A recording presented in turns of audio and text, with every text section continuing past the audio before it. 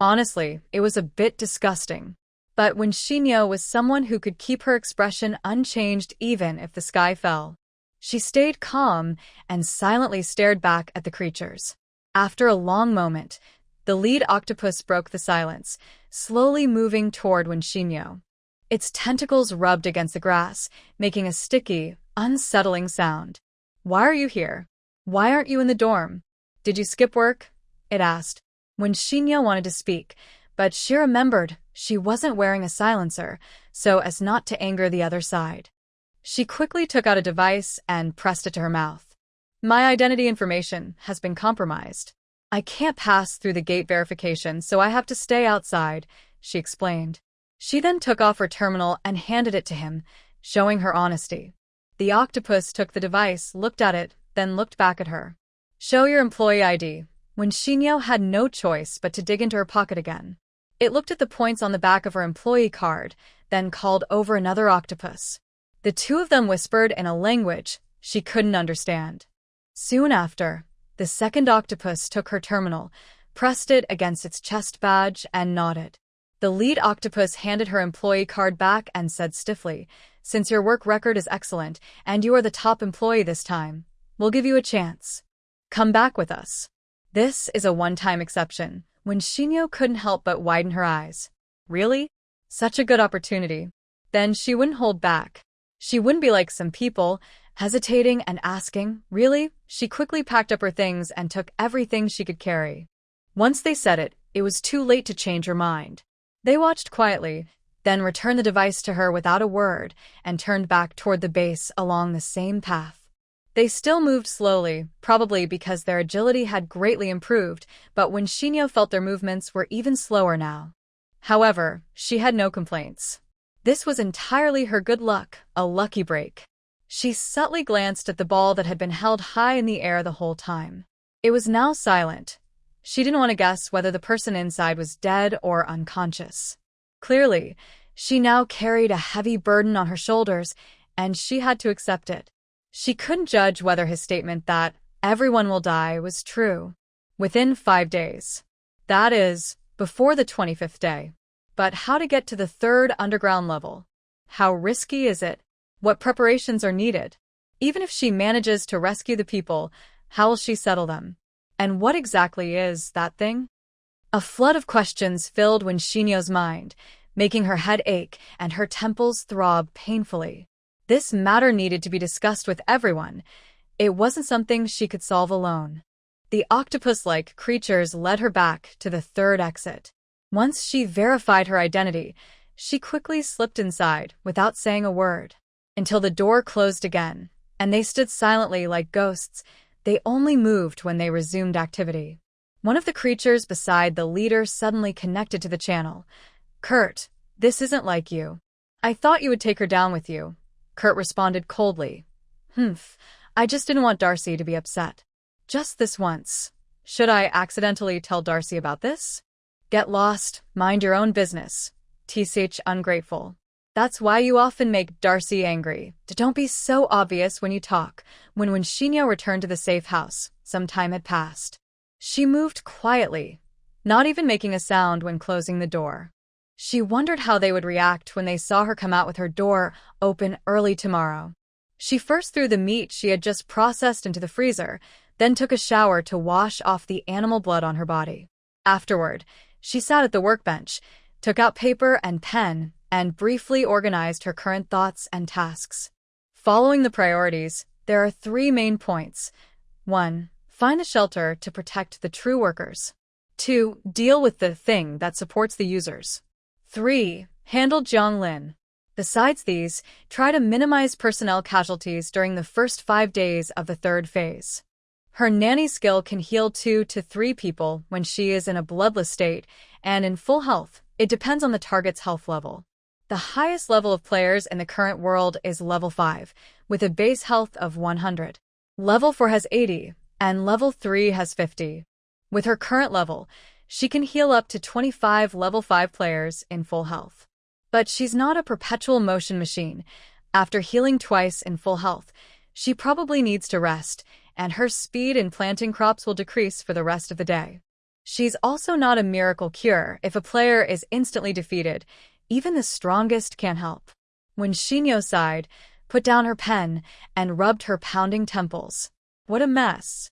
If every world plays like this, she might not survive until she finds her loved ones. But now that things are like this, she has no choice but to grit her teeth and keep going. She can't just wait to die. When Shinyo isn't a worrier by nature, she believes that since she's come this far, she has to accept the challenge. Not doing so would mean death, and there's no second option. Thinking too much is useless. She's annoyed and tired, but at this point, she can only comfort herself that this is the price of gaining a super-powered skill.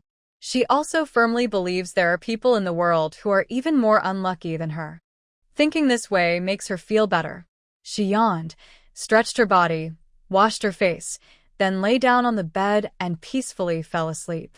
Green Pastures Level 1 Day 21 according to the original plan. To prevent a crisis from erupting inside the base, all players except the top employees should leave the base this morning unless there are special circumstances. However, the octopus persons seem to have anticipated this. Usually, the broadcast would start at 8 o'clock, but today it began at 7:30. And it was very sneaky, just like always, whispering quietly. If she focused on other things, she would ignore this noise. Cough, cough, attention everyone, attention. Outstanding employees who meet the standards, please arrive at the A District cafeteria before 8:30. Use your employee card to activate the elevator. It will automatically take you there. Due to a shortage of staff, starting today, 20 employees are needed each day for special roles. Rewards for participating are generous. Please sign up actively. If not enough employees sign up, the base staff will select participants randomly and force participation until the quota is filled. Registration closes daily at 6 p.m. Note that if any employee is injured during the selection process, the employee will be responsible for the consequences.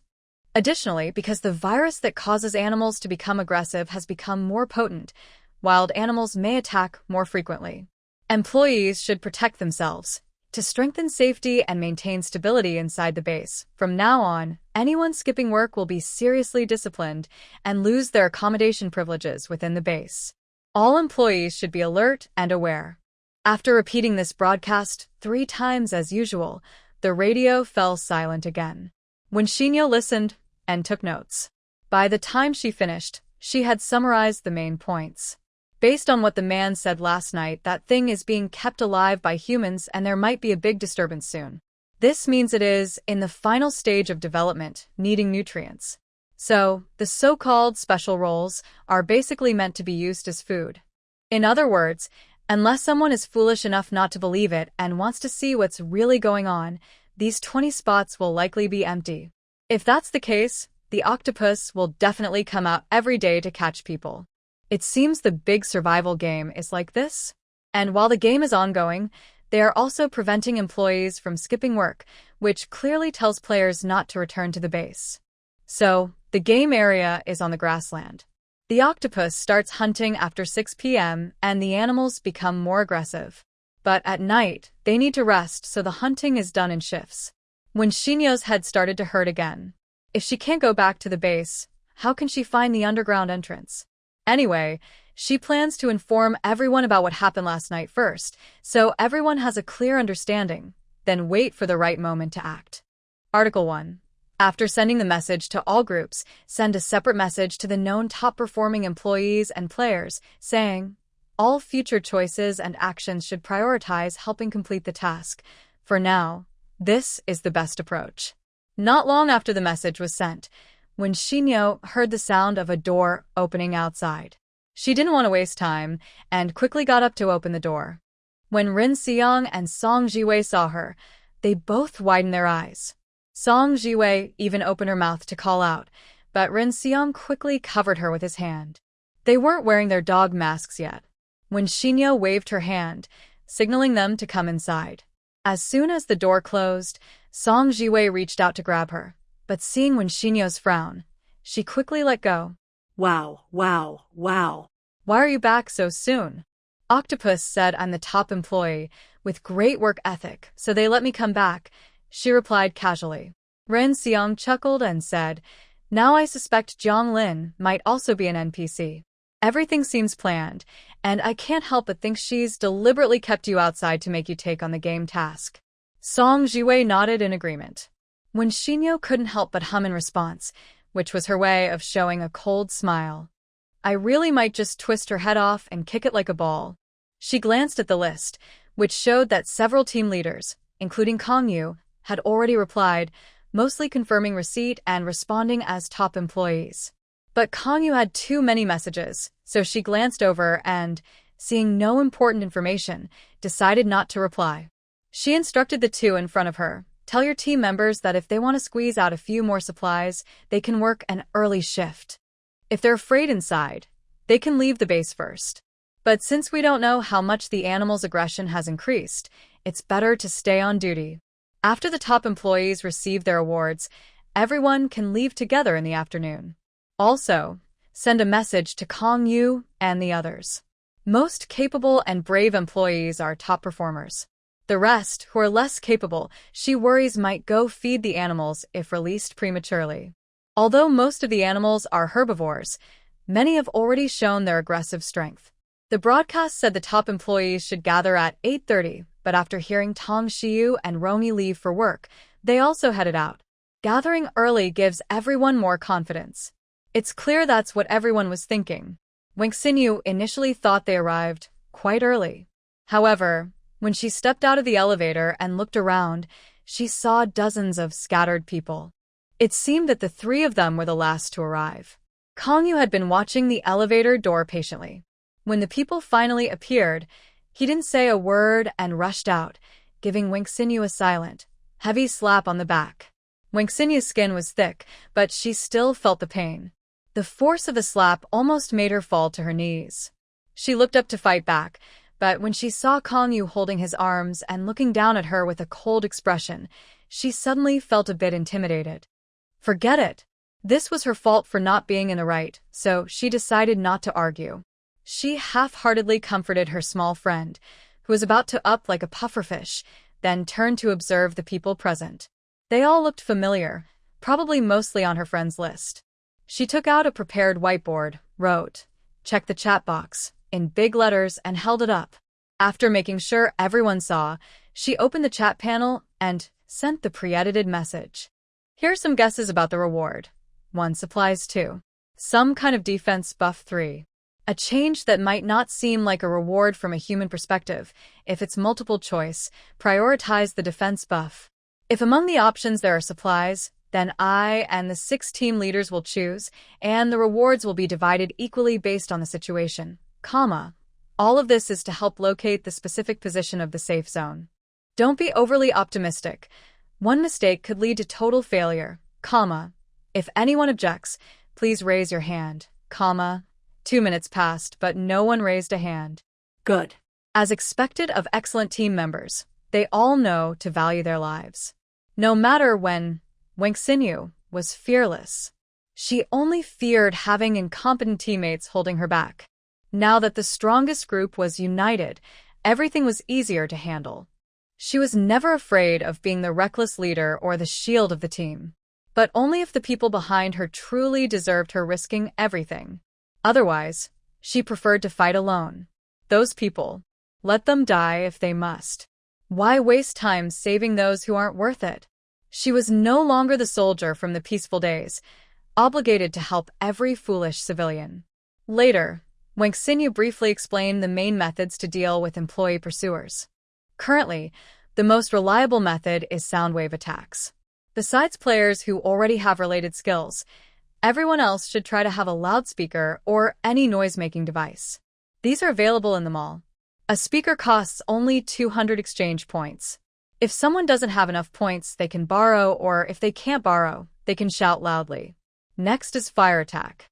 This is a guess by Wang Xinyu. Even if the enemies are alien creatures, they are currently in octopus form, so fire attacks are more effective than water attacks. Most players don't have much fuel, and there are few players with fire abilities, so noise attacks remain the main strategy. While the octopus creatures are affected by noise, agile fighters try to weaken their attacks as much as possible. So far, Players and octopus creatures haven't fought directly. They can assess the strength of the octopus enemies. Of course, killing them would be the best outcome. Soon, it was 8:30, but the octopus creatures didn't appear. Instead, the cafeteria's broadcast made noise. The sound was surprisingly quieter than in the dormitory. Wang Xinyu was speechless. She took out a loudspeaker, used vines to lift it to the broadcast, and since there were no octopus creatures now, it was a public place, so it wasn't against the rules. The base looks very high-tech everywhere, but the broadcast still used an old-fashioned black speaker. It seems that placing noise outside is more effective than inside, where they can sense it. Everyone saw this and gave her a thumbs up. "Boss, you're clever and mighty." When the speaker was turned on, the volume finally reached a level where it could be heard clearly without pressing against the ears.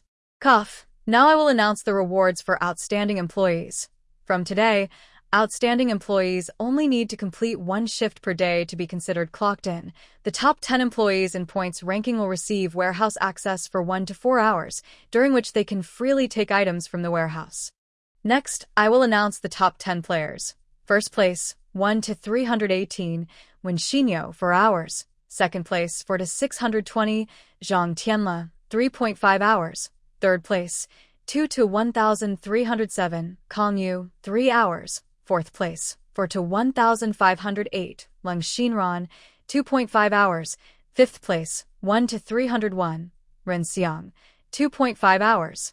Sixth place, 3 to 811, Zhang Yun, 2 hours. Seventh place, 2 to 1,603, Wei Donglai, 1.5 hours.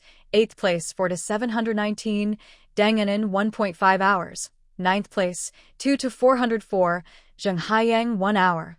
10th place, 1 to 1,310, Su Xiuhua, 1 hour. Please the top 10 employees gather at Elevator 3. The rest of the staff may disperse. Arriving at your post before 8:45 counts as clocking in. That concludes the announcement. This notice will not be repeated. The top 10 employees should promptly gather at the elevator. Is it really that good? When Xinyo begins to doubt if she missed something. Could it be that this broken game suddenly became considerate, realizing it's only a small world and shouldn't be so harsh on players? Most of the players present also show varying degrees of surprise and confusion. Does this mean that as long as employees perform well daily, they can stay safely inside the base? Wouldn't that directly help them sabotage the nurturing facilities plans?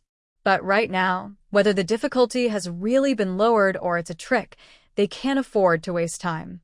The top 10 head to the elevator. The rest go to work. There are no octopus people in the elevator. When Xinyo simply takes off her silencer and speaks directly. Based on the current situation, only 10 of us can participate in the afternoon shift. That means today there's a risk of being caught inside the base, but from my interactions with them, they can communicate normally. If unlucky and caught, just say you plan to sign up again in a few days and keep your top 10 employee status. As long as your attitude is good, you can usually escape. But such chances are rare, so we must seize them. She is probably the only one here who has maintained a friendly relationship with the octopus creatures, having interacted with them more than anyone else. Her frequent chats with Darcy in a cafeteria are well known among players, which is also a key reason she can quickly establish authority among many high-level players. After all, among players, there are no shortages of brave or calm individuals, but few have such strong composure and courage that they can casually chat with octopus-like creatures that would make most people lose sanity just by looking at them. Not to mention physical contact, like handshakes. Given this, who could question her understanding? Someone took the risk to create the only guide and was willing to share it freely, just to help more people survive. Even if the guide isn't 100% accurate, it's still worth sharing. They all know that it's not just about avoiding being caught, but about absolutely not getting caught. The ranking of excellent team members generally reflects the player's strength. These people are the main force that determines the survival or failure of the game. Losing even one could affect future outcomes. Getting caught means certain death. When survival depends on teamwork, fighting alone is basically suicide. So everyone listens carefully to Wen Xianyu, trying to remember all her key points. Soon the elevator arrived. When Xian looked at everyone, then stepped out first. What came into view was a huge space that seemed to stretch endlessly, filled with dense black steel shelves, loaded with all kinds of goods. A quick glance showed that everything available at the exchange point could be found here, including fresh products. As she stepped out of the elevator, a countdown appeared on her smartwatch. There are no octopus-like creatures here, probably because their noise would alert others during their raid. But that makes things easier, indicating they can talk freely for now. When Xian waved her hand, "Don't waste time. If you can get some wool, don't leave it. If you've gathered enough and still have time, help me out. Use the vegetables and fruits you choose as a thank you gift. Fill a box with 2 pounds, and if you reach 10 pounds, get an extra pound. Or you can exchange them directly for defense points, with the same deal.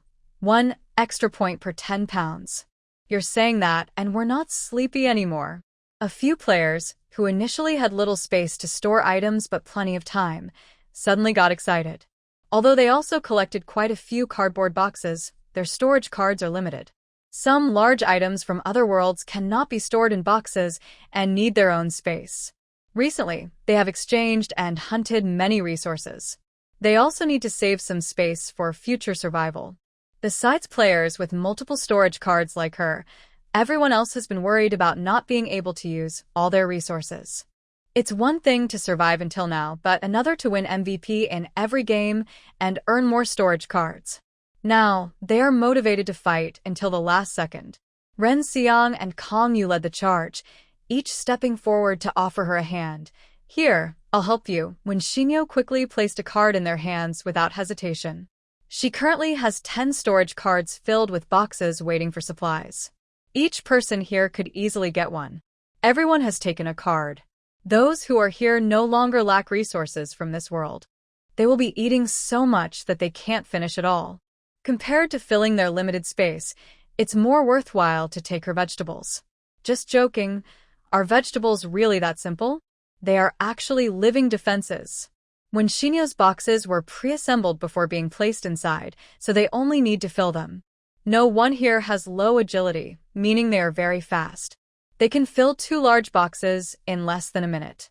Everyone is honest, no cheating or careless stacking. That would be unethical, and if when Xinyo finds out, it would be a waste of effort. At this point, wasting time on petty schemes or useless fights is just a waste of future defense points. Everyone quietly dispersed. Those with less time went to gather large items like meat, milk powder, and bottled milk. Those with more time focused on filling cheese, eggs, wool, and other items, aiming to give the main benefactor the best experience. People who have survived this long and ranked high are smart enough to weigh pros and cons. As long as nothing unexpected happens, the leader will likely go far in this game. Maybe one day, they will meet again in another world. Making a good impression now might save their life in the future. Sometimes helping others is also helping yourself. Wang Xinyu took the lead in this, and naturally, others followed her example. Soon, an hour, 2 hours, 3 hours passed. Every now and then, someone returned their cards. After several exchanges, only she and the second-place person remained in the warehouse. The second-place person was a young man named Zhang Tianle. He looked about her age, with a clean and handsome face. But by Wang Xinyu's standards, his tall, slim build made him seem fragile and weak. If she hadn't accidentally seen him smile while punching a leading cow to death, Wang Xinyu wouldn't believe he could be in second place. She was packing things into a box when Zhang Tianle handed her a storage card. She took it and said, "Thanks, you've worked hard. We'll count everything again, once we gather outside." Zhang Tianle nodded and didn't seem in a hurry to leave. The countdown was over, and the shelves would automatically block access, so he couldn't touch the items anymore. Seeing him stand there for a while without leaving, Wang Xinyu glanced at him and asked, "Is there something?" The smiling young man touched his chin and suddenly asked, "Sister Xinyo, do you have a conflict with Jianglin?" Wang Xinyu kept working without stopping. "Why do you ask?" She hadn't told anyone about Jianglin yet, worried that this person might lose control and cause trouble for the team she had worked hard to organize. Zhang Tianle still smiled. "Well, I saw a bit of your confrontation yesterday. I think I might understand why Jianglin is targeting you. Wang Xinyu raised an eyebrow and looked at him again. Although he smiled innocently, it seemed to say, "Ask me quickly, ask me quickly." Unfortunately, Captain Wen never fell for that.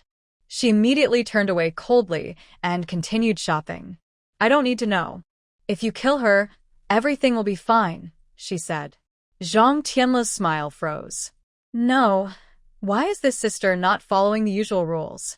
He looked down, disappointed like a sad puppy. All right, if you don't want to know, I'll tell you anyway. She's aiming for this round's MVP. Wang Xinyu was speechless.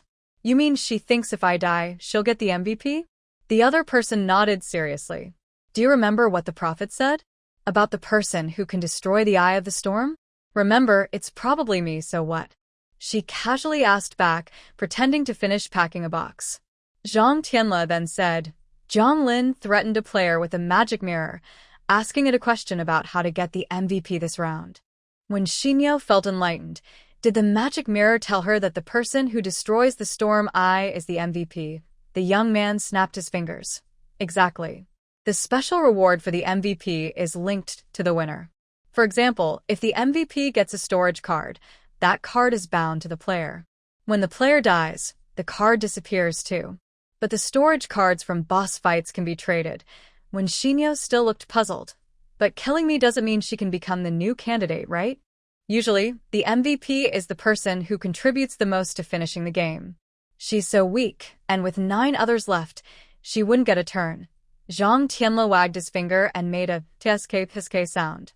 So, why did she kill the seer? Why did she want players to fight each other? It's obvious. She probably met players from other worlds and learned that the MVP reward is very tempting for her. So, she wants to eliminate her rivals as much as possible. When Xinyo was speechless after hearing this. If that's true, then I think she's not very smart. Zhang Tianle blinked. Really? I think she's quite clever. With her strength, this is the best move she can make. Alright, that makes sense. She judged based on her own standards. So, what's the point of you telling me all this? The young man suddenly smiled again, spreading his arms and waving. Turn around, sis. It means we have a plan already. Hearing this, when Xinyo's mind went blank for a moment. She knew that the MVP reward equals she believed she could get MVP under certain conditions equals she understood the game process equals she knew what to do equals she knew where the breeding ground and that thing were and how to access them equals catching her would give her the plan equals quick completion. Finally, she stopped hugging her doll, turned around expressionlessly but sincerely, and gave the young man a thumbs up. Well done. Immediately inform my team leaders to pick trustworthy people to notify. Make sure no traitors like Jiang Lin get the message and hide.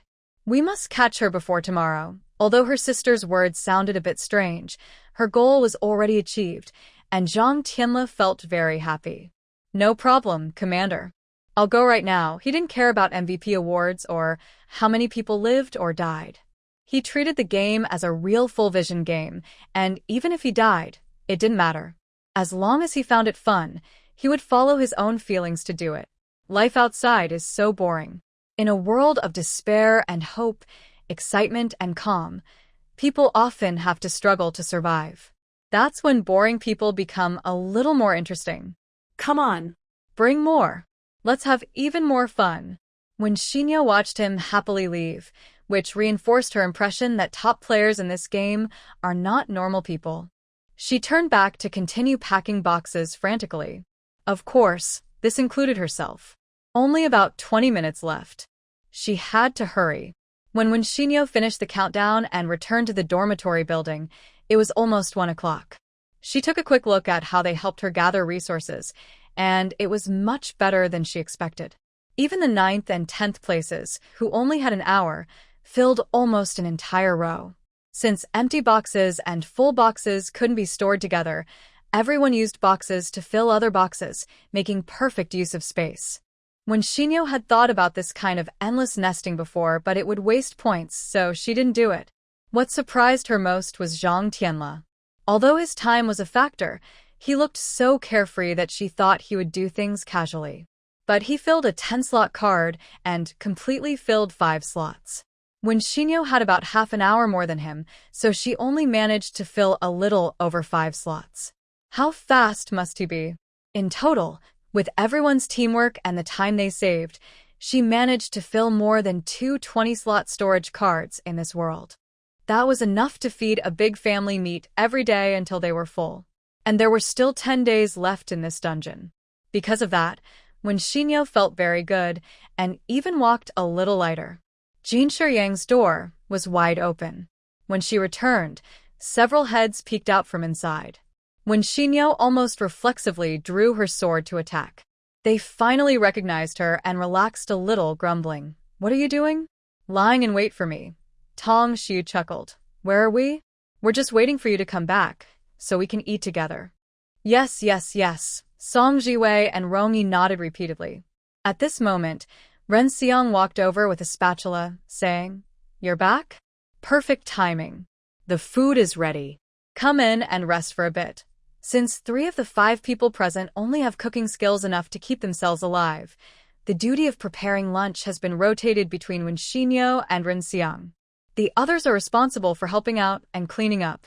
If dormitory visits were allowed between buildings, Ms. Kong would also be helping.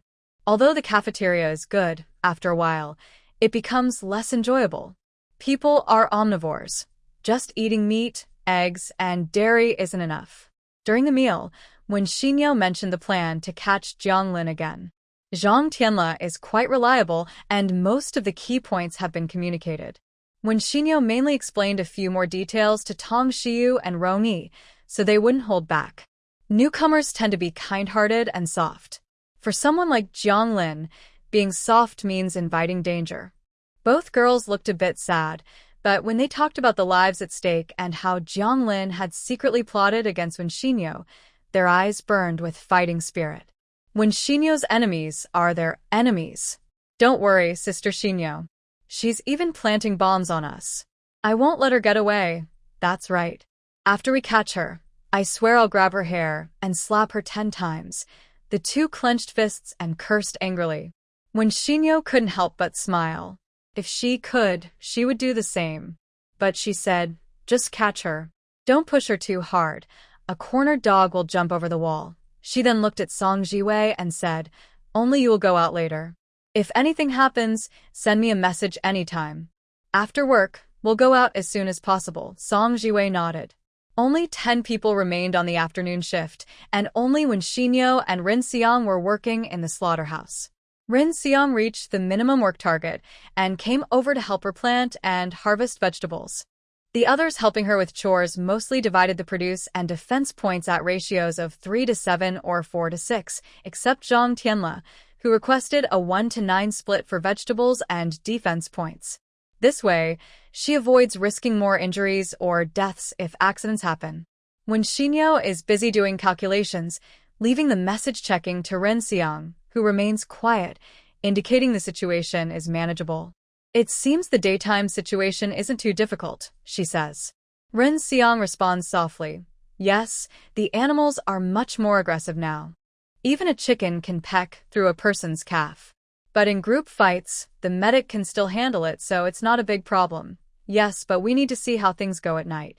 I wonder if they can hold out for an hour," she whispers. The main gate opens at 7 p.m., meaning after their shift, they have to wait an hour at the base before they can go out to support. Meanwhile, the octopus-like creatures start attacking at 6 p.m. Hopefully, the casualties won't be too high. Ren Xiang lowers his voice as well. Just like in the first and second phases, the death rate on the first day of each stage is very high. No one knows what will happen next. Any sudden, unexpected attack can cause players to panic and lose their composure. This is still only a level 1 world. Expecting most people who have experienced only 2 or 3 worlds or newcomers to quickly develop strong hearts and adaptability is a bit too much to ask. Even level 5 players are mostly experiencing such dangerous scenarios for the first time. Surviving to the 3rd stage with hundreds still alive is already impressive for this group. When Shinyo doesn't expect 0 casualties, but she hopes it won't exceed 50. She isn't worried about other things, just afraid that the octopus creatures might use high-tech weapons like laser guns, which could cause severe injuries or death if hit. But considering their goal is to capture alive, the chance of using overwhelming firepower seems low. The afternoon quickly passes, and by the time they leave the slaughterhouse, the outside casualties are still 0. But when Shinyo doesn't feel relieved, the real danger is just beginning. They decide not to go to the cafeteria, as they are not in the mood. Instead, they wait at the door for it to open. The exits for areas 1 and 2 are the same. When Shinyo and the others arrive, Kong Yu and Wei Donglai are already there. Zheng Haiyang and Su Xiuhua arrive shortly after. The group exchanges glances silently, sharing a tacit understanding not to say anything, quietly grabbing something to eat. After a short break, they had to engage in intense physical activity, and even if they didn't want to eat, they had to force some food in to restore energy. Everyone was watching the chat screen closely, and their faces gradually looked more worried. The good news was that the octopus creatures did not use high-tech weapons. They only attacked with their tentacles, and both sound waves and fire attacks worked. When an octopus was killed, it earned 500 exchange points. The bad news was that even in close combat, although their movement was slow and funny, their attack speed was much faster than most players. Their tentacles could stretch infinitely, so they could break through defenses, kill, or capture players whenever they had a chance. Once caught, players were quickly taken to the back and sent into the high-level base, leaving almost no chance for rescue. By 6:50, more than 70 players had been lost, and the number kept rising. Time was passing very slowly, as if the air itself had frozen. A few people near exits 3 and 4 were even more unlucky. While feeling anxious, they also encountered octopus creatures, but at least they managed to hide using Shinyo's tactics. There would be no second chance for such an opportunity. Not just for this incident, but for all future accidents, there would be no way to avoid repeating the same mistakes. Only 10 seconds remained. 5 minutes ago, Song Jiwei's message suddenly stopped. Ren Xiang's eyes fixed on the door, as if he would rush out at any moment as soon as it opened. Shinyo still didn't understand why their feelings had grown so quickly. She didn't say she knew nothing about love, but she was completely clueless. However, she understood his restlessness and anxiety.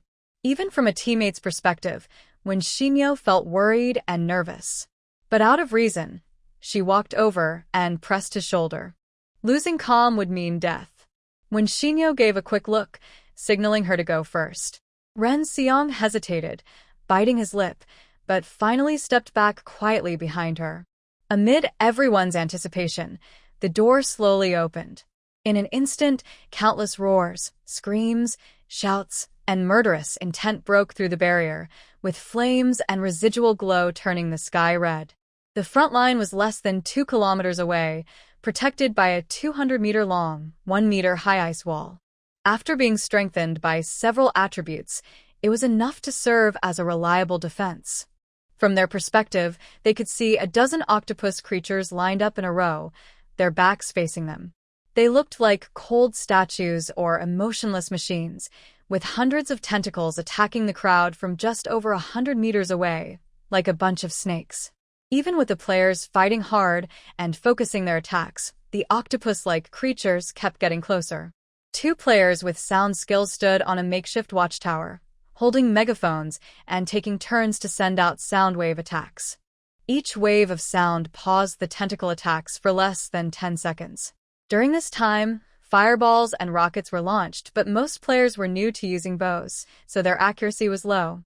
Apart from one octopus that was knocked down after being hit in the head, the others seemed experienced. They kept attacking while also using 1 or 2 tentacles to put out nearby fires. Their white robes remained spotless, almost mocking the players' efforts. Shinyo's agility is 20 now. The tentacle attack speed is almost like slow motion. But fighting 2 fists with 4 hands is tough. Her defense can protect her from harm, but can't help her dodge hundreds of sharp blades coming at her. She is in this situation, and most players here have used their points to improve their defense and attack skills. But one person can't do it alone. Many people working together might succeed. Players with agility above 12 can usually keep up with the tentacle speed. They also need good fighting skills, which require strength, attack, defense, and speed. Just maxing out agility to run away quickly isn't enough now. Running 200 meters back and forth in 10 seconds, while also attacking, is much harder than expected. Fortunately, only a few people here meet the requirements, but enough to form a small team. They need to kill the octopus during the 10 seconds when its tentacles are paused by the sound waves and then retreat behind the defensive line, waiting for the next attack. It sounds easy, but it's not. Any mistake could lead them into danger. Run? Where to run? Besides desperately trying to survive through the small gap of mercy they have, where else can they go? When Xinyo looked back at the 6 people present, 4 of them can be steady fighters. Zheng Haiyang and Ren Xiang both have agility 11, which is not very stable but still enough to risk a little. I led the charge with Kong Yu, trying to take out these 2 enemies with a single strike. You all should seize the opportunity to break through the defenses and rush back to the main camp. Once there, immediately send a message to Zhang Tianle, telling him to take a detour and come over. Because the players are too concentrated in one area, the number of octopus creatures coming out is limited. They are safer by taking another exit and circling around rather than attacking head-on. Everyone responded quickly, looking serious. Their weapons were ready, fully prepared for battle. Kong Yu stepped forward and stood shoulder to shoulder with her. He whispered, "The weak spot is the head, the brain. The organs that receive sound should be above the middle of the eyes." Kong Yu's skill is battle analysis. The closer the strength of the opponents, the more accurate her analysis of their weak points. Unfortunately, she can only activate this skill when the system confirms she is fully in combat mode. But that's okay. She looks to be in excellent condition now. This is probably the most reassuring teammate you could have. When Xinyo smiled softly, feeling more at ease. Thanks to the continuous use of loudspeakers and fire interference from the players, we managed to get within 50 meters behind the octopus creatures without being detected. When Xinyo was initially worried they would say, "Once we catch the players, we'll send them away immediately because the enemies also have support from behind." They stayed alert to any movements from their base behind them. Fortunately, there were no unexpected attacks. At this point, she stood up and sent a new attack signal to the lookout tower that had already spotted their presence. 2 players, whose throats were almost hoarse from shouting, were about to cry. They exchanged glances, took a deep breath, and emitted a piercing, shrill, high-pitched sound wave. Although the volume was still a bit startling, after some testing and adjustments, it was now the least harmful to humans but the most stimulating to the octopus creatures. For players with high attributes, this was within tolerable limits. As soon as the sound wave was emitted and the tentacles froze stiff, everyone charged at the target with their strongest burst of energy. When Xinyo sped ahead, and within 3 seconds, she was already in front of the target. She didn't bother with the tentacles. They looked different from the creatures' heads. Like Kong Yu said, a closer look revealed a patch of skin with a lighter color just above the eyes, less than a palm's length away. From this angle, using a long sword was too difficult, and firing a gun in midair was hindered by recoil. In less than half a second, she rejected the options of a gun and a tang sword. Quickly, she lifted her leg and drew the military dagger hidden on her calf, stabbing swiftly and accurately into the fragile cortex, then fiercely twisting it around. Its 3 cold, lifeless black pupils visibly dilated. The densely packed mouthparts on the lower half of its face moved rapidly. She seemed to hear it emit a painful, sorrowful cry. Those 3 yellow eyes, which made human scalps tingle, seemed to look beyond her at the moment of almost certain death. They gazed into a distant place she didn't know, but that it deeply cherished. That sound, that gaze, made Wen Xianyu's heart tremble suddenly. Where was it looking? Why was it crying out in such pain and sadness? Did it also dislike living this way? These questions burst into Wen Xianyu's mind like sparks, causing her headache. But she couldn't afford to think now. She had to act fast to give herself and her group a better chance to survive. There was still time. She had extra time. She bit her lip fiercely, forcing herself to wake up immediately. As she landed, she adjusted her stance, turned left, and used the same method to take down another octopus-like creature. The same expression, the same cry of pain. This was the first time when Xinu felt what she called a mental attack since starting the game. She looked to the right and saw Kangyu, who had already finished the kill, with the same shock and confusion on her face. But the impact on her seemed even stronger. After landing, she froze in place, watching the fallen octopus creature with a look of helplessness. When Xinu saw the remaining team members break through and escape, she clenched her teeth, forced herself to adjust her direction midair, and rushed to Kangyu, grabbing her and pulling her toward the battlefield. "Are you still daydreaming? Do you want to die? Wake up now." This was the first time when Xinu shouted at someone with such strong emotion. She didn't know if her words were meant for Kangyu or herself. Her head was pounding, but stopping now would be like inviting death. Kangyu, terrified, snapped out of her daze. As she ran, her pupils trembled violently, as if eager to say something to her. "Let's talk after we get back." They just took 2 full seconds to hesitate. In the last 20 meters, the octopus creature had already recovered and was about to wrap its tentacles around their necks, aiming at both of them. People behind the defensive line shouted anxiously, "Hurry! Jump over quickly, TSK. It's too late now." When Shinyo felt the cold sharpness near the back of her head, her scalp instinctively tensed and tingled. If she hadn't been holding back, Kangyu would have already been caught by now at this speed. In the end, she knew she would be caught when climbing over the wall. At that moment, she saw Su Xiuhe and a few others desperately waving their hands toward her. From their mouth movements, it seemed they were telling her to jump. She couldn't think too much now. When Shinyo quickly used vines to wrap Kangyu, at the last moment, she leapt up. 2 thick, white silk threads shot out from behind the line, pulling them into the safe zone behind the defenses. Right after, a new round of Molotov cocktails and rockets were launched. Flames erupted from the front of the line, forcing the tentacles that had already crossed the line back. Not far away, 2 women who had just escaped death were, one supporting her knees, the other on the ground, both gasping for air desperately. When Shinyo felt her head about to explode. This was not only her first time experiencing mental attack in the game, but also her first feeling of death threat. If she was feeling this way, how hard must it be for ordinary players to survive? No, now is not the time to think about this. She took a deep breath to calm herself, looked back at the crowd still fighting desperately, then turned to the main fighters in front.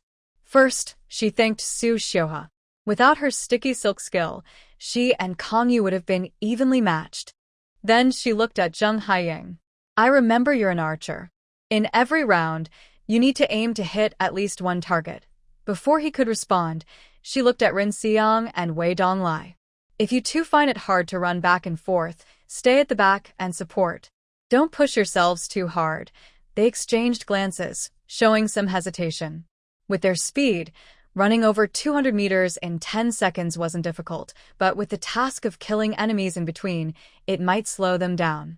At times like this, saving face is just a joke. Without hesitation, they said, "We'll stay at the back to support."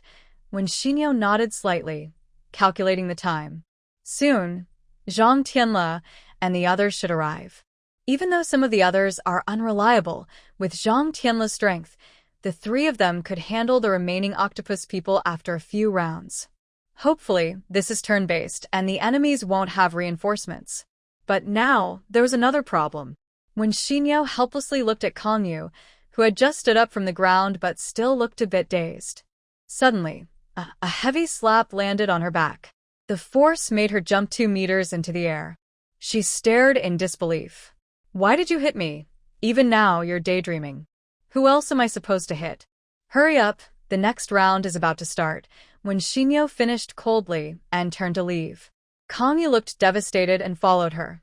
"No, sister, don't you feel anything? Didn't you hear? Didn't you sense?" They. So what if I feel it?" When Shinyo stopped and looked at her deep, calm black eyes, completely unmoved. Kangyu was speechless, unable to say anything. Only the winner has the right to empathize. If you want to know the truth, you have to survive first. Her gaze drifted upward, and Kangyu followed her eyes. On the watchtower, Two female players had blood staining their chins, but were still trying to adjust their states for the next attack. Yes, they might not even be able to save their own lives, so how can they still dare to feel sad for the enemies? This is mental attack. It's the enemy's tactic. Yes, she is the team's main force, the hope for herself and her teammates to survive. She has no time for pointless thoughts. Clap. Clap. Captain, I'm ready. She straightened her posture, held her head high, and spoke loudly. Seeing her eyes clear up again, and her giving herself 2 harsh slaps without hesitation, when Shinyo knew she was ready. Good. If you really can't hold it anymore, close your eyes when you fight. After killing, run away. She patted her on the shoulder, then turned to continue toward the front line. Kong Yu followed closely. When Shinyo took out her digital watch and checked the time, it had been a minute since the last wave. There were still 11 octopus people left on the other side. She could kill 2 at once, Kong Yu 1 and Zheng Haiying 1. If Zhang Tianle could arrive before the next round, they would only need to fight 2 more rounds. Of course, the best situation is to not wait for him to arrive. If other players can shoot 1 enemy, and Zheng Haiying can shoot 2, the battle will be quick. The faster, the better. When Shinyo crouched beside a player who was constantly repairing and strengthening the ice wall, when she arrived, she realized it was Zhang Yun, one of the team leaders. The ice wall was mainly built by her. Yunjie? Perfect timing. When is the next attack? Zhang Yun saw her and also relaxed a bit. In about 1.5 minutes to 2 minutes, based on the signal from the watchtower. The enemy's attack is too strong and dense. They are already overloading, and their skill cooldowns are getting longer. This means they can't hold a long fight. If the front line stays too long, they will run out of resources and might seriously hurt the 2 players. After Kong Yu listened, she almost wanted to slap herself twice. She had just been feeling sorry for the enemy. If they had been there from the start, the losses would have been minimal. Who would have thought that for ordinary players, this hour feels longer than a century? This frustrating game, does it ever think about giving lower-level players a way out? When Shinyo saw her thoughts and patted her shoulder. Being responsible is good, but there's no need to blame yourself. We've done our best. They can handle what's within their ability, but they don't have to give up their own interests. Moreover, they don't know what will happen tonight. They still need to keep their authority to stay in the base. Right now, this is the best they can do. Zhang Yun saw this and quickly said, "Yes, yes, yes. The boss is right. Once you're here, we're confident. When we're confident, we can keep fighting." Yujie, don't blame yourself. Kong Yu slightly smiled, still feeling a bit upset, and nodded. When Shinyo pointed to the right, the 2 on the left are for Zheng Haiying and others. We'll handle the right side. You go right first. I'll see if I can take out 2 enemies in 1 run. The more enemies they kill in 1 go, the less pressure there will be on the defenses behind. It also gives them more time to move back and forth and adjust. Kong Yu nodded with an okay sign. When Shinyo just reached out to recall the vines that were healing the 2 people at the watchtower. With the arrival of strong reinforcements and the main support in place, along with significant healing, the efficiency of the watchtower greatly improved. Besides the 2 main fighters leading the front, the support team at the back was also very strong. By the 3rd round, only 2 octopus-like creatures remained, and when Shinyo could handle them alone. After all the octopus creatures fell, the attack stopped, and the world suddenly became very quiet, as if dead. But the players still didn't dare to relax. They stayed alert and watched for 15 minutes, making sure no new enemies appeared. Only then did they slowly relax. During this time, Zhang Tianle and others arrived. Even he was stunned for a moment when he saw how badly the players were damaged. Today's losses were worse than expected. More than 100 people were confirmed dead or missing, not counting those who had hidden somewhere, like Jiang Lin. If only the surviving players on the plane were left, only 286 would still be alive. This number doesn't include those badly injured and possibly unable to fight anymore.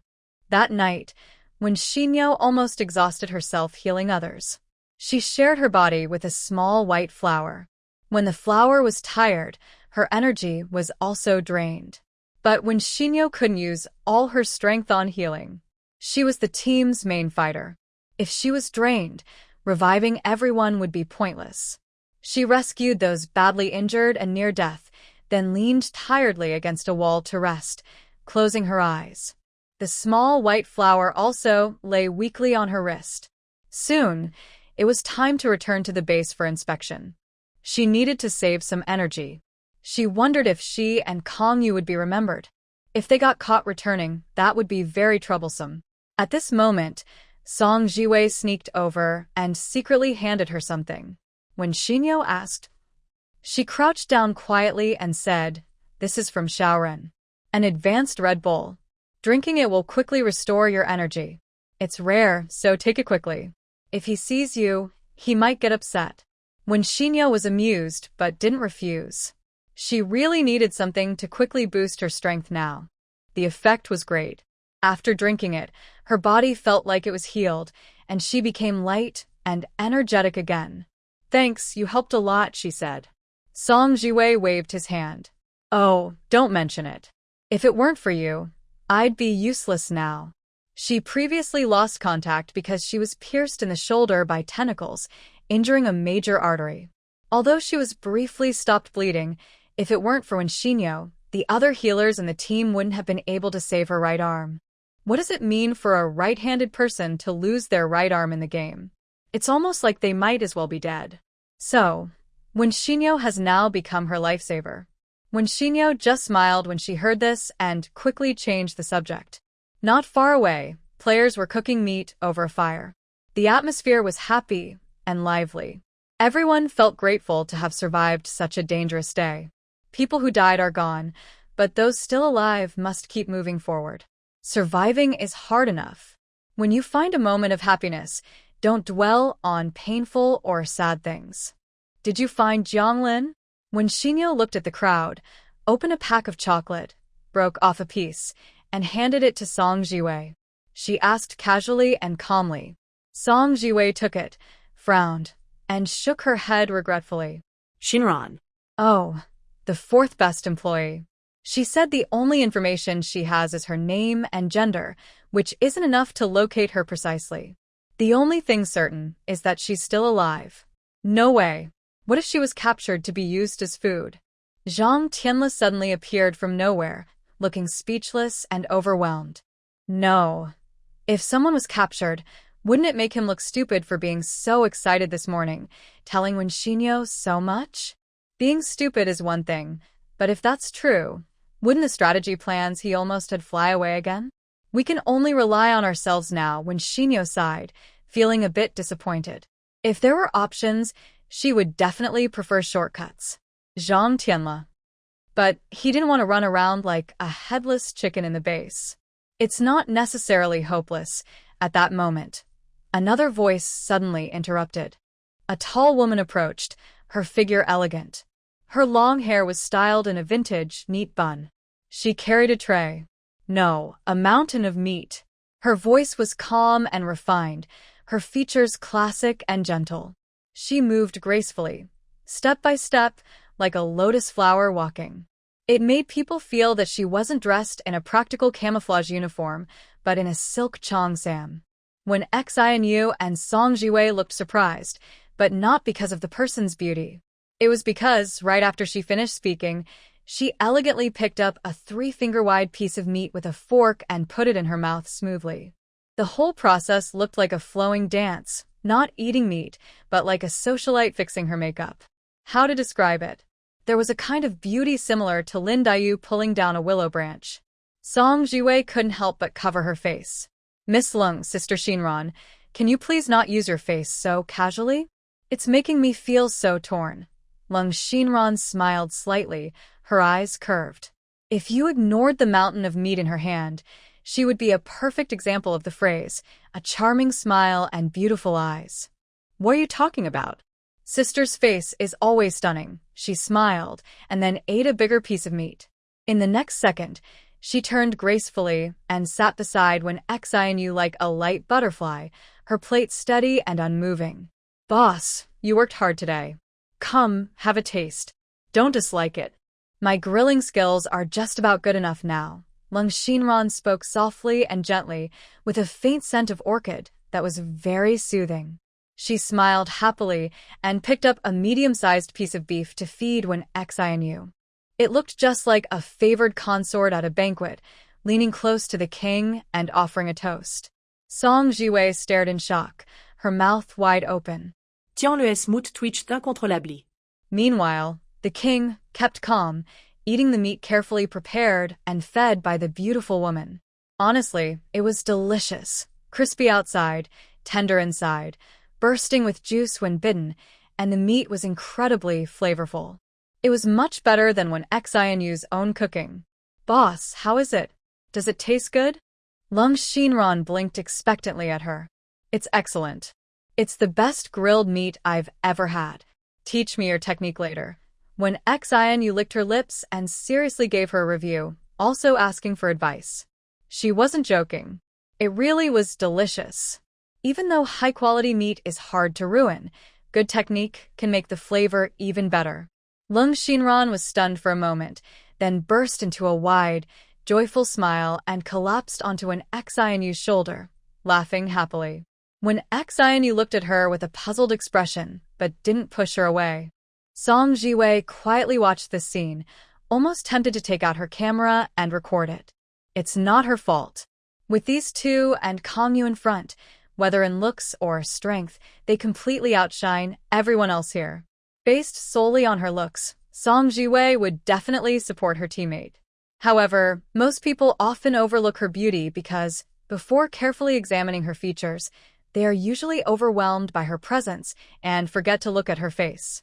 Run Xiang is one of those people. Once, during a private chat, Song Jiwei casually said that Xiaoyu is a beautiful, smart, brave, and kind person. When Ren Xiang suddenly looked shocked, worried, and confused and said, "I never realized Sister Wen looked like that," Song Jiwei realized that, in front of true strength, beauty can be ignored. Getting sidetracked, what she really wanted to say was that the scene of these two women standing together is very eye-catching. After a while, Lung Xinran finally finished laughing, wiped her eyes, and then offered her a piece of food. No problem. She will definitely give her all and do her best. When Xinyo continued to eat calmly. Before Zhang Tianle could speak, she quickly steered the conversation back on track. "Thanks. So, what you just said, what does it really mean?" Seeing her serious, Lung Xinran stopped joking and explained while twisting her fork. "Although I have limited information, I can only tell if she still has signs of life. My skill is positioning, which means the closer I am to the target, the more accurate and obvious my perception becomes." When Xinyo chuckled softly. "So, if she really was taken to a training camp, as long as she's alive, you can find the camp's location through her." Lung Xinran snapped her fingers and smiled sweetly. "Exactly. The boss is very clever. And even if she wasn't taken, we know the information of the players who were taken. One of them can be pinpointed, unless," Song Jiwei added softly, "unless they catch her and finish her off that same day." Lung Xinran shrugged and took a big bite of grilled meat. Zhang Tianle looked at Wen Xinyo. "So, Commander, what's your plan?" Wen Xinyo ignored his sarcastic tone. She understood his frustration. She looked at her watch and said after a pause, "First, find Jiang Lin. If we can't find her by tomorrow, then we assume she was captured." Zhang Tianle was silent. "Won't that be a waste of time? Didn't you say the rescue needs to be completed before the 25th? The players inside the base are almost impossible to move, and now we're wasting 2 days. That's just how it is." When Xinyo replied calmly, "If we can't find them before day 24, then let them take me away." As soon as she said that, everyone fell silent. Even Lung Xinran widened her eyes in surprise. "Boss, there's no need for that, really. Even if we can't find them, we can just struggle through and finish the game. It's okay not to be so responsible in the game," she whispered, worried about being overheard by nearby ordinary players. Her words implied that even if the game turns to mode, they could find ways to hide and survive, as long as they didn't care about the lives of ordinary players. Song Jiwei and Zhang Tianle didn't speak, but they clearly agreed with her. In survival games, it's often a matter of either I live or you die. Sometimes, Selfishness is the only way to survive.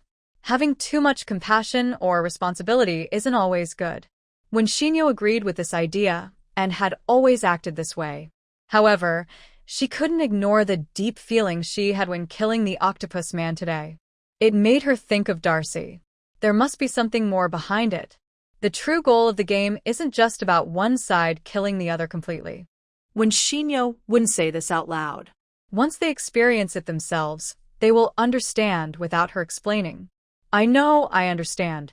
It's just the worst option. Maybe you'll find Zhonglin tomorrow. She smiled lightly, and everyone understood that she truly considered this a possible plan. Lung Xinran looked at her as if she were a rare animal, unable to believe it. Why are you doing this? What did you do before you entered the game? Were you in the army? Otherwise, she couldn't understand why when Shinyo would go this far. Her strength was enough that she could safely pass the game just by staying in the safe house. But when Shinyo seriously replied, "Yes, I was. I just retired," the three of them stared in shock. Huh, when Shinyo chuckled. "Don't look at me like that. I'm not stupid. I only took risks because I saw a chance. Besides, retired soldiers aren't obligated to risk their lives to save others." Song Jiwei finally relaxed and said, "That's good. I don't mean to criticize the spirit of serving the people. It's just that now even the real world feels different. As a friend, I hope you can think more about yourself." When Shinyo wanted to say that she was never such a noble person, she just developed some habits over the years. But she was too lazy to explain or correct, so she let them think what they wanted. She glanced at the time, patted her pants, and stood up. "I understand. I have a good sense of the time. It's about time. Let the good employees pay attention so they don't miss the check-in." After saying that, she gently patted Lung Xinran's shoulder. "When you go back, please try to sense more.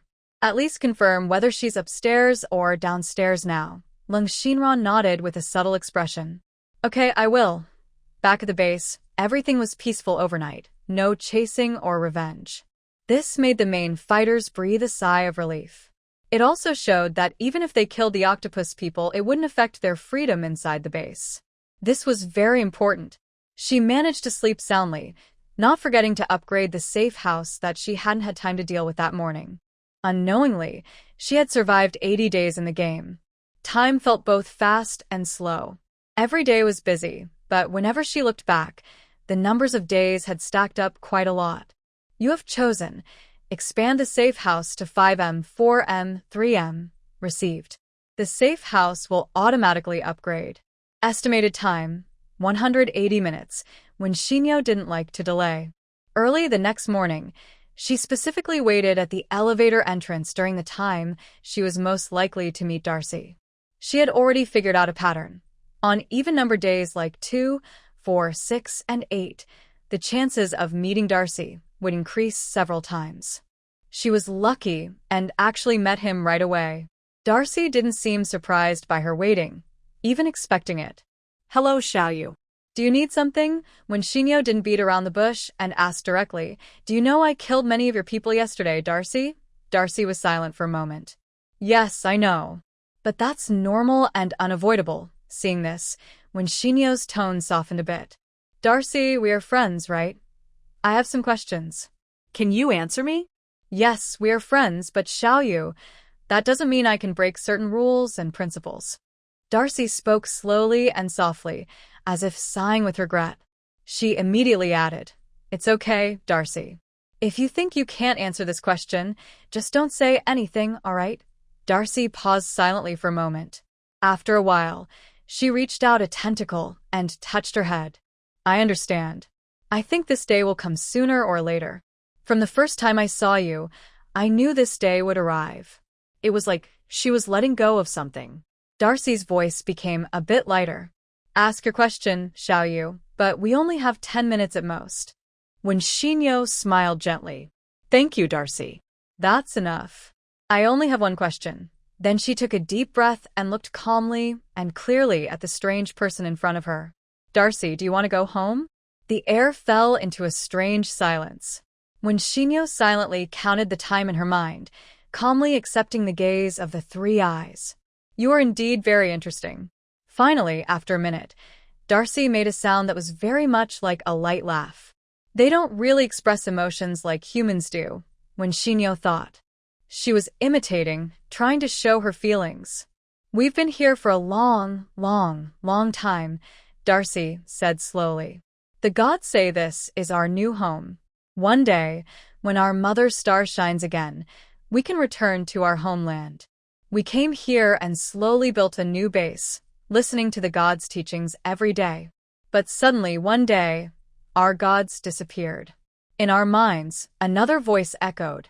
At this point, Darcy paused subtly. When Shinyo understood, and was surprised in her heart, probably this broken game was responsible. After that, I can't say much more, Xiaoyu. You're smart and should be able to guess.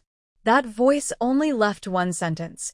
When the person who can truly destroy the storm appears, everything will end. Since then, a long, long time has passed, and we haven't heard that voice again. We have lived through the same days for a very long time. Too long. While the universe keeps moving forward, our time has stopped forever. As Darcy's voice grew softer, Winxinyu's pupils continued to shrink. It seemed she had heard similar words during her time in the deserted city. Someone keeps coming, someone keeps leaving, every month like this. We've gotten used to it. Yes, during the boss fight, when she was playing cards and chatting on the rooftop, she heard Xiaoya and Xiaoqing talking about it. At that time, she had just finished the game and was in a good mood. They were joking, so she didn't think much of it. Now, looking back, she wondered if every month referred to this month and the next, or if it was a never-ending cycle. This made Winxinyu feel a chill. Is death scary, Darcy? She asked softly. At first, yes, dear, but after getting used to it. You just get used to it. Darcy seemed to find this question interesting. She tried to find the right words, but unfortunately, their language connection was too weak. But she admitted it. She had died countless times as an NPC in the game, longing for a homeland she might never return to, facing an unstoppable god, and having to die over and over again. She could only accept and get used to it. At that moment, Winxinyu finally felt a strong emotion, anger. She had never felt the game was so disgusting before. As long as that voice's wish isn't fulfilled, your endings are all the same, right? Her voice was so low with frustration that it was almost inaudible. No, Xiaoyu. I mean, although we all end up dying eventually, sometimes there are different experiences. You know? Maybe 100 or 200 months ago, I had a child. In contrast, Darcy suddenly became excited. It was as if she remembered something happy, her tone cheerful, and she raised her two arms, forming a small circle and bringing it close to Winxinyu's eyes. Maybe our complete form looks very big in human eyes, but Xiaoyu, do you know? Our little creature is only this big, small, white, soft, and cuddly. It is very adorable. I once had one, a little female. I named her Naji, which in our language means Mother Planet. She became more and more excited as she spoke, her soft gray limbs waving happily, with a star and moon bracelet given to her by Winxinyu hanging on her. But the more she did this, the sadder Winxinyu felt. It seemed like this was not the story she wanted to hear.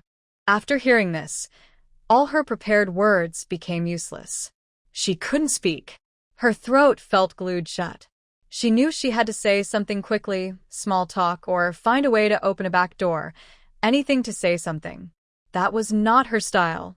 She was not someone who hesitated over feelings, especially not at a moment that involved life and death. Before she could speak, Darcy gently placed her limb on her head. Xiaoyu, are you sad for me? Winxinyu paused for a moment, hesitating, and said, I don't know, Darcy. I feel like I don't have the right or the standing to be sad for you. Darcy let out a strange, stiff laugh. How could that be? Xiaoyu, do you know? I've met countless humans, and I can't even remember when I first saw a human. You're not the first human who isn't afraid of us, but you are the first who said we could be friends. At this moment, Winxinyu finally understood why she was the chosen one. Someone like her, so unique, truly rare in 100 years. Thank you. I am honored, Winxinyu said softly. After a moment, her gaze became firm again. So, I'll ask again, Darcy. Do you want to go home? Darcy's limbs drooped, and there was a brief silence. How could I not want to? But Xiaoyu, someone once told me a saying that I think is very true. The greater the hope, the greater the disappointment. If I know it's impossible to achieve, it's better not to expect anything from the start. If she wants it, then that's enough. Wang Xinyu's expression softened. Like usual, she gently took Darcy's limb, the starfish bracelet and star and moon bracelet on her wrist matching beautifully. Yes, but that was in the past. Now things are different because I am the one who destroys the storm's eye. In the afternoon, when Xianyu pulled Zhang Tianle, Kong Yu, and Lung Xinran aside for a private talk, she briefly explained her conversation with Darcy. The people present looked more and more surprised. Zhang Tianle rubbed his forehead with a pained expression, massaging his temples. He thought he was already quite eccentric and abstract, but he didn't realize the world was even bigger. He had to admit that there are always people beyond others and things beyond things, even in abstract fields. Kong Yu looked like she was saying, "Please don't talk yet, let my CPU rest a bit."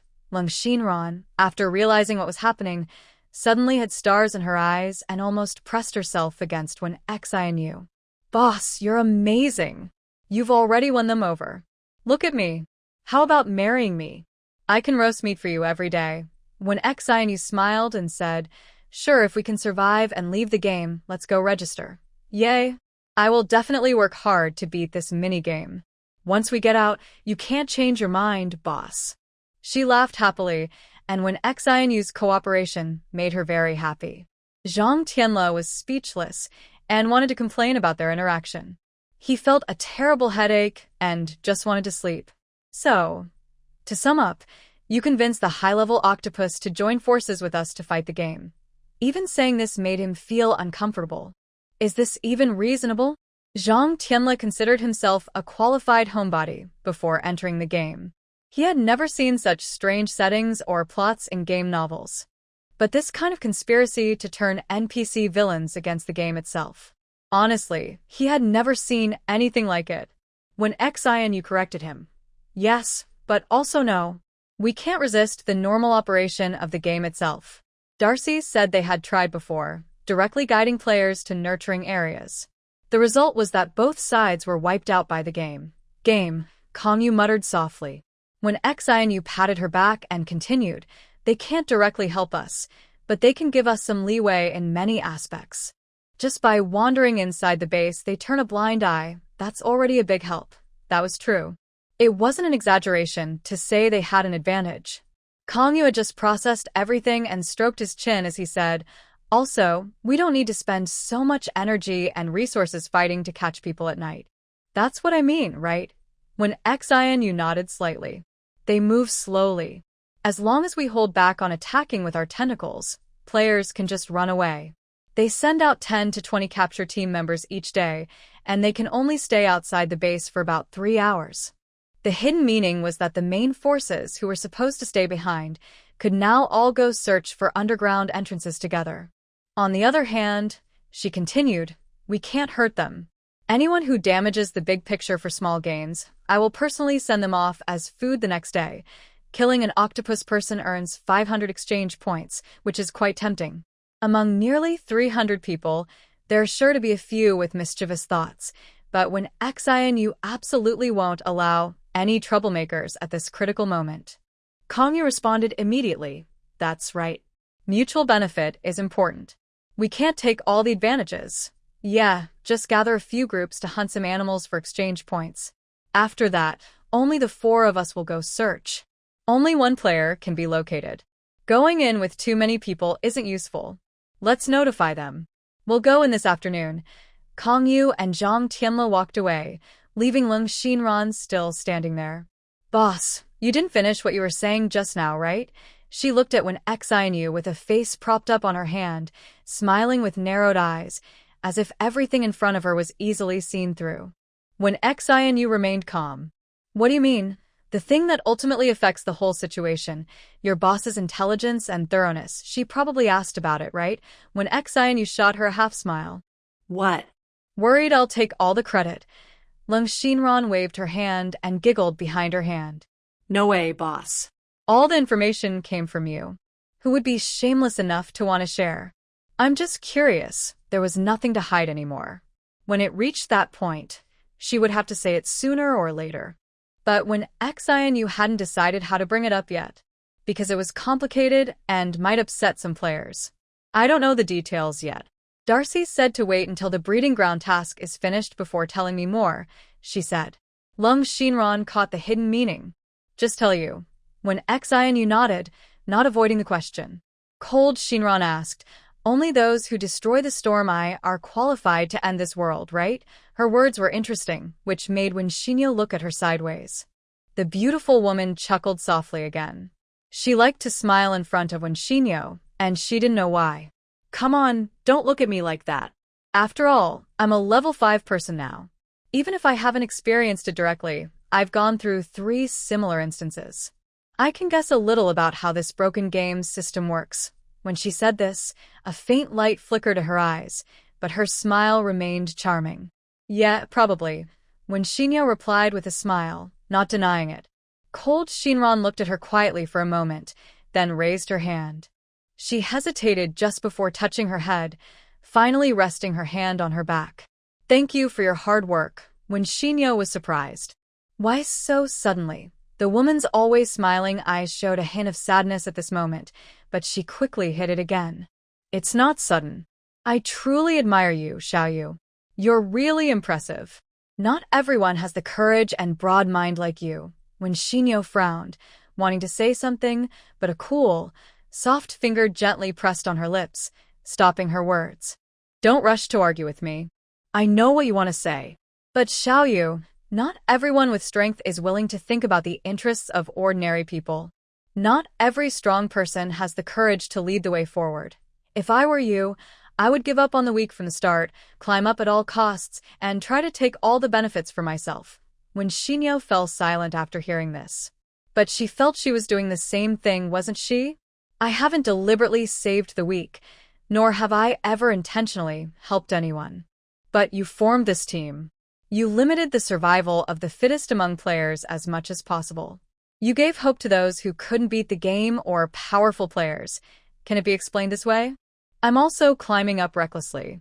I never share my benefits. Everything I do is for myself. But your progress is based on not harming others. When you gain your own benefits, you never think of maliciously seizing or invading others. While pursuing your own interests, you also help others as much as possible. When XINU paused for a moment, lost in thought. Is she really that great? She didn't even realize it herself. Listening to you say that, I guess I am pretty good. Lung Xian ran was stunned, then burst into uncontrollable laughter. All right, she finally understood. This person truly believed there was nothing unusual about her way of acting. She was just naturally like that. When XINU looked at her strangely, unable to understand why she was smiling all day long. Anyway, thank you for the compliment, but I've always thought I was just doing what I could and what I should do. There's nothing worth boasting about. I don't compete because I'm better than others. I just don't need to waste time on unnecessary things. Time's almost up. Let's pack up and get ready to go. She stood up, glanced at the watch quietly, and looked at the 2 people who had already received the message and were preparing to leave. They were ready to go. Lung Xian ran watched her back, a lonely smile fading from her face. Not competing because you don't lack anything, doing what you think is right. That's actually the most precious thing in a survival game where everyone is fighting for their lives. If only she could do that too. But never mind. What's the point in thinking about this now? Lung Xian ran shook her head, stood up, and put on her usual cheerful smile. The search team was made up of the 4 strongest members. Even if the base could turn a blind eye, they couldn't just send a huge crowd in. That would be too obvious. This was basically an unspoken agreement to leave the top spot of this round's dungeon to the 4 of them. Some people were unhappy, but no one protested. Within their group, it was also understood that when XINU was the MVP, and that was just accepted. Fight for it? Sure, they could try. But who among the others could beat these 4? And among those 4, who could beat her? Better to finish the remaining days quietly and prepare for the next round. At 2 p.m., as soon as the doors opened, The four of them hurried into the base. Even with Darcy opening a back door, they couldn't directly reveal the location of the breeding ground. The base was so large and there was no rule saying the underground entrance had to be on the first floor. After entering the base, Lung Xian Ran's skills would weaken to some extent. The base's own defense system, built with advanced technology, would interfere with her locating skills, making searches take longer. Compared to these issues, the worst part is that there are countless doors inside the base. Employees' cards don't have permission to pass through most doors. Only when passing octopus people see them do they pretend not to notice and subtly help open the door by walking through the designated passage. The inside of the base is very complicated, with so many passages that it makes people dizzy. Even when Shinyo, who thinks she has a good sense of direction, gets confused after turning left and right for a while. Luckily, Cold Shinran is leading the way. Despite this, they still want more people to come in and look for the target. If they don't find it, they might end up trapped inside. The base is not only large but also cold. The more they run, the colder it gets. Besides, when Shinyo, the other three are losing body heat and have to stop now and then to warm up with tea. This kind of effort is unlikely to be very efficient. From 2 p.m. to 9:30 p.m., according to Cold Shinran, they haven't even explored a quarter of the first floor. Around 9 p.m., when the sensing response was stronger, only a few people looked a little better. Kongyu said this was the first time he realized that just walking can make you feel dizzy. Zhang Tianle also looked very pale. He refused to eat even when fed. When Shinyo cut a piece of watermelon for him, and he reluctantly ate a little. These top-ranked players, whoever wants to be first, let them be. He regrets agreeing to this family fun plan. It would have been better to stay outside and kill octopus. Dead octopus can't go home and bother him, right? Who will check if he can get back alive to his own home? But more than anything, he regrets his initial attitude of just watching the fun. If he had known how exhausting the work would be and understood Jiang Lin's goal earlier, he would have caught her and interrogated her harshly. Then none of this would have happened. Now, not only did he miss the fun, but he's also suffering. By 10 p.m., they had to leave the base again and return to their dorms through their respective entrances. Fortunately, Cold Shinran had already found the location of the employee quick passage when they entered, allowing them to go straight to exit 1. Otherwise, going through the maze again would have made Kongyu want to quit. When the players waiting outside the base saw them come out, they didn't have time to be happy. When they saw Shinyo carrying something in her arms, they all froze. Hadn't they already cheated? Tonight there were no casualties outside, so why do these big shots look like they are about to die? Don't look anymore, go back. We didn't find anything today, but we have some clues. It's too complicated and cold inside. We'll keep searching tomorrow. The players looked at each other, unable to say much. One by one, they hesitated and gradually went inside. Only Song Jiwei and a few familiar people stayed behind. It's more difficult than I expected, when Shinyo sighed, rubbing her forehead with a bit of a headache. Lung Shinran's condition was better than Zhang Tianle and Kongyu's, but only slightly. She tidied her slightly messy hair and smiled lightly. The good news is, we are pretty sure Jiang Lin is at the breeding place. I sensed her location is very close to where the others were taken. That was the only good news today. Song Jiwei exclaimed. She was jumping around for a long time. I thought she was planning something big, but it turns out she got caught herself. Lung Shinran smiled and looked at Shinyo. That's something I don't know for sure, but it seems the boss has a different opinion. Their eyes turned back to Shinyo, but she hadn't decided how to say it yet. Zhang Tianle, feeling a bit better, spoke weakly. She probably volunteered to get caught. That's what you're trying to say, right? Shinyo glanced at him and nodded. She briefly summarized their conversation in the warehouse that day. Song Jiwei rubbed her forehead. You two really think alike. This was exactly what Shinyo had said the day before. If they couldn't find a way, she would volunteer to be caught. But even she saw this as a last resort. She wouldn't do it unless absolutely necessary. After all, who knew how big the breeding place was? Who knew if they could move freely inside? Even if they managed to deal with the guards and rescue the hostages, how could they be sure those people knew how to escape? Plus, volunteering to be bait was actually putting herself in a passive position. Since she already had Darcy's promise that finding the breeding place would reveal the truth about that thing, why take such a risk? Ren Xiang frowned. Does she have any other trump cards? Like a move that can instantly defeat the boss, Zhang Tianle chuckled, coughing awkwardly. Haha, well, I can't rule out this small chance, but I still think she was tricked by someone who was trying to help her. She probably thought she could beat the boss too. She should know the general process of passing, just missing some key details. When Shinyo nodded. Right now, that's the most likely explanation, but we can't rule out the possibility that she might succeed. However, if that were true, emphasizing the keyword, the one who destroys the storm eye, would be pointless unless she was imagining things. This person isn't her. Everyone finally understood.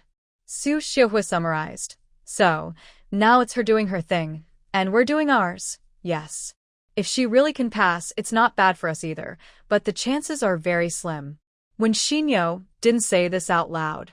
If even Jianglin could pass, it wouldn't make sense for them to be trapped here for so long. The group didn't dwell on this topic for too long. Time was short, so they quickly summarized today's experience and then dispersed. Zhang Tianle was carried away by Leng Xinran, and the others headed back to their own homes. Maybe when Shinyo's appearance really stirred the octopus people's homesickness. She could feel their eager emotions, almost desperate to send her directly to her destination. And they even let her go freely, as if releasing her into the Pacific Ocean. That night, during a check, her door was barely pushed open a small, and the noise outside disappeared, completely dismissive. The sounds of the meat she was cooking on the stove were ignored entirely. On the 23rd day, their second search went more smoothly than the day before, covering a much larger area. They were also sure that the octopus people were really trying hard to help them, or else how could they explain the chance of running into an octopus person, just passing by and opening the door for them, which was nearly twice as likely as yesterday. The bad news was they still hadn't found the exact location of the breeding factory. The good news was that Leng Xinran had basically pinpointed the vertical range, and all that was left was to find the underground entrance. From Darcy's subtle hints, the players who were taken away would be sent directly to the breeding factory through internal mechanisms, but the staff managing it still entered through normal channels. So, the entrance must be there, it's just a matter of whether they can find it. After some exploration, there are 3 levels between the base entrance and the player's dormitory. The entrance can't be on the dormitory level, and placing it dozens of floors above doesn't make sense either. Even if they guess, they can only assume the entrance is on the 2nd or 3rd floor, as they're still learning how to navigate. Only 15 hours remain, actually less than that. These 15 hours include reaching the destination and completing the rescue. In these 2 days, Zhang Tianle has been the most frustrated. His already slim body looks even thinner to the eye. His skill is teleportation, but running back and forth makes his ability hard to use. As a lifelong homebody, he has no choice but to force himself to move. Because of this, every time he stops to catch his breath, he curses the useless game and the players before him. If they had freed the old octopus earlier, would they have so many problems today? According to Tong Xiu, his state looks like someone who has been blackened after his name. But despite complaining, he never said he would give up. He still works seriously, even if he curses loudly, his actions don't match his reputation. As for Kong Yu and Leng Xinran, one acts out of loyalty, the other for unknown reasons and motivation. Both are trying their best. This surprised Wen Xinyo, who initially thought she might have to face everything alone. In the end, they are not low-level players. They don't need her to command them. They can act based on their own judgment and feelings. Following her is a big gamble. But they took that gamble. Not only them, but many others as well. All of this often makes Wen Xinyo feel a strange sense of connection. Sometimes she even thinks her will might not belong only to herself. She won't change her mind for anyone, but maybe some will choose to follow her. All she can do is move forward without looking back, without hesitation, without regret, walking confidently down her chosen path. No matter how dark or absurd that path seems, as long as she keeps going, it becomes her bright road. On the 24th day, they split into 2 groups. Lung Xinran and Kang Yu searched the second floor, while Wen Xinyo and Zhang Tianle searched the third. The last challenge in trapping them is not finding the exact entrance, but waiting until the octopus person enters. In the end, they confirmed that the entrance was on the second floor and the octopus person changed shifts at 7:30 p.m. They waited at the door for 2 hours, but didn't see the shift change. Now only 1 day and 7.5 hours remain for the chance. If the shift changes daily, then they only have 2 hours left. Even when Xinyo can't be completely sure of success, she isn't worried about freeing the captive area. Many clues suggest that part isn't too difficult. Her concern is what happens afterward.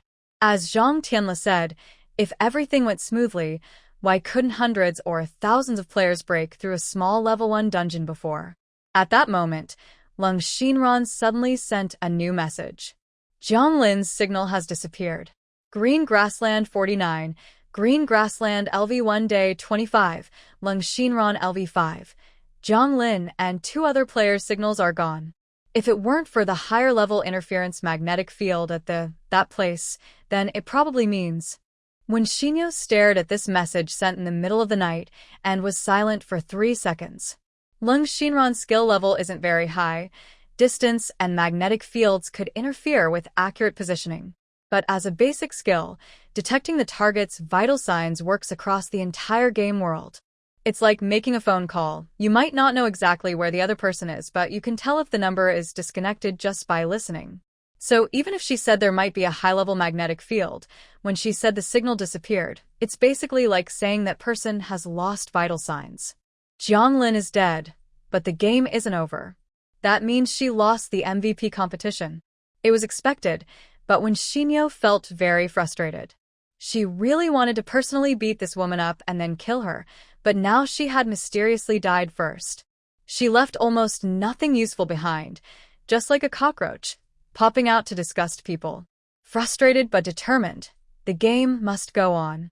They ended up drawing the worst card.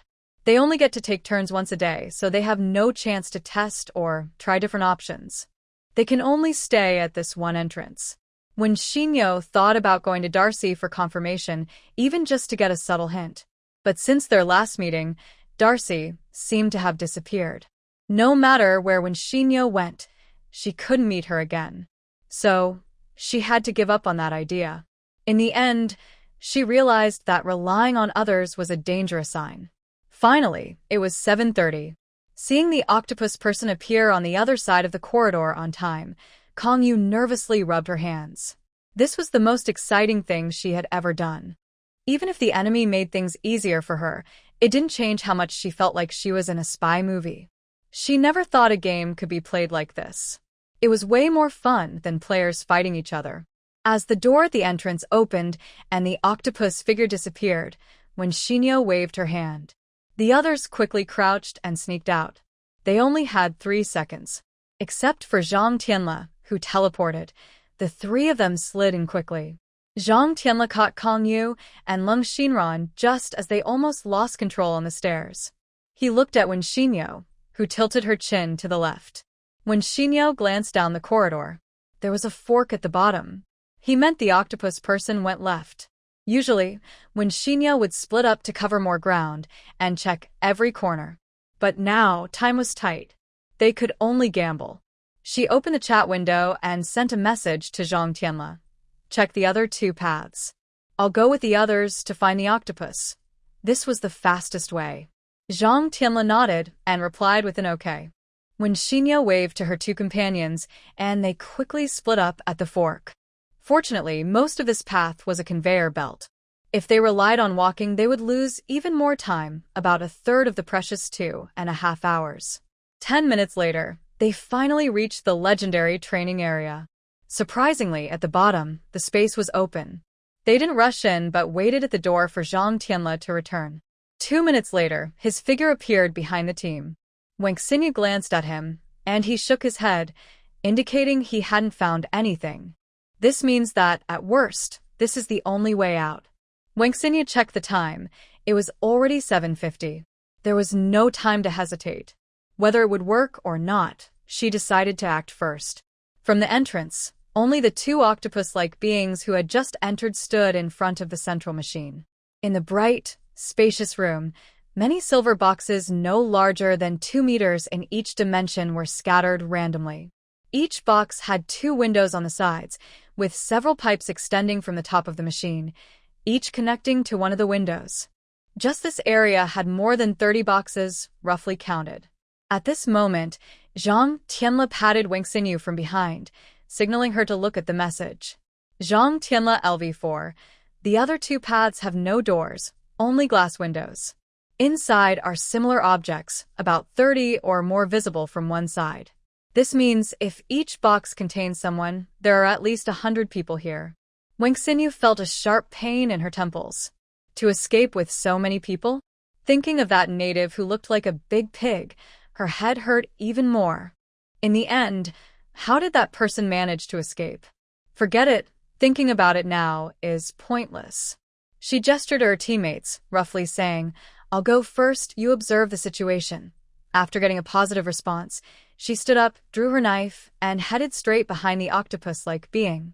Wang Xinyu didn't bother to hide her movements this time, her footsteps making quiet but clear sounds on the floor. The base remained silent. The octopus-like being in operation slowly turned around. Their eyes met, and they silently stared at each other for a moment. Then Wang Xinyu raised her silenced pistol, aimed precisely at their foreheads, and shot. The 2 octopus-like beings looked at the cotton balls that fell to the ground, exchanged glances, and 2 seconds later, they fell backward in perfect unison. Wang Xinyu calmly retracted her gun, her expression cold and precise. 2 thick vines sprouted from her wrists, wrapping around the bodies and tossing them into the corridor behind her. Watching from behind, the 3 onlookers were stunned. Can it really be done like that? Wang Xinyu ignored their shock, waved her hand to signal them to come over quickly, and then turned back to study the machine in front of her. After a while, she looked at the colorful buttons on the control panel, all unlabeled, and fell into silence. Almost simultaneously, Zhang Tianle quietly spoke. "Should we try to bring it back and get a tutorial?" When Xinyu paused for a moment, unable to think of any other solution. No one dared to press these things randomly. Just like most large ships have self-destruct buttons, no one can guarantee that this panel doesn't have a similar destruction device. As they prepare to turn and leave, a series of snap sounds nearby caught their attention. Looking in that direction, they saw a large face pasted on a square window on the right side. The face's eyes, squeezed shut by fat, were wide open in a desperate stare, and a thick fist kept pounding on the glass. Whoa. What the heck is that? Jiangqing 50 Kangyu, who was already slightly nearsighted, leaned in and looked carefully, trembling in fear. Zhang Tianle and Leng Xinran's reactions weren't as exaggerated, but their expressions weren't much better. When Xinyu, however, was rare in sharing their feelings. After all, these people had been fed such abstract things that her first reaction was stunned and unable to respond properly, let alone normal. In more academic terms, this is called the uncanny valley effect. In less polite words, it's the living giant phenomenon. When Xinyu looked at each of them in turn, the rapport they had built over these days allowed her to quickly understand her boss's meaning, and she immediately shook her head vigorously. "Go if you want." "I won't go." In some ways, this is even more unsettling than octopus people. It's like testing someone's sanity. Isn't that mean? Useless things. When Xinyu sighed. Well, she didn't expect them to accept this situation well on their first try. She drew her long sword and, under the admiration of the 3, approached the window. Inside, the person was shouting loudly, but as expected from an octopus creature, the soundproofing was excellent. Even with her ear pressed against the glass, when Xinyu couldn't hear anything. She quickly examined the structure of the square. It wasn't a single piece, but more like a sideways box, with a mechanism on the side where the window and connecting pipe were clearly meant to be opened. But that was all. There were no visible mechanisms. Each surface was smoother than marble. She touched it for a while but found no panel she could trigger. Finally, when Xinyu's gaze fell on the pipe nearby, that was the only point of contact. Although this action might trigger some alarms, I don't care about that now. I'll try it first. She tapped the pipe with the blade, applying enough force to leave a mark, but it wasn't strong enough to cut through the dense material. After choosing the right spot to strike, she looked around to find a good place to run and jump. Kang Yu looked at Lung Xinran, and they exchanged a quick, understanding glance. They immediately crossed their arms in a coordinated way. When Xinyo turned back, smiled knowingly, pointed to a spot, and both of them got into position. She then stepped back dozens of meters, grabbed her knife, took a big run, and leapt into the air. With the help of the other's arms, she reached the highest point. She raised her long knife and brought it down with force, cutting the pipe almost at the window level. The pipe broke in half and fell heavily to the ground. The person on the other side of the window stared in shock. When Xinyo knocked on the pipe with the back of her knife, which now had a clear passage, she said, "Now you should be able to hear us. How can we save you? Do you know how to use this machine?" The person slowly moved, awkwardly bringing their face closer, but then started to speak nervously. You. When Xinyo frowned and looked at her watch. "Hurry up, there's no time." She looked fierce and commanding. The person was so scared they trembled and quickly gathered their words. I know. I know you will come to save us. The 3 white buttons on the far left are for opening the door. When Xinyo glanced at Zhang Tianle, who understood immediately and pressed the buttons the person mentioned, they heard a very faint click, and all the lids of the boxes slid open like automatic doors. The huge bodies inside, trapped in a small space, finally saw the light of day. Because of the strong soundproofing, many people were confused and unsure what to do. They hesitated and stayed in place, afraid to step out of the restricted area. This included the person in front of Wen Xinyo. Even though they knew she was here to save them, they hesitated and didn't move until Wen Xinyo took a step back and made a "please" gesture. "Honestly, I don't know if we can get you out of the base safely. Do you have any ideas?" she asked. In the past, players didn't have the base's permission. It was almost impossible to lead these people out safely under relentless pursuit. Before coming in, she didn't know how many people were here, but now she knows there are over 100. Even if they walk on tiptoe, they would make noise. So, when Xinyo is sure they have other escape routes, the player's role is just to help them get out of the boxes. Sure enough, the person immediately said, "Yes. There is a way directly to the 15th underground level, which is a completely isolated zone, very safe. There is also an emergency exit that leads 5 kilometers outside the base, a completely isolated zone." When Xinyo raised an eyebrow and looked back at her teammates, exchanging glances. "Protection point," the 4 of them said at the same time. When Xinyo quickly asked, "How many people can that place hold?" the person hesitated. If we squeeze, maybe 4 or 500 people. More than that, it won't fit, and we can't sit comfortably." When Xinyo's brow relaxed a little, finally feeling some relief after being tense. "Come out and operate," she told the person. Then she looked at her teammates. "Go and notify everyone to gather." Kang Yu looked both amused and helpless. This felt like a strange military training scene. But no one wasted time talking. Time is life now. Wasting it is like wasting life. Everyone immediately took out loudspeakers and went to carry out their tasks. Seeing their serious attitude, the person understood this was a life-or-death situation. He didn't dare delay and hurriedly moved his large, clumsy body toward the central machine. When Xinyo watched his back with some curiosity, wasn't he the one who ran fast and agile that night? Noticing her curious look, he forced a smile that was even more painful than crying. Saudi. I haven't been out for a long time, so my body isn't very flexible. The last time I talked to someone was a very long time ago. Here, there's no sense of time. I don't know if it was days or months ago. Although I often see new people brought in and see others taken away every day. When Xinyo pursed her lips, reached out to hold his left hand. His left leg was clearly less flexible. "It's okay. We still have some time. Escorting you out of here is enough. My name is Wen Xinyo. I am a new employee in this batch." The person nodded repeatedly. "Oh, yes. Hello, Miss Xinyo. My name is Ruhr, and I am employee number 142 of the 378th Dispatch on Blue Star. Thank you for coming to save us.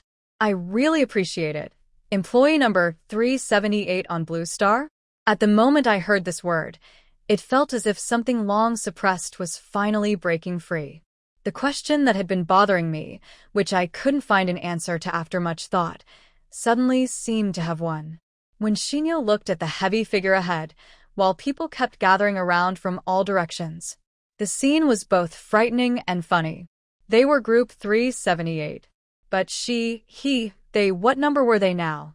With Luo's help, they finally managed to organize the team within an hour and prepare to head underground. He said each group of workers had been trained beforehand.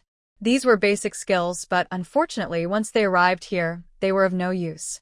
Listening to this, when Shinyo felt a chill run down her spine. What does that mean? It's like they were brought here just to be food. If lucky, some tough players might cooperate to finish the game. This game kept surprising people again and again. There were 95 of these workers, plus a few more surviving players. Even in the best case, their bodies had shrunk into small balls. When Shinyo reached out and touched them, they were solid fat. The worst-off ones, who had been here for over a week, looked almost the same as these workers. They said life here was just taking medicine and eating meat, like artificially raising geese for foie gras. If they didn't eat, they were forced to swallow it.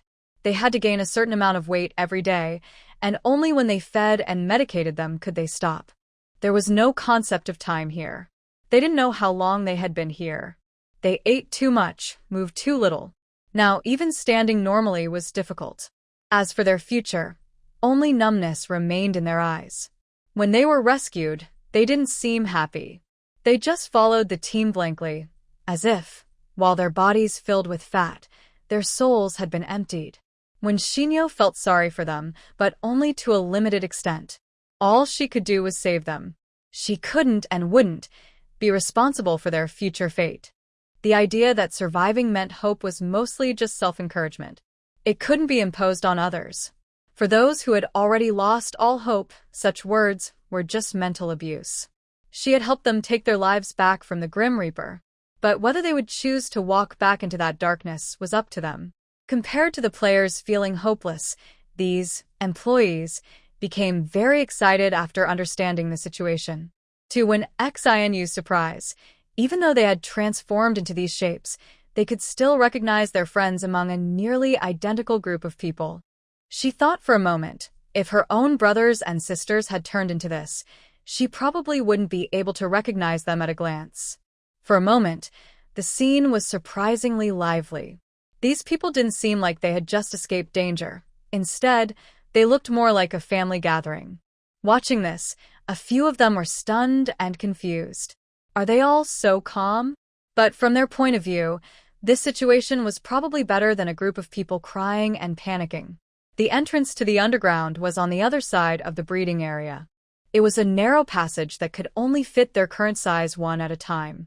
Right now, under Ruhr and another employee's operation, the door was open. These people lined up quietly and orderly to go inside.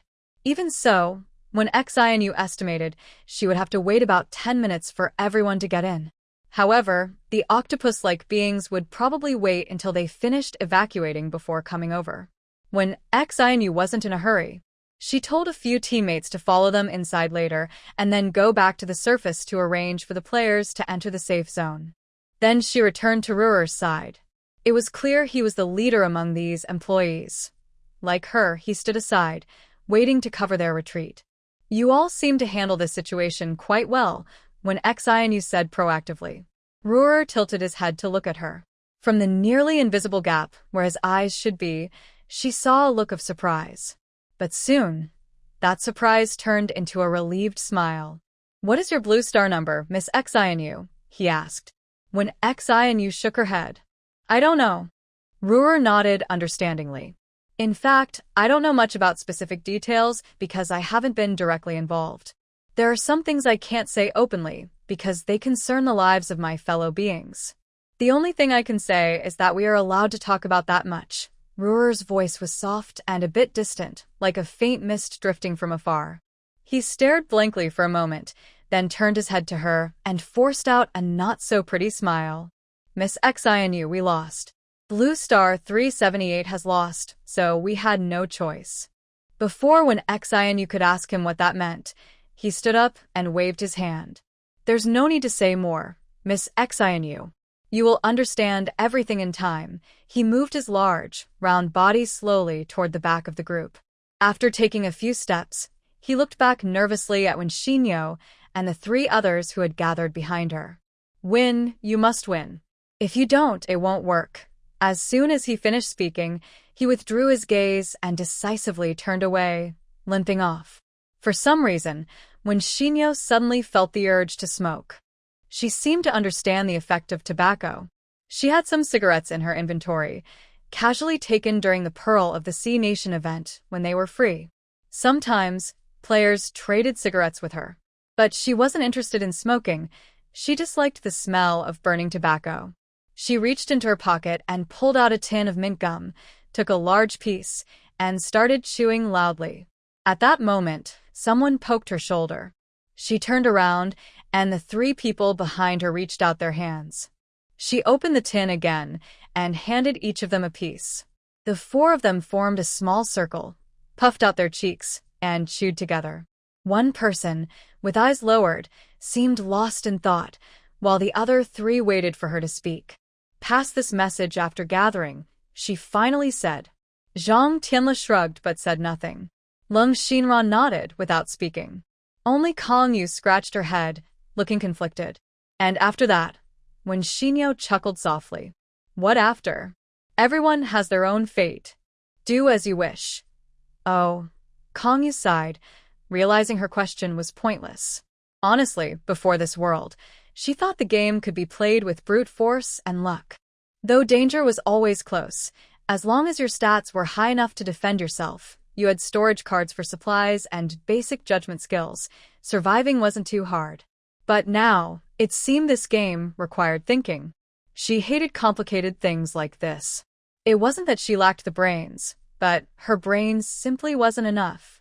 Sometimes aliens were kidnapped and reincarnated, other times, losing the game turned parallel worlds into game props, and descendants could be enslaved or even willingly used as food. The nature of this game changed completely. Normal people couldn't continue playing with a carefree attitude anymore. Yujie, it's a bit early to be worried and frowning now, isn't it? Seeing her with a worried face and a look like the sky was falling, Zhang Tianle couldn't help but laugh. Songqing 52 Kong Yu rolled his eyes and said, What are you doing? Do you only get worried when you're about to die? Are you as calm as you are? Zhang Tianle wasn't upset about being criticized. He just shrugged casually. Worrying too much can actually increase the risk of cancer. Hey, don't hit me. I mean, we're only at level 1 in this world. Those who are at levels 5, 6, 7, or 8 probably know more than us, right? This world hasn't been destroyed yet, so there's no need to be afraid now. We can wait until then. Lung Xinran agreed with him, saying, Yeah, I think the same. Actually, we should be glad we learned the truth early. It can help us change our game plan for the future. It's better than dying confused and not knowing why. Kong Yu looked at them, then at Shinyo, who hadn't spoken but clearly didn't oppose the idea. He sighed. All right, I see your point. I don't think I can change much anyway. Even if I could be reborn 100 times like in a novel, I wouldn't dare to go shake hands with that octopus-headed guy. But you're right, it's better than dying clueless. Someone who was silently pointed out ignored it. She didn't say anything and interrupted this brief discussion about the fate of Blue Star. She looked at the shrinking team and checked the time. Almost time. You guys should follow now. The three exchanged glances, and their hidden worries couldn't be concealed anymore. Sister Wen, can you really do this alone? You're already at the top of the leaderboard for this round. Isn't MVP too tempting? Yes, it's too dangerous. We've found a safe spot now. Even if we ignore the others, we can just hide for 3 days and make it to the end. Our main goal is to pass, and the others aren't more important than our lives. Yeah, you said it right.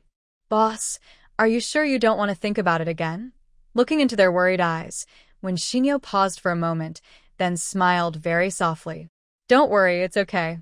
This is my own choice, and I will take responsibility for the consequences. As long as you are safe, I have no worries. And she paused, raised her hand, rolled up her sleeve, revealing a starfish bracelet she never let go of. I said I would do what I promised. Can you really trust someone who is not loyal to friends? At this point, what could they say? Zhang Tianle struggled to hold back his laughter, his face twisting as he shook his thumb up. Haha, as expected of Sister Wen. She can say all her boastful words without feeling awkward. He wasn't mocking. He genuinely thought this woman was interesting and impressive. If someone else said these words, he might find them cheesy, but from her, he just thought it was cool. It proved that even the most boastful lines sound normal when spoken by someone truly confident. They knew she was determined to do what she planned, and nothing could stop her. Not even the strongest person.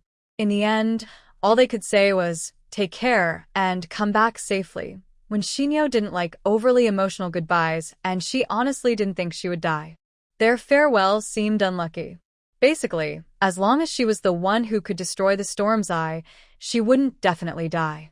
No matter how tough the game was, it wouldn't give a prophecy saying that once someone arrived, they could break the game, only to kill them later.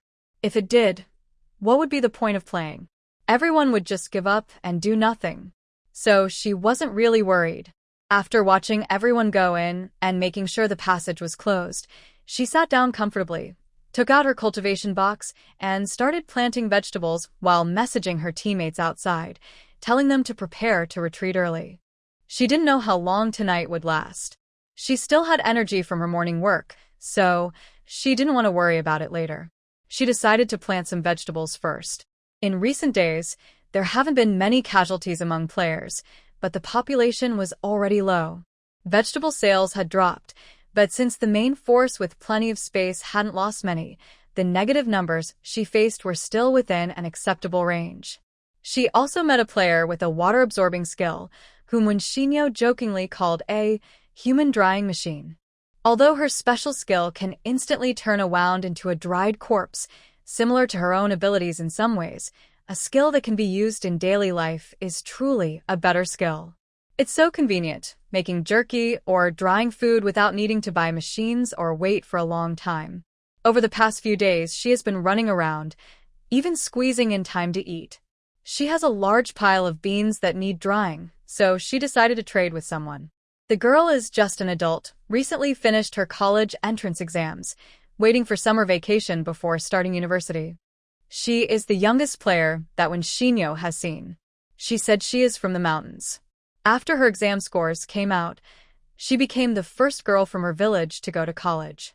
Her student loan has been approved, and her acceptance letter will arrive soon.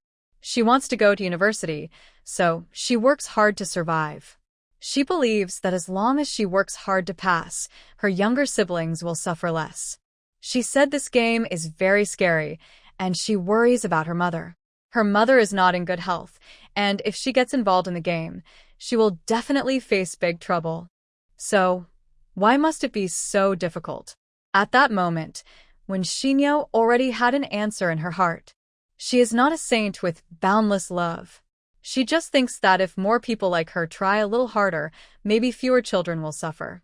Some things no one wants to do, but someone has to do them. She doesn't know if she will have children someday. She has never thought about it. But even if she doesn't, her brother, sister, friends, and partners, someone will. As long as people are alive, they will have bonds. With bonds come worries, and with worries come the desire to do something for those they care about. Right now, she is doing what she believes she can. They arrived faster than she expected. Less than 10 minutes after the door closed, when Xinyo heard sounds coming from the corridor behind her. She looked back and recognized Darcy, in the second position. The leader looked familiar, like the person who brought her back to the base that night. She patted her pants and slowly stood up, turning around. Good evening, Darcy. As agreed, I am here. Ultimately, the word friend is quite strange to them. Their group is destined to be companions from birth. They know each other's names, their birth, and their death. They don't need to deliberately maintain relationships. Naturally, the concept of friend doesn't exist for them. The word friend is something Darcy learned from humans. Humans are very interesting creatures. Although they are simple beings from a less advanced civilization, small and fragile, just seeing them can cause panic and screams. A gentle touch from them can crush these creatures. But humans are also very amazing. Their minds seem far from true wisdom, yet their lively and strange self-awareness often surprises them. They usually call humans food, but only as their food. Their own group doesn't need to eat. Humans seem to have almost no energy, so eating them is a waste of time. Before the disappearance of the gods and the appearance of that voice, such creatures would never appear in their world. For a long time, Darcy couldn't understand what that voice was, what the game was, or what the players were. They nervously realized they had accidentally entered a faraway star system where a farce was happening, and they were forced to become part of it. They couldn't escape, break free, or even choose true death. As a certain human once said, they and their kind are just toys of some boring consciousness. How can toys escape from the hands of the Creator? It has never been impossible. But endless pain and cycles of death eventually made them accept it. In human terms, they accepted their fate. Since then, death has changed from a sacred ritual into just another routine, no different from any other action. They numbingly follow the voice's commands, silently waiting for the destroyer of the storm. In truth, they don't believe that person will really appear. They learned many new words and ideas from humans, all of which describe their situation. Caged animals. Hope, expectation, despair, hopelessness. A carrot hanging in front of a donkey. When humans say this, they are describing themselves, but to their ears, it causes a pain heavier than any weapon. Dalsy actually envies humans. Unlike most of its kind, which are often hostile or dismissive toward humans, Dalsy is not particularly fond of these lower creatures, but it remains very curious about them. Even though these beings have tiny brains, which seem small even when fully developed, they often do things that surprise Dalsy. Most of their actions seem foolish or weak, but Dalsy finds them very interesting. During times when there is no hope or future, these small, fragile creatures are the only change in their lives. So, even though Dalsy's role doesn't require it to manage humans, it still likes to watch them from close by. They come and go in groups, like grass on a plain, burned once, but quickly regrowing. Whether Dalsy kills them or they kill it, in its view, their endings are the same. It doesn't care about this painful but boring routine. It stands there, watching and waiting for a long time. The humans don't look at it, and it doesn't move closer to them. Between them, there is an invisible, intangible wall that can never be crossed. Until one day, Dalsy watched as a human carefully put a bracelet on its leg and gently held it. Its face showed no emotion, not even fear. Dalsy has seen brave humans before, many even. They are not afraid of it, but they also don't come close. Their eyes are filled with dislike, rejection, greed, and anger. That's normal. That's how predators and prey should relate. So, this human was very new to Dalsy. It had never seen anyone like her before. Suddenly, Dalsy's peaceful life was disturbed by a small stone thrown at it, causing ripples. From that day, Dalsy started paying special attention to this female human. Not for any reason other than because it found her interesting. It called her Xiaoyu and said they were friends. Dalsy made its first human friend, and it felt very happy. Although Kurt and the others said that its behavior was silly and funny, Darcy still decided to do it. Humans are humans, Xiaoyu is Xiaoyu, and Xiaoyu is different. Darcy had this feeling. So that day, when Xiaoyu asked if it wanted to go home, Darcy was surprised but not at all shocked. This was its instinct.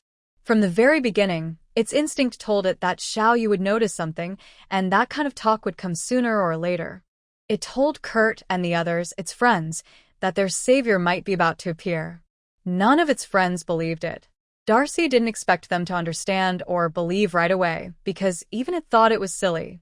But as humans say, reality is always more strange than any imagination. The destroyer of the storm's eye. This phrase was not allowed to be spoken openly. With a firm resolve that saying it might mean death, Darcy told its friends about the curse that had imprisoned their group for a long time. But it didn't die.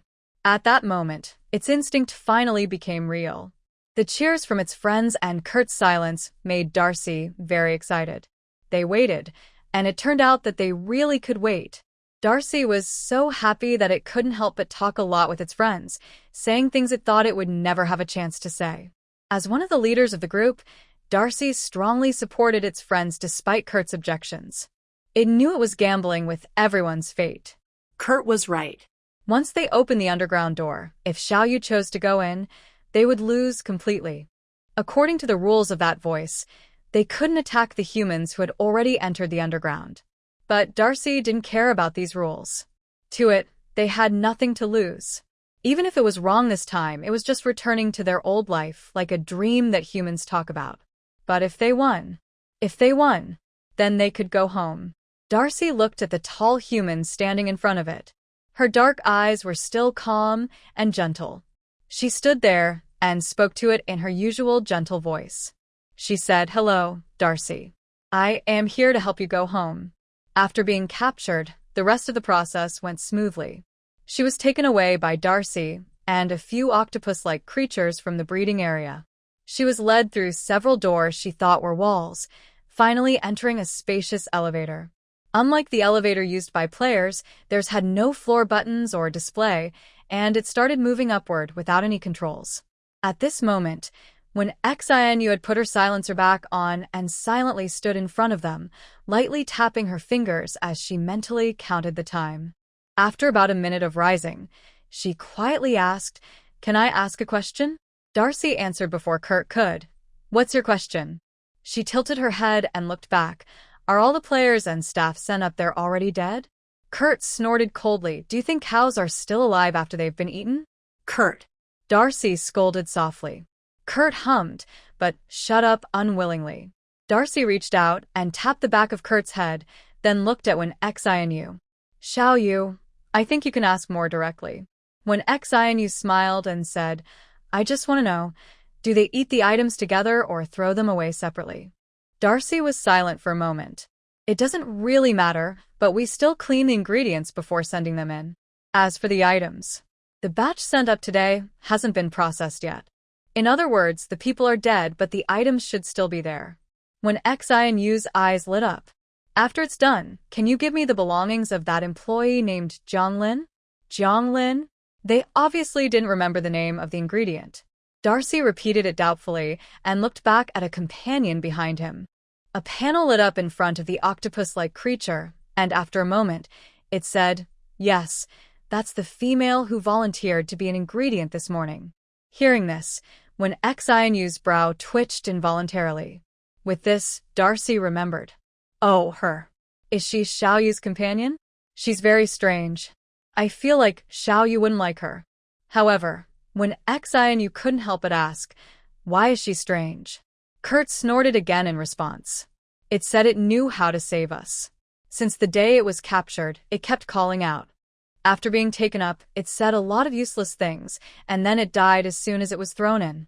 "It died just like that?" Shinyo raised an eyebrow. "Where did you throw it?" Cute's 3 eyes shifted sideways toward her, but didn't answer. Darcy said, "You'll find out when we get there. Xiaoyu, I want to remind you again, be prepared that you might not be able to return." "I will definitely go back, Darcy. If I didn't have that confidence, I wouldn't be standing here now." Shinyo chuckled softly after saying this, then didn't ask more. She turned on her terminal and saw that the signal had already been cut off. She wasn't sure how high they had risen now. Looking at it, this was truly a life-and-death situation. But she wasn't bluffing. She kept a calm mind. She believed that as long as she handled things properly, there was no such thing as an unavoidable death in either life or game. If it came to the point where she had to die, she would face it calmly. The elevator fell silent again, strange and quiet. Shinyo didn't speak up, and the group behind her probably wouldn't either. They didn't need to communicate by speaking. After about 3 minutes, and she wasn't sure how high they had gone, the door finally opened. A blast of icy cold wind hit her face as the door creaked open. "We've arrived," Darcy whispered.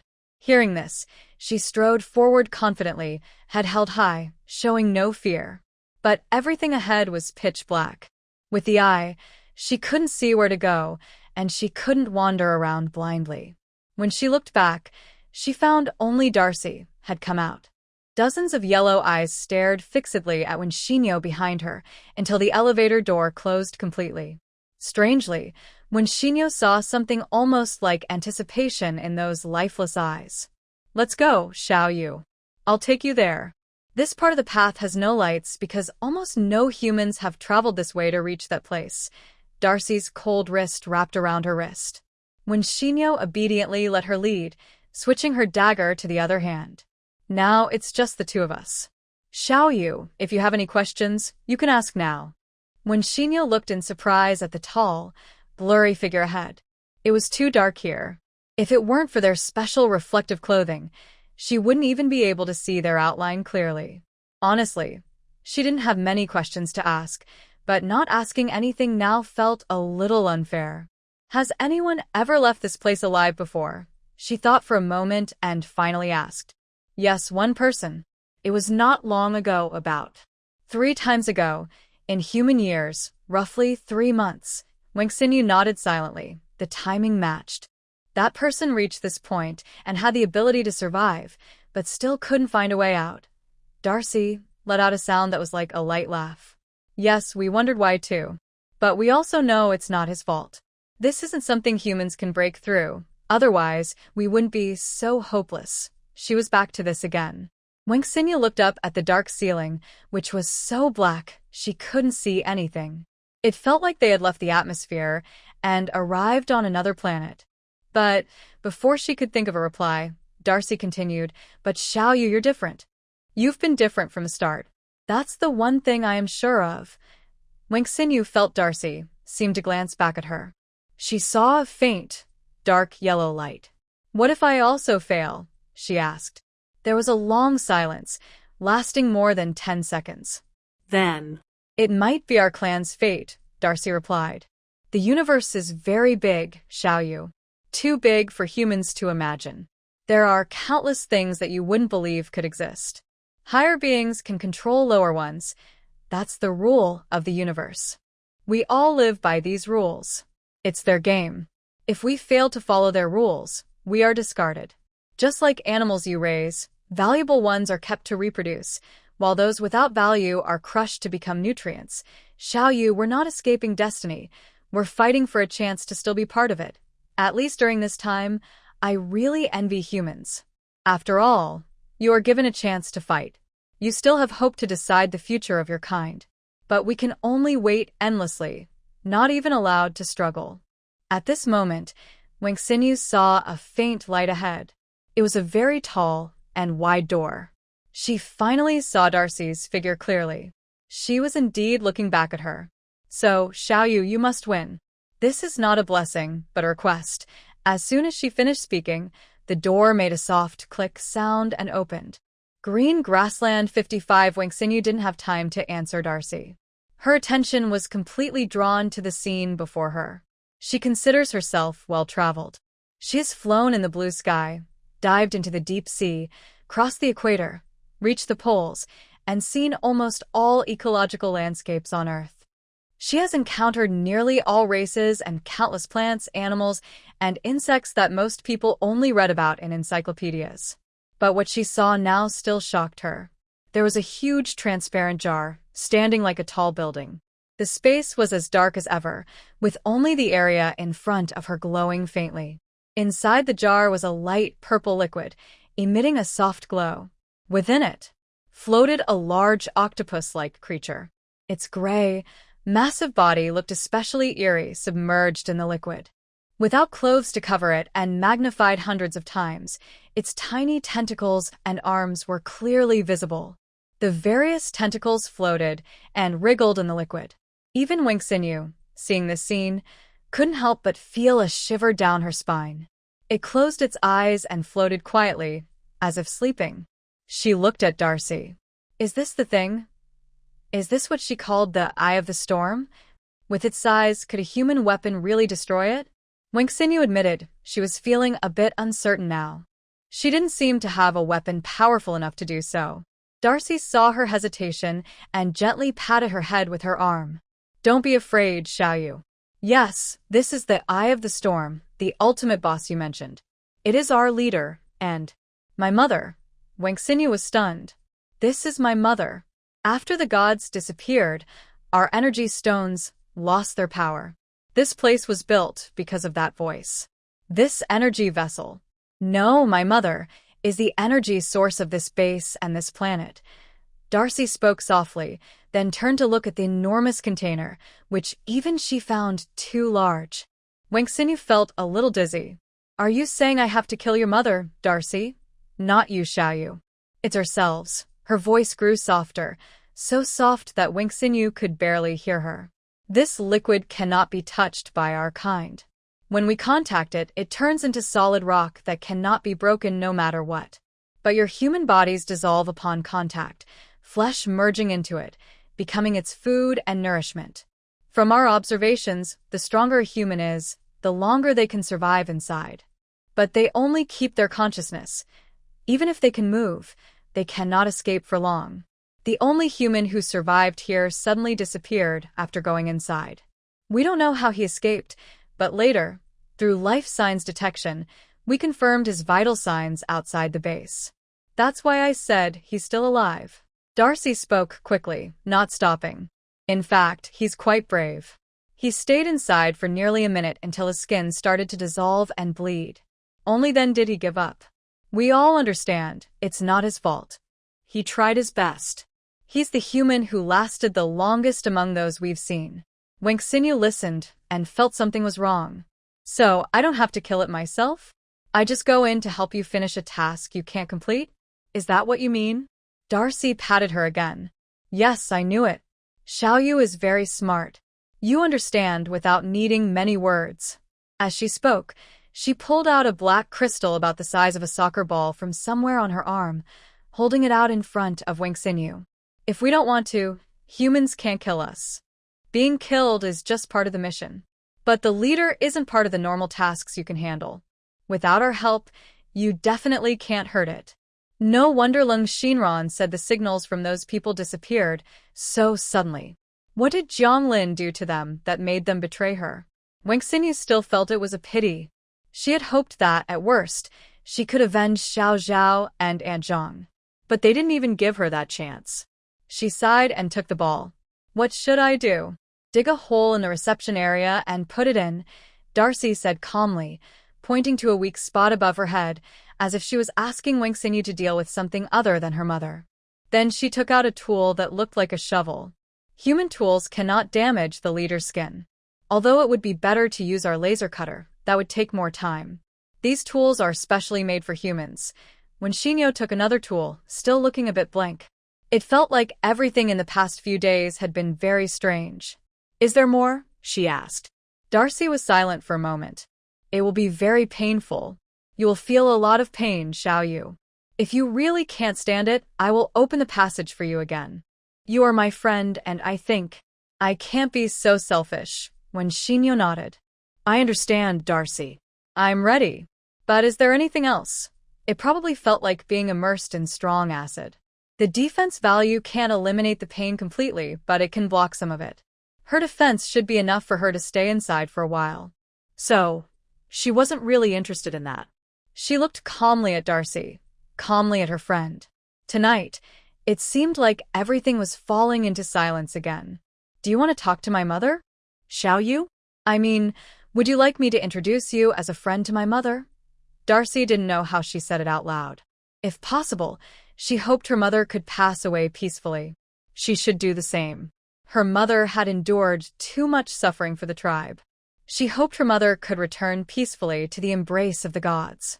But looking into those eyes, the longing she had kept hidden deep in her heart suddenly burst out uncontrollably. She knew she shouldn't do this.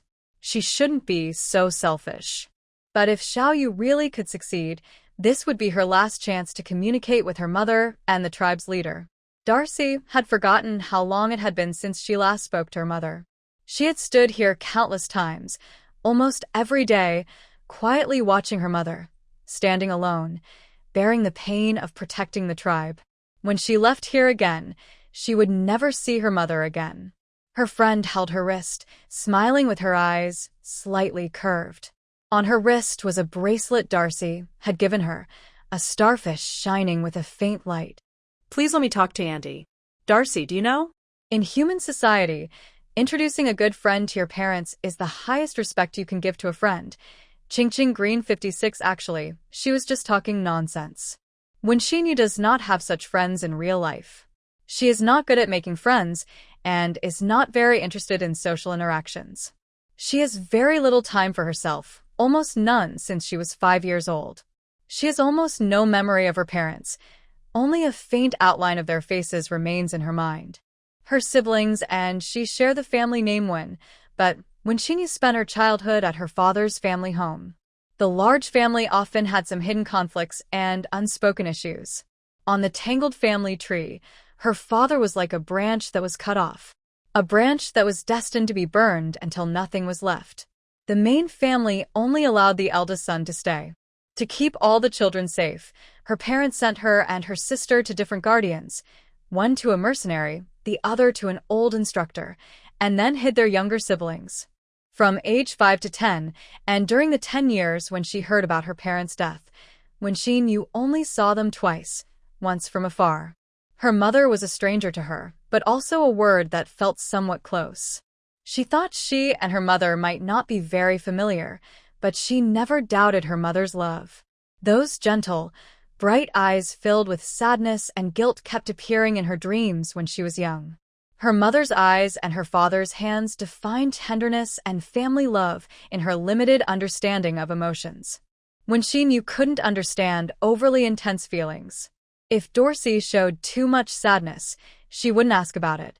She wouldn't willingly step into unfamiliar territory. But she felt a connection from Darcy's calm and peaceful aura. She thought they might share similar feelings and understanding about their mother. If it were her, she would make the same choice as Darcy. But if it were still her, at least in the last moment, she hoped to have a face-to-face farewell with her mother. Would her mother be willing to give up that final chance to communicate out of fear of pain?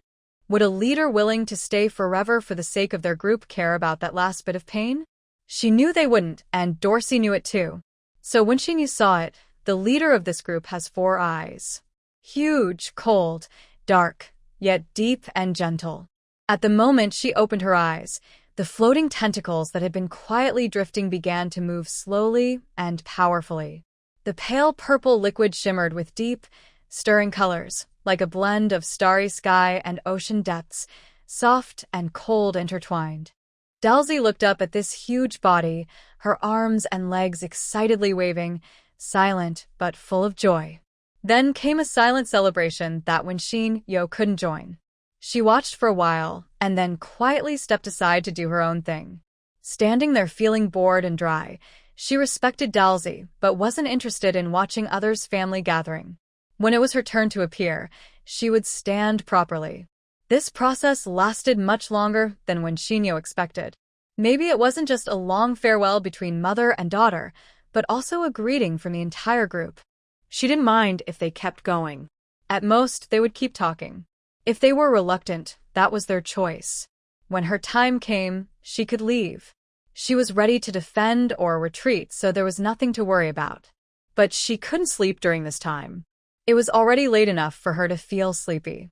Over the past 2 years, she had grown older. Unlike when she was a teenager, staying up all night didn't make her feel energetic anymore. If possible, she still hoped to sleep normally at night. About 3 hours later, when Xinyu finally heard Dalsy turn around.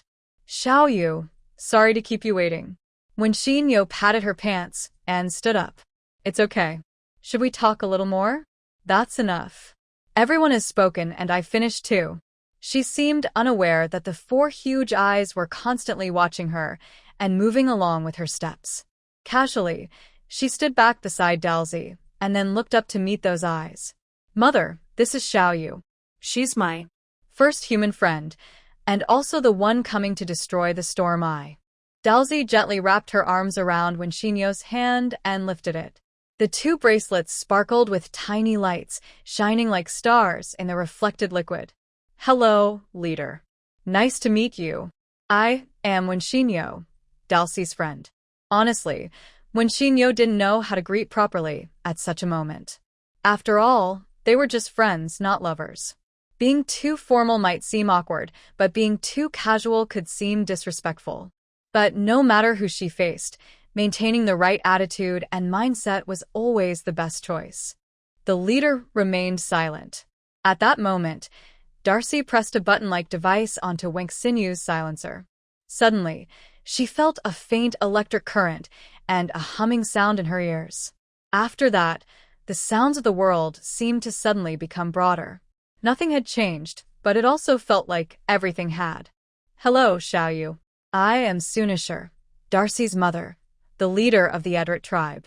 I'm glad to meet you and happy that you and Darcy are friends. Her voice was very gentle and hollow. Wink Sinyu paused, feeling as if she had heard this voice somewhere before. Was it the broadcast during milking time? She wanted to ask something, but just as she opened her mouth, a small limb gently tapped the glass in front of her, and she swallowed her words. Xiaoyu? Is something wrong? Darcy tilted her head, seeming confused by her reaction. No, nothing. I'm also happy to be Darcy's friend, Wink Sinyu said softly, shaking her head. Sunisher looked at her and said quietly, Please forgive my boldness, Xiaoyu. May I ask why you are willing to do this? You are not obligated to risk your life for a race that kills your own kind. We are actually enemies, aren't we? This question sounded familiar. She felt like she had answered it many times before. But she honestly replied, It depends on my position. Honestly, if my family or friends had died because of you, I wouldn't just save you. I would try to cause trouble for you before I leave. But that hasn't happened. In fact, during this time, I have received a lot of care from you. Completing this task not only helps you, but also benefits me. It's not just a selfless act. It's not that noble. Besides, sending you away is also indirectly helping my fellow beings. It's a win-win situation. She spoke sincerely, and Sunisher let out a soft laugh. Not only Wink Sinyu, but Darcy beside her also seemed stunned. Because that laugh was exactly like Darcy's imitation of her. Darcy knew better than Wink Sinyu that only she, besides her, would learn to make this sound. Mother. Mother. Are you surprised? My dear Darcy. Don't worry, my dear. I was truly asleep before you woke me. Before your call, my body didn't feel any pain. In fact, I don't really understand why I suddenly became aware. But I am happy to see all of this. In the jar, Sanashi's large limb moved gently again. When Shinyu felt like she saw Darcy, who had excitedly told her about her past child that day.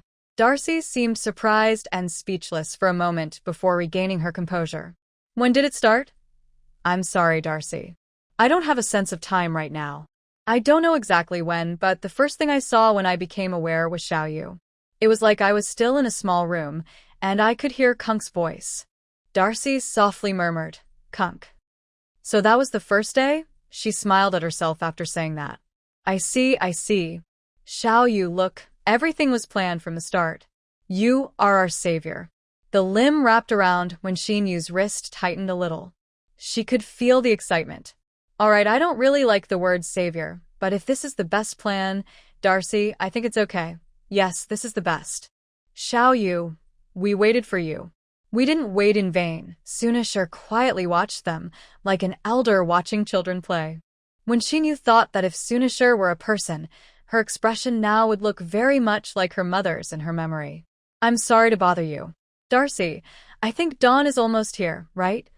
Darcy's excited limbs suddenly drooped. Yes, mother. About an hour left. Is the sunlight still so beautiful, my dear? Yes, mother. The sunset is turning redder, very much like our home star. I really wish you could see it yourself. Thank you, my dear. I believe it must be very beautiful just like you. My beloved Darcy. Sanashi's limb gently touched the shield in front of Darcy.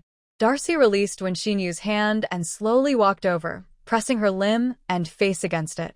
At this moment, when Shinyu didn't know what to do, she could only remain a quiet observer. But Sanasi didn't let this warm scene last too long.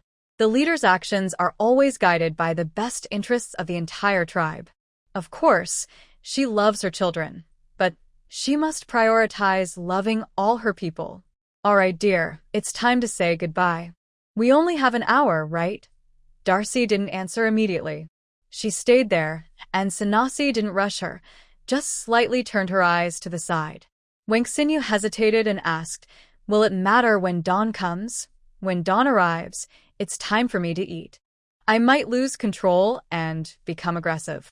Before the sun rises, I can control myself and cooperate with you, Xiaoyu," Sanasi patiently explained. Her gentle voice made Wang Xinyu feel uncomfortable hearing those words. "Maybe we can wait until tomorrow night or the night after," she suggested carefully. Anyway, waiting a few hours a day or 2 days isn't a big deal. She could wait a little longer.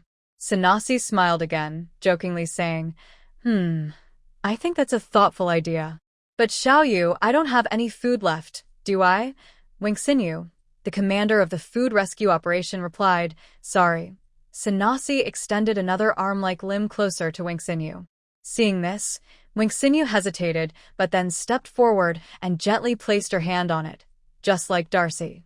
The jar's material was unknown. It looked like ordinary glass, but it was so cold that it hurt the skin. Wang Xinyu only touched it briefly before quickly pulling her hand back, just barely grazing it. It's not your fault, Xiaoyu. Actually, I appreciate you making the effort. You probably know that after 25 days, it will be too late, right? Wang Xinyu pressed her lips and nodded. Yes. By then, whether we have food or not, my power will go out of control. I won't be able to control myself and resist that force. At that time, I might even cause my tribe's destruction with my own hands. So, it's not that you need to solve this within an hour, but that we are asking you to help us within this hour. Okay?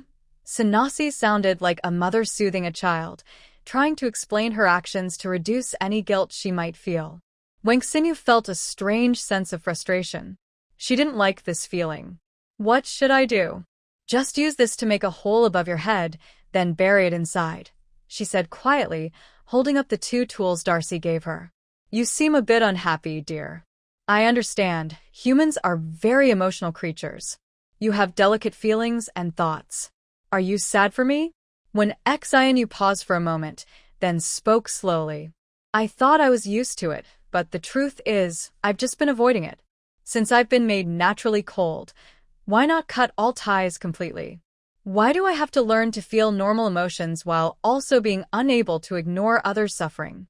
My heart keeps reacting randomly, and I can't even understand why myself. She whispered softly, her usually calm face showing a clear confusion that couldn't be ignored. This long-held question, which has been tearing at her mind since she entered this game, has been repeatedly brought up, painfully laid out before her. After a while, she finally heard Sinaxi's voice again. I'm sorry, dear. As different groups and civilizations, I don't really understand humans. But, Xiaoyu, I think it's because of beings like you that such fragile, small creatures like humans have continued to develop until they became the rulers of this planet, right? Weak and small races need strong, gentle protectors to support them, don't they? Maybe before being forced into this high-level civilization game, you didn't have to think about these things. But now, when your group faces extinction, people like you are the hope and future of your race. I'm not flattering you, dear. We've seen many children like you before. Faces just like yours. They also work hard to unite human strength. When such beings appear, that round of the game is usually a victory for you. I think many of them say they are soldiers, right? You are too, aren't you? This statement sounded a bit strange. No, that's not it. When Xianyu said softly. It's not because they are soldiers that they are like this, but because they are like this that they become soldiers. As for me, she forced a smile. I'm nothing. Just a stray who happened to get pulled in. Sanashi's gentle voice carried a hint of doubt as she asked, why do you always instinctively deny yourself? Dear, being here already shows that you understand many things, doesn't it? Dalzi, who had been silent, finally spoke up. Xiaoyu, I think Mother is right. When Xianyu's eyes flickered slightly, but she said nothing. Sunashir continued. It's okay, dear. What does it matter if you can't understand everything now? Human life is short, but spending some time thinking about meaningful questions is enough. Even if you don't want to think about them, Reality will force you to. And, dear, I truly believe that if completing this task can positively influence your future life, then our journey won't be in vain.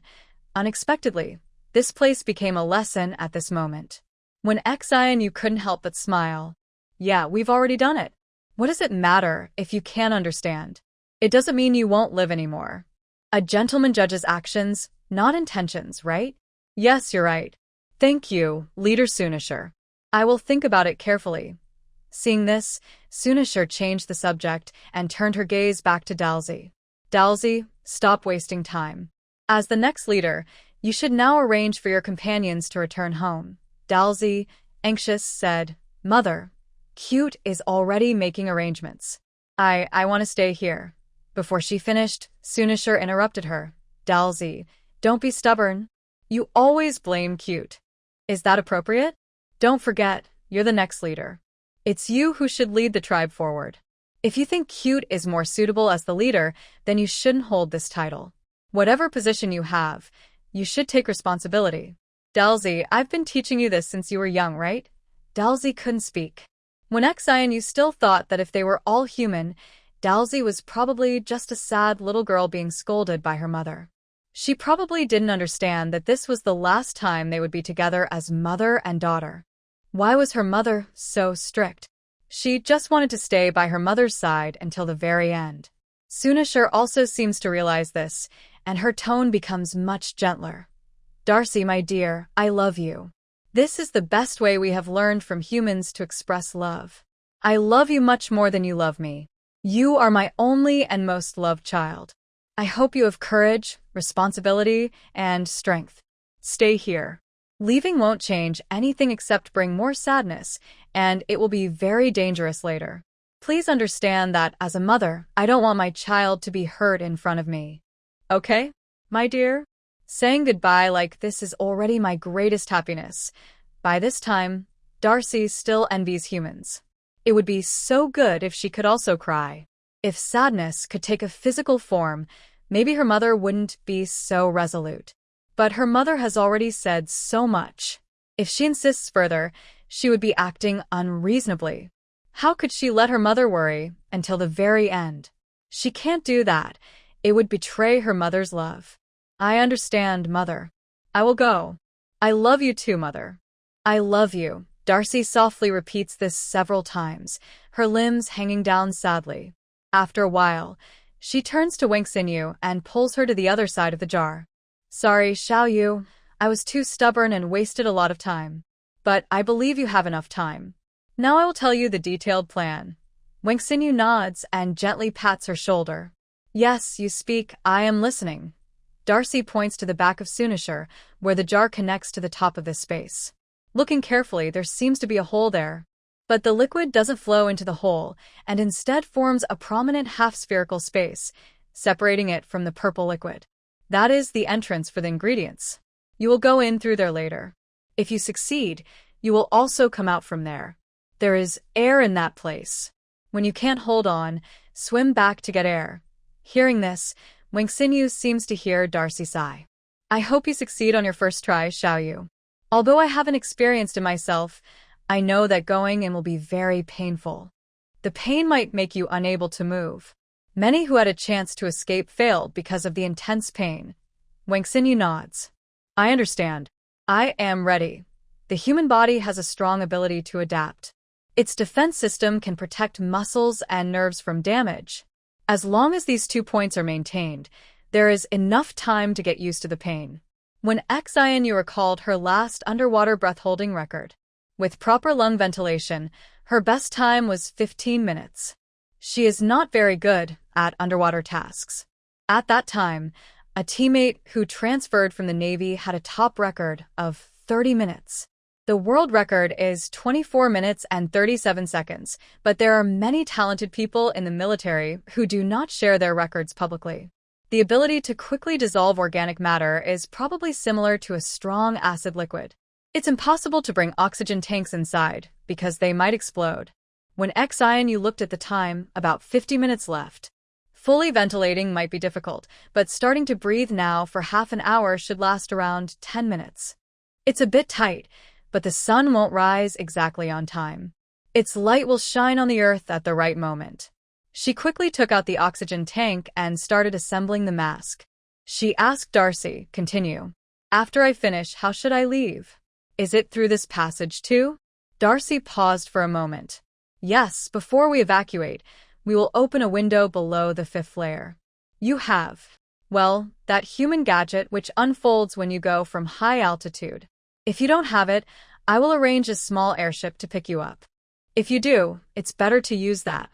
Our airship's magnetic field might not be good for humans.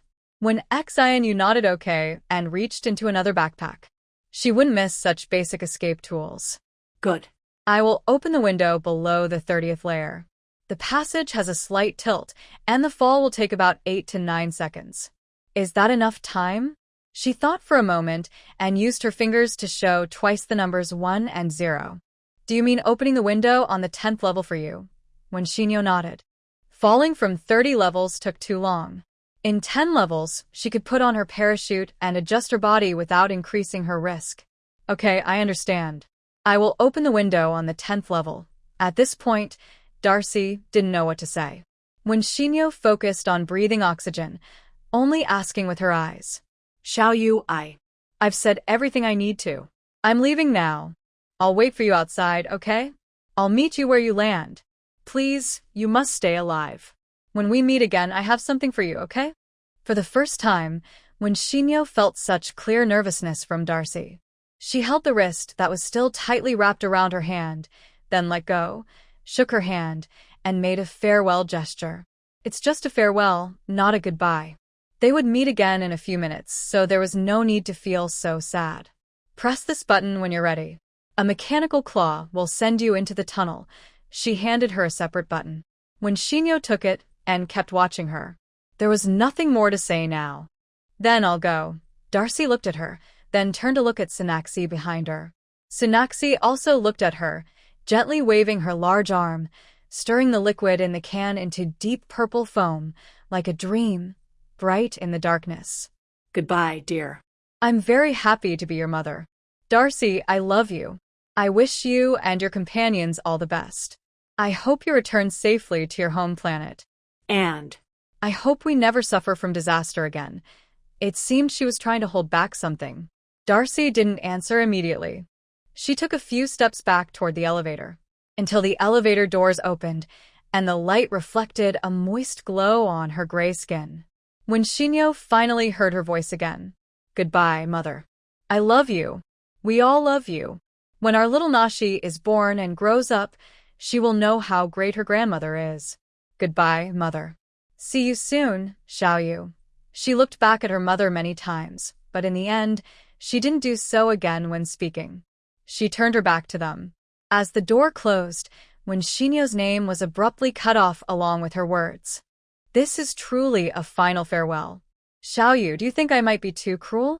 As a leader, I believe I am qualified, but as a mother, am I being irresponsible? Darcy's figure disappeared for a while before Sonaxi broke the heavy silence. When Shinyo turned to look at her, still calmly breathing oxygen. Honestly, she was feeling a bit dizzy now. High oxygen levels can cause oxygen intoxication, so she needed to shift her focus to stay alert. Oh, you don't have to answer me. I'm just talking to myself. I haven't spoken directly to anyone for a long time. Please forgive my childishness. I actually enjoy talking, when Shinyo waved her hand to encourage her to continue. Thank you, Xiaoyu. In your human society, I suppose I would be the kind of old person who likes to chatter and isn't very popular with young people. You know, I actually have another ability. I can read the memories of ingredients. When Shinyo's pupils slightly contracted, showing confusion. Sonaxi chuckled softly. Yes, so I actually understand this so-called game better than most humans. I might even be considered a semi-expert on humans, but unfortunately, I can't tell you too much or it would break the rules and harm you. Just listen to me, okay? When Shinyo nodded. The universe is very long, immeasurably long. There are many civilizations, so many that numbers can't count them all. Advanced civilizations and lower civilizations have different concepts of time. Do you understand? For humans, with your way of measuring time, Even a lifespan of 500 years seems long. But for higher civilizations, our time is as fleeting as a mayfly. Lower civilizations are like ants to higher civilizations. Eliminating them is as easy as a flick of a finger. No human would feel ashamed for accidentally stepping on an ant, nor would they make long-term plans to kill one.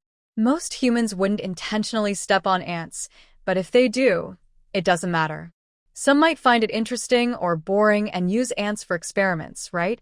At this point, when Shinyo understood what Sinaxi was trying to say, it was quite similar to her own guesses. She accepted it quickly and nodded calmly. Very good. You are a smart and calm child.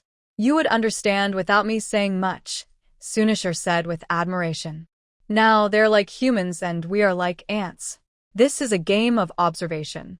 For their eyes, each of our groups is just one ant. If we haven't reached their goal, they will eliminate us or use us for other observations. If we reach the goal, we get candy. Right now, my group is about to get the candy. Killing me is part of the condition to get it and also part of another experiment. My group succeeded, so we can return to our home planet and continue our lives. But we might also be pulled into a new game of observation. As for you humans, I don't know if you'll succeed. Maybe you'll return to your real life, or maybe you'll get other candies. But if you fail, Sunisher didn't finish. If they fail, they will be the next group of Ruhr. Wang Xinyu silently accepted this with a cold heart. It's cruel, isn't it?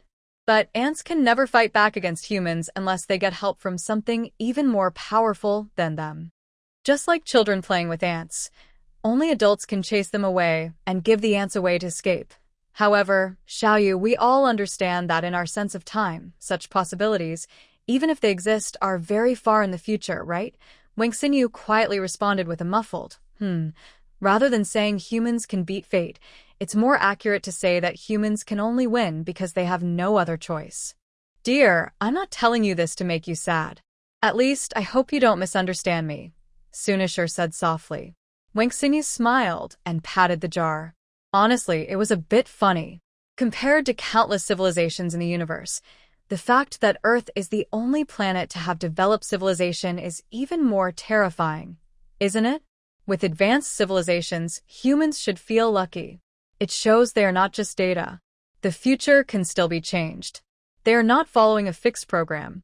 They still have some choice over their destiny, even if it's limited. Phew. I've said too much. This place is really uncomfortable. I feel like I can hardly stand it. How much pain do you think you'll be in later? When you open the receiving area, I might not be able to control myself and may move around randomly. If my actions cause you any trouble, I apologize in advance. Sinaxi's tone sounded much lighter, as if she had really let out her pent-up feelings through her words. She even seemed to be joking a little. Wang Xinyu still touched the area where her wrist and foot were attached, looked at the time, and saw that 20 minutes had passed. 10 more minutes of suction would be enough. Xiaoyu, do you have any questions for me? You can write them down. I've learned human writing and can probably understand simple sentences. Wang Xinyu didn't really have any questions. She knew that Sinaxi probably couldn't tell her what she wanted to know, but she looked very eager. After thinking for a moment, Wang Xinyu took out a whiteboard and a pen and started writing. Her handwriting was usually more cursive, but now she tried to write more clearly so Sinaxi could see. When she raised the whiteboard, Sinaxi had already swum over. Its huge gray head pressed against the glass, with 4 large yellow eyes that felt very intense. Let me see. On the whiteboard it said, "After you leave, will this world disappear too?" Sinaxi thought for a few seconds and said, "As far as I know, each version of the world you choose has 2 random types, a simple version and a hard version. These 2 versions are independent but share the same name. After you leave, we don't know if new life or civilizations will come to replace us. If not, this world probably only has the simple version left." This was similar to what she had thought. She continued writing. "Are all the hard versions of each world where your kind is trapped by them?" Sinaxi stared at this sentence for half a minute. "I don't know, Xiaoyu. I really don't know. But it's sad to think that there's a high chance of that. Maybe we are trapped like this, or maybe they created new groups just for you. They might not even realize they are tools for them. Like calves born in a cattle pen who've never seen the grasslands and don't long to return. If that's the case, maybe it's actually a kind of luck. Wangxinyu paused, then continued writing. If they are given a chance to change, could they break free from the cycle? Sunaxi smiled again, waving her dozens of limbs twice, and then she flipped out a new, stunningly beautiful purple liquid. Of course, Xiaoyu, my dear. Isn't this the chance for civilization to be born? Isn't this the beginning of intelligent life? All great progress starts with a small change, so it's natural, my dear. Life is not afraid of extinction. It fears stagnation. So, from the very first world, she had friends who truly helped her, right? When Xinyo smiled softly, took a deep breath, and briefly let her mind drift. She slowly wrote, "Thank you," and Sunaxi gently touched the place she leaned on. "You're welcome, my dear." "Oh, I just thought of something." When Xinyo tilted her head, "I'm wondering if, as the boss of this world, I could leave you something too." They looked at each other for a while. Sunaxi looked a bit disappointed and said, I wish I had remembered to tell Darcy earlier. Now I can hardly move, so what could I give to my friends?" When Xinyo shook her head and quickly wrote 2 lines, then held them up. "Darcy would do the same. The friendship you give me is the best gift." "Oh, thank you, Xiaoyu. You're a kind and thoughtful child. It's wonderful that you destroyed the storm's eye. Let me think. Oh, maybe later you can take a piece of my fragment." When Xinyo looked confused. "Just like Darcy said, my skin is very tough, perhaps tougher than any material in your galaxy. All the buildings of our race, including this base, are made from parts of our ancestors and fallen comrades.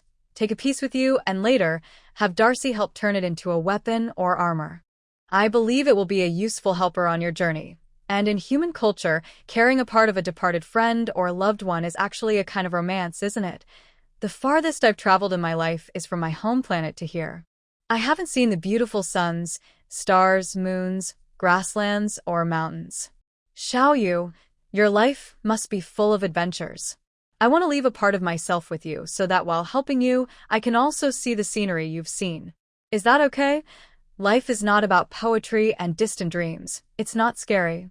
What's frightening is that even if life is a wilderness, you have no right to step into it and feel the cool breeze. What reason does she have to refuse? Can I have a bigger piece? I'm used to using a knife every day." After watching Sunaxi, Wangxinyu stood up, drew her tang sword from her waist, and prepared a stance to show her. "Of course. Yes, you can. Thank you, dear." "I'm really happy." Sunaxi happily moved her wrist and feet, just like Darcy. At that moment, the time was up. Wangxinyu looked at the clock, put away the oxygen tank, took a deep breath to steady herself, then spread her arms towards Sunaxi with a calm expression and determined eyes. "I will take you to many places. I will walk through deserts, forests, fly in the blue sky, dive into the ocean. I will show you all the scenery I know. I want you to see that this planet is more beautiful than you think. Be my strength, Sunaxi. I will take you far, very far. I swear on my life." The last 20 minutes began. Wangxinyu pressed a button, and under Sunaxi's watchful eyes, she was gently lifted into the track by tentacles hanging from the ceiling. She just realized that this thing was fake. As a human, it was hard not to feel uncomfortable about this design. Tentacles are tentacles, but since they are fake, why is there a layer of slime on top? So disgusting. As she was slid down into the dark pipe, Wangxinyu had some random thoughts. Even though she was mentally prepared and set her maximum tolerance, when she actually slid into the container, she blacked out and almost lost consciousness. If not for her strong survival instinct forcing her brain to quickly recover, the consequences would have been terrible. She didn't know how to describe her feelings. It was like falling into a boiling high-pressure pot, but that was only the surface feeling. The greatest pain was the warning from her brain, telling Every that her skin was melting, her muscles were corroding. She would soon turn into a pool of blood here. Run. Escape. Run immediately. Finally, willpower allowed when Xin not to follow her instincts and turn to escape through the exit. However, she couldn't move at all, not even open her eyes. She floated stiffly in place, biting her lip to endure the suffocating pain. This suffocation was literal. Now she realized that her earlier fear of choking from the pain was unnecessary, because here breathing was impossible.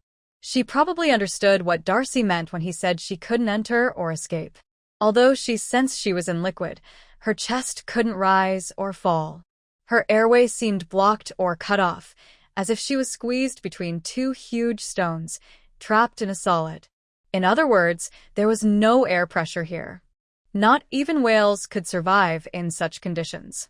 When Xianu glanced at the display panel, her health points hadn't dropped, but the 50-50 number was wildly fluctuating, as if desperately trying to go down but being held in place by the defense value. The two numbers were locked in a fierce struggle in an unseen realm. In this situation, there was no time to slowly adapt. If she couldn't adapt, she had to do it immediately. She clenched her teeth, made a firm decision, and suddenly opened her eyes. The next second, she was hit by a sharp pain and quickly closed them again. She couldn't help but lift her hand to wipe her eyelids, checking if her eyeballs were still there. They were. Surprisingly, they were still there. When Xianu didn't even want to describe the feeling of being stabbed with a concentrated acid directly into her eyes. She could easily imagine how badly a player with low defense would suffer if they entered here. She used her fingers to pry open her eyelids, forcing her eyes to adapt to the environment. After a while, when she felt her eyeballs had been burned repeatedly, the color in front of her eyes gradually shifted from pure black to a faint, deep purple. When Xianu had to criticize that the defense value setting was really absurd. If you have defense, why still feel pain? Why be hindered by pain? In this game, time is life. Wasting time is just pointless. Since starting the game, she rarely had extreme thoughts about the game or the system. She would try to find reasonable explanations for unreasonable things. Not because she was an optimist, but because she didn't want pointless worries to take up her time. But now, even when Xianu couldn't help but curse this game's terrible design. Just as she was venting her anger at the game mechanics in her mind, the system panel, which only appears at the start and end of the game, suddenly showed up. Dear player, since your game performance is outstanding, the system may randomly appear to answer your questions when it detects doubts about the game mechanics. When Shinyo blinked and thought she must be confused, otherwise why would the system suddenly become so annoying? Please do not insult the system, as all your mental states are monitored and recorded by it. When Shinyo, are you a system from America? This is a second warning. Please do not insult the system, as it may affect your chances of getting answers. The system has detected that your question is about the relationship between pain points and defense points. Do you want the system to explain? At this moment, when Shinyo no longer cared about the pain and rolled her eyes impatiently. Shouldn't this be basic knowledge from the start? Such useless nonsense. This is the third warning. Stop wasting time and just tell me. The system remained silent. There is a close link between defense points and pain points, but to prevent players from relying too much on defense and losing essential survival skills, the pain threshold is set to increase with a player's combat experience and the amount of pain received. When Shinyo couldn't help but laugh. So, you're saying I feel pain because I've been hit less? In simple terms, players can understand it this way. When Shinyo had nothing more to say, what kind of person would come to fight her voluntarily? Even if there were some, how many could really fight her back and make her feel pain? She has been in the game for almost 3 months. The only real fight she remembers was with Andrew. She has no sample to observe changes. Now, her watch shows almost 5 minutes have passed. Her limbs are gradually regaining sensation, and her eyes are slowly adjusting. She can now vaguely see Synaxi's figure beneath her. But she needs to wait a little longer before moving freely. How does the increasing pain threshold work? Will she be able to endure more pain next time? Players can understand it this way. When Shinyo, all of this is just her own understanding. What good is it to you?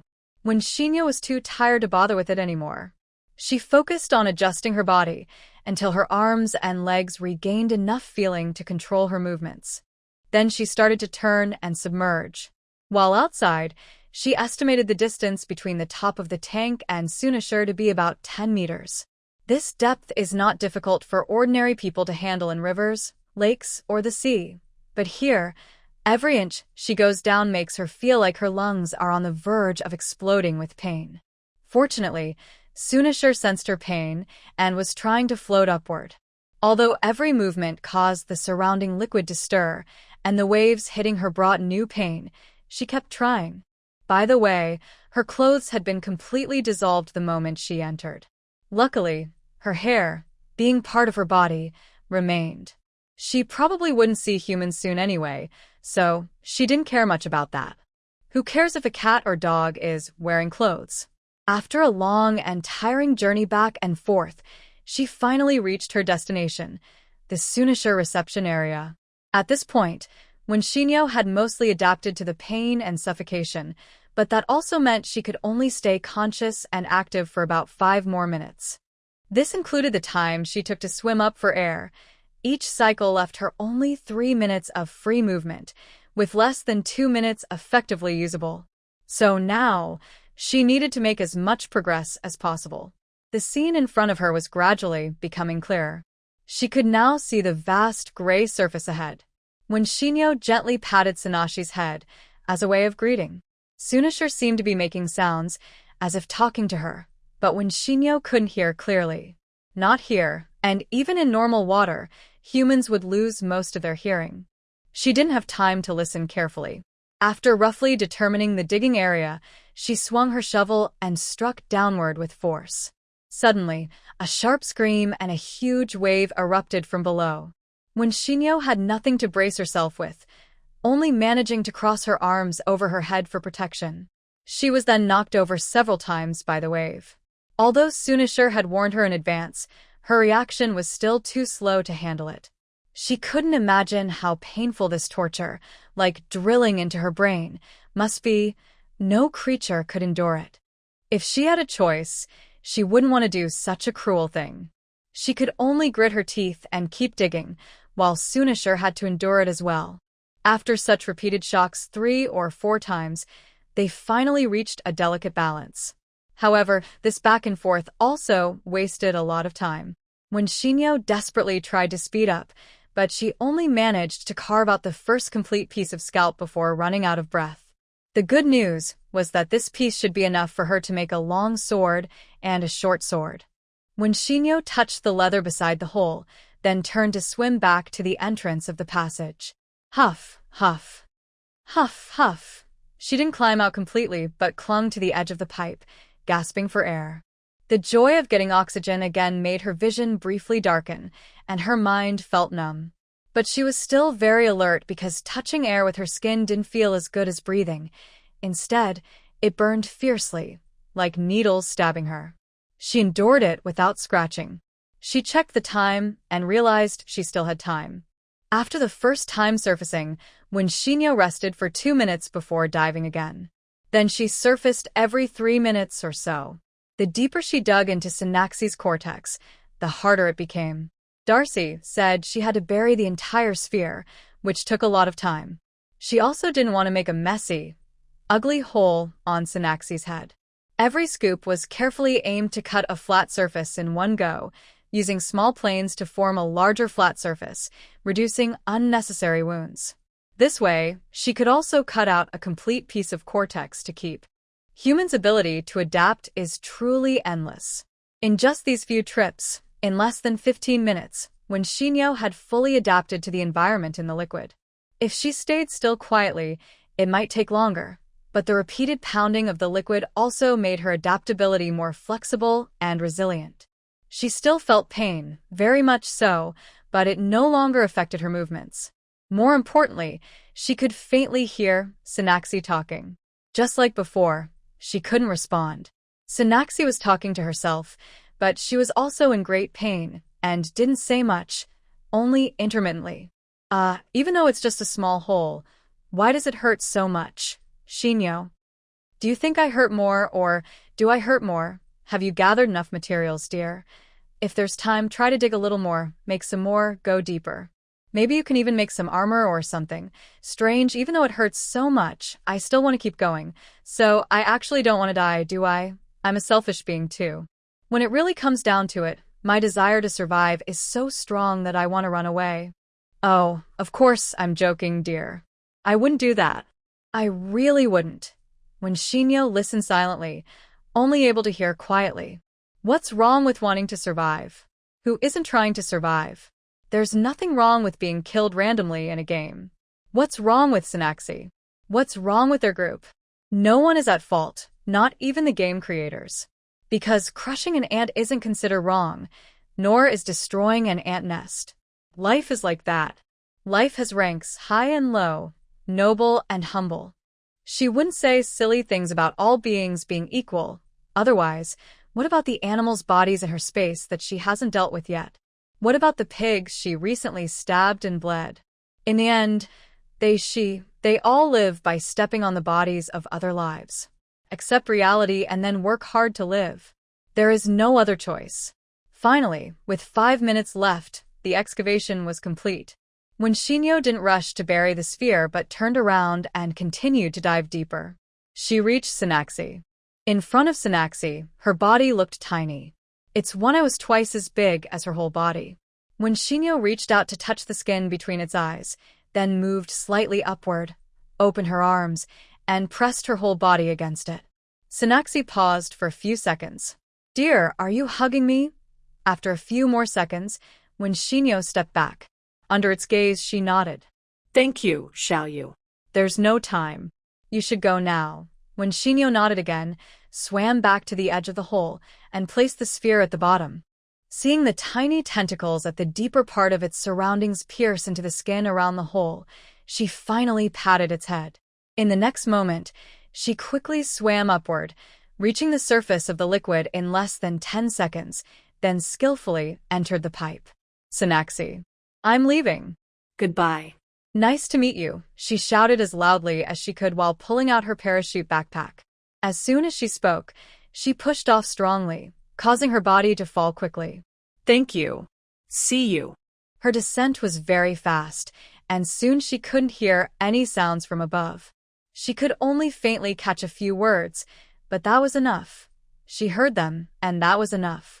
A few seconds later, under the force of acceleration, her body shot out of the tube like a missile. Looking down, she couldn't see the bottom. The air around her was very cold, and the wind howled like blades cutting through her exposed skin. But her body, which had been soaked in the container and was immune to poisons, hardly felt anything now, just a cold sensation deep inside. Instead of opening her parachute immediately, she kept falling freely for several seconds. Then, after 3 seconds, she opened the pack, and her fall slowed down. After about 30 seconds of descent, the dark clouds above gradually dispersed, and her view widened. She squinted, faintly seeing the outline of the ground. But before she could settle down for a few seconds, an explosion happened above her. Even though she was now 30 floors below the top, the shockwave from the explosion still affected her. The parachute made a loud snap as it hit her back. She quickly adjusted her position to prevent the fabric and cords from tangling around her. She didn't have time to cover her ears, and for the next half-minute, her ears buzzed loudly. However, after falling for over a minute, everything on the ground started to become clearer. She saw 2 huge, long ships directly below her. From midair, they looked like 2 silver bamboo leaves. More than a minute later, she successfully landed on top of one of the ships. The series of shocks during these 20 minutes was very intense. Even she needed a moment to recover. Of course, during the danger, she forced herself to stay tense, but she knew she was safe for now. She sat inside her parachute, feeling dizzy. She wanted to take out some clothes to change, but she hadn't fully recovered from the burning pain of corrosion. After nearly 3 minutes of falling from high above, her whole body was weak. 2 familiar arms gently lifted her out of the plastic sheet. She blinked and looked up. Sure enough, it was Darcy. It stared at her quietly for a few seconds, then gently touched her face and finally held her in its arms. "Thank you for your hard work, little you." "Thank you," Winxinyu wanted to say something but was interrupted when it gently touched her face. You're too tired. Don't speak now. Don't worry, I'll stay here with you. Rest for a bit, then you can talk. As it spoke, it took the long robe handed to her by the octopus person and put it on. The fabric was even smoother than she imagined, but it didn't feel cold when worn. Instead, her body quickly warmed up, probably thanks to its temperature regulation feature. She didn't say anything. Instead, she took out 2 cans of pre-warmed Red Bull and 2 energy bars, then leaned into Darcy's embrace and slowly finished eating and drinking. After recharging her energy, she rested for 2 more minutes and felt much better. She hugged Darcy and gently patted its back. I've completed the task, Darcy. Yes, I know. You did very well, Xiaoyu. You're our hero. Winxinyu shook her head. She thought such words had become meaningless if spoken too often. Sinaxi said she wanted to leave part of herself with her, so she could show her the world. She sat up straight and took out a piece of Sinaxi's leather fragment from the space.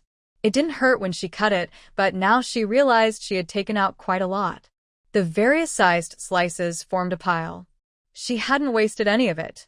She brought it all out. Are these enough to make 2 long knives and 1 short knife? If not, just 1 long knife will do. Use mine as a reference. She placed all the fragments into Darcy's arms, along with her broadsword and short sword. The military knife was a gift from Andrew's subordinate from another world. It was a beautiful Damascus blade, very useful for delicate work. Leader, the octopus person who had been silent all along, finally spoke. Its words were cut off halfway, but the meaning was clear. Darcy didn't turn around. It just looked at the neatly arranged leather fragments for a long time. Enough. Add a set of armor, and that should be good. My mother probably meant that. However, Winxinyu shook her head. The knives are enough. Keep the rest for yourselves. Seeing Darcy still wanted to say something, she quickly grabbed her robe and said, This is enough for me. This outfit feels good to wear, right, Darcy? At this point, any more politeness would seem fake. Darcy gently patted her head again and softly said, Thank you, Xiaoyu. I think no matter how many times I say it, it's never enough. When Xianyu smiled softly, watching as the octopus person handed everything over to his subordinates. The octopus man took the items and stepped down from the nearby lift. On the large boat, only the 2 of them remained. Darcy took out a small package and handed it to her. Here, this is what you asked for, along with some other things we've kept. There aren't many, but I think these should be valuable resources for you. When Xianyu took it and opened it, her eyes widening in surprise. Ignoring the 2 tattered notebooks for now, she recognized one as Zhang Ailin's diary. But what caught her attention was the neat stack of storage cards placed together with the notebooks. She quickly counted them, exactly 21 cards. Most were 10 or 15 slots, with only a few 20-slot cards mixed in. And what does that mean? In this game, it's like a huge windfall. If when Xianyu's muscles could move more expressively, her face would be practically beaming. Although she didn't need much space for supplies right now, who wouldn't want more room? She quickly organized the cards by size and stored them in her space. Then she gently grasped Darcy's wrist and foot, giving it a firm squeeze. Thank you, my friend. This is the best gift I've ever received. Darcy let out a strange, light laugh. That's the happiest thing I've heard. I'm glad I could help you. When Xianyu didn't rush to look at the notebooks. She put them away and instead took out a bowl of beef rice. Do you mind if I eat a little? She ate heartily, the first time in days she had time to enjoy her meal slowly. When are you leaving? Currently adjusting the spaceship's data and coordinate positioning. Probably around noon. How long will it take to reach your home planet? Our speed is 10 times the speed of light, so about 200 years. When Xianyu smiled. I hope everything here is finished by the time you arrive. Yes, Darcy replied without hesitation. With you here it will be. Here's to that. She looked back at the base building behind her, which seemed unchanged from usual. What's happening inside? Corrosion. Over 95% of the traces of our civilization we left behind will be dissolved. When Xianyu paused, then suddenly remembered a serious problem, her scalp tightening. What about our staff dormitory? Since the safe house is linked to the dormitory and cannot be moved if it gets corrupted? Darcy patted her shoulder. Don't worry. The core equipment is all above the 50th floor. The dissolution should end around the 40th floor. Usually, when you work, you don't see much beyond what you understand, right? That seemed true. When you felt relieved and continued eating. Darcy didn't bother her and let her focus on her meal, waiting patiently until she finished her light-hearted activity. Are you full? When wiped her mouth, then took out a can of coconut milk, poured it in, rinsed the empty can with water, and stored it back in her space. I mentioned earlier that I have something to give you, Darcy said. When raised an eyebrow. Didn't I already get it? That stack of storage cards had been sitting unused for a while. That doesn't count. If you hadn't brought it up, I wouldn't have remembered to give it to you. It's something else. When smiled. What is it? Darcy took her hand and revealed the most noticeable light yellow starfish on her bracelet. The starfish's arm touched it, causing it to emit a faint blue glow, then merge with the starfish, turning into a lighter blue shade, like the color of the sea. This was originally something I gave you, a kind of proof of identity. When the tribe sees it, they won't truly harm you. But it hasn't quite worked as I hoped. Now that we're leaving and your game is ending, I want to give you something else. Darcy spoke softly. This bracelet now has an invisibility function. You have 3 minutes each day to use it to become invisible. Normally, people without related skills or more advanced civilizations can't see through this disguise. I understand how your game works, and I think this feature might help you survive. Of course, Xiaoyu is already very capable, but having an extra layer of protection is always better, right? What does a little help mean? This is incredibly helpful. That day was full of surprises and excitement, making when you feel like it was almost unreal. What's the difference between this and giving her a powerful new skill? Thank you, Darcy. This will surely save my life at a crucial moment someday. That's my sincere hope. The two of them silently agreed not to mention Sunashir again. They just casually chatted like ordinary friends until the elevator nearby moved again. This time it was Kurt. Even though Wangxinyu now has a special status, Kurt still didn't seem to like her very much. Wangxinyu didn't mind.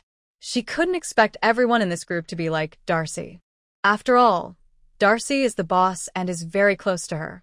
If others have opinions, what can she do? When Kurt arrived, Darcy stood up. Seeing this, Wangxinyu also got up.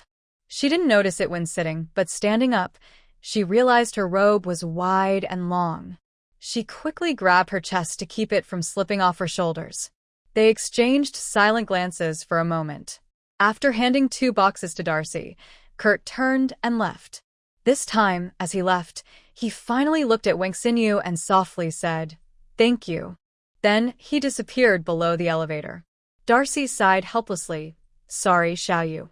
He means no harm. His mind just doesn't work very well. He's actually quite cute.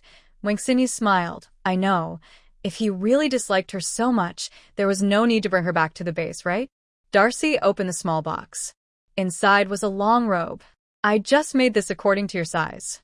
It doesn't have any special features, but it keeps warm and moist, and it works well for cold weather. However, it needs regular care, so wear it only when necessary. He added, Sorry, Xiaoyu. If I could, I would prepare more sets for you, but we don't have many materials left from our home planet. Wangxinyu shook her head and took it. That's enough. Thank you, Darcy. Since it was fragile and easily broken, there was no need to waste its durability now. She put the clothes away and took out a set of casual clothes from her space to change into. When she handed her current outfit to Darcy, he pushed it back. No need. This one is mine. Keep it as a backup for Xiaoyu. She didn't refuse and accepted it. By this time, the sun had fully risen and the warm morning light shone over the grassland. In the distance, you could see groups of cows and sheep grazing. Wangxinyu pointed at them and asked, Will they return to normal? Darcy glanced at them and replied, Yes, after we leave, the influence of the brain waves will disappear and they will go back to normal. Basically, they are just unfortunate creatures being controlled. Wangxinyu didn't answer. Darcy asked again, Are you planning to stay here for several more days? Yes, at least 3 more days. By the way, is the base's elevator still working? No, without the mother's energy supply, even without the corrosion, the base would shut down. But then, there's no need for identity verification. If you want to go back to the staff dormitory, you can take the stairs. Wang Xinyu thought to herself, oh no, the people living on the upper floors are going to have a tough time. This situation is both good and bad. Without the threat of octopus people, some restless individuals might try to break in. But she couldn't control that. She could rally others to fight external enemies, but she never interfered in conflicts among players. Now her communication was back to normal. The messages she hadn't received a few hours ago suddenly flooded in. Wang Xinyu didn't reply. She wanted to wait until they left to ensure safety, avoiding any last-minute accidents. The daytime here is very long. Although the sun is out, it's only just past 3 o'clock, similar to the northwest. Wang Xinyu yawned and looked at Darcy. Darcy, are you busy? Darcy replied, I'm not a technician. It's the same here as inside. Then it asked, Xiaoyu, do you want to rest? Wang Xinyu nodded. A little. I haven't slept well for several days. But it's okay, Darcy. Let's talk some more. I'll find something to do. These few hours don't matter. She then took out a cardboard box and 2 metal basins. The box was filled with dried soybeans. Darcy curiously looked closer and asked, What is this? Wang Xinyu explained briefly and took out a soybean pod to show and demonstrate. Darcy was like a curious child, constantly asking Wang Xinyu questions, as if trying to get all the answers about humans from her. But how much did Wang Xinyu herself know about humans? She didn't know, but she tried her best to answer Darcy's questions and occasionally asked about their home planet. Time passed quickly. As they peeled beans and stacked them in baskets, the sun gradually moved from beside them to directly overhead. Suddenly, they both silently closed their mouths and looked at each other in silence. After a while, Darcy softly spoke. Time's up, Xiaoyu. This time, we really have to go. Wang Xinyu clapped her hands, brushed off the remaining bean shell dust, and reached out to gently pat Darcy's head, just like she usually did. It was cool and comfortable. I'm glad to see you go, Darcy. It was nice meeting you. I wish you a safe journey, and I hope Xiao Nashi can be born successfully this time. Darcy left. Wang Xinyu stood on the grass, squinting up at the 2 long shadows, watching until they disappeared completely. This game ended earlier than expected. It was the hardest, yet it ended the fastest and was the most surprising. Wang Xinyu felt her mood seemed to change a little. It wasn't dramatic or shocking, but deep inside, a big stone had started to shift. She finally opened the second box Darcy had given her, the one containing the gift from Synaxi. The first layer was Wang Xinyu's own knife, which she picked up and put aside. The second layer contained 3 knives, 2 long and 1 short, almost identical to the samples she had given out. Even the patterns on the sheaths and handles were exactly the same. She carefully examined each one from start to finish. They weren't exactly identical, but there was no difference at all. Of course, this was just from the outside. As for their performance, Wang Xinyu looked at the knives, gently touching the blades, which left a blood-like mark with just a light contact, and fell into silence. She looked around. There was grassland, no trees. Thinking for a moment, she raised a knife and stabbed it into the ground with force. The blade sank in easily, like a stick being dipped into melted chocolate. Not convinced, she dragged it to the side, like stirring a soft pudding. She definitely needed a sharp knife, but was this perhaps a bit too sharp? Su Qin selling her was like offering a good sword. It might not cut through iron like mud, but it was more than enough to cut a person's head. Now, she has 3 swords in her hands. Not to mention cutting iron. Even she wouldn't dare say she wouldn't accidentally cut off her own fingers with them. She felt a bit amused and a little helpless. She wished she had asked Darcy to give her some gloves. These weapons are not needed immediately. There will be a time to use them, especially against tough opponents like her, who can withstand a lot. If nothing else, they might be better for chopping trees than an axe. So, she took out the long sword again, leaving only the short sword strapped to her leg. Since she said she would carry them all the time, she kept them close. They were stored in her space, but what could they see? It's noon now, and she's very sleepy. It's time to eat and rest. When Shinyo yawned, stretched her body, turned her neck, and headed back. She also remembered to send a message to her anxious teammates waiting underground. She had taken too long this time. Meanwhile, Kong Yu and the others, who had been staring at the chat box all night without sleep, had bloodshot eyes. Song Jiwei was even more anxious and couldn't sit still. She paced back and forth in front of Rin Xiang, who was already exhausted from no sleep. Her dizziness worsened with her restless movements. She couldn't hold it anymore and reached out to pull him down. Good sister, stop turning. You're such a good hypnotist, but you're overdoing it. Song Jiwei didn't hold back and gave him a playful slap on the head. Sleep, sleep, sleep. Can you even sleep? Are you human? Ren Xiang choked a little. If I don't rest well, when sends help, we'll be in trouble, looking like this. Zhang Tianle, nearby, weakly agreed. I agree. He made a lot of sense, but it couldn't change the fact that these lousy men were unfaithful and indifferent. She glared at Ren Xiang, huffed, and turned to sit beside Kong Yu. Xiao Yu, what if something really happens? What should we do? Song Jiwei admitted she was feeling a bit unsure. If even when Shinyo couldn't handle the situation, as Ren Xiang said, then going out like this would just be inviting trouble. Kong Yu rubbed her pounding temples. The surrounding players seemed to be resting, but whenever there was any movement nearby, their ears perked up noticeably. Not sure yet. At 12:30, if there's no news, I'll go up and check the situation. Whether she could handle it or not, she still had some scouting skills. This was the only option left. Song Jiwei sighed again and nodded. Just then, she caught a glimpse of a red, suddenly appearing on the pinned chat box. Here. The message is in. Kong Yu, who had been half dead just a second ago, suddenly jumped up and shouted loudly. Everyone who received the message either stood up quickly or sat up straight. Almost at the same time, they all clicked on the chat box. When Shinyo LV3, mission successfully completed. The octopus person has returned to the mothership. The staff dormitory is safe. They are on their way back to the base. Actually, when Shinyo hesitated for a long time before sending the message, whether to wait until she woke up from a nap or send it immediately. She was a bit sleepy, feeling that once she ate enough, she could take a nap and sleep until morning. But considering some people's personalities, she thought it wasn't necessary to waste that little bit of time.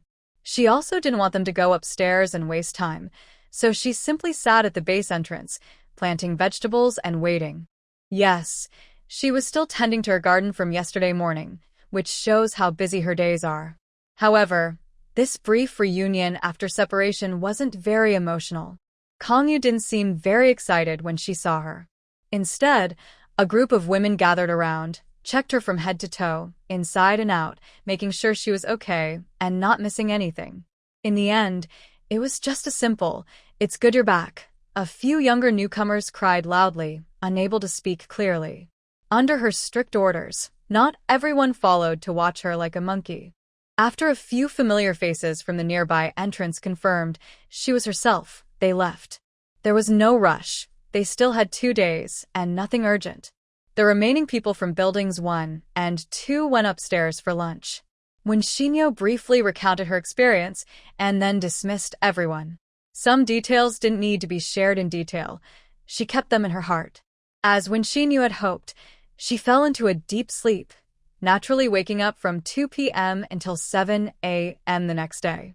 This sleep was incredibly refreshing. All the lingering pain and exhaustion from the day before disappeared. It was so good that it felt like she had been reborn or revived. Apart from being very hungry, she had no other complaints. Actually, being hungry could even be considered a good thing. Only a body that eats well and sleeps well can recognize hunger on time. A tired and hungry body becomes less sensitive to hunger, which helps protect it by reducing energy loss. She put chicken soup on the stove to simmer, started boiling water on another burner, and after finishing her morning shower, turned up the heat to cook meatballs and noodles. Once cooked, she threw them into the chicken soup, making a perfect breakfast.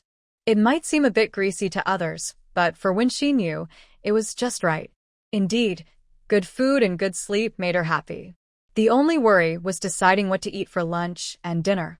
Living a life free of worries about food was the happiest. After eating and drinking enough, she put the dishes into the dishwasher. Today, her usual daily training was cancelled, so when Shinyu decided to give herself a rare day off. It was still early, and her teammates were probably still asleep. No work was scheduled, so players had a rare 5-day holiday. When Shinyu didn't feel like going out, so she lay back on her bed and took out 2 notebooks she hadn't finished reading yesterday. One was Zhang Ailin's prophecy diary, and the other. She didn't really know what the other one was, but the notebook was quite pretty. It had a green cover, was a work notebook with a clasp, much better than the small, old notebook Zhang Ailin used for phone numbers. Curious, when Shinyu opened this one first. The top of the first page boldly read cleaning list. Her eyes widened slightly as she looked carefully. The first item in brackets was Endless Blizzard. Below it, it listed Zhao Tianlei Level 3, Throat Slit, 3 bottles of 300 milliliters drinking water. Chen E Level 1, Hammer Strike, 1 stove, 3 gene of coal. Zheng Anan Level 1, Hammer Strike, 1 pot of hot water. Guyan Level 3, Heartache, 3 boxes of hot pot. Zhu Xinlan Level 2, Hammer Strike, 10 compressed biscuits. This notebook, with over 20 lines on one side, filled 3 full pages just with this one world. By the time she reached halfway through the 3rd page, the list was cut off. Summary: a total of 128 people, 125 confirmed dead. The method of killing needs improvement. Next, there are detailed notes and reflections on killing, filling the remaining half page. The last sentence reads, "At last, I have waited for this day, the world where the law collapses and the social order changes begins." These few pages made Wangxinyu feel very anxious. Is this written in Chinese? She felt she didn't quite understand it. But she patiently continued flipping through the death register. Jiang Lin is also at level 3. If she had encountered Zhao Xinrui in the previous world, her name would likely appear next. The next page is titled, Mountains of Heaven and Earth. The layout style of this world is clearly different from the previous one. Besides the level 1 entries, which follow the format, name, level, cause of death, supplies, the rest include notes about the world's name, and some even have descriptions of the world. But these are very superficial details, with little value for reference. Judging by the messy and hurried handwriting, the recorder probably thought so too. Wangxinyu quickly and carefully browsed through, her brow furrowing more with each page. Perhaps because of the unique nature of this world, the list here is noticeably longer. The notes take up more space, and after flipping 4 or 5 pages, she still hadn't reached the end. In this world, the most common cause of death is pushed off a cliff, but there are also many, not dead, notes marked in red at the end. Of course, this method is essentially a gamble. If death isn't confirmed openly, the chance of survival is much higher. Midway, she noticed a player named Chu Chung marked with 2 stars. Wangxinyu paused to look closely. He is at level 4, and the notes for his world clearly mention green grassland. Unsurprisingly, he is the player who escaped death, as Darcy mentioned, and the one who sold false information to Jiang Lin. There was nothing special written on the list, so Wangxinyu continued searching. Finally, at the end of the 8th page, she saw Zhao Xinrui's name. Zhao Xinrui level 2. Left her left leg and was pushed off a cliff, with batteries, canned food, supplies, and clothes, followed by not dead. Wangxinyu clenched her fingers around the paper tightly. She stared at the words, left her left leg, for a full half-minute. I have to say, Jiang Lin is smart. She was originally confused about how the method suddenly changed in this world, going from pushing someone directly to damaging a specific part before pushing. She thought it was to increase the chance of death, but since there was time to maim the person, why not just kill them directly? Now it seems this person isn't after material things, but enjoys the thrill of torture. The part they targeted was probably related to the victim's skills, making them unable to die even if they fall, only turning them into a useless person. In this game, what's the difference between being disabled and being dead? This conclusion was confirmed at the end of the Second World. It turns out that not killing someone completely is more satisfying than killing them instantly. Their begging, screams, the sound of bones breaking, and flesh tearing are so enjoyable. Seeing them cry and plead is also very interesting. I want to see and hear more. Why are people so stupid? Even now, they still cry and act pitiful, thinking that begging for mercy will make someone help them. These fools will die sooner or later, right? So, why shouldn't I be the kind person to send them on their way? There are too many people in this world. Useless waste should die quickly. The maggots fighting for survival. If no one does anything, I'll be the one to use this insecticide, when Shinyo coldly evaluated in her mind. As she kept flipping through, she reached this world. When she turned to the next page, a slip of paper fell out, only a narrow left. There were obvious signs it had been torn by someone. The rest of the writing was unclear, only the first line in large, bold letters. Zhu Cheng. Why was it torn? When Shinyo pinched the paper, looked at it from different angles, but in the end, she couldn't see anything. Dumb girl. Even in death, she wants to destroy clues. There was nothing she could do but remember the name and keep reading. Green Grassland, a new page. When Shinyo immediately saw her own name, also written in large, bold letters in the middle of the first page. She even took up 2 lines, written in red ink. Her eyelids twitched. The words after her name, Storm Eye and MVP, were circled repeatedly with black pen. Below, a few more lines read, Kill her, take her supplies, and get this round's MVP reward. Then I won't have to worry about resources anymore. I can play freely. Come on, Xiao Jiang. She is very skilled, possibly involved in a special profession, and cannot attack directly. She needs to use special methods. Destroy the group centered around her. Let the monkeys fight among themselves and sit back to gain the benefits. It's a bit difficult, but failure doesn't matter. If she succeeds, it will truly mark the start of a better life for Xiao Jiang. When Shinyo was speechless. Zhu Cheng is a good person. Deceiving this crazy person into risking her life was also a kind act. What surprised her was that Jiang Lin had been following her since the start of the second phase, yet she still had time to kill so many people. Although fewer than in the previous 2 worlds, roughly over 30, including several familiar names. It was a real bargain for her to die so straightforwardly. The Green Grassland 67. This is where Jiang Lin's diary ends. On the last page, she seemed to want to write something but just started to write and then crossed everything out. The entire page was filled with frantic scribbles. When Shinyo checked the following pages and found nothing else, so she closed the book. It contained little useful information, but it wasn't completely useless. She decided to keep it. Also, although the chance was small, at least according to Jiang Lin's records, Zhao Xinrui was not confirmed dead. She didn't feel very close to this chance encounter girl, but she still hoped she would survive. The next part was the key. When Shinyo picked up another battered little notebook, took a deep breath, and looked serious as she opened the first page.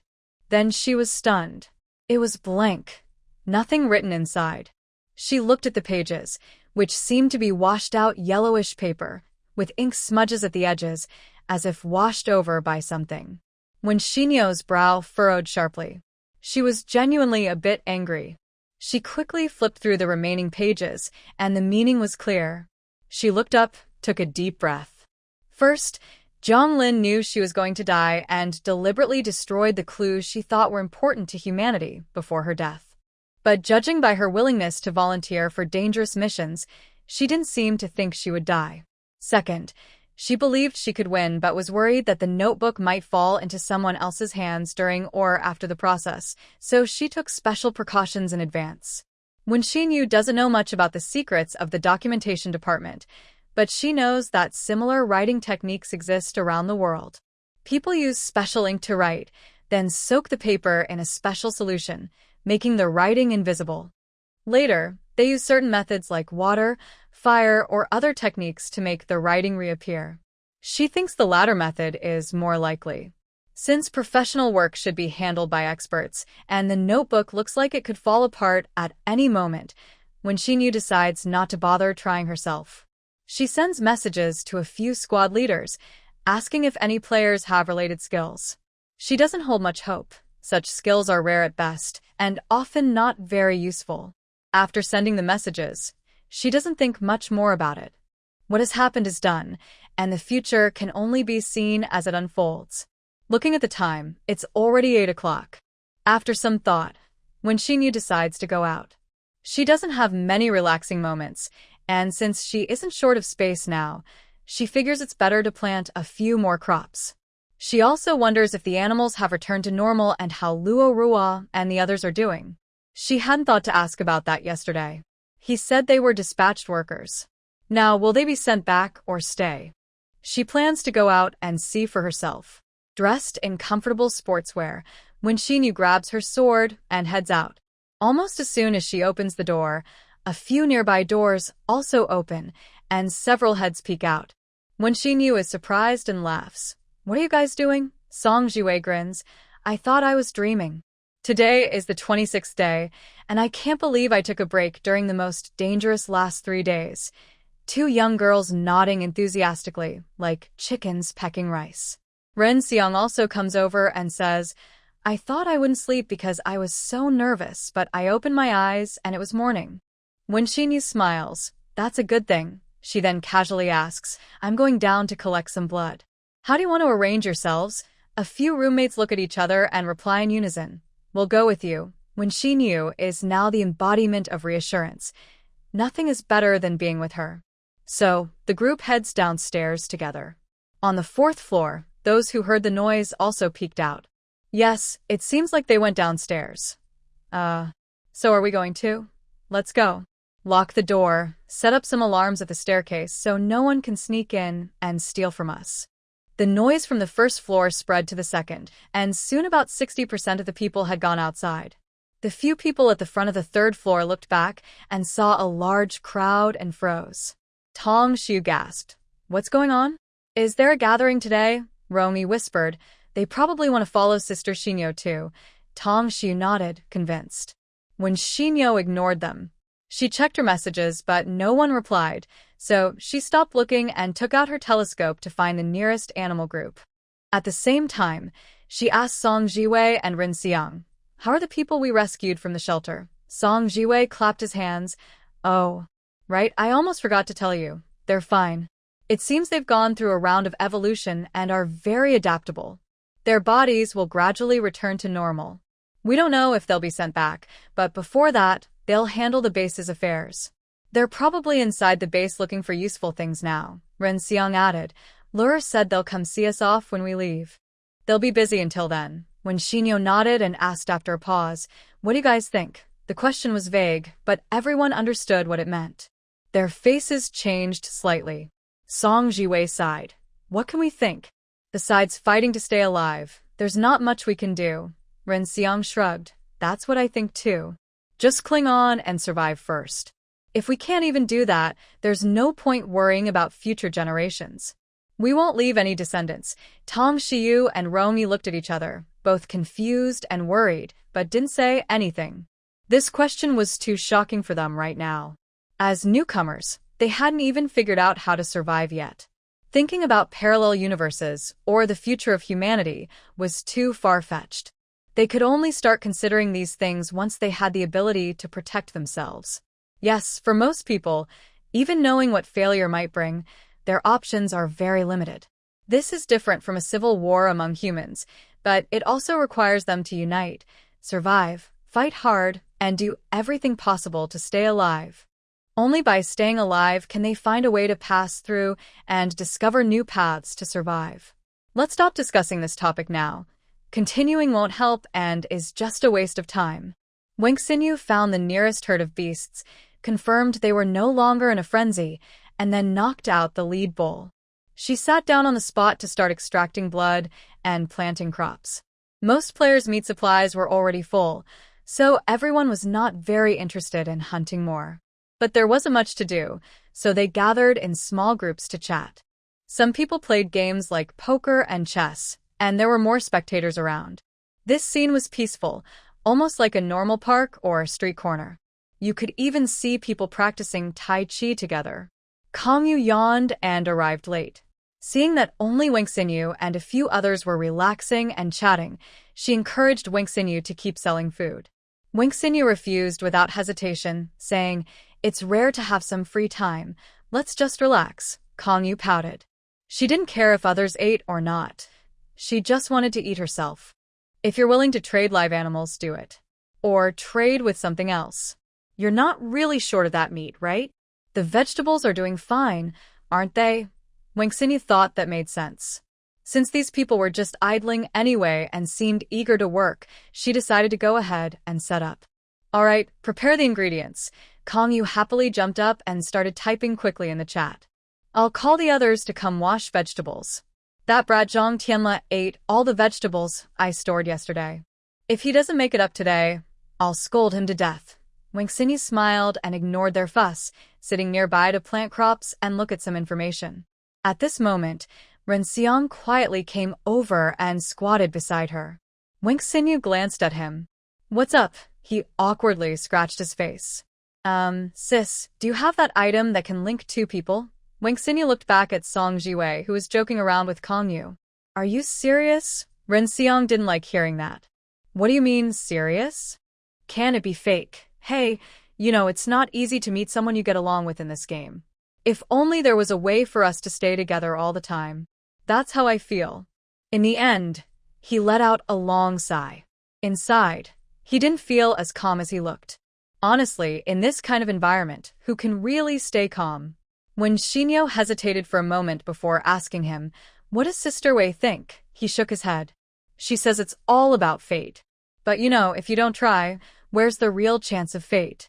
When Xinyo liked hearing that, she looked at him with admiration, about to say something, but both of them turned around when they heard footsteps behind them. It was Song Jiwei. She crossed her arms and squinted at them. What are you two secretly talking about? Not inviting me to join? When Xinyo ignored the impatient man blinking rapidly and immediately betrayed him. Song Jiwei was surprised after hearing the story, then she smiled meaningfully and glanced at her blushing little lover. She sat down next to him, leaned over, and hugged his arm. Hey, little brother, are you really that reluctant to part with your sister? He turned his face away and hummed. What? Can I? Song Jiwei was delighted, laughing so hard her body shook. Ren Shiyang looked at her annoyed and glared, but in the end, he softened his expression and smiled at her. After a while, she stopped laughing, sat up straight, and wiped her eyes. All right, I can't bear to part either. Let's swap together. Before he could speak, she looked at Xinyo.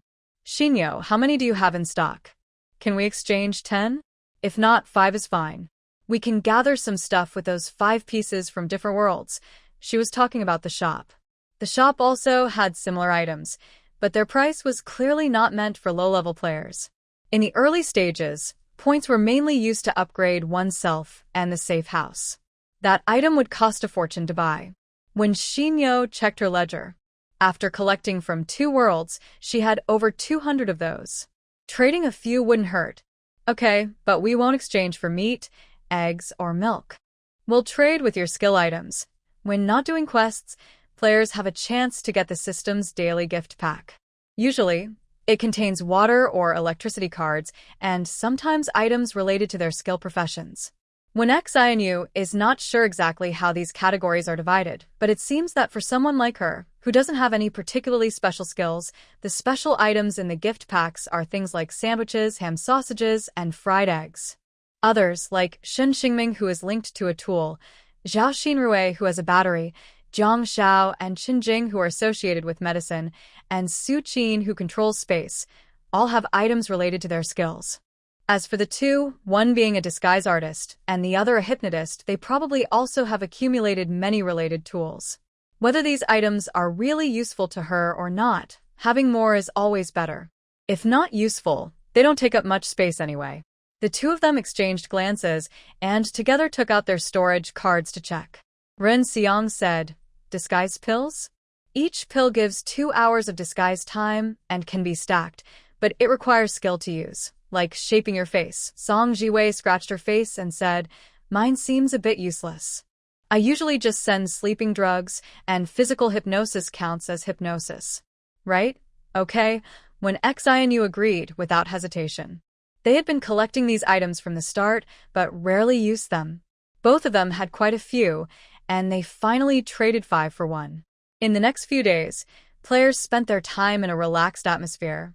There were some conflicts and minor incidents, but as long as they didn't involve one XINU directly, she just ignored them. In the end, she still couldn't find anyone who could restore Zhang Ailin's diary, so she decided to put that aside for now. Finally, day 28 arrived. Kang Yu, who was always restless, insisted on throwing a big farewell party, something like a bonfire night with barbecue. The idea was popular, and everyone started busying themselves early in the morning, chopping firewood, setting up the bonfire, and slaughtering pigs and cattle. Hundreds of people turned the originally quiet and peaceful grassland into a lively market, making one XINU's head buzz with noise. But she didn't dislike the lively atmosphere. She waved her hand and threw out a bunch of vegetables suitable for grilling, letting everyone help themselves. She also actively participated. Lulyor arrived as scheduled. When XINU thought all the players would come together, and they had prepared a feast for everyone. But Lulyor only brought a few people and didn't seem interested in staying to party. What surprised the players even more was that in just a few days, their bodies had become much more normal. Although they were still quite chubby, they could at least see their features clearly. "We are here to give gifts to our benefactors." Laurel smiled warmly as she handed small boxes to each of the 4 team members who had just left, telling them to open them later. Afterward, they prepared to leave, saying they needed to stay and work here for a while. They had to work overtime to get back on track quickly. Since they mentioned this, the players naturally couldn't keep them from leaving. Before leaving, Laurel took one last look at Wenxinyo.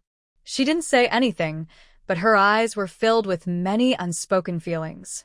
"We must win." The Green Grassland 69, the end. That night was very lively. A group of people gathered around a campfire, singing, dancing, eating, and drinking. It felt like going back to the days before some people started disappearing, when friends and family went camping and enjoyed simple outdoor fun. Wenxinyo didn't like joining in the lively activities, but she enjoyed sitting aside and watching. Who wouldn't like such a peaceful and happy scene? Especially after escaping death and experiencing countless bloody battles. Although Wenxinyo didn't sing or dance, she happily shared the communal barbecue grill. In recent days, many people gathered to barbecue, especially those with storage cards. They cooked some meat and saved it, while the rest of the raw meat was frozen in the base's cold storage to keep it fresh longer. The base's cold storage was connected by an electrician player, and Kangyu sponsored 2 generators to keep them running day and night during these last few days. The base was still under reconstruction. Laurel and her team found it hard to use electricity, so they had to rely on themselves. Lung Xinran kept her promise and shared her barbecue skills thoroughly. Wenxinyo studied seriously for 3 days, took notes, and made Lung Xinran laugh happily. When it came to food, Wenxinyo always took it very seriously and respectfully. Besides, she also learned how to make cheese and yogurt from a player who had worked at both a cheese factory and a yogurt factory. She had a rough idea of the processes, but many details were unclear. Reading books helped, but real experience was often more valuable. For example, formal fighting techniques in books only teach proper moves, but if Wenxinyo was asked, she would focus on surprise attacks and sneaky tricks. During a conversation with Tong Xiu about Jiang Lin, Wenxinyo thought carefully and decided not to mention that notebook. If Jiang Lin were still alive, she would say so. But since she is already gone, bringing it up again would only affect the mood. By 11:30, some players who chose to leave early returned to the safe house, and the lively atmosphere slightly cooled down. Many others decided to stay for a day or 2 longer. Such a relaxed time might never come again, and there's no rush to leave in just a day or 2. However, the game rankings, rewards, and the choice of the next world would start at midnight. Those who stayed quieted down around that time, waiting for the system to announce the results. Wenxinyo continued to calmly grill meat, her hands never stopping. Honestly, she wasn't very eager to wait. She was tired and wanted to go back to sleep. She only stayed to avoid ruining the mood. Since the event was predetermined, she wasn't very interested. Deciding where to go next could wait until tomorrow morning. Based on the information from some level 4 and 5 players, many names from level 1 worlds appeared in the level 2 worlds. This means that higher levels only involve some rule changes, but the overall structure remains the same. So, she wasn't very interested in that either. Soon, midnight arrived and the world selection began. When Shinyo's options were Tropical Rainforest LV2, Endless Daylight LV2, Earthquake LV1. After a brief thought, she chose the rainforest. Although she had a very bad impression of this place, she preferred the safer option with more experience rather than risking the unknown. Once her choice was confirmed, the system announced the results. Congratulations to player XINU LV3 for successfully completing the Green Grassland LV1 world. Within the next 48 hours, you can choose to enter the next world at any time. After 48 hours, the system will automatically teleport you. The next world you will enter is Tropical Rainforest LV2. The reward for this world is based on overall contribution value. The top 10 players will receive system rewards. We will now announce the list of winners. The calculation is complete. The rankings are announced in order. First place, XINU LV3. Second place, Lung XIN Rand LV5. Third place, Kongyu LV4. Fourth place, your prize is 20-slot storage card X2. The final MVP of this round is XINU LV3. Your MVP reward is a mini portable farm X1. Instructions for use will be sent to your in-game mailbox. The reward announcement for this world is now complete. Players can request to leave the world at any time. Enjoy your game. When XINU suddenly understood the MVP reward clearly. No wonder Jianglin wanted it so badly, it's like getting a free mobile food storage. She quickly looked at the instructions and chose to bind it immediately. Once bound, the MVP reward is shared with the player's life. Such items are better destroyed than given to others. As for how to use it, currently she can raise 3 different animals and expand capacity with points. Expanding the first slot costs 10,000 points. When XINU didn't hesitate and closed the interface. With 3 slots, the most cost-effective choices are chickens, ducks, and geese. They lay eggs every day. When she bought eggs in the previous world, she also stocked some fertilized eggs just in case of future updates. If she could raise a pair, she would choose cows and sheep. They provide milk and meat. But since that's not possible, it doesn't matter much. Even if she entered pregnant animals, she wouldn't kill the mother just after the cubs are born. She currently has plenty of meat, eggs, and milk, but more eggs are always good since they don't take up much space. Because of Jianglin's matter, her friends wisely didn't ask about the MVP rewards. After the announcement, they discussed their choices for the next world. Unfortunately, the chances of continuing to be together through good luck are still very small. Besides Song Ren and the 2 who used binding items, most others were separated. Apart from the 2 young newcomers, everyone else was an experienced player. The sadness of parting didn't last long, and everyone quickly started joking, eating meat, and drinking. Everyone knew that, compared to crying and feeling sad, saying goodbye happily and bravely moving on was the best way to strengthen their friendship. Only then could they truly look forward to meeting again someday. When Shinyo liked this way of thinking. As long as they were alive, they would meet again someday. There was no need to say goodbye, because they would definitely meet again. Tears are precious when parting, but true friendship only needs a hug or a look to feel. On the 3rd night of the game, at 11 o'clock, when Shinyo returned to her dorm after a day of roasting meat outside. She took a refreshing shower, thought nothing, and then went to sleep peacefully, burying herself in the blankets. The system will forcefully teleport players in 3 minutes. Destination, Tropical Rainforest Level 2. Please prepare accordingly. Tropical Rainforest 1 maybe because she rested well these days, when Shinyo woke up earlier than usual today.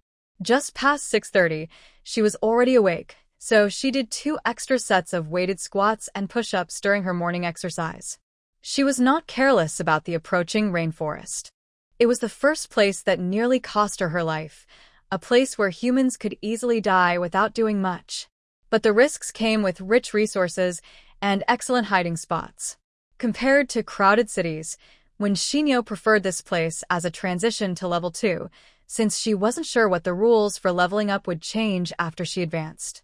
Most likely, she wouldn't face the same challenges again after passing through different worlds, so the more dangerous parts should be tackled early. Who knew what strange worlds she might encounter later? And in times of uncertainty like this, it was best to reduce contact with others. People are always the biggest unpredictable factor. After fasting morning exercises, she prepared breakfast during her rest, then went to take a shower. After taking a shower, she checked the chickens, ducks, and geese in her personal farm. She had carefully observed the mother birds before catching them. They had just mated and were laying eggs. The eggs laid over the past month were fertilized, and she planned to let them hatch when the time was right. The environment in her mini farm was exactly like a grassland. When she moved the birds to a new spot, they didn't react. Shinyo built small nests for them using straw, and they seemed quite comfortable. Now, they were full and happily wandering outside their nests. When she returned and saw the eggs were gone, she was surprised. She looked for the culprit but found the neighbor also staring at the nest, both of them confused.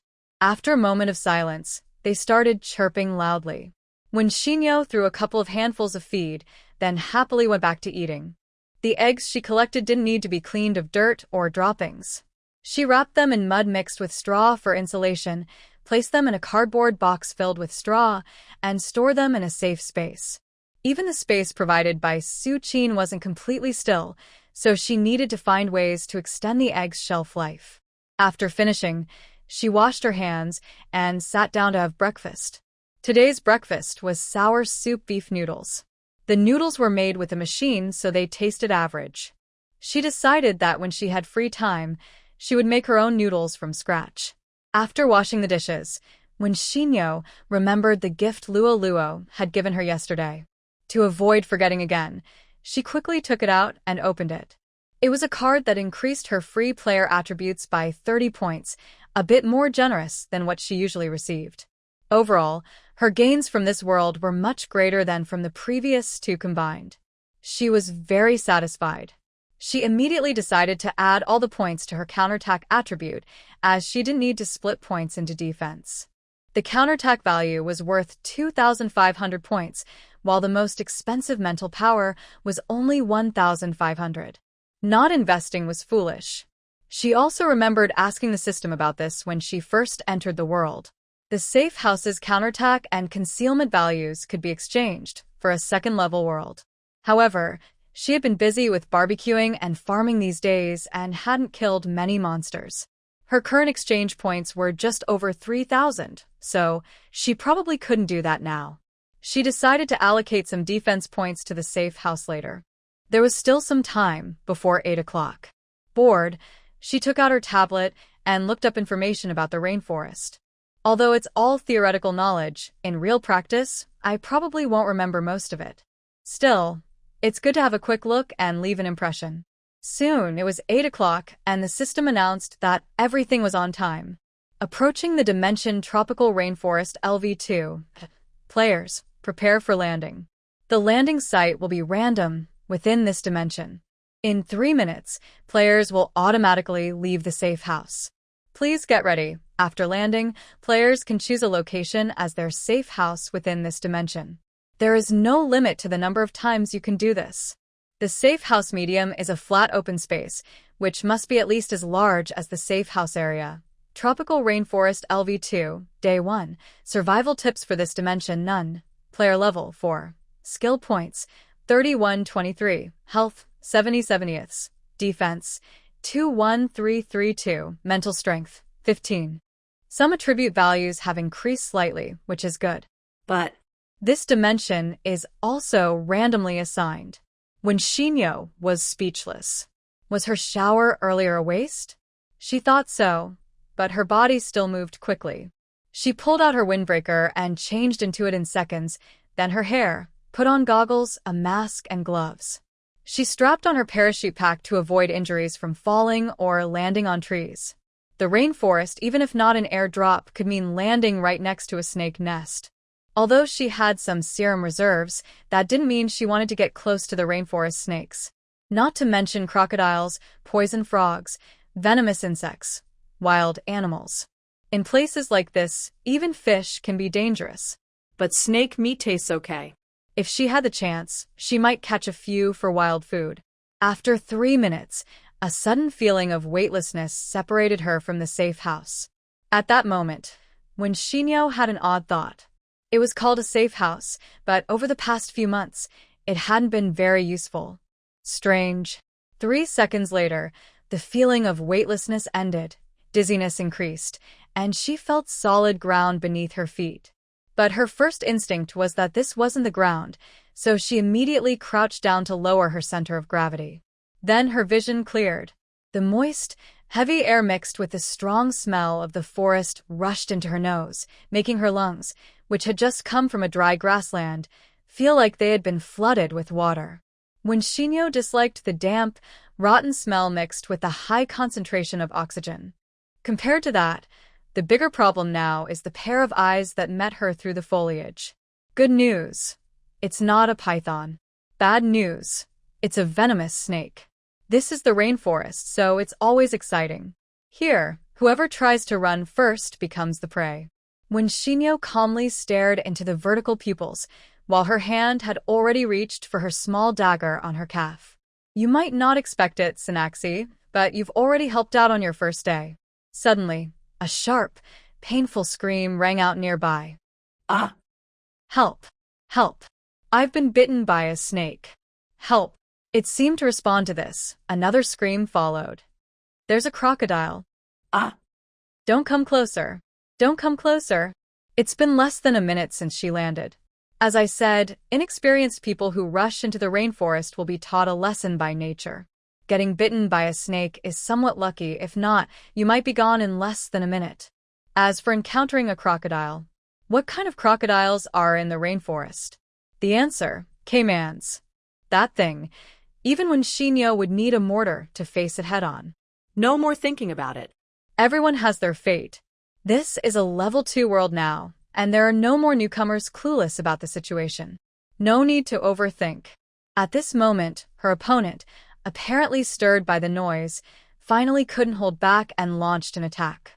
Tropical rainforest, too, the most frightening thing about snakes isn't their venom, but that they can survive even if their heads are cut off, just like cockroaches.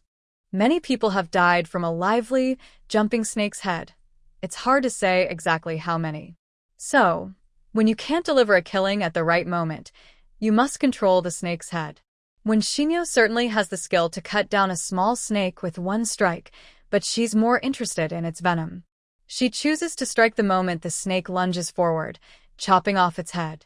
While it's still alive, she quickly takes out a small glass bottle and presses the snake's fangs into it, squeezing the venom glands to extract the yellowish poison. The venom hits the glass wall with a sound, and the snake's head continues to thrash wildly. Once she's sure there's no more venom, she cuts the snake's head in half and throws it away. She doesn't want to waste the snake's body. It's a decent-sized one, and she could make snake soup or something similar later. The first land encounter ended safely, with no major dangers. She carefully stored the snake carcass and looked around the ground. There was no visible threat at the moment. However, the real dangers in the rainforest are often unseen. When Xian was sitting on a thin branch that was already swaying a little. Luckily, the height was not high, less than 3 meters. She took out a piece of concrete, found in the abandoned city, and threw it forcefully onto the ground. It was solid ground, and nothing jumped out. She could step on it safely. To survive in the rainforest, you must stay alert to every detail. You never know if the ground beneath your feet is solid or muddy, or if what's nearby is a snake, insect, or just dry leaves. It's normal for a giant python to suddenly attack from ahead or behind with its mouth wide open. Before jumping down, she opened her system panel to check the new messages that popped up just in time. Congratulations! You have advanced to level 2 in the Dimension World. To leave this level, you must survive at least 29 days per round. Please plan your time carefully and play cautiously. Congratulations! You have unlocked the Safe House Attribute Exchange window in Level 2 of the Dimension World. The damage reflection points are exchanged at a ratio of 1 to 3,000 and concealment points at 1 to 1,500. Each successful passage through a level will reward 1 to 5 points of 2 different attributes, depending on the level's difficulty. Keep playing and enjoy your game. Today's task: hunt 1 rainforest creature. Special task: hunt 10 rainforest creatures. You have completed today's task. Would you like to receive today's reward? This exchange rate isn't very expensive, but trying to improve it might be difficult. Plus, the specific effects aren't clear, and when XINU feels it might not be very reliable. She also doesn't plan to frequently use the safe house in this level, since it's not free electricity or water, and the exchange points are better saved for other uses. After a brief thought, when XINU increased her strength by 2 points, leaving only 1,000 points as backup. As for the task rewards, she was too lazy to check right now. She'd wait until she found a place to settle down. In fact, it's impossible to find a stable spot to stay in the rainforest. Heavy rain every few hours would teach humans once again how to survive. Before going to bed, she finally cleared a safe spot, but she might get flooded in the middle of the night. This is probably why there are no limits on how many times she can move to a safe house. When XINU gently landed on the ground, zipped up her jacket tightly, arming herself as much as possible to avoid giving jungle creatures any chance to attack. Then she took out a bottle of insect repellent and floral water, spraying them all over her body. These things don't work well against rainforest mosquitoes, but they are better than nothing. Repellents and cooling are both helpful. She put away her knife and took out a new long knife given by Darcy, using it as a tool to clear the way. There are very few places in the rainforest where she can safely step, especially near her, which is full of branches and vines. Luckily, she didn't land near water or in the dark forest. The trees here are dense, but she can still see the patchy sky above. If this rainforest is big enough and there are only about 2,000 players, she probably won't meet anyone alive during this round until it ends. So, when XINU walks boldly, chopping through the plants to make a path. To survive in the rainforest, she must keep her energy up, which means not staying outside too long. Because of the heat, wearing so many clothes might cause heat stroke, but wearing less is dangerous. It's humid and sweating all the time feels like being in a sauna, especially if it rains again. Even though her physical stats have been greatly improved, she still doesn't want to remember or imagine how she felt back then. When they were chasing drug traffickers in the rainforest, her team fought there for a week. Her leg was bitten twice by fire ants, causing so much pain she doubted her life.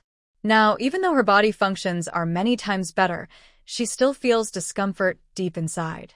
She really doesn't like this place. But she also admits that if she uses this world well, she can gather many resources that other worlds can't offer. Rare herbs and animal poisons, which normally cost a lot of money and require special channels in the real world, are everywhere here. When XINU doesn't know much about pharmacology, or rather, she doesn't remember much, but she has some knowledge of toxins. Her team had special training because avoiding poisons is more important than finding herbs. She can identify many animal and plant toxins just by looking. Just after arriving, she already got snake venom. For this reason, she specifically found a few player craftsmen to work overnight and make a bunch of small glass bottles, totaling 2,000. They would be enough for her to use for a while. Looking at the weather, she didn't know when it would rain, so she needed to quickly explore the nearby terrain to find a place far from water sources and swamps to set up her settlement today. The forest is quite dangerous. Being close to water during rain and high tide is really not a game. This is the biggest difference between rainforests and other environments. Usually outside earthquake zones, the best places to find a survival spot are high ground and water sources. But in the rainforest, even if you find water, it's useless because you can't drink it. It only attracts endless bosses, and you never know where danger might suddenly appear from. High ground is even more impossible unless you can live in the trees. In the rainforest, there are no real high points. You can't see much when looking up or down, and you can only see others when they are right in front of you. Also, in the forest, it's easy to get lost. Navigation tools aren't completely useless, but without a map or knowledge of the overall terrain, a compass can only help keep your direction straight.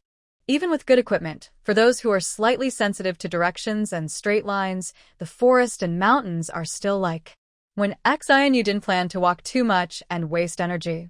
She decided to stay within a radius of 2 kilometers in each direction, up, down, left, and right, to find the best temporary shelter within this area. Anything more would be a waste of energy. She had no special requirements, just survival. The best situation would be to stay put in one place, but of course, that's just a hope. She had been walking for less than 3 hours when it started to rain. She had to put on another raincoat, sweating heavily. She kept drinking water, walking, and occasionally killing a snake that had been accidentally disturbed. From her landing point, within less than a kilometer south, there was a small river. It wasn't big, but during high tide, it could become quite dangerous. Within 2 kilometers west, there were no swamps or rivers, but there were signs of large animals nearby, so that wasn't a good option either. When she returned to the starting point, when Xian was soaked, like a drenched chicken, and looked like a moving steam engine. Her boots were scratched with deep and shallow marks from branches and bugs. They weren't military-grade boots, so they were of average quality. After a day of walking, she would need to change them. She found a smooth, seamless stone to sit on, and took out a bowl of cold noodles to eat. She added a lot of pickles and sliced beef, then drank a bottle of chilled soda, feeling better. Logically, Xingyi knew she shouldn't eat cold food at this time, but it's hard to stay rational when feeling this way. She decided to enjoy the comfort first. After eating and drinking enough, she finally opened her 2 task rewards for today. Besides water and electricity cards, the special reward was a small white flower that could heal with 3 petals. This surprised and made her happy. This was great. In the rainforest, there were many snakes, insects, and mice, but few large animals that could feed on her blood. She had prepared for this environment without many edible plants. Now, with some task rewards, it was not bad. Even a small benefit was worth it. After resting for a while, Xingyi got up and continued exploring. This time, she decided to skip the mask and only wear sunglasses. Otherwise, she might suffocate before being bitten by something. The current temperature and humidity felt like the pre-rainy season, making her dizzy. She spent 3 more hours walking around the east and north sides, finally choosing a camping spot between the northeast. This area had no swamps or rivers, and the trees were sparser than in other directions, making it easier to clear a space. She also didn't see signs of large predators or humans, making it a perfect place to settle. However, the open space was just a small patch where she cut down nearby small trees and vines to make it look less messy. These small plants could be used to create a simple fire break. Even if she cut down big trees, she couldn't move them easily. They would disturb the animals living in the trees and might cause branches to fall from the tangled branches above. Xingyi spent over an hour clearing a 15-meter-long and 4-meter-wide area. She used the fallen branches and vines to make a simple fire break and tied a ring of bells and balls around it. This way, larger creatures approaching her could be alerted immediately. As for why she cleared such a large area, it wasn't for a safe house. Her safe house was tiny and could be set down with a few cuts of her knife. She wanted to place her camper, the apocalypse vehicle that had been stored in her inventory since the First World and had never seen daylight. The safe house had no real door threshold. If the water level rose slightly, it would flood inside, which was not good. The RV chassis is over a meter above the ground, so even in the rainforest, it's unlikely that the water level would rise more than a meter overnight. Flat terrain is a disadvantage in the rainforest because it's hard to drain water, but it's also an advantage because it prevents water from pooling. When Xingyi stepped back slightly, took out a storage card, and gently pressed it, a brand new, cool black extended RV appeared suddenly in the open space. This vehicle is 13.5 meters long, nearly 3 meters wide, and 5 meters high. It has 2 levels with a small tower on top that can serve as a lookout point, making it almost like a moving fortress. Xinyo was very happy with this design. She entered the password on the electronic lock, stepped on the stairs, and brushed off the mud and fallen leaves from her shoes. Then she quickly climbed inside. This was only her second time inside since she got the vehicle. She only had a rough idea of the interior layout, but as a fully functional family RV designed for the end of the world, it had everything it needed and nothing it didn't. The only downside was that it used a lot of fuel. The interior was clean and nicely decorated. At this moment, she was the only one dirty inside. Xinyo couldn't help but smile. She dragged a cloth across the floor to the bathroom door, took off all her gear, and happily took a shower. Before entering, she remembered to turn on the air conditioning. After washing up, she felt refreshed as if reborn. She dried her hair, then went to the window, pulled back the curtain, and looked outside. It was raining, but not heavily. She hoped it wouldn't last too long. Today, there was no way she could go out again. Or rather, she didn't plan to go out again until she had to move. At most, she would clean around the RV, reinforce the fire break, and do her daily tasks. Finding a safe place to rest in the rainforest wasn't easy, so once she found one, she wanted to stay as long as possible. After drying her hair, Xinyo took out some meat and spices to start marinating. The rainforest smell was hard to get rid of, and with the rain falling, the RV's smoke and odor removal system worked very well, making it perfect for stewing meat. It might attract some carnivores, but even if caimans or jaguars came, they wouldn't be able to bite through. Instead, they would become her fertilizer and supplies. People here are probably the most fragile creatures, more vulnerable than trees or grass. She didn't need to do anything. Just watching calmly was enough to kill someone exposed in the wild. However, in this place, there is no need to wait for the first phase. Once the first day passes, the chance of encountering people is probably lower than winning the lottery. Xinyo is not worried about this. She is busy pickling meat, stewing meat, making stews, grinding flour, and kneading dough. She is very active because her space has many ingredients that need processing. If she has enough time, she even makes some cream and bakes cakes in boxes. The water and electricity from the RV are enough for a long time. It has an 800-liter fuel tank, an 800-liter main water tank, and a 200-liter backup water tank with a filtration system. The battery capacity is 40 degrees, and there is a large solar panel on top, though this might not be useful in the rainforest. But here, water is free, and she needs to keep the air conditioning on inside. The power reserve might be insufficient, but she has a generator. This is something she cannot save on. Without air conditioning, the vehicle would be like an iron oven. The rain falls intermittently, repeatedly extinguishing the faint scent of the black giant beast that occasionally drifts out. The first day of the 4th level is just like that. Tropical rainforest for Xinyo feels she is quite lucky. Although this area has many mosquitoes and gets a little rain every day, as long as they don't come into the vehicle, it doesn't affect her. Until the 5th day, when the heavy rain keeps falling without stopping and the water rises to her calves, Xinyo has no choice but to move to a new location. If this game were a person, the rainy season should start in the 3rd phase, but judging by the situation, it's probably beginning in the 2nd phase. These past few days, she has been going out 3 to 4 hours each day, exploring a radius of 3 to 4 kilometers around her, and has basically identified her next shelter. But during this process, Xinyo realized that the shelter was only a small problem. After all, if necessary, living in a tree is also an option. The biggest issue is that she noticed this place is not just a simple rainforest. It seems more like a large biosphere formed by a mix of different terrains, with rainforest as the main feature.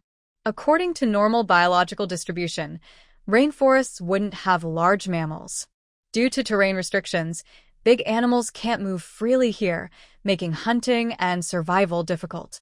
However, in the past few days, Xinyo has found traces of wolves and bears, creatures usually found only in temperate and cold regions, leaving signs here.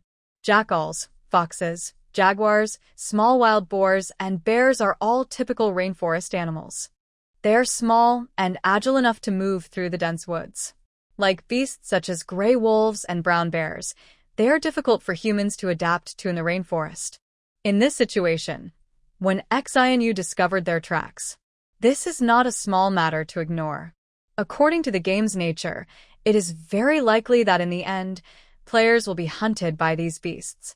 Normal safe houses might not withstand a few slaps from a brown bear.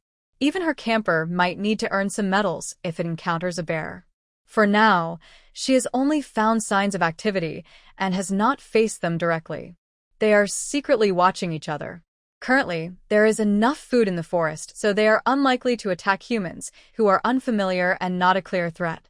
But that might change later. When Xianu is not very afraid, any flesh and blood creature is no match for modern weapons. On the contrary, she is a bit hopeful.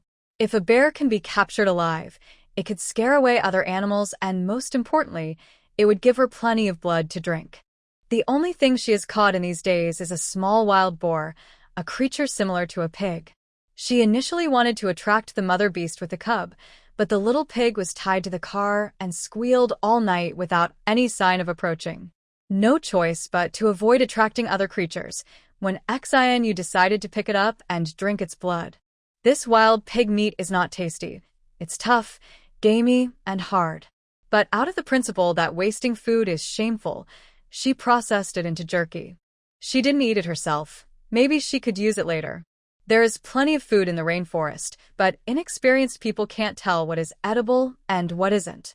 Even when Xianu doesn't dare to casually touch plants unless she is sure of their species. She only picks wild fruits or herbs she recognizes when she sees them on the way. On the 6th day, early in the morning, taking advantage of the brief lull in the rain, when Xianu packed up her camper, put on rain boots, and headed southeast. She found a good spot there, a higher ground away from the riverbed and marshes. If luck is on her side, she might be able to stay hidden for another 3 or 5 days. The only problem is the difficult path ahead. The road is mostly water. She has to wade through water and decayed leaves up to her calves. There are many water snakes. She saw them but didn't have time to kill them on the spot. After storing them in her space, she plans to deal with them slowly. At this time, when Xinyu kept thinking to herself how useful Su Qin's space was. Since it couldn't hold living creatures, anything alive that went in would die. If it could hold people, she would be invincible. She hadn't tried it yet, but she guessed it probably wouldn't work. Otherwise, it would be no different from a cheat that makes her invincible.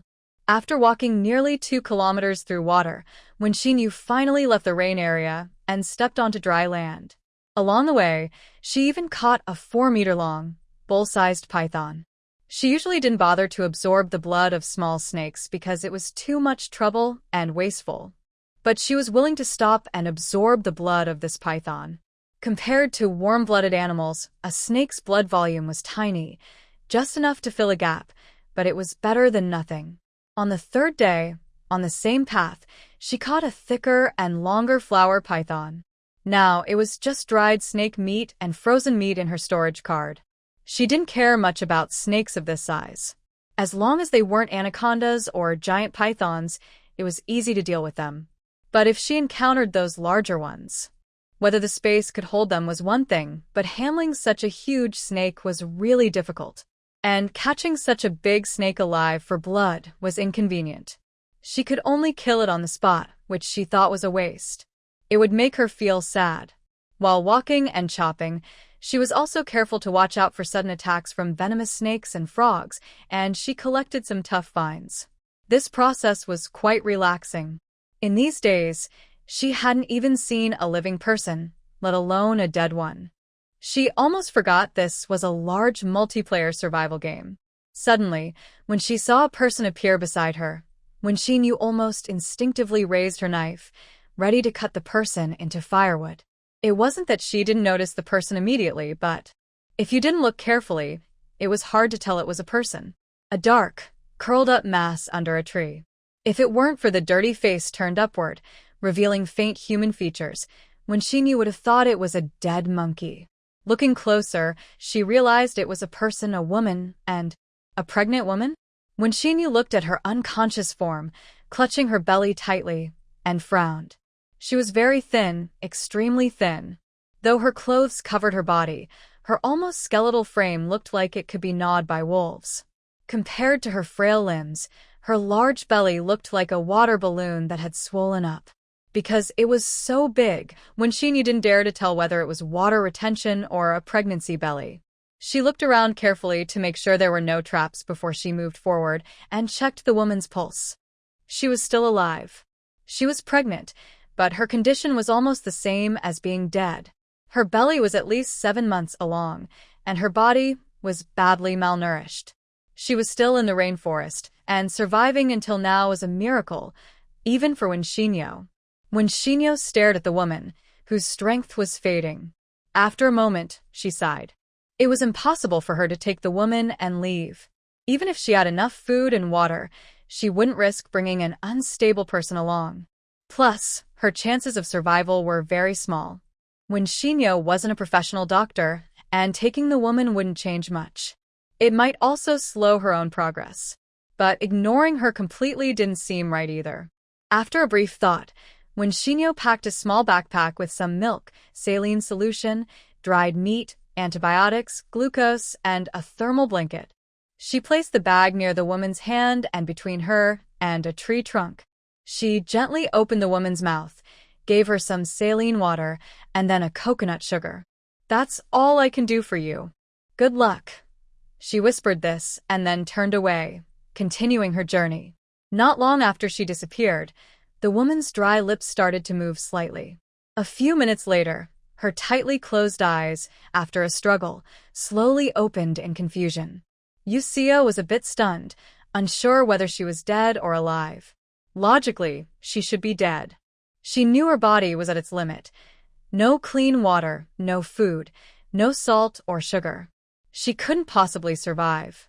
But she still smelled the familiar scent of decayed leaves and mud, the humid, warm air of the rainforest filling her lungs. This scent told her clearly that she was still alive. Yusio instinctively swallowed. It was then that she realized the sweet taste spreading in her mouth, sugar and coconut aroma. She was a bit confused, but her instincts drove her to quickly and chew the precious sugar. Soon, she chewed and swallowed the sugar. At the same time, she noticed a small backpack, just like the one with the sugar, suddenly appeared beside her out of nowhere. Wenxinyu felt her luck might still be holding on. On the clearing she cleaned 2 days ago, there was a gray wolf and a medium-sized alligator. The alligator was already dead, and the gray wolf was barely alive. When she approached, the wolf struggled to stand and growled at her in a threatening way. But as Wenxinyu moved forward, it limped backward, clearly no longer able to fight. It had a large bite wound on its hind leg, which was still bleeding. Coincidentally, this was a female wolf, and she was also pregnant. Her belly was very large, and with her lowered posture, she almost touched the ground. Wenxinyu scratched her face, wondering if she had a special connection with dying pregnant animals today. All right, she thought, doing good until the end. She had killed many creatures, so helping this one a little might bring some good karma. She took out a first aid kit and pointed to the injured leg of the mother wolf. "Let me help you." "Do you want that?" The wolf whined softly, still alert and fierce. It made a low, painful growl, and its legs trembled, clearly having trouble even running away. It was a large animal. With proper treatment, it probably wouldn't die from the wound, but if left untreated, its size could cause more trouble. Not treating it was fine, she thought, but it needed to leave. This was her territory. As for your prey. Wenxinyu glanced at the alligator's body.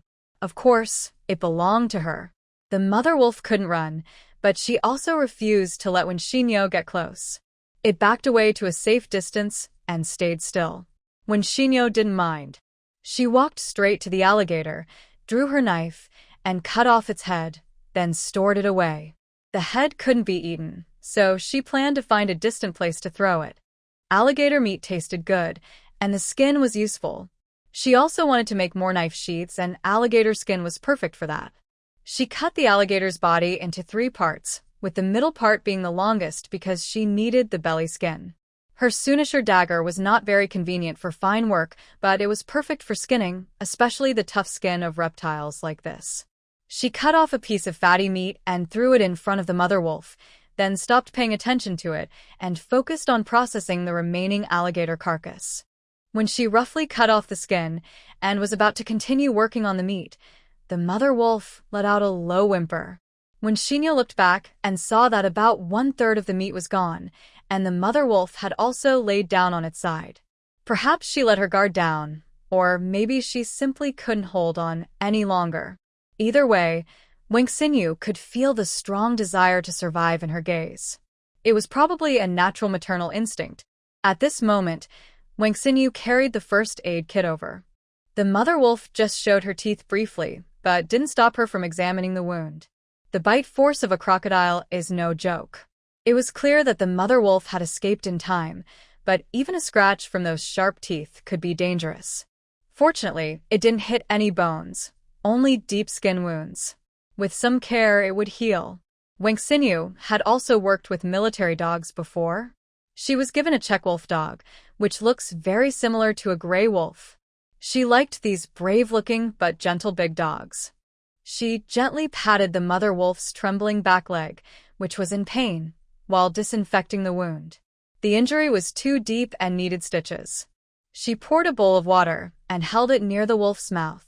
It sniffed and, smelling no strange odor, drank it quickly. Now it seemed to be sure she meant no harm. During the stitching, even when it winced and kicked, it didn't turn around to bite her. The rainforest climate isn't suitable for bandaging, so after sewing up the wound, Wangxinyu applied a thin layer of healing ointment.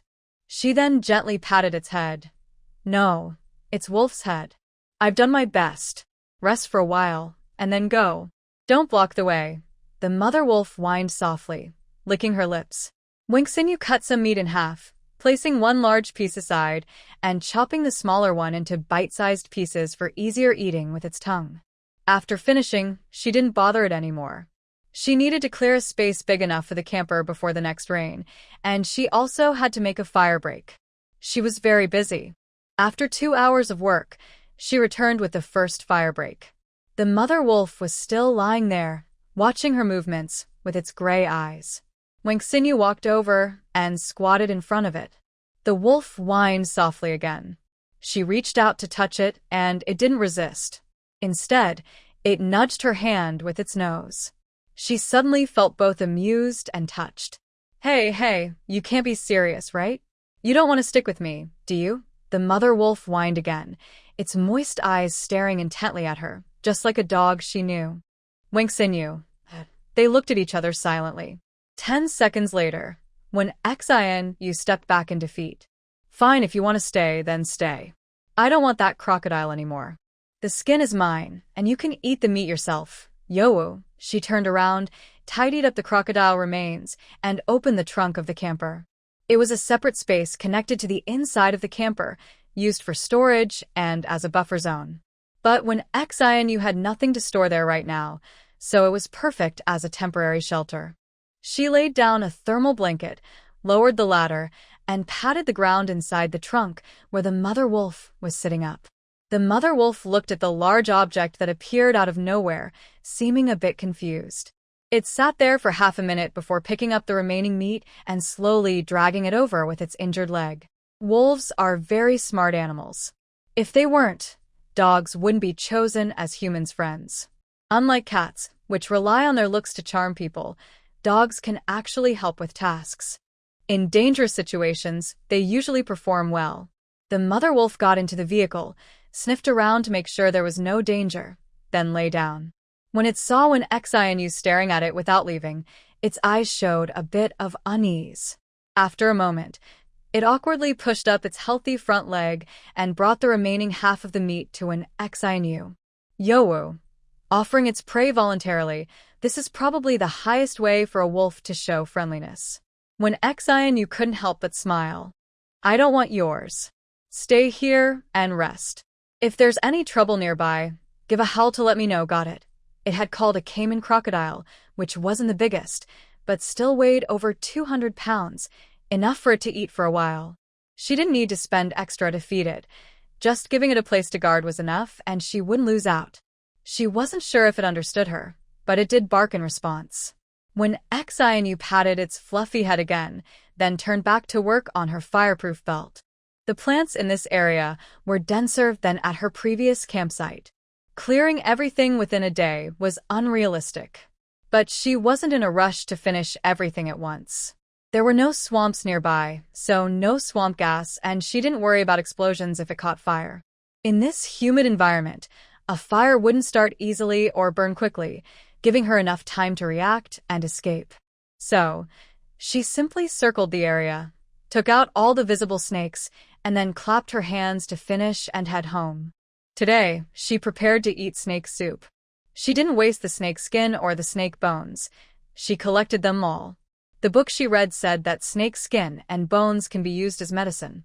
They are said to help with conditions like rheumatism, detoxify, and relieve itching. But she still needs to study carefully how to make medicine from them. Xinyu has always been a bit worried about these things. She can act as a nurse using her skills, but doing detailed, professional work like this is quite challenging. When she took sewing classes in the past, she was always at the bottom of the class. There's no choice when on outdoor missions, equipment often gets damaged. At those times, there's no chance to replace broken gear, so she has to mend and sew herself. In the beginning, she would poke holes in her clothes every day, making the squad leader laugh so hard. But she was determined. She stayed up late practicing sewing and threading needles. Eventually, she managed to pass her exams. Since then, Xinyu never underestimates any task that looks simple. In this world, nothing is truly easy. Even basic activities like eating, drinking, and sleeping require a strong, healthy body, better than most people. Back then, she still had teachers.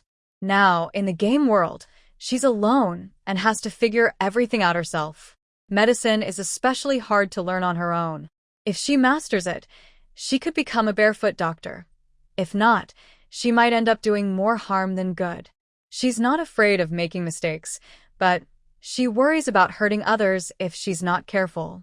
Xinyu thought that someday, if she had the chance to go to a city world, she would find a reliable teacher to guide her. That night, she finished processing the snake. She separated the skin, flesh, and bones neatly. She drained the blood from the bigger snakes before handling them, making it easier. For smaller snakes, she squeezed out the blood without wasting it. There was someone outside who could eat raw meat and drink raw blood, which could also help nourish her stomach. It was a one-stop solution. The rainforest darkened quickly. Just after 5 o'clock, it was so dark that only blurry shadows of trees could be seen.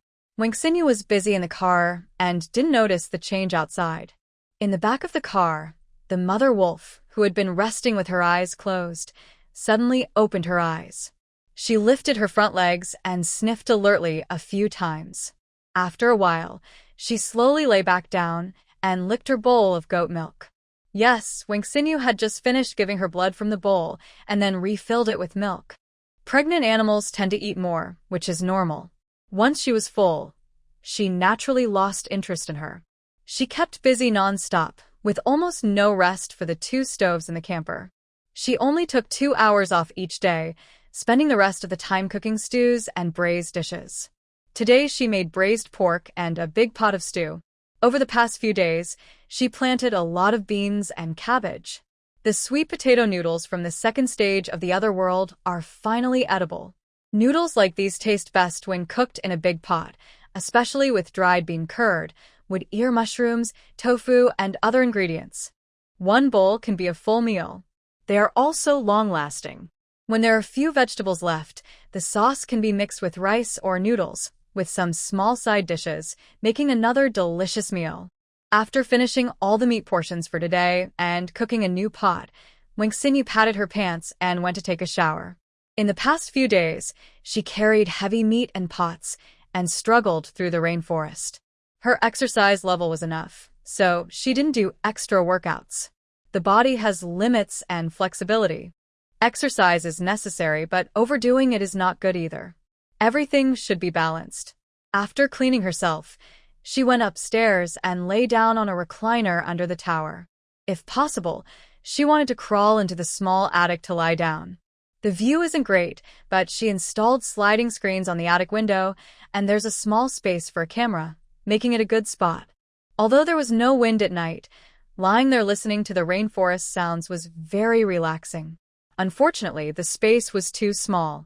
She is 176 centimeters tall with long legs, and there was no room to stretch out in that tiny space.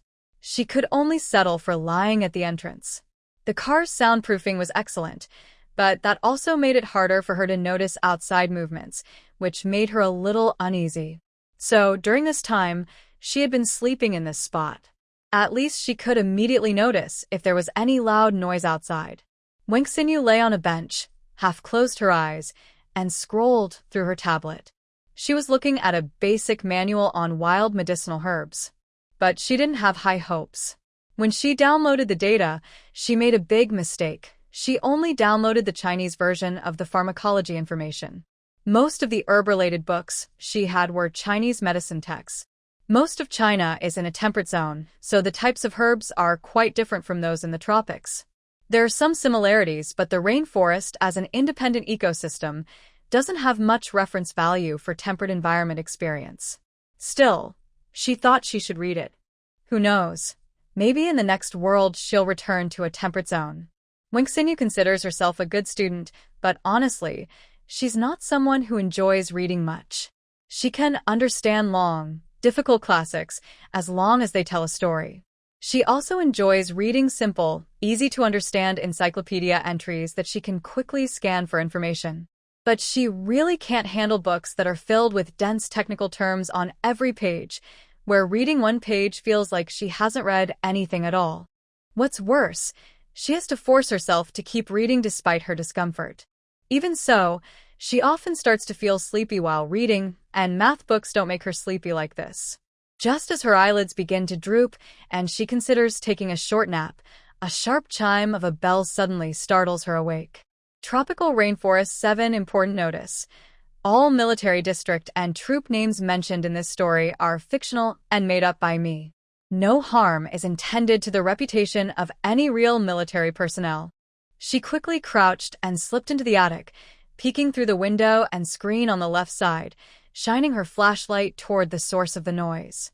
The attic has windows on all four sides, though narrow, enough to serve as a good lookout point. There was a tall, dark object standing at least 1.5 meters high. At first, she didn't see clearly, just startled by its height. It took her a moment to realize it was a person. Recently, she had been dealing with snakes, insects, and rodents so often that she almost forgot there could be someone here. Even the first person she saw that morning was lying down. "Who's there? Don't move. Stay back," she commanded coldly. The person was startled and quickly lifted the covering on their head, revealing a surprisingly thin but somewhat familiar face. Sorry, I mean no harm. I just want to thank you.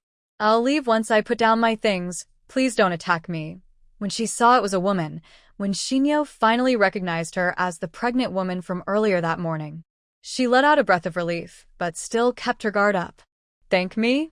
I don't remember doing anything for you." The woman awkwardly smiled and wrapped her headscarf back around her head. At this moment, the surrounding area was full of mosquitoes, and exposing skin was not a wise choice. This area, within a few kilometers, probably only has the two of us alive. Even if there are others, they wouldn't give such generous help to a dying stranger woman. I really mean no harm. I just feel that if I don't repay you, I will always keep it in my mind. When Shinyo didn't deny anymore, but remained cold, "As you can see, I am in a good condition. I don't need your thanks. Just keep whatever you have." The woman rubbed her hands, looking more nervous. I know you wouldn't want anything from others, especially since, as you see, I don't have much. I am a traditional Chinese doctor. I used to serve in the military, and my skills are related to identifying herbs. I picked some herbs that can cure snake venom. I think, even here, you might need them." Her voice was weak. To make sure when Shinyo heard her clearly, she tried to speak louder, but each sentence gradually weakened at the end. From just a quick glance, she looked so thin that her eyeballs almost seemed to fall out. When Shinyo thought about how she was still thinking about finding a teacher tonight, could it be a coincidence? Just when she was about to doze off, someone offers her a pillow. After a moment of thought, she asked, "You said you used to be a military doctor?" The woman coughed a few times and raised her voice. "Yes, cough, cough. I was a field doctor with the 69th Army of the North China Military District. My rank was second lieutenant. My husband is an active-duty Marine in the East China Navy." Cough, cough. "If you don't believe me, I have my ID with me. You can check." When Shinyo was truly surprised now. Is it reasonable to rescue a comrade in the rainforest? It's risky, but if it's true, she can't ignore it. "Stay there and don't move. Get your ID ready. I'll come over." Yu Xiao was frightened when she saw Shinyo really coming down. It's too dangerous. What if she's a bad person? But before she could say anything, the bright flashlight suddenly disappeared. She quickly reached into her hidden pocket to find her ID, which she had kept well hidden. This ID was her motivation and belief to survive. Even if her food and resources were stolen, she would do everything to keep this. When Shinyo put on a raincoat and mask, turned off the car's interior light, and got out from the back seat, the mother wolf lazily wagged her tail. She was about to bark, but suddenly there was movement above, so she decided to lie down again to save effort. Yu Xiao stood at the front of the car, while Shinyo circled around her. The small, thin woman hunched her back. Besides the rough, tattered cloth she saw earlier, she had added some large banana leaves. She carried a small backpack on her back. "Hello, please show me your ID." "Oh yes, here it is. This is my ID, and my husband's military badge." Cough, cough. When Shinyo used a flashlight to carefully check. The official stamp, photo, and rank all matched. It was real. In fact, this was from a unit that had participated in joint exercises before. When Shinyo or her team members might have even been treated by Yu Xiao. She sighed inwardly. There was really no way to ignore this. "All right, confirmed. Comrade Yu Xiao, have you found the location of the safe house?" Hearing this title, Yu Xiao was startled again. Only then did she dare to look more freely at the person in front of her. Are you also a comrade?" When Shinyo paused for a moment. "Yes, I am a comrade, but I am now retired." This answer made Yu Xiao very happy. In this game, besides her husband, the only person she could fully trust was undoubtedly a former colleague, a forever comrade. "Yes, yes, comrade." Cough, cough, I'm so glad. "Where did you serve before?" Sorry, I got a bit excited." "If you don't want to say, that's okay." When Shinyo smiled and said there was nothing inconvenient about sharing, she straightened her posture and saluted Yu Xiao properly. "Hello, Comrade Yu Xiao. I am Shinyo, former squad leader of the 5th Combat Group of the Falcon Special Operations Brigade of the Chinese People's Liberation Army, code-named Suzaku." Yu Xiao was very excited. She might not remember the team she was in many years ago, but that didn't stop her from eager to shake hands with Shinyo. Seeing her hands dirty like chicken claws, she awkwardly retracted them. "Falcon squad leader." Cough, cough, no wonder, cough, cough, no wonder you're so strong. Sorry, I'm a bit excited. This is the first time I've met a comrade since starting the game. When Shinyo silently thought to herself, I am too. Although she understood Yu Xiao's excitement, it was clearly a bit foolish to keep talking here. She was already starting to sweat again and would need to take a shower soon. Moreover, she didn't really want to go deeper into this topic. So she interrupted her forcefully. "So, do you have a place to stay now?" Yu Xiao's words suddenly caught in her throat, and her thin, awkward hands instinctively held her belly. I did have a place, but I met a man. No need to say more about the rest, but she was still alive, which meant the safe house was still safe." After saying this, she quickly added, "Sorry, comrade. I know this request is a bit shameless, but can I stay by your car for one night? I'll leave tomorrow. I've already found a new place, but today I was busy looking for herbs and don't have the strength to clear the land." It seemed she was afraid of being rejected, so Yu Xiao spoke quickly and nervously, forgetting to cough. She finished in one breath and then coughed for a while. When Shinyo patted her back to help her catch her breath. "Yes, you can sleep in my back compartment. However, I can't let you get inside the car for now." Do you understand? Yu Xiao was overjoyed and nodded repeatedly. Of course, cough cough. Thank you, cough cough. Thank you, comrade. You're so kind. Even if the compartment was poor, it was better than sleeping on the ground in the rainforest. So when Xinyo carried her over the fireproof, which was more than half a meter high, Yu Xiao, who was just over 1.6 meters tall, couldn't jump over it on her own. When they reached the back of the car and saw the guest who had arrived earlier inside, Yu Xiao was so frightened she almost shouted, Is that a gray wolf? Cough cough. How can there be gray wolves in the rainforest? Not only gray wolves, there might also be brown bears, when Xinyo said calmly. Yu Xiao instinctively hugged her belly tighter. Don't be afraid. It's full, so it won't hurt anyone. It's like you late pregnancy. I found it this morning after it fought with a crocodile, when Xinyo comforted her. Hearing this, Yu Xiao's gaze fell on the mother wolf's belly protected by its tail, and her expression softened. Thinking about it, she realized she and this wolf might share a kind of sympathy. All right, I'm not afraid. I've supported in Inner Mongolia before and have dealt with wolves before. When Xianyu nodded slightly, said nothing more, and took the lead to get into the car, reaching out to her. Come in. After Yu Xiao got in, when Xianyu told her to cover her nose and spray perfume wildly, driving away the mosquitoes that followed before closing the car door. The she-wolf was so overwhelmed by the smell that she covered her face with her paws and whimpered softly for a while.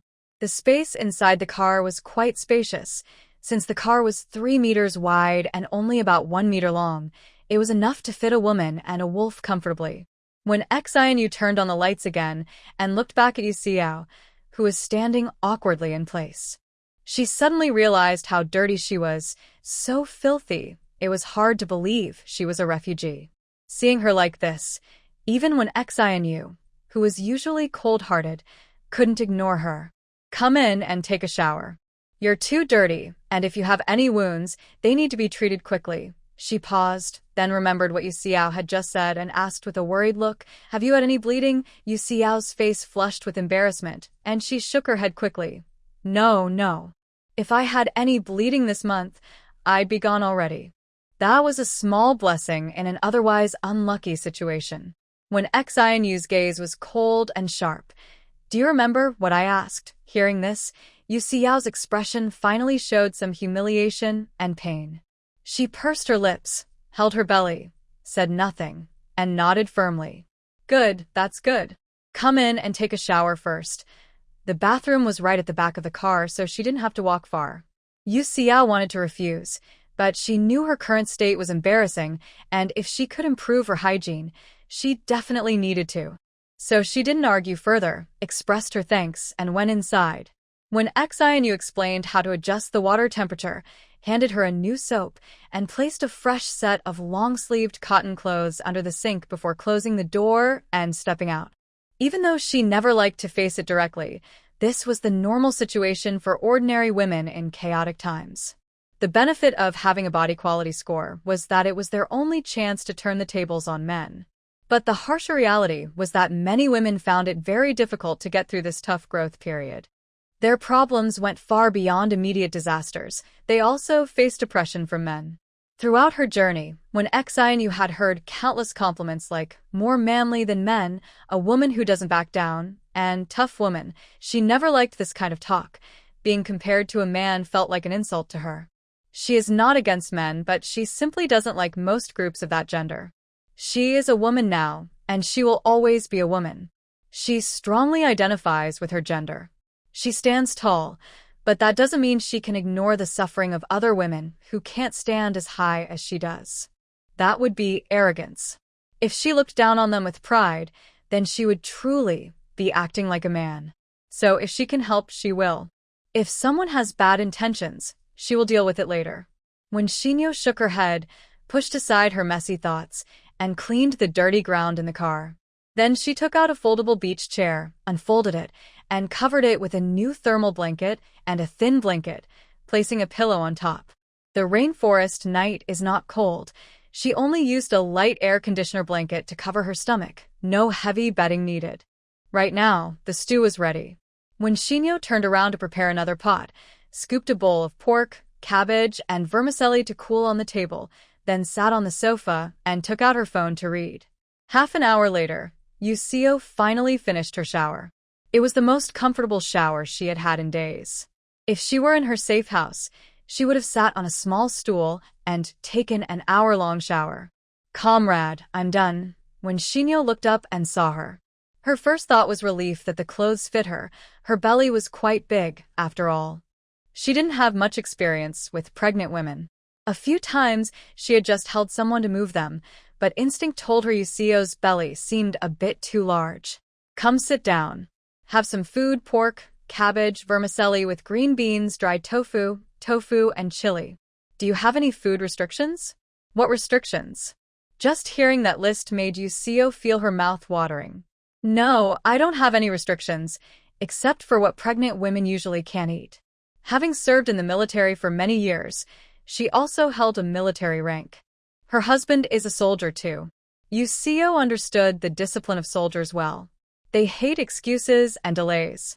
If someone offers something, just take it. If they push back, it will end up in your hands anyway. Why waste time? When Shinyo is clearly this kind of person, and anyone who is a squad leader or company commander tends to have an even more explosive temper. Talking too much would just annoy them.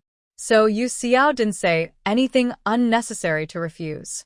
She supported her belly and obediently sat down beside her. "It's cold. Hurry up and eat.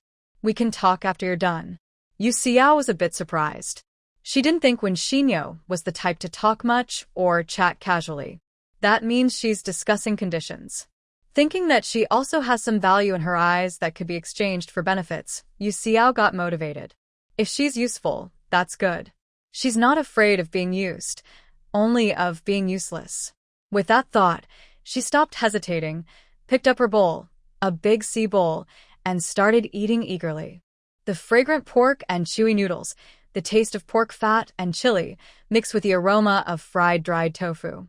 After taking a bite, Yuseo couldn't hold back and started crying.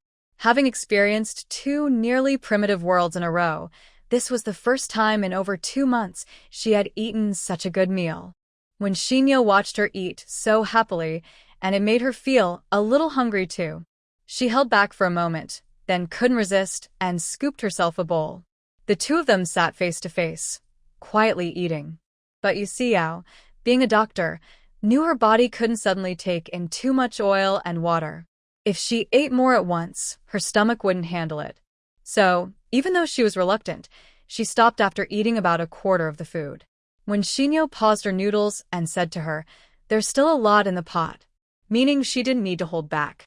Yuseo understood and smiled gently at her, touching her belly to explain her reason. When Shinyo didn't expect this.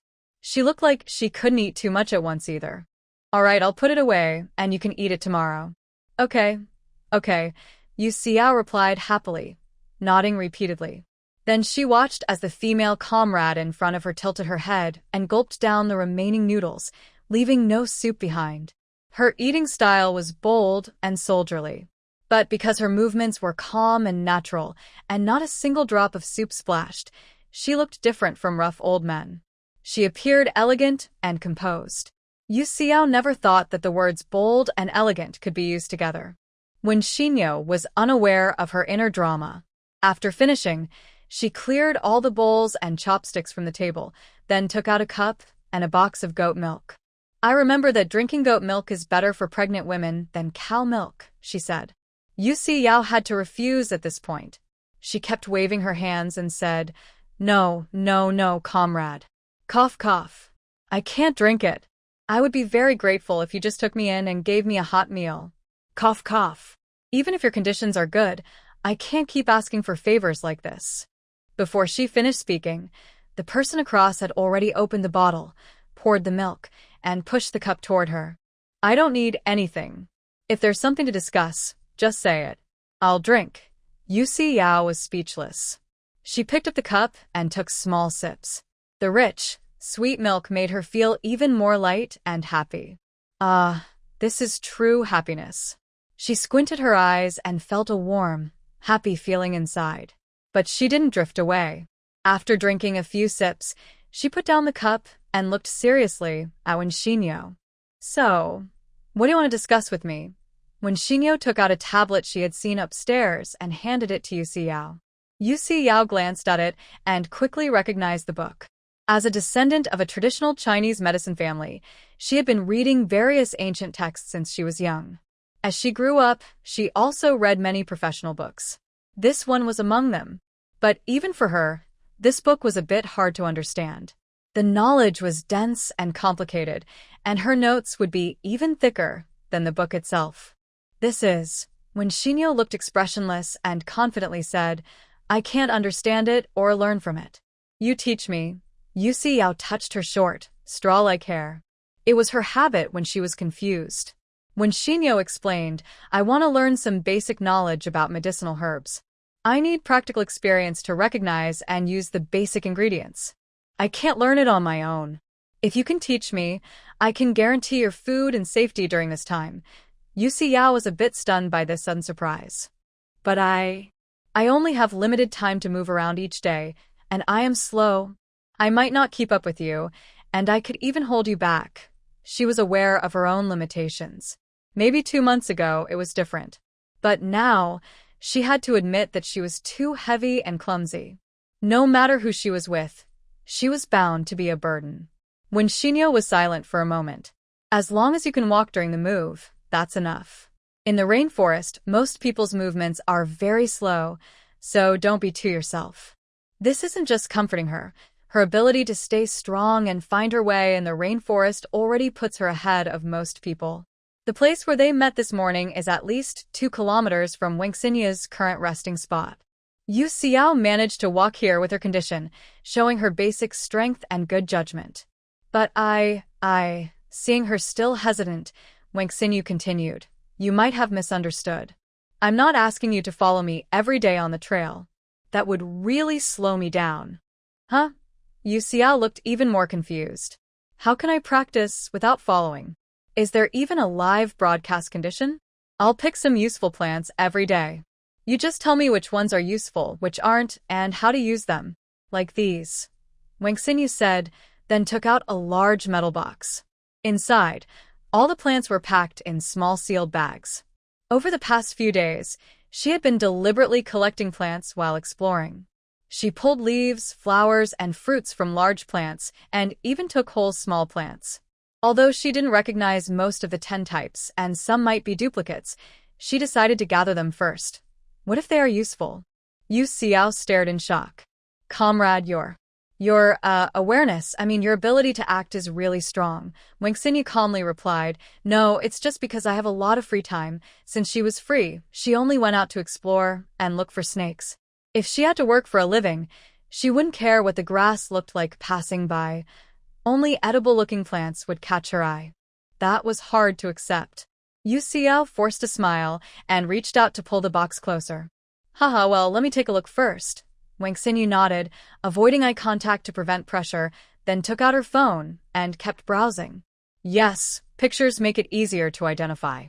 After 5 minutes, noticing Yu Xiao lifting her head again, Wen Xinyu turned to look. The plants were divided into 2 piles, with over 200 small bags. Only about 30 bags were outside the main pile. Wen Xinyu raised an eyebrow but didn't speak. Yu Xiao pointed to the large pile inside the box. "These are weeds." She pointed outside to a small pile. "These are considered useful." When Xinyo, "Well, it looks like she's here to do some forest clearing." Seeing her mouth droop in disappointment, Yu Xiao couldn't help but smile slightly. "Actually, she's a very cute comrade." She softly comforted her. "Your efficiency is already very good. I can see your basic skills are solid, and you can distinguish the types we learned in class. That's already impressive. After all, to outsiders, these grasses all look the same, right?" When Xinyo loved to hear this. Since professionals say so, it definitely isn't her problem. So Yu Xiao watched her drooping mouth straighten out again. Tropical rainforest, 10 they agreed to work together. One providing food and safety, the other sharing knowledge. When Xinyo explained the useful herbs, she took notes, and once she confirmed her expertise, she had no more doubts. From Yu Xiao's perspective, She didn't quite understand why someone would always be thinking about learning at such a moment. She thought it was valuable, but it wasn't something she could understand in her current state. She even fancied that her comrade was doing this just to take care of her, but after seeing her well-prepared, she realized she was overthinking.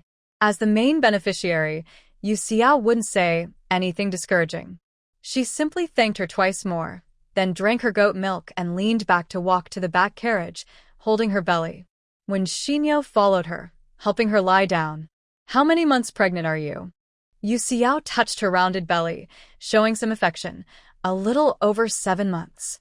The system says pregnant women at 8 months are automatically transported elsewhere and they don't need to participate in the game for the next 2 months after giving birth. I just need to get through this round." When Xinyo nodded, it seemed this cruel game was somewhat humane. Otherwise, pregnant women in labor participating would be like risking their lives. Thinking for a moment, she couldn't resist her curiosity and asked, "Are you having twins?" "Your belly. It looks a bit big. I saw you this morning and thought you had schistosomiasis." Hearing this, Yu Xiao couldn't help but laugh out loud. Yes, I think they are twins. If it were a single baby, it would be too big, and I definitely couldn't give birth. A normal single pregnancy's belly would be about a size smaller than mine. Just a normal size is fine. Wang Xinyu thought that if not, it would be a bit scary. Wang Xinyu helped her pull up the blanket and looked at her exposed, pale, swollen foot that looked like a pig's hoof. That was the only part of Yu Xiao's body, besides her belly, that looked like it had some flesh. Yu Xiao noticed her gaze and shyly pulled her foot back. Late stage, feet tend to swell. Wang Xinyu asked, "Are your feet cold?" "I have thick socks. Want me to put a pair on for you?" Yu Xiao hesitated for a moment, then, after a quick internal struggle, blushed and nodded. It was a bit embarrassing, but for the baby's sake, she couldn't refuse. Wang Xinyu found a pair of fluffy socks, squatted down, and helped her put them on. She had bought so many thick socks, but never wore them herself. Now they finally came in handy, and it wasn't a waste of the money she spent. Before standing up, she casually patted the nearby mother wolf. "You two are both pregnant. Take care of each other, okay?" The mother wolf made a soft growling sound, wagged her big tail, pushed her paw against her knee, yawned widely, then closed her eyes. It seemed she wasn't very interested in paying attention. Wang Xinyu didn't mind. She stood up and said to Yu Xiao, "I'll connect a line. If you have any issues in the middle of the night, like cramps or needing to go to the bathroom, just shake the bell, and I'll come down to help." Her voice was calm and gentle, as if she was just casually saying something unimportant. But this simple act of care made Yu Xiao's nose sting, and her eyes feel hot. Yes, it was just a normal act of kindness, but in this world, it felt so precious.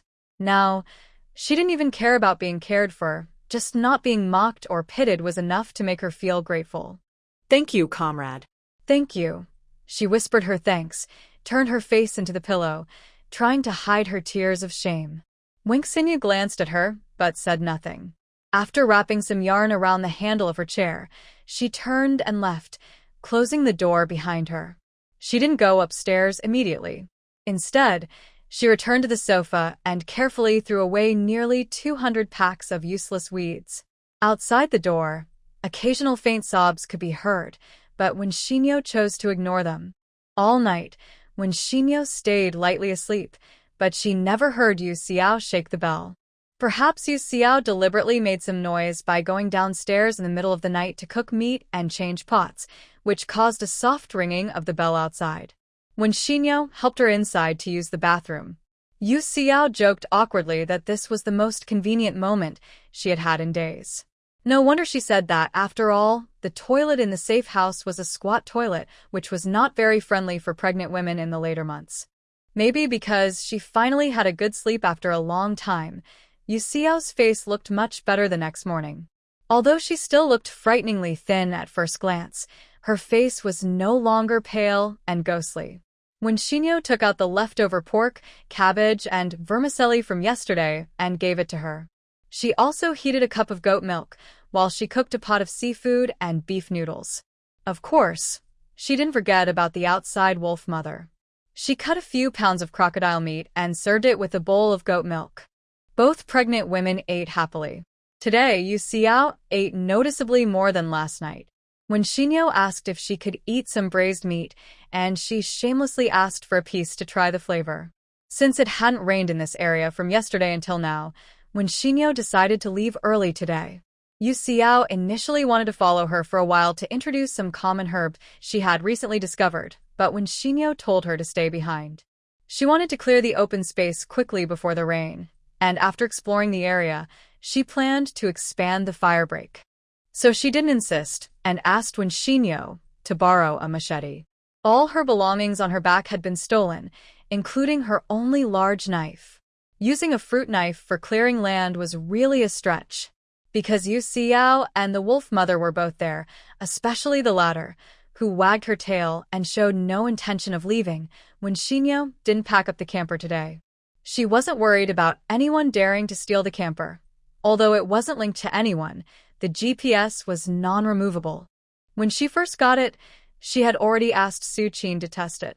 Even if it was placed in his space, the signal could still be detected normally. When Xinyo came from the south of the settlement, according to her habits, she started exploring from the north. Her task was still to hunt animals, and she continued to catch snakes. Unfortunately, her luck was bad. She hadn't even seen a monkey in days, let alone larger creatures. Normally, there should be many monkeys and orangutans in the forest, but these days, she keeps encountering snakes or birds, which is quite strange. However, although she hasn't seen any animals, she encountered something else today. Today is the 7th day. Besides the 2 screams during the landing, the only person when Xinyo has seen is Yu Xiao. Now, at noon on the 7th day, 3 kilometers away from the camp, she made eye contact with 3 other creatures of the same kind. In the tropical rainforest, there are 2 men and 1 woman. Their clothes are not torn, but their faces are pale, cheekbones high, and they look quite worn out. All 3 have tired but sharp eyes. They remain silent, silently observing the stranger in front of them. After 2 minutes, when Xinyo was the first to act, 2 vines shot out quickly. The 3 of them didn't react at first. When the woman finally screamed in surprise, the vines were already close to them.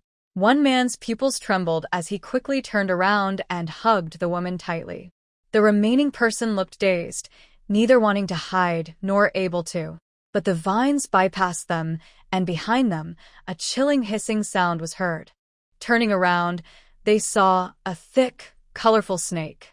It had approached within half a meter without them noticing. The snake had been pulled down from the tree by the vines and was now piled high on the ground. Its body was thicker than a bowl and at least 4 or 5 meters long.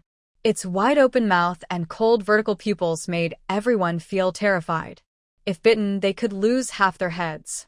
They had seen these creatures many times over the past few days, but this snake was not one to become less frightening just because they saw it often. However, the snake didn't struggle for long before the vines pulled it away. They watched helplessly as the tall, beautiful woman picked up the snake and slapped it twice on the head. The snake tilted its head and stopped moving. The 3 of them, when Xinyo didn't pay much attention to them. After draining the snake, she was about to leave. At times like this, it's better not to communicate, saving trouble for everyone. But she was stopped. The woman on the other side called out as she was about to pass. "Ma'am, are you heading to the gathering point too?" When Xinyo looked back with a slight frown. What gathering point? Her question stunned the 3 people on the other side, and they looked at each other in confusion. The 3 of them whispered among themselves for a while, then the woman continued to explain. "We came from the southwest and met someone who mentioned this dimension. The 3rd stage is very difficult, so players need to work together to pass. We're planning to go see it." Her words sounded reasonable. When Xinyo asked, "How do you know your location?" the woman replied, "Every day at 9 a.m. and 4 p.m., as long as it doesn't rain on their side, they send red signal flares. We follow the general direction, and we should arrive after walking a bit more." Hearing this, when Xinyo remembered that she had occasionally seen signals from that direction over the past few days, but she hadn't paid much attention. She wasn't interested in rushing to join others early on. After observing the situation in the second stage, she might consider going there to sell vegetables. Is that so? Thanks for telling me, but I don't plan to go there for now. Goodbye. After saying this, the three of them didn't say much more. Clearly, their strength wasn't on the same level as hers, so talking further would only bring trouble. Alright, take care of yourself. Thank you for saving us just now. The two men also expressed their thanks. When Shinyo waved her hand, and her figure quickly disappeared behind a large tree. They watched her leave, then finally relaxed. It had been a long time since they met someone with such a strong presence. Their hearts were pounding with fear. Baijia looked worriedly at her husband and brother. Originally, she had a great opportunity to wish for something in this dimension, allowing her family to reunite here, such a rare blessing. But now, they had arrived in this strange place, and suddenly, their family reunion might turn into a journey together. It was all her fault. She hadn't prepared well in advance, didn't gather enough supplies, and was blinded by excitement. After reuniting, they realized they weren't very skilled, and each of them was just barely managing to survive in this dimension. They had enough food and water, but facing the endless, dangerous jungle filled with hidden threats, they didn't know where to start. Seeing his wife fall into self-blame again, Deng Lei quickly patted her shoulder to comfort her. Relax, don't overthink. The three of us are together. As long as we don't take reckless risks, this second-level dimension can't kill us. Let's go see what's over there, Bai Qian also hurriedly said. Yes, sister. If that place isn't safe, we'll think of another plan. Being together as a family definitely gives us a much better chance of survival than going alone. Compared to fighting alone in an unknown world, Bai Qian feels happy just being with her family, even if they are just sharing compressed biscuits. Bai Jia knows that her husband and brother are speaking sincerely, so she also smiles again. Yes, as long as their family works together, they can surely get through this difficult time. When Shinyo stands behind a tree, watching the three of them support each other as they walk away. This time, they are truly leaving. It's always wise to stay alert. 2 hours later, when Shinyo returns to the camp, Yu Xiao has already cleared a small space behind the RV. Before leaving, when Shinyo moved the firebreak aside to make it easier for her to clear the area. Perhaps noticing her firebreak structure, Yu Xiao carefully separated almost usable vines and branches. Clearing even a small patch of rainforest is a big task. When Shinyo spent 4 hours outside and only managed to clear about 6 square meters. Yu Xiao is now at level 6, and the safe house covers 16 square meters. At her current speed, she might have to move again before finishing. She seems to realize this. When she sees Shinyo return, she quickly stands up, looking a bit embarrassed. Sorry, comrade. These routes are harder to clear than I thought. But I've gained experience, so I'll be faster next time. When Shinyo doesn't mind whether she can clear it or not, she's just observing her attitude. No need to push yourself. This land is good, and you won't need to move for a while. If you get too tired, I'll have to take care of you. That's the truth. Yu Xiao blushes and nods. Okay, I'll take my time. I won't cause you trouble. When Shinyo doesn't reply further, her gaze falls on a pile of fallen leaves near the cleared area, which doesn't look like trash. What's that? Yu Xiao looks over and immediately smiles. Oh, that's a treasure I found. Come and see. When Shinyo follows her over. Seeing her holding her waist and about to squat down, she quickly pulls her back. No need, just tell me. Yu Xiao blushes shyly and gestures for her to gently lift the leaves on the surface. When Shinyo does as told, the next moment, several plump, white mushrooms appear before her eyes. Based on her experience, when Shinyo instinctively thinks these mushrooms are non-toxic and edible. They look like common mushrooms, but upon closer inspection, they are slightly different. She looked back at the woman beside her and asked with her eyes. Yu Xiao nodded in confirmation. Yes. No poison. It's safe to eat. Not only can it be eaten, but it can also be cultivated. I've already tried it. It's very tasty and fresh, like beef liver mushrooms. They grow in decayed leaves, not on tree trunks, so we can grow them separately. Later, we can try a few cultivation bases, and then we'll have endless mushrooms to eat. Yu Xiao was very happy, speaking animatedly. When Xinyo also felt happy listening. She had thought about growing mushrooms herself, but the temperature and humidity were never right, or she didn't have enough time. She never managed to do it, so she forgot about it. But now they are in the rainforest. A tropical rainforest.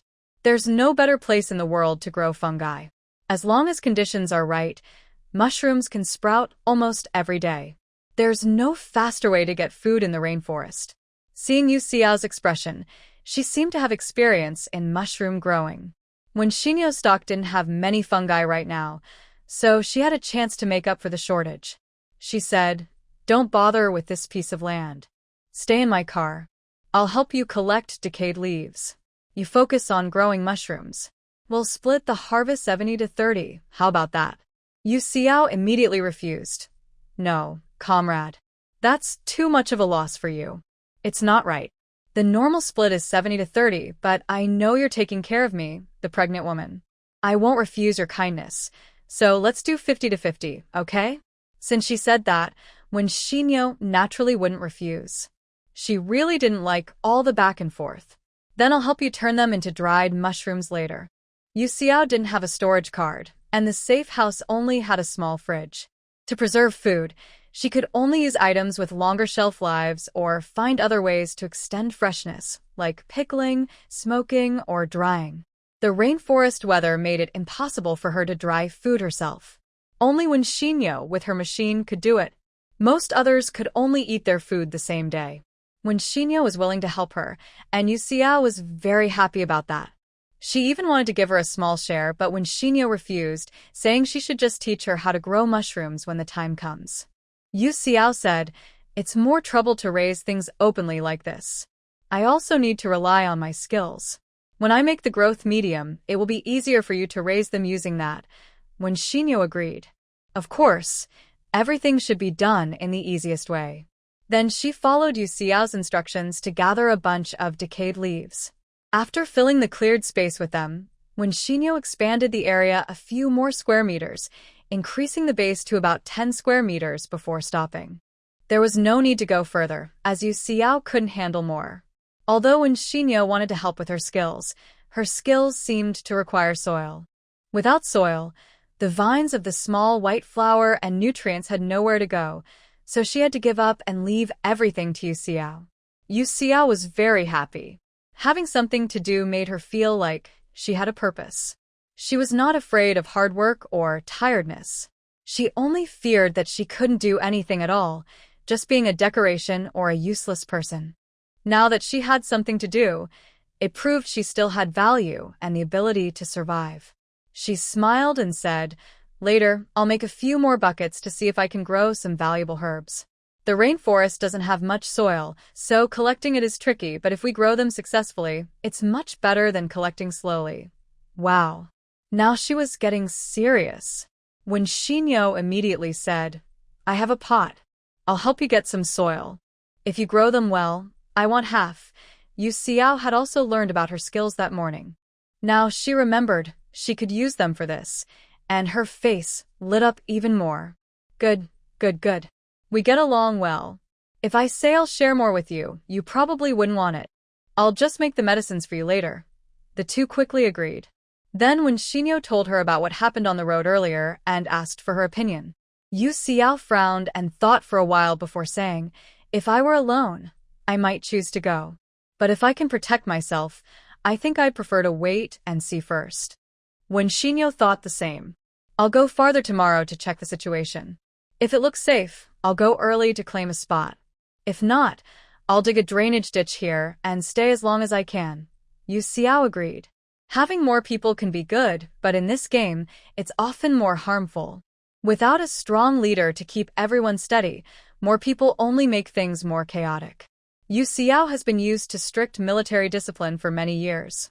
Being with a disorganized group of people only makes her feel tired and helpless.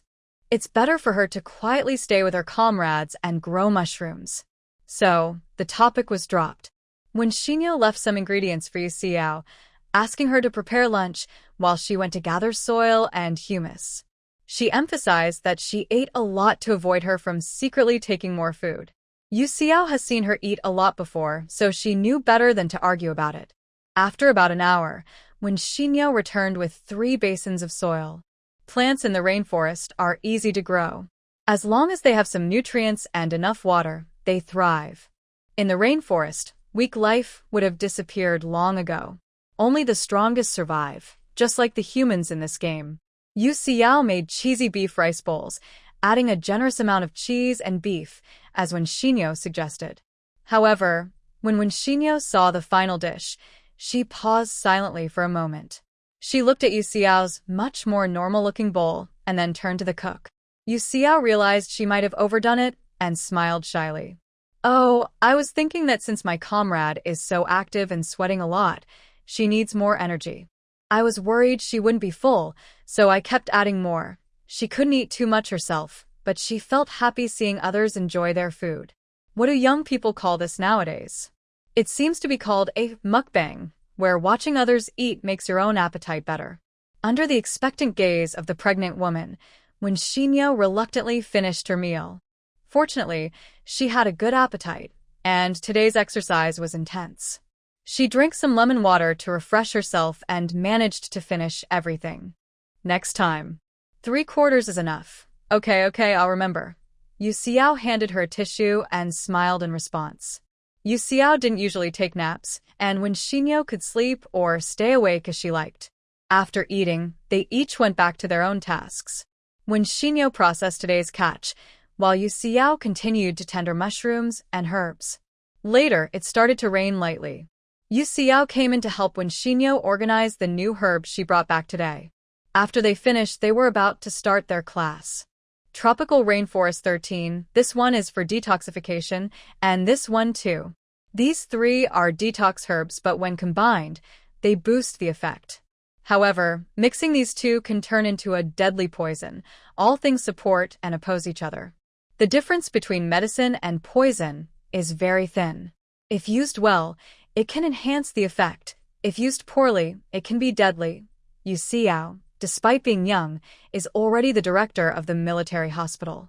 Even with just a few locally sourced teaching materials, she explains smoothly, as if she had prepared her lesson in advance. However, a good teacher doesn't always mean a good student. Wen Xinyo considers herself quite smart and has a good learning ability. Although she didn't take the college entrance exam, she ranked in the top 3 in her military academy entrance exam, and she was 2 years younger than the average student at that time. But now she has again learned why medical students are considered extraordinary and why professional doctors are irreplaceable throughout history. She also understands how important a nursemaid is in a team and how difficult it is to become one. The 3 herbs Yu Xiao is holding now, Wen Xinyo initially thought they were the same when she was picking them. "What is the biggest difference among these 3? Yu Xiao pointed at them and explained. "The differences are very subtle. Only careful observation can tell them apart, like how foreigners struggle to distinguish between shu and su, or rue and ri." When Xinyo stared at them for a long time and finally gave up. "I think I should first remember the ones that are easier to tell apart," she said seriously. Yu Xiao wanted to say that these are the most useful, but she also understood the difficulty and didn't insist. If she couldn't remember these, she could remember others. Wen Xinyo is very smart, and Yu Xiao is sure of that. If she focused on studying medicine, she would become an excellent doctor. But she already looked like she was saying, "I don't want to learn at all, but I have to," and Yu Xiao wouldn't be rude enough to point it out. "Actually, you don't need to learn everything in such detail. After I prepare the medicine, I will label it carefully.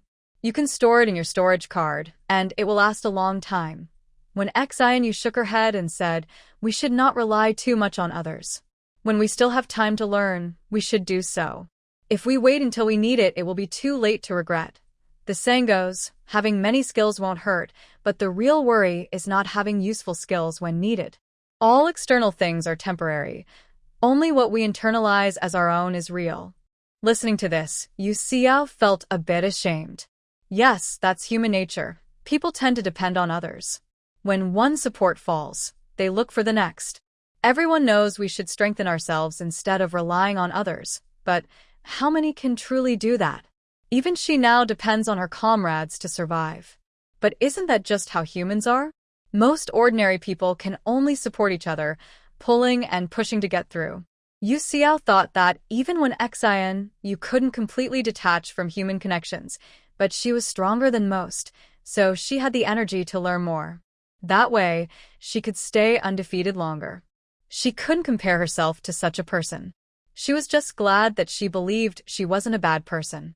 If possible, she wanted to be the motivation for her to move forward and upward.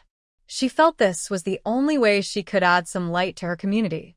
Thinking this, Yu Xiao adjusted her broken glasses and smiled as she took out several herbs again. Alright, let's start with the major differences. If you're not in a hurry, we can spend more time rebuilding your basic knowledge system. When Xian nodded without hesitation, a solid foundation is crucial. If I build a good base, I can learn on my own in the future and avoid many detours. Ah, she's such a good student. Why not study medicine? Yu Xiao sighed again. The lesson lasted nearly 2 hours. When Xianyu's head was buzzing, she hadn't felt this overwhelmed by knowledge in a long time. It was complicated, but Yu Xiao explained it clearly and simply. Although the information was fragmented and numerous, when Xianyu felt it was still manageable. Anyway, she didn't need to learn everything perfectly, just enough to get by. She stood up, stretched her muscles, and massaged her sore neck and eyes. Yu Xiao organized the herbs, took off her glasses, and looked at her. Any plans for the rest of the day? When Xinyo thought for a moment. I need to keep cooking the meat and shelling beans. What do you want to do? Yu Xiao smiled. I don't have much to do. I've already taken a bath, and going out to get dirty again would just waste water. I'll use what I have here to make some medicine first. When Xinyo nodded. Then you can do that here. Do you have enough materials? Yu Xiao felt a little embarrassed and rubbed her hands. Actually, comrade, I might need your help with something. My tools are all in the safe house. When Xinyo understood. I'll pack up the camper first. You go inside and get them. Yu Xiao nodded repeatedly. Okay, got it.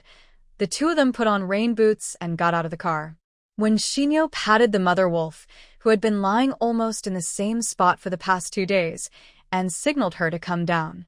The mother wolf lifted her eyelids and looked at them, then slowly stood up, yawned widely, and limped down with a lazy gait.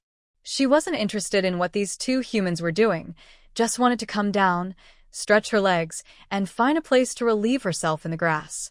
When she returned, they had finished their work. Yu Xiao turned to call her onto the car. When she saw her, she couldn't help but laugh and tugged at Xinyo's sleeve. Comrade, look at her. When Xinyo turned to see the mother wolf, who was waddling back with her belly hanging low, holding a dead, venomous snake in her mouth. She skillfully stepped onto the camper's steps, placed the snake at Xinyo's feet, and pushed it forward with her paw. When Xinyo crouched down, picked up the snake, and found it a bit funny. Is this for me? A protection fee, howl. When Xinyo gently rubbed her big head. Alright, I accept. You can lie down now. The mother wolf made a couple of soft howling sounds, but didn't lie down immediately. Instead, she started licking her paws to wash her face. When she's relaxed like this, it means she's about to give birth. It's just been a few days. I checked, and there are at least 4 pups, Yu Xiao whispered. That many? When Xinyo frowned. Raising 4 wolf pups alone is no easy task, especially since the mortality rate among young wolves can be very high. But as humans, they could do little about it. Just keep an eye on her and be ready before she gives birth, she said. Hey, Yu Xiao replied softly. Tropical Rainforest 14 on the 8th morning, when Xinyo got up early to check out the meeting point. According to the family of 3, the organization should have been recruiting people since the first day. Even if it's not fully formed yet, it should have some size by now. We still don't know how the second phase will change things, so it's better to find out early about the player's situation. The weather has been good these past few days, making it a perfect time to go on a trip. Yu Xiao stayed home to look after the mushrooms, while when Xinyo left with some lunch ingredients and a pistol for protection. The path was already cleared, and since she didn't stop to hunt, she arrived at the place where she met the Bai family yesterday before 9 o'clock. She climbed a sturdy tree until she had a clear view of the surroundings, stopping only when she could see everything without obstruction. Over the past few days, she sometimes climbed trees to check directions, but the dense forest made it hard to see any specific land features, except for the wide rivers. Even with binoculars, the leaves blocked her view. But since she couldn't see others, it meant they couldn't see her either. That was one of the few advantages of surviving in the rainforest. A few minutes before 9, when Shinyo opened a can of cold dessert and started eating. She had stocked 100 boxes of this treat back in her homeland, with 24 cans in each box. She only opened the first box yesterday, sharing one can with Xiao as a meal and dessert. This snack was a specialty from her hometown, though she hadn't had much chance to eat it before. Now, it tasted pretty good, not too sweet. After finishing, she planned to make some herself, especially since she had plenty of coconut products. At 9 o'clock, a bright red smoke appeared from the northeast, drifting into the air in a tall, colorful column. It wasn't far from her current position, about 4 kilometers away. If there were no rivers or swamps in between, she could get there quickly. When Shinyo immediately set out, but unfortunately, there was a small swamp along the way, home to at least 10 crocodiles and some other creatures she preferred not to face directly. She had to go around and marked her path to avoid getting lost on the way back. After walking for over 2 hours, she met several other players, all heading to the same place. When Shinyo was faster than them and arrived at the destination first. Why do you know it's the destination? Because from far away, she saw 2 men standing behind a decorative iron fence, armed and imposing. As Winxinyu approached within 5 meters, both men pointed guns at her and forced her to stop. Stop. Don't come any closer. She obediently stopped and lowered her aggressive stance. Is this not the meeting point? The man on the left said, yes, but you need to pay an entrance fee first. 50 jin of water outside, 500 jin inside. 10 times the price? Is the inside a paradise? Or did they just find a safe spot and set up a boundary? Before Winxinyu could speak, the male player behind her was already annoyed. Why is there a 50 jin entrance fee for a paradise? Didn't you say we should work together to pass? Now that everyone has come so far, you're already asking for money. The 2 men looked unfazed, clearly used to complaints. Too many people. The safe area can only hold 150. We're already over 100, so spots are limited. Those who want in can come. Their tone was tough and confident, showing they believed many would pay. The male player looked angry and pale. Winxinyu didn't want to argue. She had been running all morning and was hungry. She just wanted to see the situation quickly, then go back to rest. She coldly interrupted the brewing conflict. I just want to go in and look. If I haven't seen it, how can I decide to stay? How much is the ticket? Every word from her cold voice was clear and firm, with an unyielding tone and a bit of pressure. The only part of her face visible through the mask was her sharp, cold eyes. Anyone who looked into them would feel a chill down their neck. Even instinctively, no one would want to provoke someone with such a strong presence. The 2 guards exchanged a glance. Their arrogance faded a little, and their tone softened. All right. To settle here, you need a badge. But for just visiting, you need to pay 5 jin of clean water as an entrance fee. Winxinyu nodded slightly and asked, can't the ratio of dried meat to fresh meat be the same? The man who spoke scratched his head and looked at his companion, clearly not expecting that question. Wait a moment, I'll ask the higher-ups. Winxinyu tilted her chin slightly, remaining silent and showing a hint of impatience. Soon they received a reply, and she responded, meat jerky and meat exchanged at a ratio of 1.5 to 1. When Shinyo then took out 4 jin of wild boar jerky and threw it to him. Wild boar jerky, no need to pay.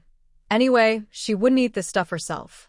The man weighed it in his hand, nodded to his companion, and the 2 of them, holding their guns, stepped aside to clear a path. Visit time is limited to 2 hours. When Shinyo didn't reply but walked straight past them and inside. Although they said she had entered the protected area, when Shinyo followed the rough little path for over 100 meters without seeing any signs of development in this area. After walking more than 200 meters, She finally faintly heard voices ahead. Another 100 meters forward, the first building that clearly looked like someone's safe house appeared. Each player's safe house is different in shape, strange and bizarre. The one in front of her looked a bit like a small, still house. As she went further inside, the situation improved. The ground was mostly cleared, and various sized safe houses were arranged somewhat neatly, each maintaining at least a 2-meter safety distance on all sides. Centered on this small path, radiating in a fan shape to the left and right, due to height restrictions, she couldn't see the total number. Only a few people were outside, and when they saw her, they just glanced without any desire to communicate. Since this is a second-level dimension, most players have already upgraded to lofts. When Shinyo could feel the watchful eyes from above as she moved upward. But there was no hostility, so she pretended not to notice. After walking another 100 meters through the residential area, she encountered a second guard checkpoint. She moved forward again, and was once more met with gunfire. "Stop. Haven't seen you before, new here?" The woman aiming at her frowned and looked at her colleague. The man shook his head. "No new players today. No new players, just paid the entrance fee to come in," when Shinyo explained simply. The woman looked at the man again, and he immediately checked his communication records. A few seconds later, he said, "Yes, sister Yu, first a woman, then a man behind her. Inside is a market. It operates from 9 a.m. to 3 p.m. daily. People trade goods and set prices through negotiation. No troublemakers are allowed, otherwise, we have the right to punish them," the woman said. When Shinyo responded, "Understood," then she continued walking forward confidently. Li Zhengyu watched her leave and softly said, "She's not simple. Keep an eye on her inside. Zheng Yunfeng, find a way to keep her here." Foam and looked at her in surprise. Is this woman really that powerful? He could sense that she was not an ordinary person, but for her to say she wanted to keep someone here, well, that was impressive. Although confused, he didn't dare to slack off. If you just said someone was useful, then that person definitely was. About 50 meters ahead, they reached the market area. The so-called market was just players selling things, each occupying a small patch of ground to set up their stalls. Some were more careful, using simple mats or small carts. Others, with fewer resources or less concern, just placed their items directly on the ground. When Shinyo had no plans to trade, but browsing was fine.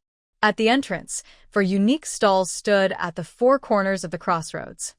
Besides being larger and more modern, each stall had a red flag hanging beside it.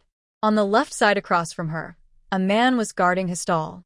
When he saw her, he smiled and waved hello, acting very familiar. "Hey, new face. Are you new here?" When Shinyo repeated what she had said 2 minutes earlier. "Oh, that's fine. Our place is developing pretty well. If you want to buy or sell something, feel free to look around. These 4 stalls are like, well, official trading points." He pointed to the sign in front of him. When Shinyo finally saw that it was roughly written with a crayon with the character food on it. She then looked at the other 3 stalls, which were labeled medicine, weapons, and daily supplies. The handwriting was really ugly, to say the least. The man continued smiling and said, "Our buyback prices might be lower, but we guarantee clear prices and honesty. Plus, we offer after-sales service. If you trade privately and something goes wrong, we won't be responsible." When Shinyo nodded and casually asked about the trading prices. The ratio between meat and vegetables is 2-to-1. The types aren't limited, but if the quality is especially good, like fresh beef or lamb, we might pay more. As for why meat is more expensive than vegetables, well, in the rainforest, vegetables are definitely harder to find than meat. Just understanding each other, okay? Medicines, weapons, and daily supplies depend on their specific value. We need to discuss it. If the items are in the market, we will base the price on the market value for negotiation. This rule is clear and Wangxinya thinks it is quite reasonable, but she doesn't actually need to trade. Understood. No, maybe there is something she wants. She looks at the medicine stall next to the food stall, where a young girl is running the booth. "Do you have herbs?" "Fresh ones are best." The girl is surprised. Recently, People have been asking about antibiotics and deworming medicines, so this is the first time someone asks for herbs. But isn't that perfect? It matches her expertise. The girl immediately stands up with a smile. Yes, sister. I am a plant expert. I've gathered quite a few these days. Since these are hard to exchange, I can sell them cheaply if you want.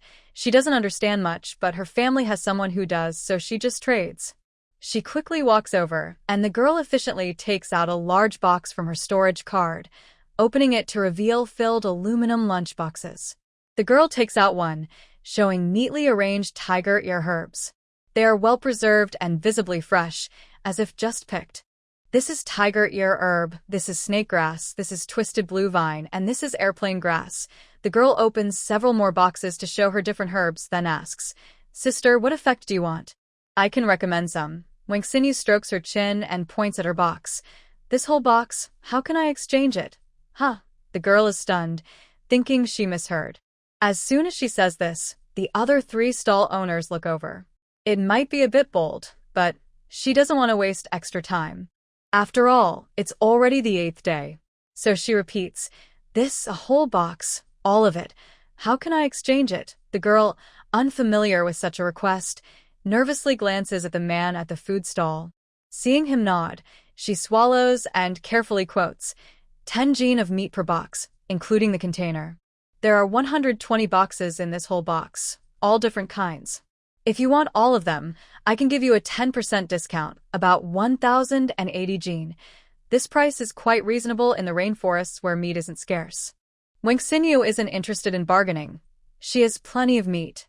She takes out her storage card, flips through it, and then throws out 2 cow corpses from the previous world, which only drank blood and didn't have time to process their skins. Even after being drained of blood, these 2 mature bulls, carefully raised with high-quality pasture, still weigh over 1,500 pounds combined. Angus cattle have been slaughtered. If you remove the skin and bones, the pure meat might not be that much, but the quality is good, which can increase its value, right? After all, most of the cow's internal organs are edible and considered part of the meat. Meat. Fresh beef. Premium beef. The young girl's eyes immediately fixated on the cow, and she swallowed several times before she could speak. The other vendors also couldn't sit still. They stood up one after another, and even some players nearby, attracted by the commotion, came over. Not everyone is lucky enough to visit a farm, nor capable of killing a small 1,000-pound cow, and not everyone has extra space to store such a large animal. A single space world can only hold up to 10 storage cards, often just 1 or 2. Many times, it's not that players can't get supplies, but that they can't store them once they have them. Especially fresh fruits, vegetables, and meats, which only last about a week in the fridge, definitely not enough. So, when Shinyo's action revealed not only her ample supplies but also that she had a storage card, possibly more than one, suddenly, she became the most eye-catching target in the area, more attractive than any goods. Yes, I can fit more. Sister, you've been to the farm, right? You have meat, but do you have butter?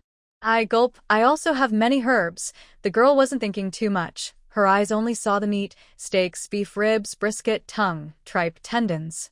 Ah, beef. When Shinyo calmly took the box, she was almost unable to hold. Yes, 1 pound for 1 box. How much do you want? She saw the wink given to someone by the person with squinting eyes. Then that person ran away, but since she was here, she didn't plan to hold back. If these people don't want to do honest business, she wouldn't mind making them the next batch of fools. In the end, when Shinyo exchanged an additional 100 pounds of butter and dairy products for a box of herbs, the girl said there might be some duplicates, but many were collected from other worlds, so she didn't feel she was losing out. After the exchange, when Shinyo didn't stay any longer, she just wanted to quickly take a look around to get a basic impression of this place, then head back. She really disliked the damp outdoor air, feeling like she was underwater, with endless mosquitoes buzzing around her ears, sounding like ringing in her ears, which was very annoying. The vendors around her wanted her to stay a little longer, clearly expecting someone to come soon. But when Shinyo was too lazy to wait and simply left, this made the waiting players around her feel more comfortable. As she stepped out, several people gathered around her, asking how she traded her meat and dairy products. When Shinyo felt overwhelmed, she really hadn't planned to do any business today. But since so many people asked, she thought it would be a shame not to sell some winter melons while she had the chance. She turned back to ask the man with squinty eyes, "What procedures do I need to set up a stall here?" The man's crow's feet became more noticeable when he heard this. "Oh, that's easy. No special procedures needed. As long as you're one of us, it's fine. If you're just visiting, you can only trade as a buyer. If you want to stay, you don't need to pay a fee. I'll tell the boss, and you can go directly to the inner circle to stay." As soon as he said this, the surrounding players started whispering among themselves. Getting into the inner circle usually costs 200 jin, but everyone had figured out in recent days that it's really just a way for the boss to find storage and bodyguards. That 200 jin fee isn't enough. Now, this person's arrival meant they could skip even that entrance fee, which made everyone envious. But the experienced players here had all been through tough times in the game. Before entering, they couldn't tell who was strong, but now they could roughly guess a person's strength. Moreover, this sister wasn't just perceptive. Anyone with eyes could see she was not someone to mess with. Living in the inner circle was great. Only capable players lived there. Being inside meant almost certain victory. If luck was on your side, you might even get a ranking prize at the end.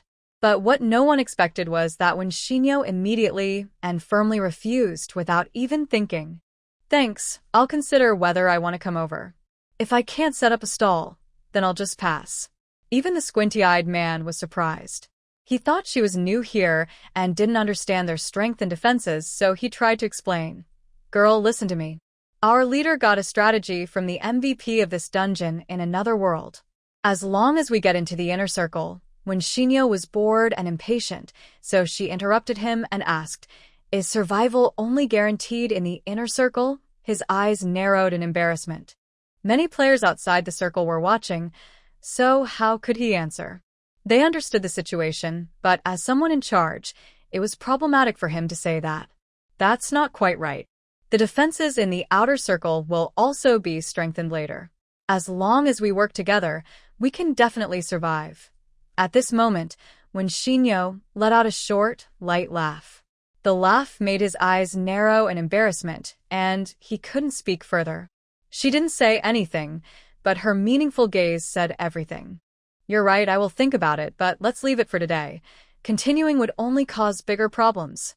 He felt annoyed but could only force a smile. Okay. When you've made up your mind, come back anytime." In his mind, he silently added, "If only you could leave here completely." When Shinyo was too tired to care about his little thoughts and turned to walk away again, the players who had been surrounding her, unable to trade, had no choice but to leave disappointed. But some still followed her, trying to lure her into their trade stalls. "Girl, do you need fire bottles? 10 for a pound of meat, and I'll throw in a lighter. Miss, want a bow and arrow? 5 pounds of meat for a good bow.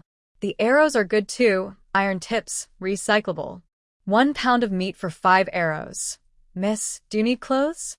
2 pounds of meat for a new piece of clothing, guaranteed to look as good as new." She stopped and looked at the male player on her left, who was selling fire bottles. He looked a bit familiar. Seeing her gaze, the man smiled shyly. Girl, do you remember me?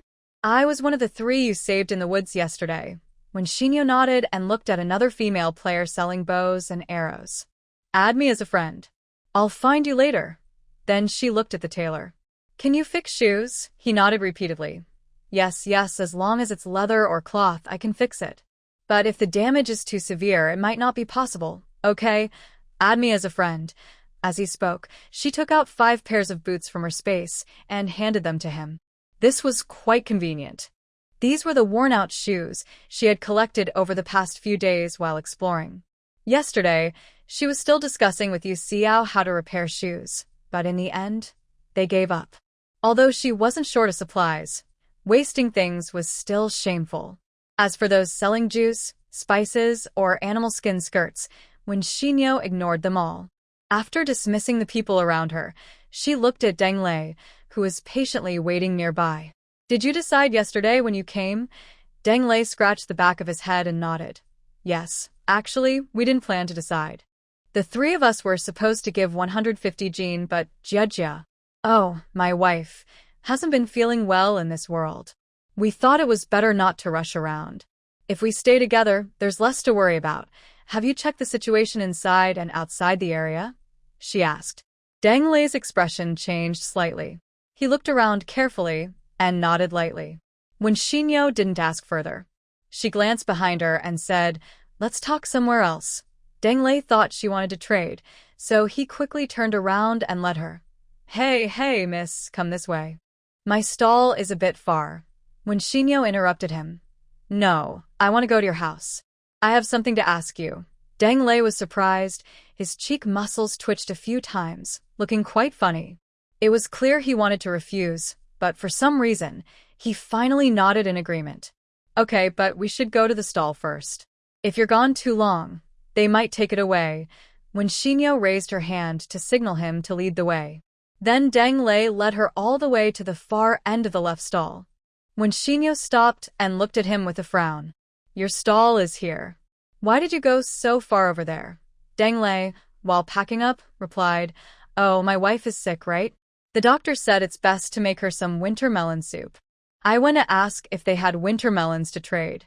But they told me they only had winter melon candies, not the real winter melons. They advised me to just make do and eat the candies. They said it could still add sugar. Isn't that nonsense? Tropical Rainforest 17. When Xianyu's first thought was that these people were indeed unreliable. Her second thought was, oh, the market demand has arrived. But she didn't speak now, quietly waiting for Deng Lei to pack up his stall before continuing to walk home with him, taking a detour. They walked another 100 meters into the outskirts, almost back into the jungle. Only then did Deng Lei say they were close. When Xianyu hesitated to ask, but finally she spoke. Are you sure that the 150 pounds of supplies you're trading is really useful? Deng Lei smiled bitterly. What can we do? We're not strong enough, and we arrived late. At least we have a place to stay, and they even sent people to help us clear the land. In fact, their family didn't have a savings card. The 150 pounds of supplies had already drained all their resources. But what could they do? Like he said, at least they had a place to stay, and their lives were temporarily safe. Could life be worse here than wandering outside, where wild animals might eat you at any moment? He had seen a player fall into a crocodile swarm and get torn apart alive. To this day, the terrible screams still echoed in his ears. When Xianyu realized her thoughts had become a bit condescending without meaning to, she had just instinctively believed that once they reached the second level of the world, players' skills would definitely improve compared to the first level. But now it seemed that, rather than strength, most of the survivors were just luckier. No, was luck really on their side?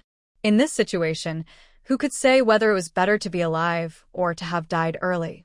When Xianyu quietly apologized and said nothing more, silently following him as they continued walking. Their final destination was a small triangular area beneath a giant ancient tree. 3 similar safety shelters formed a circle around the perimeter.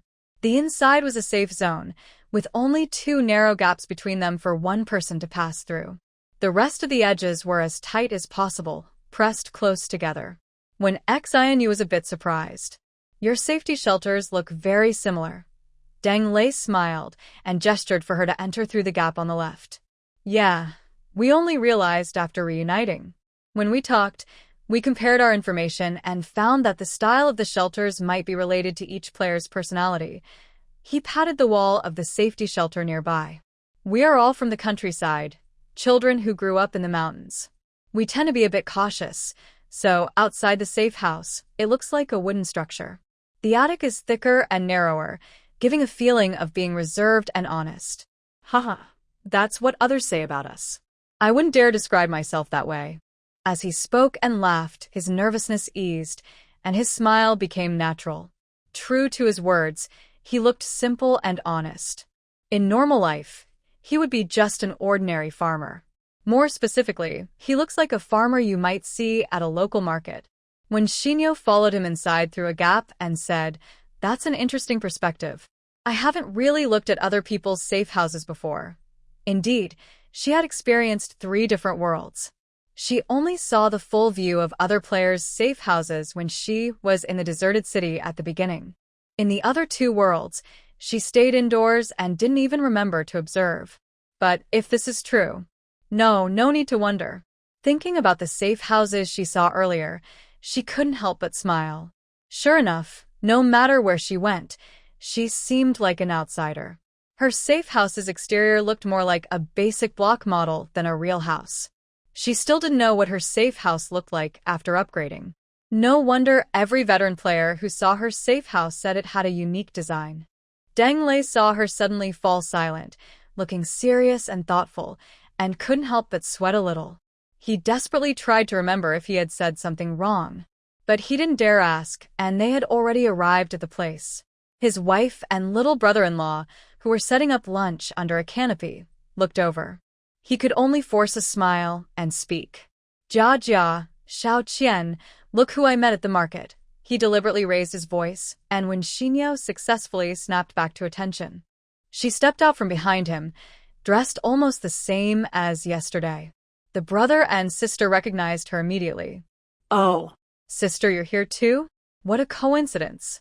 Come, the food just finished. Xiao Qian made snake soup, so delicious. Xiao Qian, go get more bowls. She's our lifesaver. We must treat her well. As Deng Lei said, Bai Jia looked very pale. Just 1 day had passed, and her weakness was almost overwhelming her. However, she was in good spirits, smiling warmly and enthusiastically inviting her to join for a meal. But actually, it wasn't just Bai Jia. The whole family seemed quite unwell. When Xinyo stepped forward, took off her mask, and the 2 of them gently shook hands through their gloves. Sorry to bother you, Sister Bai. I came to ask you for some news. Then she took out a storage card and carefully placed a large winter melon on the small foldable table that was already set up. here's a small gift. If you don't mind, please accept it. The winter melon weighed about 20 pounds. It was quite big, especially on the small foldable table, taking up most of the space and pressing down on the table legs. The family of 3 stared in shock. Bai Jia instinctively reached out to touch it, then quickly withdrew her hand and waved her off. No. Oh, girl, what are you doing? You saved our family's life, and now you're giving us a gift? Take it back. Is old Deng saying nonsense in front of you? Don't listen to him. She glared at Deng Lei, who was standing behind Wen Xinyo with his mouth wide open. Deng Lei's thin face immediately turned red. Did the girl not speak earlier because of this? He had mentioned it casually to lighten the mood, really not meaning anything bad. Just as he was about to say something, Wen Xinyo interrupted. All right, no more wasting time. Just accept it. I'm here to ask for information. It's not necessary to use your body to save face. Her voice was calm but firm. It sounded like advice, but to their ears, it felt like a warning. Don't make me say this a 3rd time. The couple exchanged a glance and silently closed their mouths. Well, then, we'll humbly accept. Thank you, little sister. Bai Jia finally smiled, gently touching the surface of the winter melon like a treasured item. The melon was really beautiful. She hadn't seen such a good-looking winter melon in a long time. She then asked her husband to carry it inside, so they could quickly make a simple winter melon soup while there was still time, so everyone could enjoy it together. Deng Lei hurriedly carried the winter melon back to the house, leaving the 2 women at the table to chat seriously. Bai Jia was a bit shy, but had already prepared to answer any questions. When Xinyo didn't mean to pressure them, sometimes she simply couldn't give others what they wanted. People's emotions can affect how they organize their words, which in turn impacts the accuracy of information. When Xinyo hoped they could stay calm and relaxed when talking with her. So, she didn't ask directly, but started a different topic. Your condition doesn't seem like something a bowl of winter melon water can fix. Your whole family doesn't look very well. Hearing this, Bai Jia couldn't help but smile bitterly. Well, we know that. The winter melon was actually a suggestion from the neighbor. We spent almost all our supplies on rent. Seeing a doctor costs a lot, and after one visit, we find out what's wrong but have no medicine or supplies to treat it. It's better to just wait it out. Her words made Wen Xinyo silent. Whenever she faced the struggles of people at the bottom, she felt helpless and didn't know how to respond. It seemed that no matter which world she was in, the situation for the poor never changed. If in reality there are strong armies and governments to help protect the weak and expand their chances of survival, then without these protections, everyone who returns to the law of the jungle would have to bear the mark of social Darwinism. She could help 1 or 2 people, but what about 1,000? 10,000? After a moment of silence, when Shinyo softly said, "My friend is a doctor. I'll ask her when I go back. If she's willing to see patients, you can come over and have her check you. Her fee will definitely be cheaper than the doctors here." She couldn't give away her friend's help freely, but passing on a message was okay. Before Bai Jia could speak, Deng Lei, who had already returned, immediately brightened his eyes. He quickly stepped forward, rubbing his hands in front of Wen Xinyo, and said repeatedly, "Yes, yes, thank you so much, girl. My wife is stubborn. When it comes to seeing a doctor, money isn't the problem. Please ask the doctor. If she's willing to treat us, we'll definitely go." Bai Jia frowned and looked at him disapprovingly. Nonsense. "It's not a serious illness, just too much dampness in this place. Later, we can find a drier spot in this world. However," she said this, then looked back at Wen Xinyo with a shy and awkward smile, "but if your friend is willing to give us a small discount, I would trouble you to come by. I can handle it myself, mainly because my brother has a cough." Wen Xinyo nodded. "It's okay, but you need to come here yourself. She's pregnant and not feeling well." Bai Jia was surprised. Pregnant? A pregnant woman? Suddenly, she seemed to remember something unpleasant, and her face turned pale. Deng Lei looked at her worriedly. "Jia, what's wrong? Is your chest uncomfortable again?" Bai Jia forced a stiff smile and shook her head. "It's nothing really." She then looked at Wen Xinyo. "From what you just said, are you not planning to stay here?" Wen Xinyo smiled. "That's why I came here today. I need to understand a few things before deciding whether to stay or not. Otherwise, I might as well stay outside where it's free." Deng Lei, who had already been convinced by her suggestion to find a doctor, quickly said, "No problem, no problem. Sister, we will tell you everything." Bai Jia nodded as well. "Yes, just ask directly if you have questions." But she wasn't just concerned about the medical visit. She felt a strange sense of trust from this young woman in front of her. Compared to the group inside, shouting about unity and overcoming difficulties, she believed more in this person who had saved their family once. Since that's the case, the preamble ends here. When Shinyo straightforwardly asked, "What do they want you to do inside?" the couple was surprised and opened their mouths in shock. "You already know before even staying there." She shook her head. "I just overheard them talking about the inner and outer areas. If they didn't ask for anything, I would find that strange." Deng Lei nodded in admiration. Why are the differences between people so big? He had just added someone as a friend and saw they were only level 4. He was level 8 and still confused about things. No wonder he felt lucky to survive each day. He explained, "They're recruiting people inside to dig channels. It seems similar to a moat, and they're also building bridges and turrets.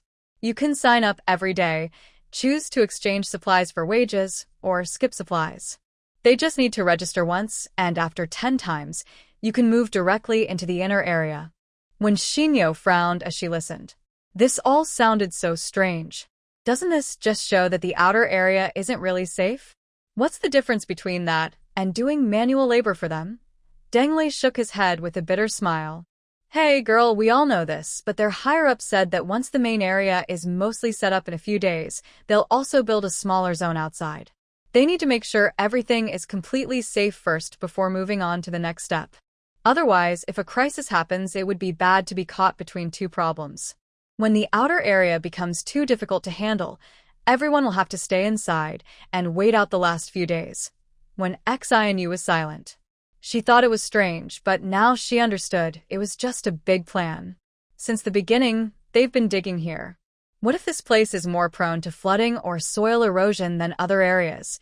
She asked, confused. At that moment, Bai Qian, who had just come from behind, overheard and joined in. "I want to sign up for the night shift yesterday.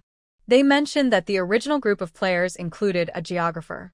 I don't remember all the skills, but basically, they can survey a radius of about 20 kilometers to find the best place for construction. That's how they decided on this spot. That sounded more believable. When Xianu asked again, "Are you digging a canal?" Bai Qian nodded, placing vegetables and a rice cooker on the table. When Xianu smelled the aroma of cured meat, but earlier, all she could smell was mosquito repellent, very strong and suffocating. Yes, I'm digging section 2. There seem to be 6 sections in total. How deep and wide have you dug? Bai Qian thought for a moment, comparing it to his waist. About this deep. Then he spread his arms, showing roughly 1.5 meters in length.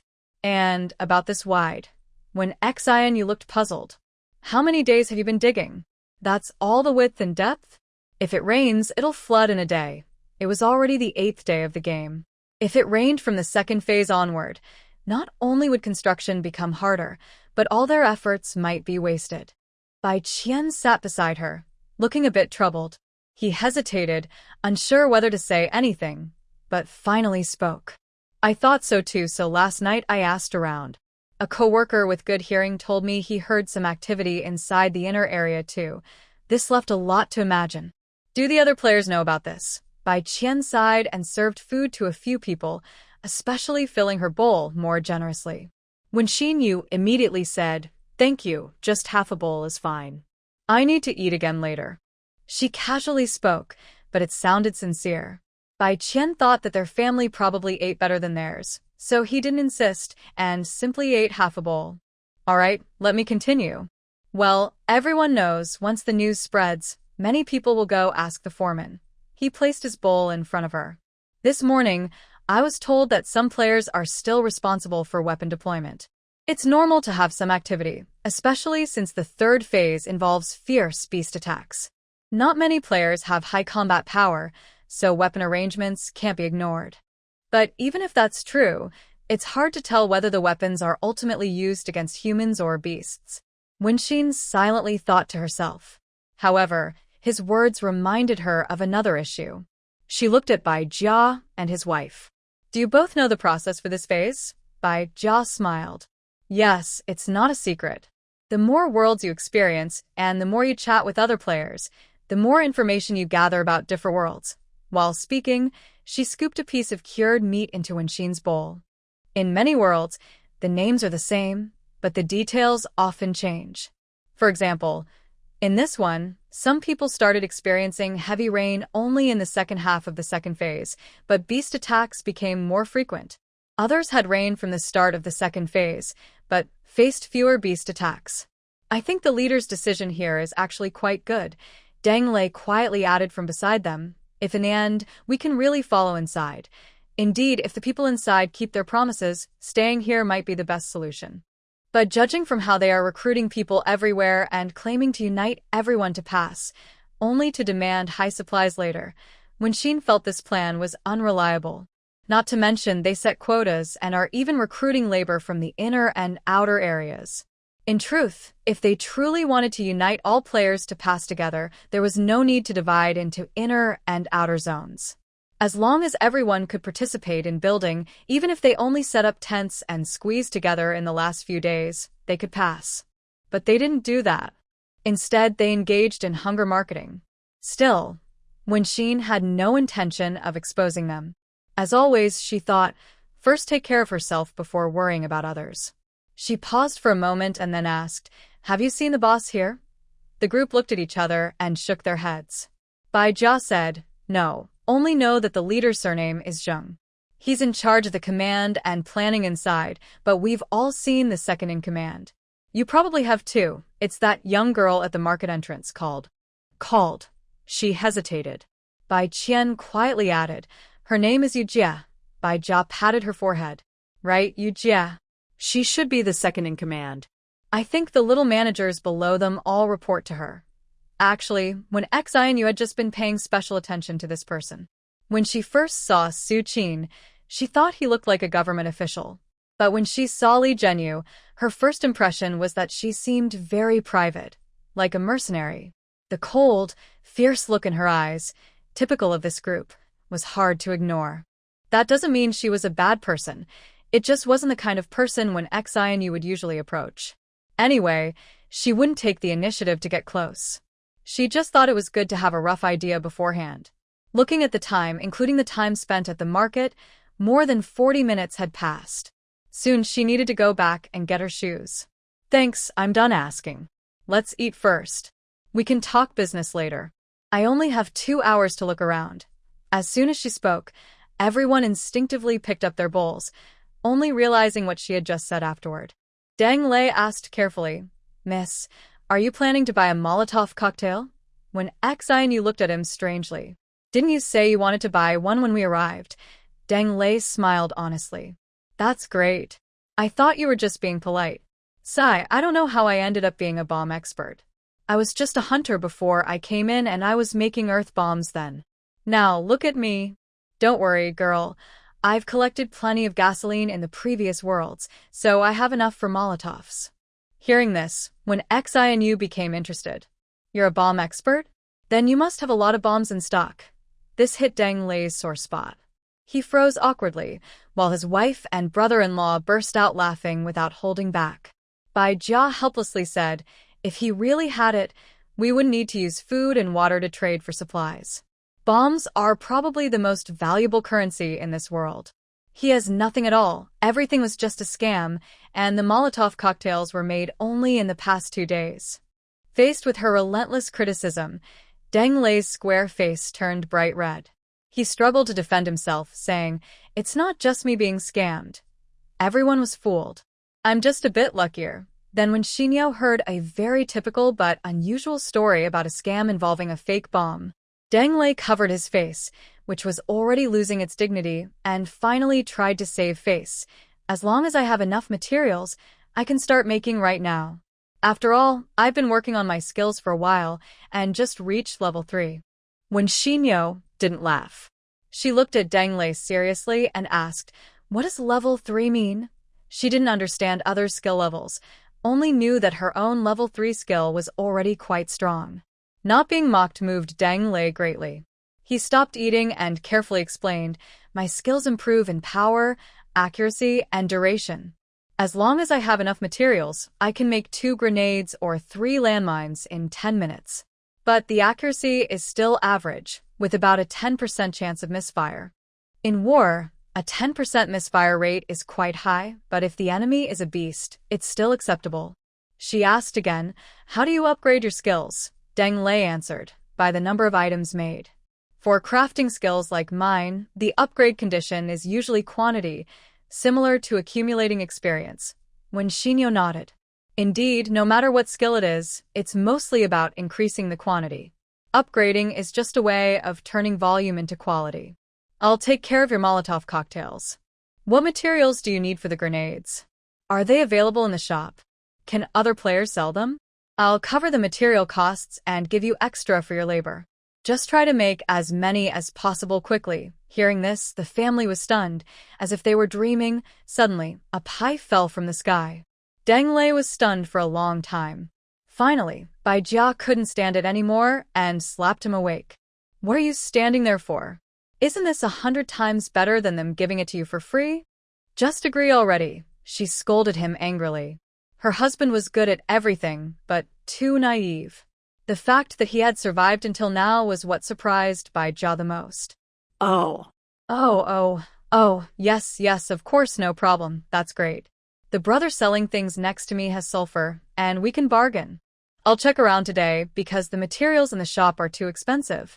The prices for the items in the marketplace have skyrocketed, especially for this dimension. We should try not to spend unnecessary money. Deng Lei spoke quickly and habitually rubbed his hands, showing he was a bit nervous since he hadn't done business in a while. When Xian said, all right, when you negotiate, just say the payment can be in fresh vegetables. Mainly winter melon, pumpkin, cucumber, radish, and cabbage. These are easy to store. You can also use meat or other items from the shop. But my skill makes all the vegetables I grow have a special trait. Eating 10 pounds increases defense by 1 pound. They can choose freely. As for the price, just negotiate a fair deal. If I think it's good later, we'll make the deal. After saying that, she flipped through the shop again to check the current price of grenades, then looked at Deng Lei. How about 20 pounds of grain for one grenade? The shop sells grenades for 2,000 exchange points each, which equals 2 points of defense.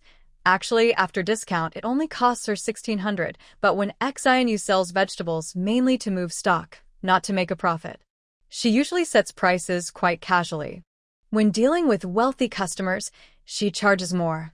With poorer ones, she charges less. The main goal is to sell and have items consumed, not to be overly concerned about the exact exchange. If she were so meticulous, her defense value wouldn't be so impressive now. Their expressions at this moment were no longer just shock. They were beyond that. The process and reactions were quite cliché, but clichés exist because they are what normal people would actually do. Bai Jia was the first to react, waving her hands quickly. No, this won't do. Fresh vegetables are already hard currency. Plus, we don't even need to pay for materials, and they have attribute bonuses. We only have labor costs. Even if we're shameless, we can't charge so much. Honestly, everyone wants to get a good deal. It's human nature to seek profit. But greed and greediness are different. Eating too much at once won't make you fat, but it might choke you to death. Faced with such tempting rewards, she was naturally tempted, especially since her body, severely lacking vitamins, was involuntarily salivating.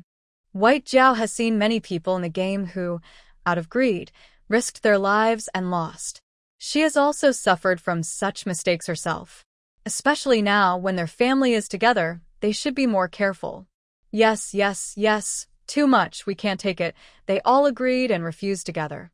They had already discussed this in a family meeting. To survive, a little greed is okay, but never enough to take obvious risks or items they shouldn't. When Xinyo felt a bit disappointed because there are people controlling the area. She can't openly set up a stall to sell things, as it would cause too much trouble. Finally, she managed to find a customer who had principles. Since the customer had already spoken, she couldn't force the sale. So she said, "How about a grenade for 10 jin? Winter melons, pumpkins, and radishes last longer and can be processed in many ways. Your family of 3 can stock up more, but don't waste. Wasting 2 jin will reduce your defense slightly." Bai Qian exclaimed, "Huh? It reduces defense." White Jiao looked at him helplessly. "If there were no limits, wouldn't that make you invincible?" Bai Qian awkwardly chuckled and scratched his head. "That does make sense." White Jiao then smiled at Wen Xinyo. "Thank you, sister. We will do our best to follow your advice. We'll try to find the materials ourselves, and if we can't, we'll buy from the shop." Wen Xinyo nodded. "Yes, I will try. I don't have many exchange points right now. If needed, I will go hunting more in the next couple of days." It's true. Her current exchange points are only about 1,500. If she wants to buy supplies from the shop, she will have to go out and fight wild animals. Deng Lei said, "Don't worry, girl. This game isn't very realistic. I don't need many materials to make bombs. The materials for grenades and landmines are quite similar. Rest assured, I can find someone." When Xinyo nodded again. "All right, thank you. Also, although it's unlikely, try to stay low-key and not attract too much attention, or it might cause trouble. I will come back around the same time tomorrow." She then picked up her bowl and started eating. She was in a hurry, with many things to do at home. Once she finished her main tasks, there was no point wasting time on small talk. Seeing this, everyone else politely stopped talking and started eating. Since she had to travel for a long time afterward, when Xinyo politely declined their invitation to have winter melon soup, as winter melon is a diuretic and unnecessary for her. Knowing she was busy, they didn't insist further. They just exchanged contact information and agreed to meet again tomorrow. When Xinyo then left their small safe zone. When Xinyo returned to the market, she noticed there were clearly more people at the busy intersection. She was a bit reluctant to go over, but someone had already noticed her. Plus, the 2 vendors selling bows and shoes were on the other side, so she didn't want to play a game of cat and mouse in the jungle. Moreover, she was not a mouse. A gentleman is honest and straightforward. When Xinyo lifted her head, held her shoulders back, and walked confidently and gracefully forward. On the way, she glanced at the nearby stalls, but there was nothing she wanted to buy. From about 10 meters away, she saw Sister Yu, who was staring directly at her. When Shinyo sighed inwardly, Murphy's Law is truly reliable. She kept walking forward, and she stepped out of the crowd to stand at the front. She definitely had the presence of a second-in-command. "Hello, can we talk for a moment?" When Shinyo crossed her arms, clearly showing she didn't want to engage. "Just say what you need." I'm Buse. "A quick chat will do." Lee Jengyu smiled, seemingly expecting her reaction, and didn't mind that she ignored his outstretched hand. "All right, I'll be direct. Just now, my subordinates probably told you we want to invite you to stay." When Shinyo responded coldly, "Oh," and added, "He probably also told you that I already refused." Tropical Rainforest 21. Lee Jengyu smiled again. "Oh, he is he, I am I. Now, I am speaking to you in my own capacity for the first time." When Shinyo also smiled. "I'm curious. What makes you think your face is more important to me than his?" Lee Jengyu didn't mind her pointed attitude, and didn't answer directly. Instead, he asked a different question. "May I ask where you're from? Your accent sounds like you're from Y province." When Shinyo paused strangely for a moment. "Do I have an accent? Is it so noticeable?" Lee Jengyu waved his hand with a smile. "Oh, not that strong, just a distinctive tone at the end. I'm from Y province too. It's a regional accent, so I'm quite familiar with it. I have to say this woman is very good at psychological tactics." With just a few words, she successfully gained her trust. Seeing her confident look, it seemed that whether she denied or not didn't matter anymore. When Shinyo looked at her silently and asked, "So what if I do?" Lee Jengyu asked again, "Are you from G City?" When Shinyo hesitated, thinking about what skills she might have to attack someone by checking their household registration. She didn't deny it, and Lee Jengyu's smile became even brighter. "There's a huge business opportunity. Are you interested?" At this point, he suddenly switched to a dialect, speaking in a deliberately distorted tone, and excitedly opened his arms toward her. Honestly, when Shinyo really wanted to pretend she didn't understand. But when he mentioned a big business, she hesitated for 3 seconds. "Tell me about it first." Once her goal was achieved, he immediately changed back to his initial cold mask, making when Shinyo look at him in surprise. "Can we talk privately now?" So, what was the point of him switching to dialect just now? Out of stereotypes and curiosity, when Shinyo couldn't help but ask before answering, "Are you a mercenary?" he openly admitted without hesitation, "Yes, I came in during a mission." "No wonder. Mercenaries are all crazy. I need to go get my shoes. I'll go with you." After this somewhat strange conversation, a group of people watched in confusion as the two women walked away side by side. "Onlookers, I've even moved my chair here, and this is it? So, what's this big business of yours?" Although, as residents of a populous province, when Shinyo didn't think speaking in dialect would add much encryption, but adding a bit of a deliberate tone probably made it more secure than regular language. "Kill the boss here with me." When Shinyo, little one briefly doubted whether her long military service had made her less capable of accepting new things. This wasn't strange. Plots to overthrow leaders happen everywhere. "Why me? Do we know each other?" Lee Jengyu forced a fake smile, his cold, delicate face looking a bit creepy with that expression. "Of course not. If you had seen me before, would you forget me?" When Xianu was very annoyed to find that this person could make her speechless with every sentence. No, if someone had seen a talented and attractive female mercenary, they would definitely notice her. Since she was noticed, she could not be forgotten. As for why it's you, just instinct? You should understand what I mean, just instinct. She really didn't want to understand, but she did. When Xianu had to admit that her main reason for not liking Lee Jengyu was not because she was a mercenary, but because she quickly realized they were the same kind of person. The same kind of person, unrelated to their profession. Many times, people like themselves the most, but often, they also dislike themselves the most. When Xianu was caught between these two feelings, she admired herself but also hated herself. She disliked people who were similar to her more than she appreciated them. She didn't say anything, not even glancing at the small stall nearby. She asked, "Why did you kill him? What's the benefit of killing him?" Killing was okay, but killing without reason was not. Lee Jengyu also crossed her arms and looked on beside her. The two of them looked like sisters shopping at a market, very harmonious in height and presence, unless you listened carefully to what they were saying. Pervert, lowlife, liar, but somewhat capable. I'm happy to kill him. After that, I will continue building defenses.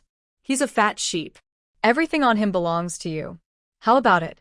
When Xianyu's brow twitched. If you don't say the details, I'll just think you're making empty promises. They had already arrived at a female player's stall selling bows and arrows. When Xianyu crouched down and picked up an arrow to look at it. It was made of wood, with a very sharp tip, but the shaft wasn't strong enough. It could only be reused once before breaking, and it required a high level of skill to use properly. He raided a weapons depot in a different world, and he still has at least 3 storage cards. His collection of firearms is enough to level the entire rainforest. Li Zhengyu said this while crouching down to look with her, sounding as calm as if she was discussing what was in her fridge at home. When Xianyu didn't reply, she looked at the frightened stall owner who was with her and asked, "Do you have any made of iron? These are too fragile, or maybe some of this material for crossbow bolts. While the effect of these arrows was average, they were better suited as crossbow bolts. They were less likely to break or become useless. Long arrows made of iron had the best cost-performance ratio." The stall owner nodded repeatedly and nervously pulled out a bag from behind her. Yes, this is iron head. It's all iron, specially processed to be lighter than normal iron arrows. I can modify it for crossbow bolts too. She then took out a bundle of short arrows from another small bag and offered them with both hands. These are samples. When Shinyo took a look and found them to be of good quality, not worse than those in the market. Good. How much for exchange? Would vegetables work? Because someone was present when Shinyo didn't mention the effect details, and she didn't plan to trade with everyone. Revealing the effects publicly would only cause trouble for the stall owner. It's better to discuss privately later. However, the stall owner pushed both hands forward and kept waving. No need to exchange. Just take it. When Shinyo, Li Zhengyu, the stall owner almost cried. Really, I don't want to trade. Sister, I still have some at home. If you want, I can go get it right now. When Shinyo turned to look at Li Zhengyu, your management skills are quite good. Li Zhengyu's face twisted as he retorted, I don't have that much energy to manage everything, and the market has only been open for 4 days. When Shinyo sneered, only 4 days, and it's already like this. Impressive. Li Zhengyu ignored her sarcasm and stared intently at the stall owner. Who? Tell me. I'll handle it. The stall owner trembled under her sharp gaze, eyes brimming with tears, not daring to make a sound. When Shinyo glanced at her in frustration, do you ask like that? Is this an interrogation? What's the difference between questioning civilians and interrogating a bully boss? Somehow, facing Li Zhengyu, when Shinyo felt her sarcastic spirit was fully activated. Li Zhengyu's face stiffened, and he scratched his head. I usually talk like this. I'm already making progress. Before I joined the game, I only used my fists, not words. When Shinyo sneered, that's why your ragtag team isn't good. Li Zhengyu didn't like hearing that. What do you mean, ragtag team? Are you a regular army? When Shinyo immediately straightened her back. Yes, I am. Even a retired regular soldier is still a regular soldier. Li Zhengyu's tough girl mask instantly shattered. She widened her eyes. Wow, I thought you were a peer, but it turns out you're sworn enemy? When Shinyo sneered twice. Otherwise, why would I ask, are you a mercenary? Instead of, are you also a mercenary? Li Zhengyu. The stall owner was forced to listen to these two people talking, trembling with her hands clenched. Is this really something a beginner like me can hear? Mom, I want to go home. Li Zhengyu stared silently for a few seconds, feeling that something was wrong. Something's not right. I sense it. When Shinyo. Don't the troops have standards for appearance? At least you should look noble, right? You. When Shinyo forced a wide, toothy smile, placing her hand on the sword hilt. I understand. You're not here to do business with me. You're here to pick a fight. Li Zhengyu immediately made a zipper gesture with her mouth. Wrong. Please pretend I just farted. She looked back at the stall owner, who was shrinking back as if trying to hide. You know me, right? The stall owner nodded carefully. Yes, Sister Yu. Li Zhengyu continued. Then you should know that I am the nominal second in command in decision-making, but actually the top boss. When Shinyo, the stall owner shrank her neck again. No, sister, can I honestly say that and expect others to admit it? But since she was being stared at directly, she didn't dare pretend to be dead. She quickly looked around and saw the other stall owners turning their heads, pretending not to hear anything, then forced herself to nod quickly. Yes, I know. Although she hadn't seen the legendary top boss herself, this question was explosive. Li Zhengyu happily lifted her chin, showing a graceful jawline. Since you know, why don't you dare to say it? The stall owner, it seems reasonable but also doesn't. When Shinyo didn't want to waste more time and reluctantly helped out. Just say it. If you're lucky, you might even recover what you lost, Li Zhengyu scoffed disdainfully. What do you mean if you're lucky? That's a must. Hearing this, the stall owner's eyes lit up.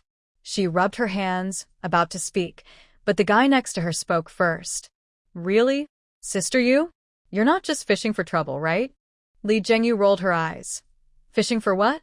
Whose law am I enforcing? I wouldn't even look at your little tricks. The guy quickly forced a smile. Sister you is right. I need to report this, I must report it. Someone started the first argument, and then others followed second, third. The original small vendor couldn't get a word in anymore. That chicken crown guy. Exactly. What's his name again? Something Zhang Ge. Yes. That's him. And there's also a four-eyed guy. These two are responsible for patrolling the east side these days. That chicken crown guy even took a pack of Red X happiness for me. Maybe remembering the supplies he lost, the bow and arrow vendor also got excited, clenched his fist, and shouted, that guy called Zhang Yang with the chicken crown. He took over 100 iron arrows from me. And he also took my spicy chili sauce, when Shinyo couldn't help but make two TSK sounds while listening. She guessed this place wasn't reliable, but she didn't expect it to be this bad. She even felt sorry for the 4 gene of dried meat she had given away. The descriptions, chicken crown guy and four-eyed guy, were too obvious. Normally, just mentioning Li Zhengyu would be enough to understand. But these two had made too many enemies, and with so many people talking, it turned from a complaint scene into a bitter grievance meeting. Li Zhengyu squatted on the ground for a long time without being able to speak. When Shinyo refused to get involved, she kept talking with the vendor. Don't worry about it. Let her handle it. So, do you want to exchange vegetables or not? How's your production capacity? The girl looked around at the growing crowd. She really wanted to join the protest, but fresh vegetables. Forget it. Since things are already out in the open, supplies are more important. Yes. Sister, exchange. If I don't set up a stall with enough materials, I can make 200 arrows a day. 1 gene for 10 arrows. How many do you have now? I'll take them all. After that, I'll take everything you make daily. Mainly iron arrows, but wooden ones are fine too if materials are short. You find the materials yourself. I'll cover the cost. 5 iron arrows for 1 gene, 15 wooden arrows for 1 gene. Deal? The vendor nodded eagerly. Deal. Don't worry, sister. I just came back from mining, and I have plenty of materials. When Shinyo raised her chin. All right, count them. Let's see how many there are. Okay. Wow. Bang. Suddenly, a loud gunshot startled the girl, making her hair stand on end. She quickly covered her head. When Shinyo didn't even lift her eyelids, she took out a bundle of grass rope and started packing. Everyone shut up. I told you I understand. Why are you still arguing? If you had this much opinion earlier, why didn't you say something? Li Zhengyu was most annoyed by loud arguing. At this moment, he lost his temper and drew his gun, firing 2 shots into the air. Most players nearby carried 1 or 2 guns, since pistol prices in the marketplace weren't high. Ordinary players could afford them with some effort, but only a few had actually used them in real situations. Faced with Li Zhengyu, a fierce person clearly covered in blood, very few dared to stand up to him. The 2 gunshots instantly silenced the scene. It was hard to tell whether people were more frightened by Li Zhengyu's fierce presence or by the loud noise. Meanwhile, when Shinyo had already packed up more than 10 bundles of arrows. As the crowd gradually dispersed, when Shinyo finished her deal with a young girl who had been forcibly pulled back to her senses. She traded a total of 387 arrows, 136 iron arrows, 121 wooden arrows, 60 iron crossbow bolts, and 70 wooden crossbow bolts. She also gave away a steel bow and a steel crossbow and received 20 jin of winter melons and 20 jin of cabbages in return. After completing the trade and standing up, Li Zhengyu had returned to normal.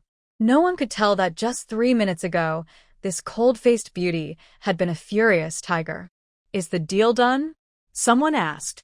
"Pretty much," when Shinyo replied, her gaze falling on the stall of the man who had been the first to rebel. He seemed to be selling mechanical dolls. She was about to ask him more when Li Zhengyu, with a half-smile, stopped her. "Girl, don't you think it's more reasonable for the bigger businesses to do more than the smaller ones?" he said. When Shinyo thought for a moment and asked, "Do you have a catalog of these people's dolls?" Li Zhengyu, "What's the point? Useful people are taken inside. Those outside are just selling irrelevant stuff." When Shinyo nodded and walked over to the man selling dolls. 2 jin of fresh winter melons. "Help me record everyone's stall details. Do you want to do it?" The man's eyes lit up. "Yes. Of course I do."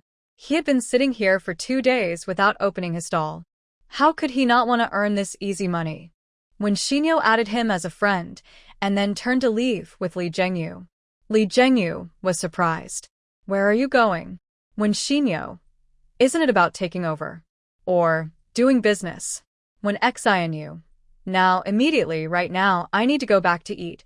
She turned and walked a few steps forward, then suddenly turned back. "What are you standing around for? Lead the way." For a moment, Li Zhengyu was so confused that she almost couldn't tell who was more anxious. Is this how regular soldiers behave?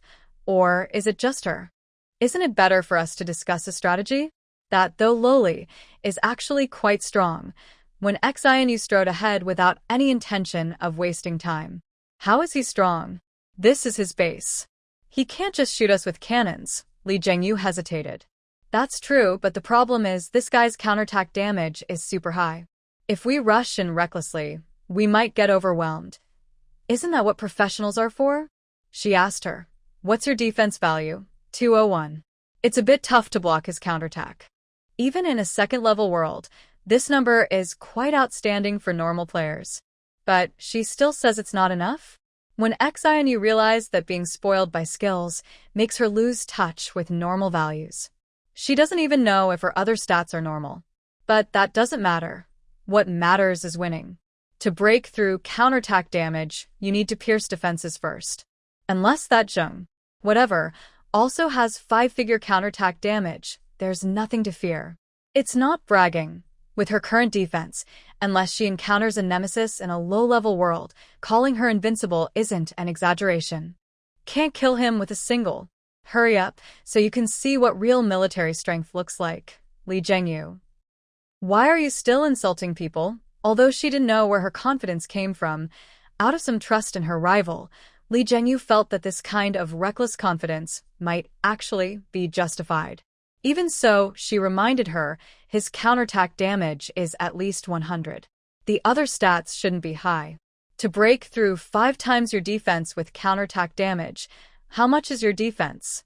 Probably over 20,000. I forgot the exact number, when XINU casually replied, pulling a somewhat familiar-looking herb. It seemed she was emphasizing something Yu Xiao had pointed out yesterday. She took a few more steps forward and plucked 2 more plants. The plants here growing well. Continuing forward, she noticed the sound of footsteps behind her had disappeared. She looked back in confusion and saw the person standing still, looking quite speechless. What are you doing? Don't waste my time. Hurry up. No. Li Zhengyu was forcibly brought back to reality and quickly rushed in front of her, grabbing her shoulders. How much? How much defense do you have? When Shinyo was shaken so much that her neck hurt. It was already hot and humid, which annoyed her. These people kept asking her the same question several times. She immediately pushed them away angrily. Over 20,000. Over 20,000. Can't you understand human language? Li Jingyu looked at her for a few seconds to make sure she wasn't joking or losing her mind. Then he said, "Although I don't quite understand how you did that, if it's true, I'll call you sister." When Xinyo laughed when she heard that. She rubbed her shoulders and looked at her. "All right, call me that. If you call me sister, I'll help you take him out with one strike." After a moment of silence, she asked, "Can you call me a few more times? Maybe I can hit him a few more times." When Xinyo chuckled. "What did he do?" Li Jingyu looked hesitant, glanced around, and sighed softly. "His skill is to push people into balls like a game. I told you he's a pervert. Do you understand what I mean?" When Xinyo couldn't smile anymore. What kind of nerve-wracking skill is this that strips away people's rights? Can the people he pushes in be saved? Li Jingyu shook his head with a frown. "It might sound strange to you, but I think this skill shouldn't be allowed to develop freely. No matter who has it, it would be a disaster. Especially someone like Zheng Yunfeng." When Xinyo also frowned but didn't speak, waiting for her to continue. Li Jingyu took out a small round ball from her waist pouch, about the size of a duck egg. It looked very similar to something from a certain story. Carefully, she could see a tiny figure curled up inside, like a baby in its mother's. Within 5 minutes of a player's death, you can put them into this item and use their skill once. If you don't use the skill, you can also release them as puppets or slaves. That's his exact words. "So, this is..." Li Jingyu pressed the button on the front of the ball. A flash of white light appeared, and a tall man suddenly appeared beside her. Even though he didn't open his eyes and looked lifeless, with his head slightly lowered, he resembled a beautiful sculpture. His delicate face and well-proportioned, slender body seemed to scream, "High-quality man." When she knew, even thought that the face looked a bit familiar, as if she had seen it on TV before. Soon, Li Jingyu brought the person back inside. "Is this what Zheng Yunfeng gave me as a partnership fee?" She smiled, with a mysterious meaning. She put away the small ball and spread her hands.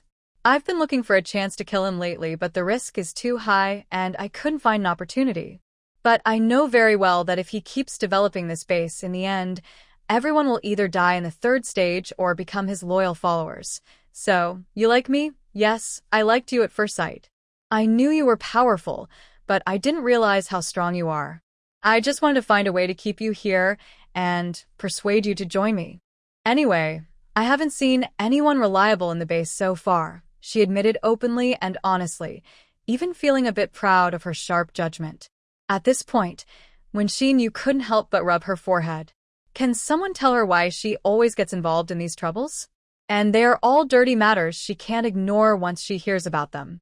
"What is your plan? It can't just be to kill him, right? Your big base runs on more than just his little skills as a spirit."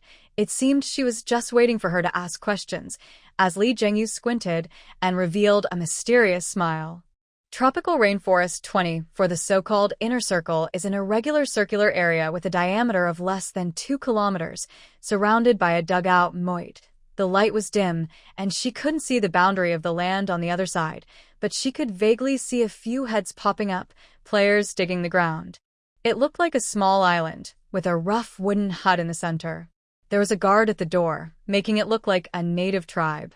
Li Jingyu led when she knew to the door and kicked the 2 guards who were playing cards. "Why doesn't Zheng Yunfeng reply to my messages?" The male player looked up at Li Jingyu and grinned, as if he was used to it. "Sister Yu, you're not new to Brother Feng. If he doesn't reply, what else could he be doing?" He deliberately emphasized the word doing and squinted at when she knew behind her. But before his smile could widen, Li Jingyu kicked him in the chest. He didn't have time to scream before flying out. Bang! The door of the wooden house was forcefully pushed open by the man's heavy body, and immediately, another scream was heard inside. "Who? Who gave you permission to come in?" Li Jingyu looked back at Wen Xinyo, who completely ignored the stunned guard, who had dropped his cigarette and was stomping into the house with big strides, her knuckles cracking as she walked. Wen Xinyo didn't want to stay too long looking at the scene on the small bed nearby. Her long legs and confident stride allowed her to reach her target before the people inside could react and defend themselves. Zheng Yunfeng watched this tall, unfamiliar woman walk quickly toward him, feeling confused and trying to cover himself with a bedsheet. If it had been another woman, he wouldn't have reacted like this. but this woman clearly had bad intentions. Her killing intent wasn't as obvious as Li Zhengyu's, but just her having killing intent was enough to make him nervous. Who are you? What do you want? Don't come any closer. Before he could finish his typical threat, her slender hand, which looked delicate but gripped like a tiger's claw, grabbed his arm. She pulled him back, bent down, and with a perfect, swift over-the-shoulder throw, she flung him from the bed onto the floor. The wooden floor creaked heavily, giving a sense that it might break apart at any moment. Unlike the chubby, figured image Wen Xinyo had imagined, Zheng Yunfeng was not fat at all. In fact, he was quite thin. The sound of his bony body hitting the ground was a bit uncomfortable to hear. However, after being hit, he didn't curse like most people Wen Xinyo had encountered before. He panted heavily, pressed down by her weight, with his narrow eyes looking at her with a teasing, amused glare. Wen Xinyo also looked at him expressionlessly, glancing briefly at Li Zhengyu, who was collecting the puppet by the bed. After about 10 seconds, Zheng Yunfeng's cool, villainous expression started to, shifting from confident and in control to confused and puzzled. "Don't you feel anything?" he asked. Wen Xinyo seriously looked down and then replied earnestly, "Your humorous made me a little uncomfortable." Zheng Yunfeng's muscles twitched violently, but he still didn't shout or scream, perhaps due to lack of energy. He took a deep breath without struggling unnecessarily. "Li Zhengyu gave you some benefits? I can give you 10 times that. I have a counterattack value of 158. If you kill me, you'll die too." He remained calm enough to negotiate, which Wen Xinyo appreciated. Unfortunately, her appreciation couldn't save his life. Wen Xinyo didn't mean to mock, but his serious attempt to persuade her to surrender seemed somewhat funny to her. She knew that a defense value of 158 times 5, which is 790, was almost impossible at this stage. So he spoke confidently, which she understood, but never mind, she had no obligation to explain. "Oh, really? She said you have a weapons warehouse and that your storage card, all supplies, and command of this base are handed over to me. Can you give me 10 times that?" This time, Zheng Yunfeng couldn't hold back anymore. His calm mask was quickly torn apart. He desperately tried to lift his head and turn, but the iron claws pressed at the back of his neck prevented any movement. Every attempt only caused him to rub himself raw and make close contact with the floor. Of course, not being able to turn his head didn't stop him from cursing loudly. "Li Zhengyu, are you crazy? What did I do to offend you? You want a man for yourself, a second-in-command for you, supplies for you. What else are you unhappy with?" You. Arg. In terms of attacking, Li Zhengyu was much more skilled than Wen Xinyo. She stepped on Zheng Yunfeng's exposed thigh, avoiding vital areas, and used her heel to press down as hard as possible. This kind of injury wouldn't seriously affect his life if done properly. Crushing it wouldn't cause much blood loss, and counterattack damage only affects health points, not causing the same pain. She pressed down more recklessly. Since she didn't have the same structure, Wen Xinyo couldn't imagine the exact pain. But from Zheng Yunfeng's scream, the bulging veins on his temples, bloodshot eyes, and his shallow breaths, it was clear he was in quite some pain. Or from the reaction of the person who was thrown aside and rolled to the wall, showing teeth and grimacing, it was obvious the strike was effective. Unhappy? Offended? "Oh, no, because I came here from the start just to kill you. Now, I'm just finding a helper in advance to carry out my plan." Zheng Yunfeng's eyes nearly burst with rage, and each word was forced out through clenched teeth. "Why? Why?" In response, Sister Yu simply gave a cold, hard smile and chuckled softly. "There's no reason. I just don't like you and want to get rid of you for the people." This answer made Wen Xinyo silently turn her gaze aside. But she continued, her tone shifting and her grip loosened a bit. "If you behave and do as I say, hand over your safe house and all your supplies, I'll spare your life." "How about that?" "Okay, I agree." His quick and straightforward reply stunned both bullies. "I also want the supplies in your safe house," she repeated. He immediately responded again, "I said okay, I agree." This left Li Zhengyu feeling confused. "So straightforward? Aren't you going to resist a little?" It felt too easy to break him. There was no sense of achievement. In the tropical rainforest, 25 Zheng Yunfeng grew impatient. I already said I agree. Why are you still hesitating? His quick compliance made the two others suspicious. When Xinyo glanced at her, are you sure he doesn't have any other tricks up his sleeve? This made Li Zhengyu doubt himself. He scratched his head. There shouldn't be, but before I said that. Suddenly, she seemed to remember something and patted Wen Xinyo's shoulder. Miss Wen, take off his arm. Before Wen Xinyo could even wonder why, Zheng Yunfeng's previously calm face suddenly changed again. Li Zhengyu. You son of a… Are you crazy? Seeing his frantic state, Li Zhengyu knew he had guessed right. He might have captured a player who can transform space, a little spirit from the one I killed earlier. When Xinyo understood but didn't act immediately. What do we do after removing his arm? Li Zhengyu shrugged. It's fine.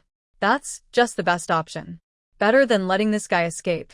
That makes sense. When Xinyo nodded, she twisted her wrist, and there were several dull pops as her joints dislocated with a series of cracking sounds. Zhang Yunfeng's screams followed, and his arms hung limply like noodles on the ground. Just to be safe, Wen Xinyo not only dislocated his shoulder joints but also his wrist joints. TSK. Li Zhengyu silently raised her thumb. Even the regular soldiers haven't missed these lessons. When Xinyo stood up, clapping her hands, and used a bedsheet to tie up the man's legs as well. We are only more professional than you. After all, you can directly break bones or shoot someone in the head, but we have to capture people humanely, Li Zhengyu muttered softly. That's why I don't like. Before she finished, the approaching footsteps outside cut her off. They exchanged glances, then looked at Zheng Yunfeng, who was half-conscious from pain. The little elf can't be relied on anymore, Wen Xinyo said. Li Zhengyu took out a long spear and stuffed 2 boxes of bullets into her waist pouch. Then we won't leave any survivors. She turned sideways, sweeping her long leg to close the wooden door, which automatically latched. In the next second, she slipped into a nearby secret door, and loud footsteps could be heard upstairs. Their original plan was also to leave no survivors, but to make full use of the situation, they planned to threaten Zheng Yunfeng into turning his subordinates into little elves. After taking over the base, they would make them do hard labor. But now, to prevent this kid from causing trouble, they preferred to abandon that plan. Moreover, Li Zhengyu mentioned someone inside with an excavator. If she could take him out, the excavator would belong to her. When Xinyo was even less interested in their little elf team. The approaching footsteps grew closer to the door, and the guard hiding by the wall saw a glimmer of hope. Brother Feng, we're here, Li Zhengyu. You traitor. Come out. Let Brother Feng go. Get out of the way, Ugh. A series of whooshing sounds, typical of tranquilizer darts, rang out. When Xinyo was too tired to care about what was happening outside. The faint smell from the man nearby made her very uncomfortable. She lowered her head and slapped Zheng Yunfeng in the face. Hey, stop pretending to be dead. Where's the storage card? The slap was skillful. It didn't leave a deep mark but was enough to make his skin tingle. He winced noticeably. But he stubbornly kept pretending to be dead. When Xinyo sighed. Honestly, she didn't want to keep doing this after becoming a simple farmer. But someone kept forcing her to be restless.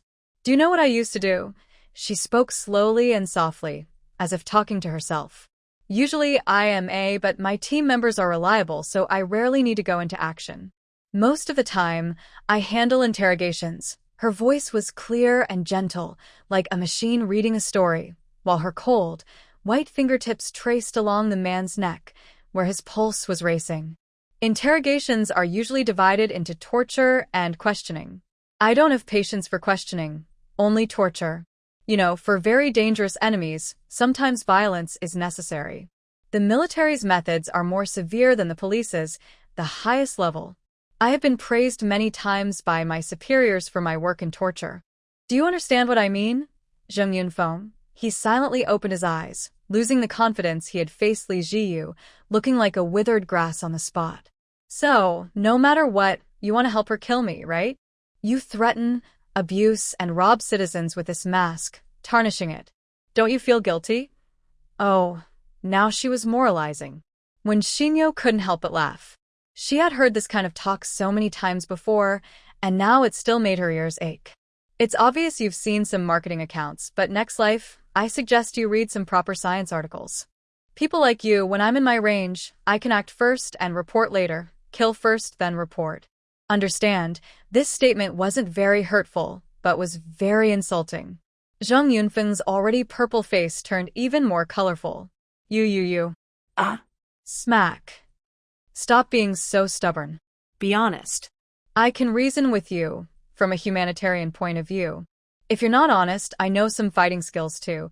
When Shinyo didn't want to waste any more time with him, and slapped him again. If the safe house wasn't only summoned voluntarily by players, he wouldn't have had the chance to say so much.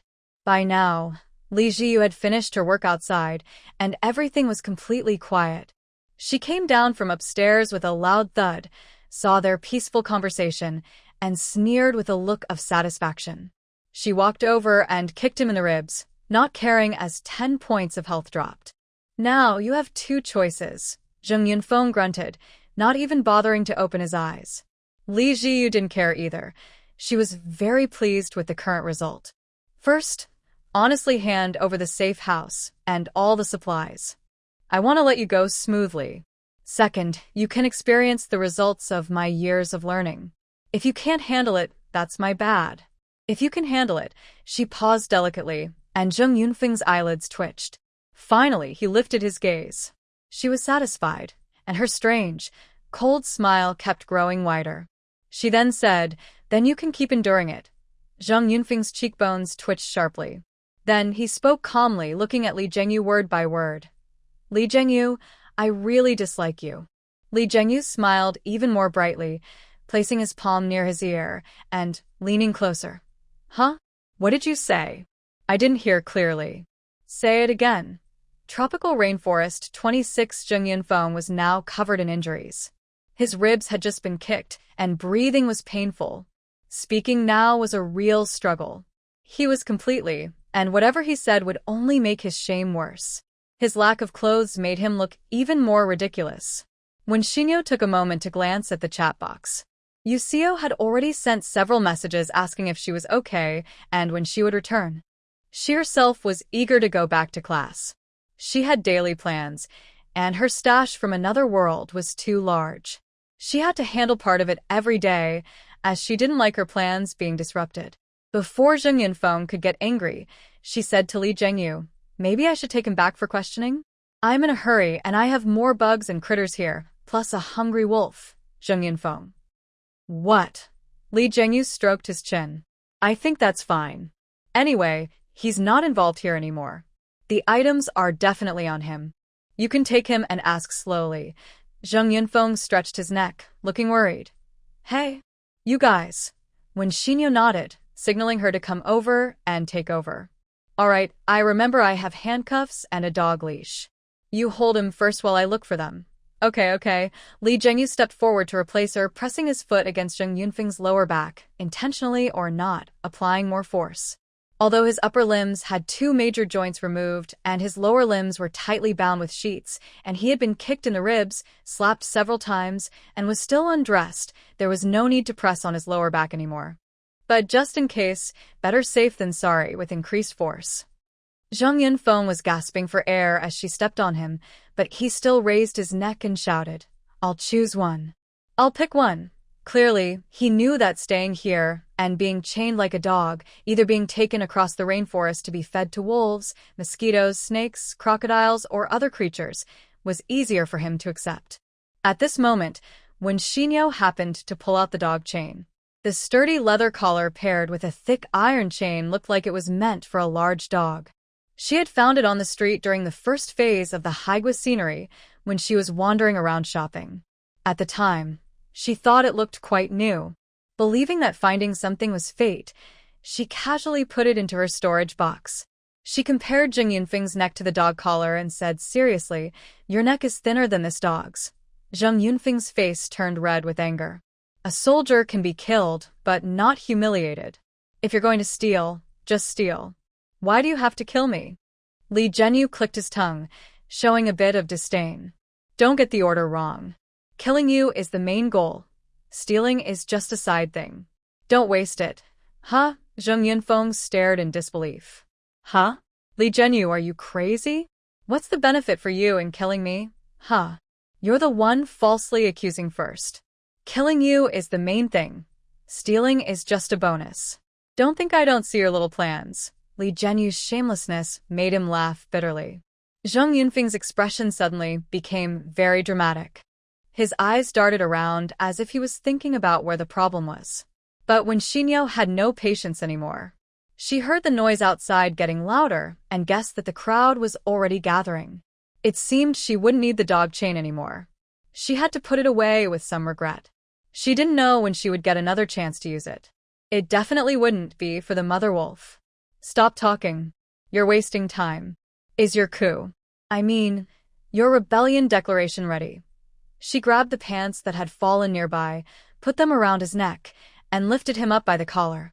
This way, she wouldn't choke him to death and he wouldn't be able to speak, avoiding arguments. Li Zhenyu waved his hand dismissively. Huh, what's there to prepare? Do you think I'd say less if I had to? While speaking, he walked over to the bed, grabbed Zheng Yunfeng's underwear and disdainfully put it on him, so he wouldn't embarrass himself in front of the crowd later. That makes sense. When Xian nodded in agreement. Then the two of them, one on each side, dragged him out like pulling a sack of potatoes, holding his broken arm. Ugh. Ugh. His screams of pain went unnoticed. When they stepped outside, they saw more people gathered than expected, mostly drawn by the news to come see the scene. Since they were all second-tier players, no one paid much attention to the few dead bodies nearby. Everyone acted as if they hadn't seen them. Instead, they were more curious about why someone was killed. At this moment, two women carried out a disheveled man. One of them was the second in command, and the shop owner recognized the other woman too. The crowd immediately started talking excitedly. When Xian accidentally caught sight of the stunned white family trio in the crowd and nodded briefly as a greeting. She actually felt a bit awkward. Just a moment ago, she had left their place saying she was going back, and now she was suddenly the center of attention. Two female players guarded the entrance, leading into the inner area. The bridges on the other three sides had already been taken down. People called it a bridge or an entrance, but it was really just a small gap. With a quick step, anyone could cross over easily. Everyone stayed quietly on the other side, treating the inner area like a stage in a theater. No normal spectators would run onto the stage to watch the show. Besides the three women, there were two male players standing among the pile of bodies. They hadn't dared to move and looked frozen. When Li Zhi glanced at them, they trembled like leaves. He and the other guy were tricked into drawing plans and fixing the house. It's none of their business, Li Zhi explained. This meant the rest were probably colluding with Zheng Yunfeng to bully others. When Xian wasn't interested in this. She didn't care whether everyone else had died for a reason. After all, she didn't kill them. Oh, you tell your story. I'll go handle things in the back, she said. Then she took another of his arms from his hand, stepped down the stairs, and calmly dragged their hand. Oh, the original hand, past everyone as if she was dragging a bag of wheat, not a person. The scene of Zheng Yunfeng struggling in pain was visible to everyone. Some players with strong empathy couldn't help but shrink back. Ugh. It looks so painful. You don't have to be so cruel, do you? TSK, I won't judge until I see the full story. Won't you regret it later? Who could be a good person to let a cocky guy and a four-eyed kid run wild? I think it's probably divine justice. The people below kept talking back and forth, shouting like at a market. Li Zhenyu was not in a hurry. She took out a big speaker she had prepared earlier, and like every leader she had followed before, she cleared her throat and started her speech confidently. Everyone who has heard her speeches knows she often repeats the same old words. When Xinyo had already learned to block out unnecessary noise when she was in school, and she could ignore other things easily. It's not because she was less thoughtful, but because she didn't see the point in wasting brain power on the same words. She dragged Zheng Yunfeng behind a small wooden hut. He looked like a dead dog, probably really defeated, with a tired face. When Xinyo kicked him and told him to release the safe house, He obediently did so. A two-story brick house with white plaster was built there, a common type of building in rural or urban villages. He even had a small yard, not big, but Wenxinyo liked it. Having a buffer zone in front was very important. "Hey, what level are you now?" Zheng Yunfeng weakly replied. 9. At what level can you open this yard? Maybe the 10th or 11th upgrade, I forget. That would be after level 6. Wenxinyo looked away a little disappointed. Then she pulled him up from the ground and untied the sheet around his calf. "Let's go." She meant for him to lead the way. Zheng Yunfeng sneered. "Why so cautious? Are soldiers that timid?" Wenxinyo kicked his thigh. "Fool! That's why you're being led around by me." He had been humiliated many times today. Zheng Yunfeng never expected to lose to two women. Now he only regretted not putting more points into the safe house. He only thought about enough points, never imagining he would personally bring someone inside one day. But that was unnecessary thinking because she didn't even react when he attacked her directly, let alone the safe house. After entering, he slumped by the door, completely losing the will to fight back. Wenxinyo also stood at the door, staring inside. She felt a bit stunned, like her mind had frozen. It's not that I haven't seen more abstract things in real life. Humans are truly the most diverse creatures. But seeing such things in a game is a bit beyond my current understanding. The first room is about 20 square meters, roughly 5 meters long and 4 meters wide. Both walls are lined with large glass display cases filled with his skill orbs. In front of the display cases, on both sides near the entrance and all the way to the staircase leading to the second floor, there are 4 neat rows of unclothed people standing. The formation looks like this. Upright arrow, down right arrow, upright arrow, down right arrow, upright arrow, down right arrow, upright arrow, down right arrow, upright arrow, down right arrow. They are arranged with women in front and men behind, standing alternately, each holding their special skill orb on a tray. In total, there are 20 people in the room, all with good looks and tall, straight posture, standing like a welcoming team. If they were alive and wearing clothes, this scene might be quite pleasing to the eye. But now, it only looks creepy to normal people. Hey. Hehe. How do you like my collection? The best part of my skills is that no matter what they look like before they die, they are restored to the best state in the end. Isn't that a good thing? But you're going to kill me. You are the real hypocrites. Who told them to look down on me and try to cheat with their looks? Serves them right. All their fault. People's malice is often so dull, with no high-level reasons, boring enough to make your ears ache. When XINU isn't interested in these confessions or self-hypnotic defenses before death, he does what he does. His methods are crude but enough to unite a group of men. Alright, I'm not interested in your mental journey or criticizing you. Where is the storage card? Don't waste my time. Zheng Yunfeng held back a bunch of words, stuck, and looked at the impatient woman in front of him. Why? Why don't you play by the rules? Normally, she shouldn't criticize or scold him or say anything about doing the right thing to deal with him. Why does she seem more like a robber, just thinking about taking things? I can give you 10 different versions of your deathbed declaration. No one cares about what you think. People like you have no value alive, and no one will care when you die. It was the same before, now, and it will be the same in the future, but there is no future for you anymore. The most memorable thing you can do in this life is to let me finish things quickly. Later, I might even praise you to Li Zhengyu for being smart. Wen Jie usually doesn't talk much. When she starts speaking in long sentences, she hits right at people's hearts. She doesn't try to hurt anyone on purpose. She just says what's on her mind honestly. That's enough to crush these so-called tough guys who are actually very weak.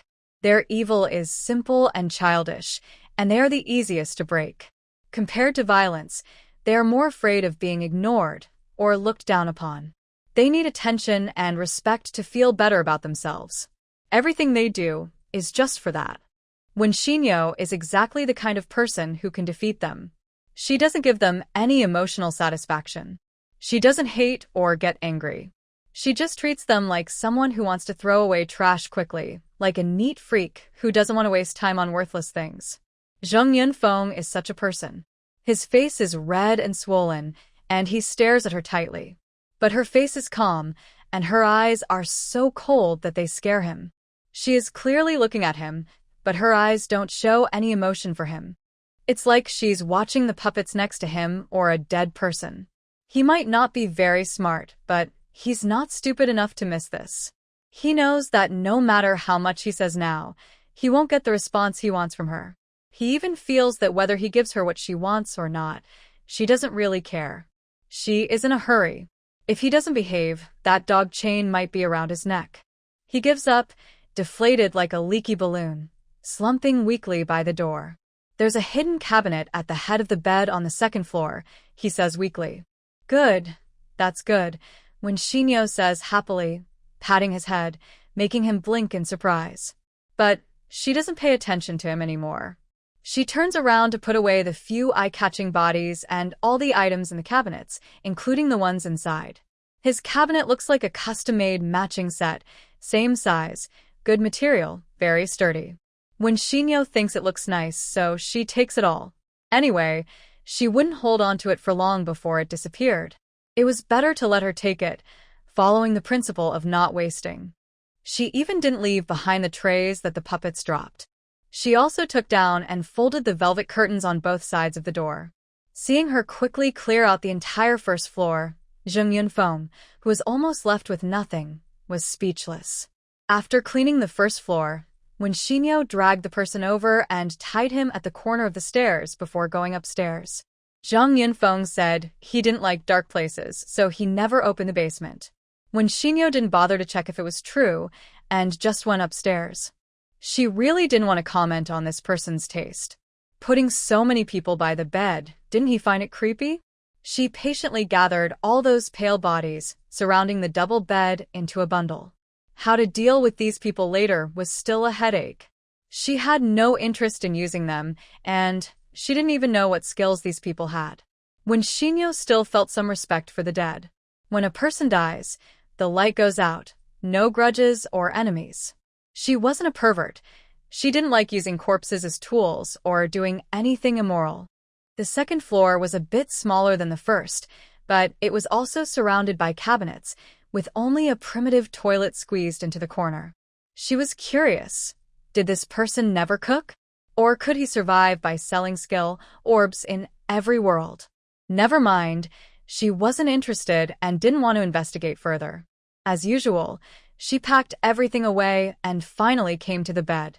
She took out a long wooden stick and poked at the head of the bed. When she reached the middle, the stick hit a hidden compartment.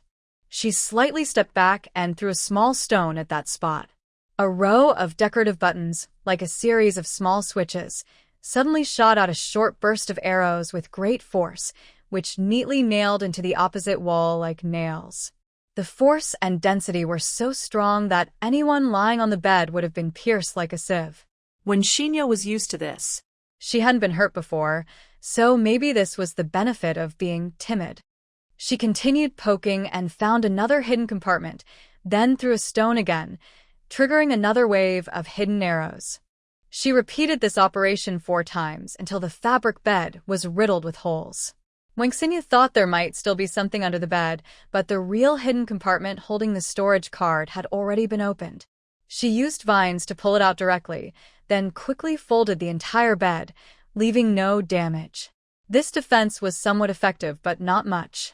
The hidden arrow was also of good quality. Wangxinya took it out to examine it. It seemed to be a universal type with a metal alloy tip. Good, she would take it all. There were 4 storage cards. As Li Zhengyu said, one had 15 slots filled with small guns and cannons, another had a full slot of medium-sized missiles, and 5 launch pads. No wonder she said he could level the rainforest, and no wonder so many people wanted to follow him to build bases. His firepower was ultimately a life-saving weapon. But from Wangxinya's point of view, she wouldn't use such extreme methods unless absolutely necessary. She wouldn't talk about destroying the environment. Using large-scale weapons in the rainforest was basically risking her own life. She was glad she had captured the person. Otherwise, hiding on the other side and getting caught in the crossfire without understanding what was happening would have been a bigger problem. It was a fortunate coincidence that she solved a big trouble this way. When she went downstairs, Zhang Yunfeng looked up and sneered at her. Wow, no wonder you're wearing leather. Wang Xinyu was too tired to bother with him. She walked straight out, transferring all the firepower into another card. The original card she used might have been his MVP card. Since it was linked to the player, if he died, the card would disappear along with everything inside, which would be a big loss. By now, Li Zhengyu's loudspeaker had stopped. The speech was probably over, and all that remained was the noise of the players. She finally had time to check Yu Xiao's message. If she didn't reply soon, she might start to worry and come looking for her. After transferring the loot, Wang Xinyu turned back to the house, pulled the person out, and took him outside the yard. "Any last words?" she asked. Zhang Yunfeng didn't even lift his eyelids.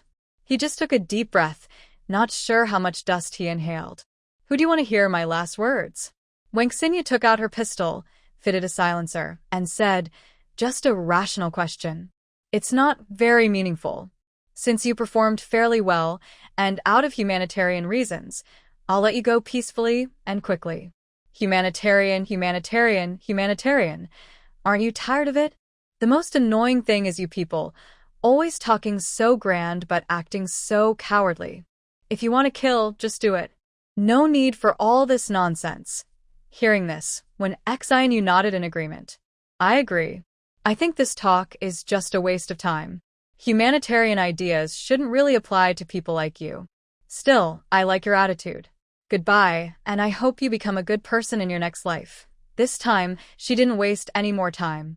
After choosing to shoot at the heart instead of the head, she pulled the trigger without hesitation. It's said that hitting the heart hurts more than hitting the head. The thin body twitched in its final death throes, just like the collection of puppets she had seen in his house, completely lifeless. As his last breath faded away, the safe house disappeared in a flash of white light. "You have killed player Zhang Yunfeng, LV9, earning 2,412 exchange points." It seemed his damage resistance would soon increase again. And it was quite a scene when the safe house vanished. Suddenly, Li Zhengyu's head popped up from the side. "Hey, all done? Wanna say a few words, boss?" She glanced lightly at Zhang Yunfeng, who was already dead on the ground, as if she saw nothing, and waved at Wen Xianu. When Xianu paused her gun-raising action and looked at her with a strange expression. "Boss? Who? Me?" The other responded as if it was obvious, pointing at the body on the ground. "Whoever captures the king takes the throne. Just show your face. No need to worry about anything else.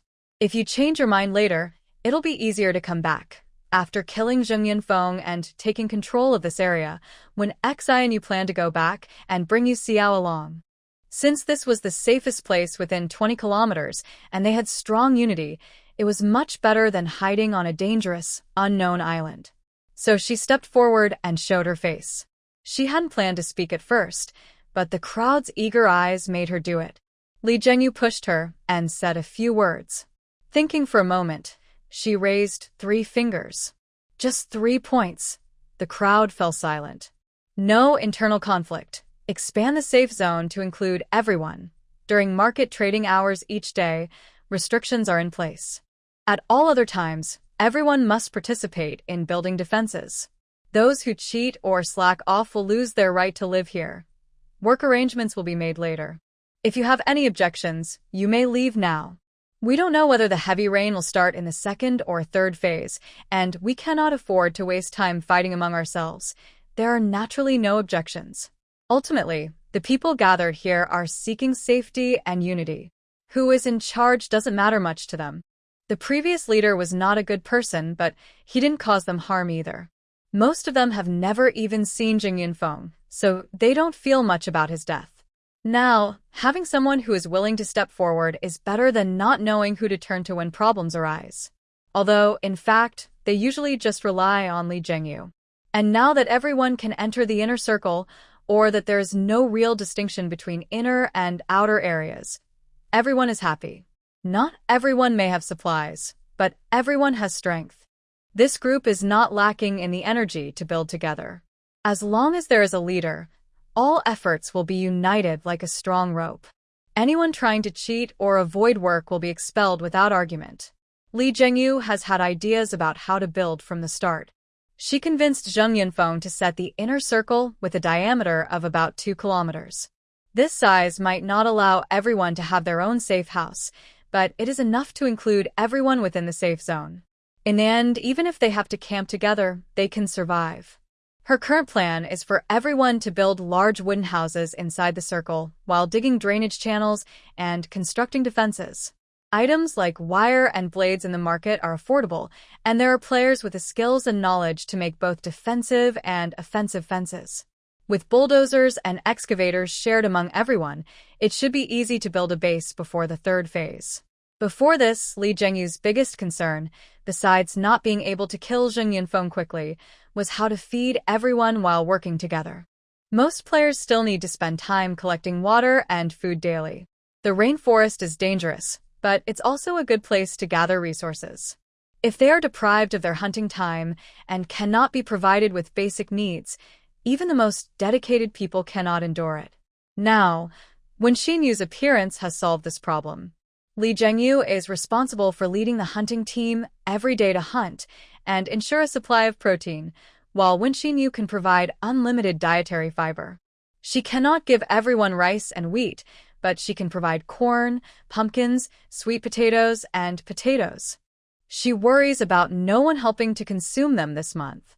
Even if some people are later added, the base will probably have just over 200 people. Those farther away might see signal flares and come over, but most likely they can't cross the rainforest. Traveling through the rainforest is much harder than normal off-road travel. People capable of doing so might not need to band together to succeed. With over 200 people, daily supplies of enough staple food, vegetables, and some protein, plus constant rain providing drinking water, the food problem is solved. Additionally, they hire skilled players as logistics staff, chefs, doctors, who treat injuries and illnesses for free, paid by Wen Xinyu. It's like giving everyone free health insurance during this time. Most importantly, the fact that eating her vegetables can increase defense points is enough to attract players with weaker combat skills. Fighting a snake costs only 10 exchange points, a large caiman costs 500 points, but eating a meal can earn 1,000 points out of thin air. Only a fool wouldn't do it. Li Zhengyu said that when the game ends, she will also get the bulldozers and excavators as her reward, and Wen Xinyu agreed. They didn't argue much about building the base together. Both felt it wasn't necessary, and there was no need to haggle over small things. After all, a world where only you survive is boring. Someone has to be willing to put in extra effort. When Xinyu decided to move over and sent a message to Xiao, asking her to pack her things in advance. There wasn't much to pack. Mainly those mushrooms on the ground. They had already started sprouting this morning, and now moving might affect them. By the way, she had soup made from those mushrooms again this morning, so fresh. Yu Xiao even said she would stew chicken with it at noon, and the message said the soup was ready. If they kept cooking, it would turn into a rich old fire soup. She was eager to taste it, otherwise she wouldn't keep rushing. This time, they had to clear the way all the way back, or the vehicles couldn't move. Yu Xiao's condition made it impossible for her to walk for hours in the rainforest continuously. Additionally, it was getting dark, and there was more rain, so driving was more convenient. Originally, Zheng Yunfeng's small happy cabin was repurposed as a command post and logistics warehouse. When Xinyu left a bunch of winter melons, pumpkins, and sweet potatoes for them to make dinner tonight. A temporary logistics team set up a row of outdoor tents next to the wooden cabin. A kind player kindly provided a large pot from somewhere, and they quickly built a few simple earthen stoves to start cooking. Cooking in a big pot with firewood was more practical. The rainforest had plenty of wood, and although it was humid, they had players who could act as mobile dryers. The efficiency wasn't high, but it was enough for cooking.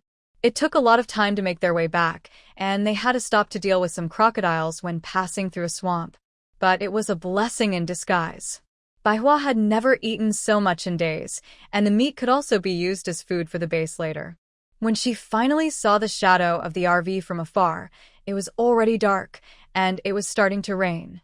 When Xinyu was soaked and looked quite disheveled, she deliberately kicked the fireproof band's bell, then casually packed everything, including the fireproof band, away. Hearing the noise, The mother wolf immediately jumped down from the back of the car, alert and growling softly in her direction. When she saw it was her, she lost interest and turned back to climb into the car. Yu Xiao saw her clearly through the night vision goggles and quickly prepared a towel to wait for her in the back of the vehicle. Thank goodness, we're finally back. Come in quickly, have some hot water, and then take a shower. But when Xinyo didn't go right away, she looked back at the mushroom patch behind her. It's not a big deal if I wait a little longer. I'll pack them up first. While messaging on the way, they had already discussed a plan to move the mushrooms.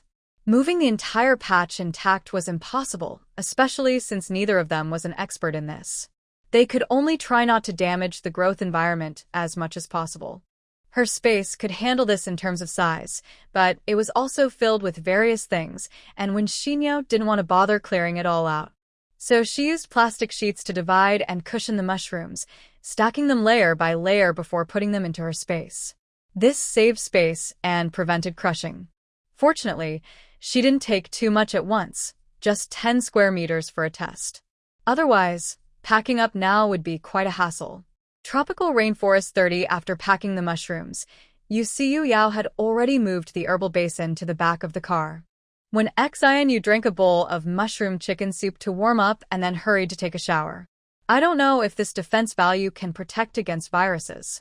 If over 20,000 defense points still can't prevent a cold, that would be quite funny. After the shower, she ate a bowl of soup with rice along with some braised pork, then quickly set out on the road. The longer the rain fell, the harder the road became. The swamp area might expand, or there could be flooding somewhere. The sooner they left, the less trouble they'd face. Sinaxi's knife was very good. She cut through large trees as easily as slicing vegetables. Along the way, she cleared a small path wide enough for the RV. She only had to clear the big trees blocking the way.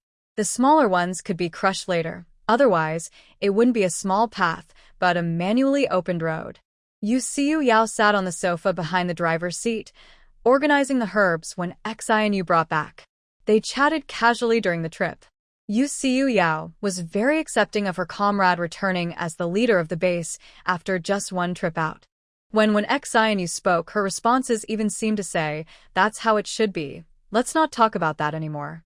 As long as I can help you when I go, and we can work together to get through this, that's really good." When Xian smiled. "Oh, right, I had an idea I kept meaning to tell you when you got back." Sigh, my memory. I just remembered now. She clapped her hands in frustration. Since she was pregnant, she paid more attention, but sometimes she still forgets things. She was quite troubled by this. "It's okay, it's not too late to talk about it now." When Xian said. Yu Yao quickly said, "This afternoon, I was working on the herbs. When they sprouted, I thought since your skill can be used with soil and roots, maybe it can be used on trees too. Tree stumps are alive, you know?" For some reason, when Xian immediately understood her train of thought. Yes, who says farmers are only those who grow vegetables? Growing trees, flowers, aren't they all part of agriculture? She smiled, feeling a sudden burst of inspiration and clarity. "You're a genius, sister." Yu Yao shyly smiled and said, "I just had a sudden idea this afternoon. Whether it works or not, you should try. If it succeeds, it could save us the trouble of repairing the wall." "You're right." Wangxinyu responded and had already opened a chat window with Li Zhengyu. Wangxinyu LV4, "I need to find a healthy, live sapling in the rainforest, big, with roots, something strong and healthy." The other side was probably supervising at the moment, and quickly replied. Li Zhengyu Latonia. 6, a sapling? Now? Is it urgent? Wangxinyu LV4, "I have over an hour before I need to be there. I must see it myself. If I do it now while she has energy, I can get it done. Waiting until tomorrow would just waste time." There was a silence for over a minute before a new message appeared. Li Zhengyu LV6, Okay. Where did this strange request come from? It's arranged." Wangxinyu didn't reply again, and focused on driving. An hour later, the RV arrived smoothly at the outskirts of the base. The guards had left, leaving only 2 short rows of barbed wire. They got out of the vehicle, dressed properly. The mother wolf quietly followed behind them. The last part had to be done on foot. The RV was packed up and they took a few steps forward. Soon, they heard lively voices inside, and from afar, they could see the flames and bright incandescent lights hanging high. Although it was already completely dark, it was only a little past 8 p.m., so it wasn't time to go home and rest yet. In chaotic times, people always want to stick together for warmth. Since it wasn't raining, instead of staying inside and spacing out, everyone preferred to work and chat outside. As they moved along, people paid more attention to Yu Xiao than Wang Xinyu. Especially in the second phase, pregnant women had become quite rare. The leader, a pregnant woman, was followed by a wolf. This combination was hard not to notice. People weren't too alarmed by the wolf's appearance. Although it was illogical for a prairie wolf to be in the rainforest, this game didn't require logic. So, the pregnant woman was the more interesting sight. These glances made Yu Xiao feel a bit uncomfortable. Most of the attention was curious rather than malicious, but it still made her feel a little uneasy. Wang Xinyu noticed her reaction and turned to glance at the group. They immediately shrank their necks and turned back to work, digging soil more vigorously. "Thanks," Yu Xiao whispered, tugging at her sleeve. Wang Xinyu reached out and held her hand. "Be careful, the ground is slippery." It had rained a little earlier in the afternoon, making the soil softer than when she left. If she wasn't careful, she might slip. It's clear that Li Zhengyu didn't let anyone slack off. Compared to the slow progress in the morning, the depth of the drainage ditch is now higher than a person. If they dig a little deeper, they can start widening it so that large animals can't climb out easily for a while. Otherwise, if it's too deep and narrow, it won't serve as a proper moat.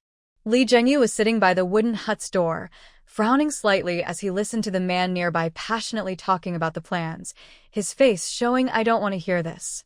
When Xinyo arrived, she immediately stood up and pushed the man, almost causing him to lose his balance and sit in the mud. "You finally came back." And "This is?" She was about to say something but noticed Yu Xiao behind her, and when she saw her belly, she froze. "Let's talk about the rest later. I told you not to rush and bury it yet. Where did you put it?" Li Zhengyu, feeling enlightened, looked even more strange. "No way, that scoundrel." When Xinyo raised her hand to stop him. "It's hard to say. I'm not sure. She'll know once she sees it." oh, Li Zhengyu scratched his head and pointed to the shed on his left. "It's back there. I'll take you there." Yu Xiao didn't understand but followed quietly when Xinyo said to go. The mother wolf looked tired from walking. Its hind leg wound was exposed to rain last night and got inflamed this morning. It hadn't moved much all day. It went to the chair where Li Zhengyu had just sat and lay down casually. Li Zhengyu wasn't curious about where the wolf came from. He simply pointed to someone to watch over it, and they continued walking. Zhang Yunfeng and his trusted men's bodies were covered with a few banana leaves and placed under a shed. These days, fabric was a valuable resource, so there was no need to waste materials on these bodies' appearances. Li Zhengyu went over and lifted the leaves covering their faces. Each face was intact. Initially, they wanted to catch them alive, but later, when that was no longer necessary, they added the final touches. They didn't even bother to waste bullets. Yu Xiao finally reacted. Before Xinyo could push her, she went over to look. After seeing clearly, she quickly stepped back, calm again. "How is it?" Xinyo asked her. She pursed her lips, swallowed her emotions, and nodded. "It's all over now." She smiled again, gentle yet strong. A tropical rainforest 31. After solving what might or might not be a big problem, they turned to the next task. Yu Xiao is a very strong-minded woman. She believes this issue affects her greatly and feels superior about it. Xinyo never thought being sexually assaulted should be a stain on a woman. To her, chastity is the most ridiculous word in the world. If a word or rule is only used to control women, then that idea is garbage. Feeling sick, wanting to, and being scared are normal, but she thinks the bigger fear is getting sick. Women's bodies are too fragile. Compared to trivial things, if harm is done to their health, that's what really matters. As for being dirty or losing virginity, that's nonsense. Why should the victim be considered dirty? And where does that dirt come from? Blaming the victim is the cowardly act of the weak. Clearly, Yu Xiao doesn't have such foolish thoughts. She works hard to survive and protect herself and her child. If there's anything truly hard for her to accept, it's that a lot of supplies were stolen. That's the real danger. Surviving, doing everything possible to stay alive and living to the end, that's what makes a true, strong person. When Xinyo doesn't take this seriously, and Li Zhengyu thinks it's no big deal either. It's like getting bitten by a dog and then killing the dog, but still obsessing over that bite. Oh, no offense to dogs, long-lived dogs. She expressed admiration for her older sister, who was pregnant and managed to survive until level 7, then quickly pulled the two of them around to the back of the wooden house. Hurry up. I heard this tree doesn't grow well, but if it lives, it can grow very big. Xiao Dong said this is the biggest tree around here. Following her finger, they saw a slightly wilted sapling. A female player was crouched beside it, watering it. When Xinyo recognized her as the girl who sold herbs this morning and was salivating over the beef. When she saw her, the girl waved enthusiastically. Hello, Sister Wen. Hello, Sister Yu. When Xinyo stepped forward and crouched down with her. What kind of tree is this? She asked, looking at the drooping sapling. It looked a bit like a birch tree, but she didn't know much about trees and couldn't tell for sure. Dong Jia said, this seems to be unique to this rainforest, or maybe it's a tree species we haven't discovered in our original world, so it doesn't have a name. When Xinyo asked curiously, how do you know it's the biggest? Dong Jia chuckled and scratched her head. Oh, I found the biggest tree nearby, then looked around for seedlings of the same species. There were originally 2, but one was accidentally broken by a teammate while digging, so it probably won't survive. I only brought this one back. When Xinyo asked again, how big is that mother tree? Li Zhengyu answered quickly from behind, it's very old. That tree is near my landing point. 10 people probably couldn't hug it all at once. It's really a single tree forming a forest. Dong Jia nodded repeatedly. Yes, yes. Its diameter is over 10 meters, and it's still growing. It can keep growing for many more years. Yu Xiao exclaimed, wow, I've never seen such a big tree. My mom once told me there's a 1,000-year-old tree back home, and it takes 7 or 8 people to hug it. Sadly, during the war, the Japanese burned and cut it down. I've only seen the stump. It was really huge. Older generations say that old trees become spirits. I think there's some truth to that. Creatures that live hundreds or thousands of years must have some wisdom. We should respect nature, Dong Jia said, sighing. She looked at Wen Xinyo with hopeful eyes. Sis, can I ask you for a favor? When Xinyo raised an eyebrow. It's just, unless absolutely necessary, can we avoid destroying the forest? Sigh, I'm from the northwest. My whole family are forest rangers. I work in forestry myself. Seeing the forest destroyed makes me very sad.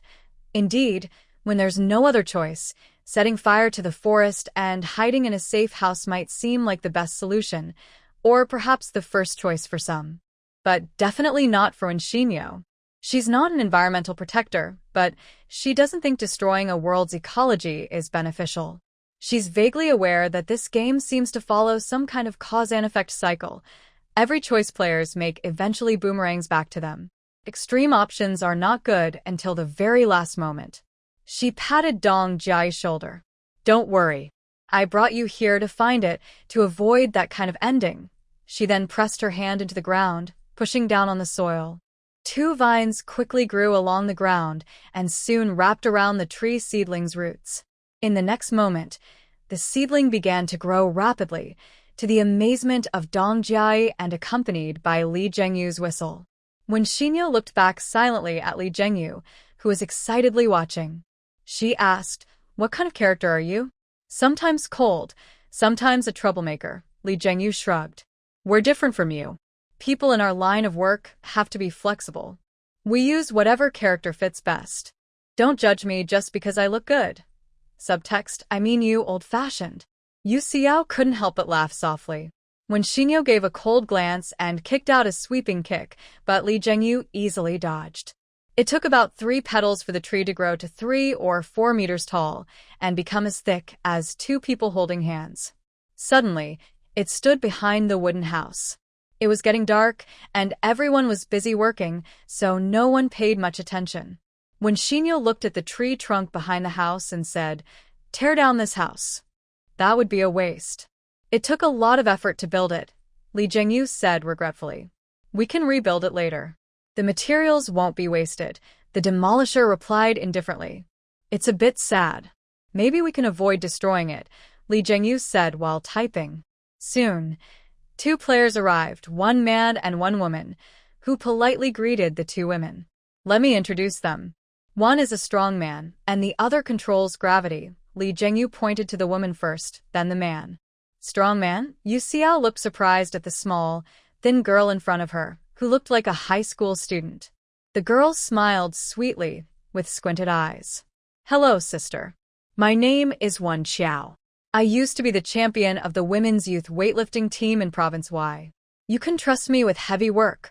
"Oh wow, that's amazing," Yu Xiao exclaimed, covering her mouth in surprise. She didn't know what to say, so she clapped instead. "Wait, isn't there a weight requirement for weightlifting?" Qiao, are you sure you can do it?" "You're so small," Dong Si said, more surprised. She quickly added, "Oh, I saw this on TV before. I don't know the rules very well, so if I get anything wrong, just ignore me." Before I entered the game, my coach also weighed me at 140 pounds. I was planning to keep gaining weight to reach the next level, but then my coach entered the game before me. Haha. As for me, during the early days in the game, I often didn't eat enough, and with a lot of physical activity, I started losing weight quickly. When she mentioned that her coach entered the game before her, she couldn't hide her smile. 140 pounds. When Shinyo looked at the girl in front of her, who was at most 1.6 meters tall and probably just over 90 pounds, and found it hard to imagine. "How tall are you? And how much do you weigh?"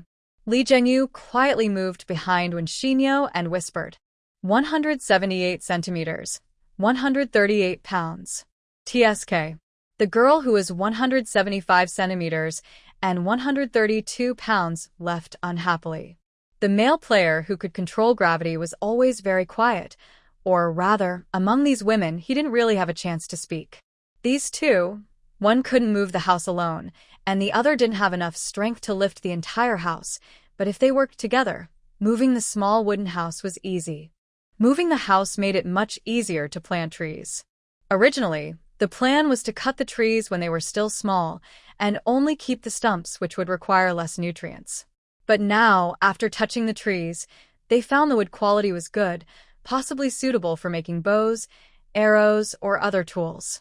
Lee Jingyu continued to gather people, and the decision expanded from just the 2 of them to nearly 10 people discussing how to make the most of this tree. Wen Shinyo was happy to see this. Although having many people can lead to noise, she, as the steadying force, was here, so these people wouldn't dare cause too much trouble. In other words, combining everyone's strengths was better than just having a noisy crowd.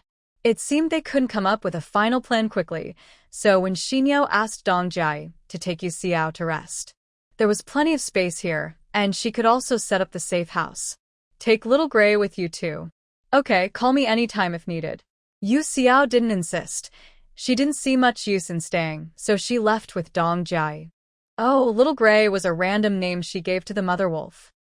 Sister Wen, hearing her name called, when Shinyo turned around. It was a woman about the same age as Yu Xiao. "Do you have any results?" The woman nodded, then shook her head. "We have a plan. You can listen to it first and see if it works." Lee Jingyu was called away again, leaving only her as the person in charge. "Here's the idea. If this tree can grow as tall as the mother tree in the forest or even taller, I wonder if we could live inside the tree?" When Shinyo raised an eyebrow, signaling her to continue, a woman approached, followed by other players who brought over a small stool. She took out a folded sketch paper from her pocket and unfolded it. When Shinyo crouched down and shined her flashlight on her, "What is your name?" The woman paused, then smiled and said, "Feng Shujin," with the characters for book and brocade. When Shinyo nodded, "All right, I've got it. Please tell me more." Feng Shujin took out a pencil and quickly sketched a large, leafy tree with a dense canopy on the white paper. Suppose the diameter of this tree from the middle upward is 10 meters. Before she finished, when Shinyo couldn't help but interrupt with a question. Is the diameter only 10 meters? Foam Shujin was stunned, looked back at her companions, and everyone looked confused. I'm not sure. I just heard from Xiao Tong that the tree's diameter is about that size, so we use that as a reference. Of course, the larger the better. But no matter the exact size, this plan should work in theory. It mainly depends on the number of people. Realizing she had asked a silly question, when Shinyo silently waved her hand. Sorry, please continue. Okay, I'll go on. Foam Shujin placed her pencil above the middle of the tree. If the tree is at least 20 meters tall, we can start digging from above 10 meters. As long as we control the space inside the tree carefully, it won't affect the tree's survival, and the tree can serve as our natural shelter. Based on current player numbers and available tools, we can have everyone move into the tree before the third phase, provided the tree grows to the required height within the next 2 days. At that point, depending on the total number of players, we can carve out several rooms in the trunk that are big enough for people to stand or at least sit upright. We'll assign weaker players to live in these rooms in small groups. For the stronger players, we can build platforms and hang safe houses on the tree. Since using a 10-meter diameter as a baseline, having everyone climb the tree would risk hollowing it out and creating safety hazards, which I think isn't worth it. She spoke while continuously writing, her gaze following the tip of her pen with a clear mind. The best way is to hollow out the tree directly and then carve windows from inside. This would be a perfect defensive position. But if we do that, in case of an emergency, escaping quickly would be very difficult, and people crowded together wouldn't be able to perform their best during a fight. Also, doing this would surely kill the tree. However, if we create a crisscross grid or a nest-like pattern, the problem of distribution is solved, provided the tree is big enough.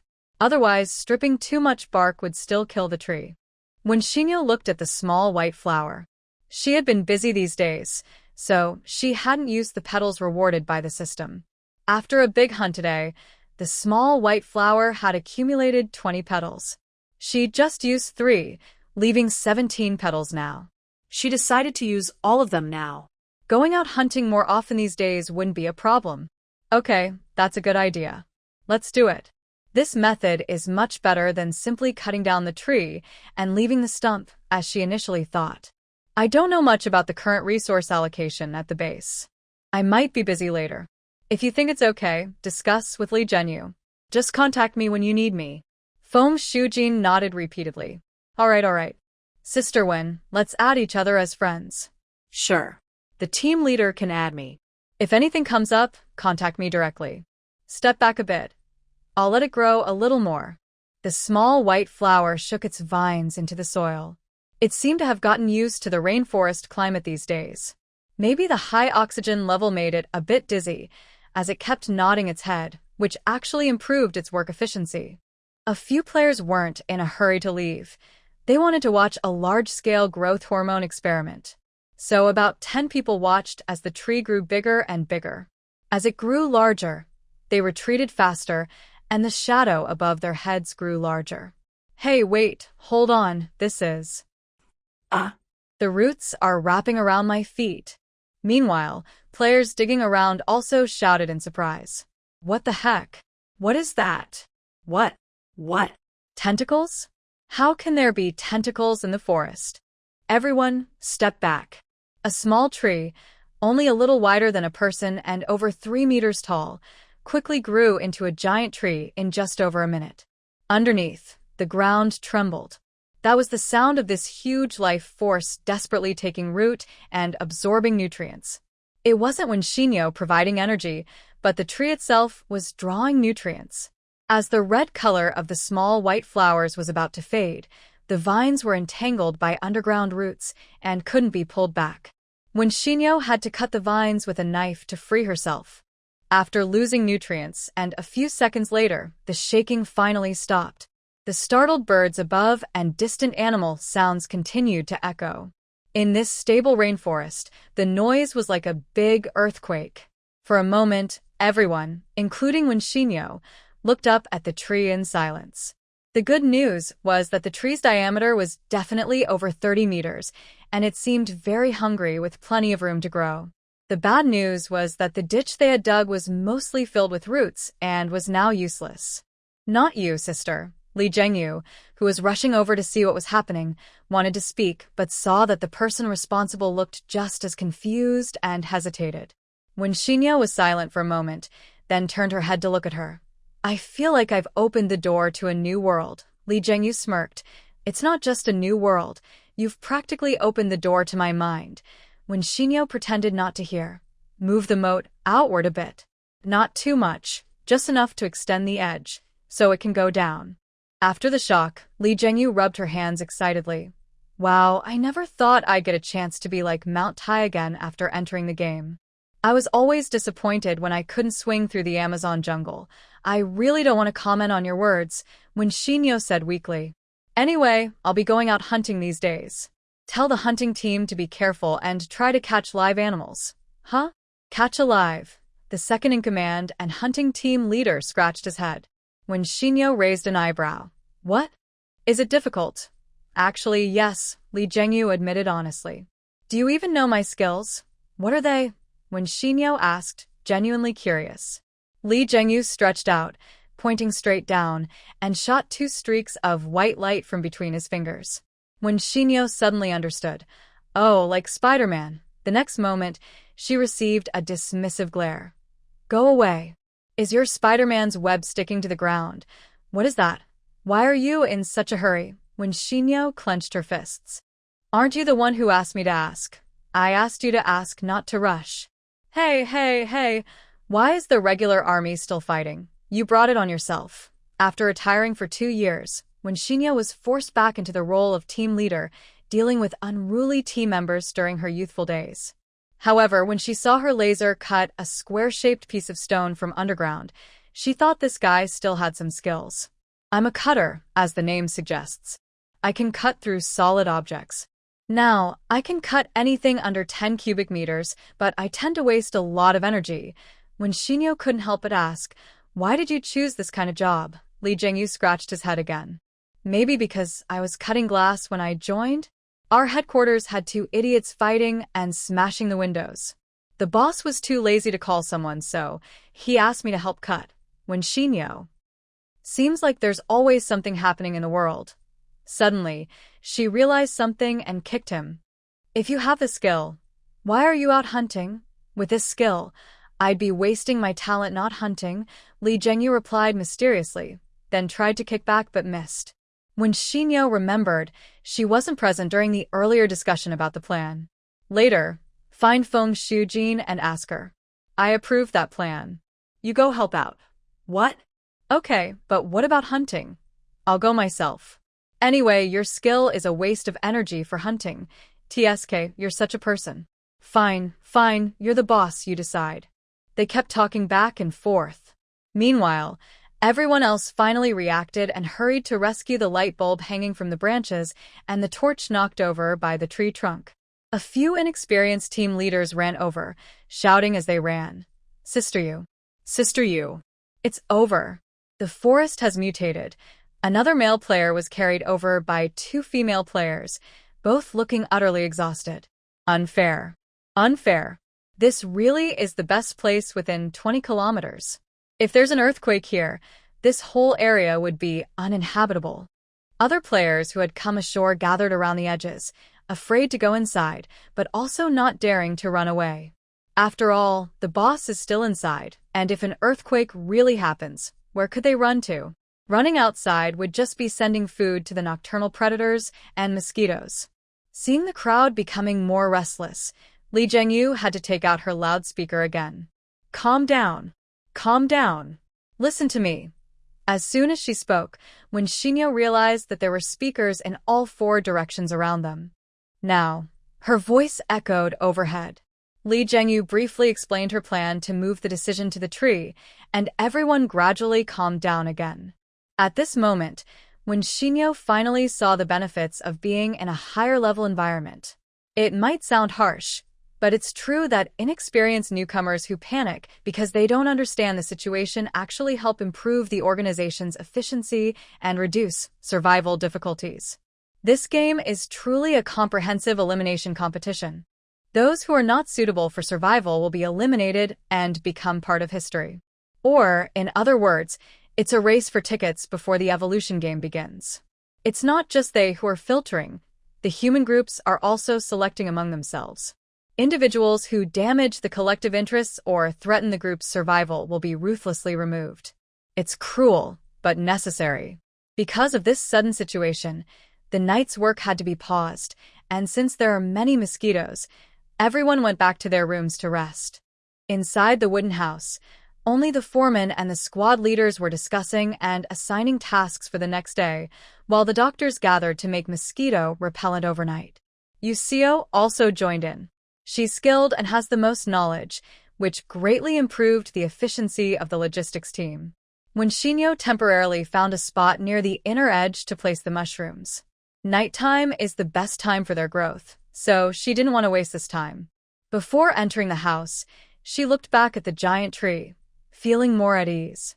Honestly, when Feng Shujin mentioned 10 meters, she wasn't entirely convinced. 10 meters is quite short and 30 meters isn't that tall either. Fitting so many people into a tree would be quite difficult. But if it's 50 meters or more, then it's much safer. Perhaps running a bit farther toward the main river or large tributaries might lead to encountering big mammals like buffalo, hippos, or leopards, but that would be too far and not worth the effort. She followed the area where players said there were orangutans and monkeys, but only found one old, abandoned monkey. Seeing how thin and scruffy it was, curled up on a branch, when Xianu didn't feel like killing it. This also shows that there are monkeys in this area, at least they have been here recently. As ancestors of humans, monkeys are social animals. Finding one or two means there is a group nearby. Since there are monkeys, there must be bigger, more advanced predators. Soon, the hunting team can focus on searching this area. They plan to return to the base before 8:30, just in time for the second half of breakfast. When Xianu looked under the shelter and saw that breakfast was winter melon soup and pumpkin porridge. The porridge wasn't made from rice. They weren't that generous. It was made from shimi trees they found in the forest. The tree core was ground into powder and dried, which is the best starch source in the rainforest. She didn't eat these herself. She needed to eat more high-calorie foods to keep her strength. Some resource-rich players occasionally traded her fresh vegetables. Later, they found she would accept almost anything useful, so more and more players came to trade. Yesterday, the old man who sold dolls came by. When Xianu traded him a big one and a small one. The big doll was about knee-high and could do simple tasks like serving tea or water. The small one was a bit smaller than a palm, but it could fly and make sounds, so it was quite agile. When Xianu thought it would be very useful on nights when she didn't want to get up to turn off the lights. Besides, precious metals, weapons, cigarettes, alcohol, and tea are always valuable currency. Now that she had more storage space, when Xianu was willing to collect everything, building materials, steel, and more. This way, she could sell vegetables, expand her resource stockpile, and benefit everyone. She would also accept trees cut from the rainforest, stones dug up, processed animal hides, collected seeds, unknown fruits, mushrooms, and wild vegetables. She didn't care if they were poisonous or not. If poisonous, they could be made into poisons for others. If not poisonous but not tasty, they could be turned into feed for chickens, ducks, and geese. Delicious ones could be kept for cooking later. Nothing would go to waste. Although it does look a bit like collecting scrap, as long as the scrap can be useful, it's not really scrap. Wangxinyu heard somewhere before that collecting scrap can make good money, even more than some shiny-looking jobs. After breakfast, Wangxinyu went to feed the nutrients she had gathered in the morning to the treehouse. The name, treehouse, was first called by Li Zhengyu. Since it would be a shared safe house in a few days, everyone thought the name made sense, so they kept it. These days, since it's still relatively safe, there's no rush to carve into the tree. When it grows a bit more, it will be fine to do so. For now, the main thing is to prepare defenses, so it can be moved up when needed. After adding more nutrients, The treehouse visibly became thicker. I measured it again, and its diameter increased by nearly 2 meters. Contrary to Wangxinyi's expectations, the roots on the ground kept growing, forcing the activity area inside to expand outward. The trunk itself isn't very big, but the roots have spread over 2 kilometers. Usually, the larger the roots, the more space the tree has to grow. Although I find it hard to believe, my skill tells me this tree is still young, Dong Jiai said, touching the trunk and looking amazed. Oh my gosh, I can't imagine how much water this tree needs. It probably only survives in rainforests. If it were in other ecosystems, it would absorb all the nutrients and water from a whole area. The competition among plants for survival is fierce, and this tree will undoubtedly become the dominant one in this area with some external help. Of course, for us players, that's definitely a good thing. Right now, they still need to do an experiment on this young tree. Is this spot okay? Li Zhengyu asked, pointing to a place parallel to his shoulder. Sure, we'll mark it later anyway. Anywhere is fine, Wangxinyi replied casually. Then, 2 laser beams appear at the marked spot, and a wooden block was neatly cut out. Dong Jiai immediately came over to measure it, then poured half a bucket of lime onto the trunk, which turned bright white on the brown bark. If you want to observe, why didn't you let me cut it and let it grow again earlier? Li Zhengyu asked, puzzled, as he played with the wooden block. Wangxinyi quickly grabbed it and put it away, confidently saying, because I just forgot. Li Zhengyu, if she returns at noon to let the tree continue growing and the hole grows along with it, they could start work earlier and save a lot of effort. It's like tattoos. If a person gains weight, the tattoo can stretch. Similarly, the holes made when the tree was young might enlarge as the tree grows. Although Dong Jiai said this was unlikely, most trees don't show this behavior. But since this tree is unusually large and is being encouraged to grow quickly, the chance isn't zero. So, it's worth trying. Even if it doesn't work, there's no loss. Wangxinyi is usually lucky in this game in certain aspects. As the saying goes, when God closes a door, he often leaves a window. Every new world she enters is special, originally a closed door, but in encounters with people and events, it becomes a window. Once she breaks the lock on the door, her room will be filled with sunshine. This morning, she didn't find a monkey or gorilla group while hunting, but she did encounter 2 wild boars. They weren't big, but together they were enough to satisfy Manhwa. At noon, she did an experiment. When the diameter increased by 2 meters, the volume of the cut hole also increased. Not by much, but better than nothing. To fit 200 people inside comfortably, with space for defense and attack, they need to dig at least 30 large holes measuring 5 by 5 by 3 meters. This project is huge. Most of the workers are busy digging a moat and building defenses and hanging platforms. Only about 30 people can be assigned to carve the holes in the trees. Li Zhengyu's skills are useful but drain a lot of energy, especially when cutting large volumes quickly. This discovery could reduce the workload of the construction team by more than half. Tropical Rainforest 35. After a whole afternoon of experiments, it's clear that the tree's growth and the expansion of space follow certain rules. As for the specific formulas and planning, that's the job of the engineering team. Wangxinyi is only responsible for nurturing the trees. She also wants to learn more about it, but she's not a superhero. Her brain capacity is limited, so she can't do everything. During the day, she has to hunt, and now she can only handle her own tasks and attend Yu Xiao's classes in the evening, greatly reducing her personal time. But if she can't pass the challenge smoothly, all her efforts will be wasted. She needs to prioritize her tasks carefully. On the 10th day, the team was lucky. They took a longer route and reached a larger tributary where a group of hippos was drinking water. They hunted a few lone hippos. Wangxinyi drained one to feed white flour along with some crocodiles. The rest were captured alive, anesthetized, and prepared to be taken back to the base. Once their supplies run out, they planned to use them for the next round. The treehouse grew beyond their first expectations. However, once it reached a certain size, it needed too many nutrients to keep growing. The supply couldn't keep up, so the growth slowed down. By the end of the 10th night, The treehouse's diameter had just broken through 100 meters. Dong Jai said it had entered its youth stage. Further large-scale growth would be difficult, but it was enough. Originally, they only expected a diameter of 10 meters and a height of 20 meters. Now, the diameter is 10 times what they expected, meaning the usable area is 100 times larger. They can build freely, and the pressure was finally on the construction team. The heights soared into the clouds. Li Jiyu climbed up and measured it, at least 150 meters. From the top, she could see the entire rainforest. This height was sufficient. If it grew any larger, their team wouldn't be able to handle it. It would only create more vulnerable spots and increase risks. In the past 2 days, as expected, only about 30 new people joined, barely reaching 200. The roots of the treehouse had already filled the original enclosed area. The old dividing channels were no longer visible. Everyone camped near the outer roots these days. Everyone accepted this without complaints. Although people couldn't live on the roots, they served as natural defenses. The tangled roots could be used as natural steps for wild animals, but they also made it easier to set traps and mechanisms that are hard to place on flat ground.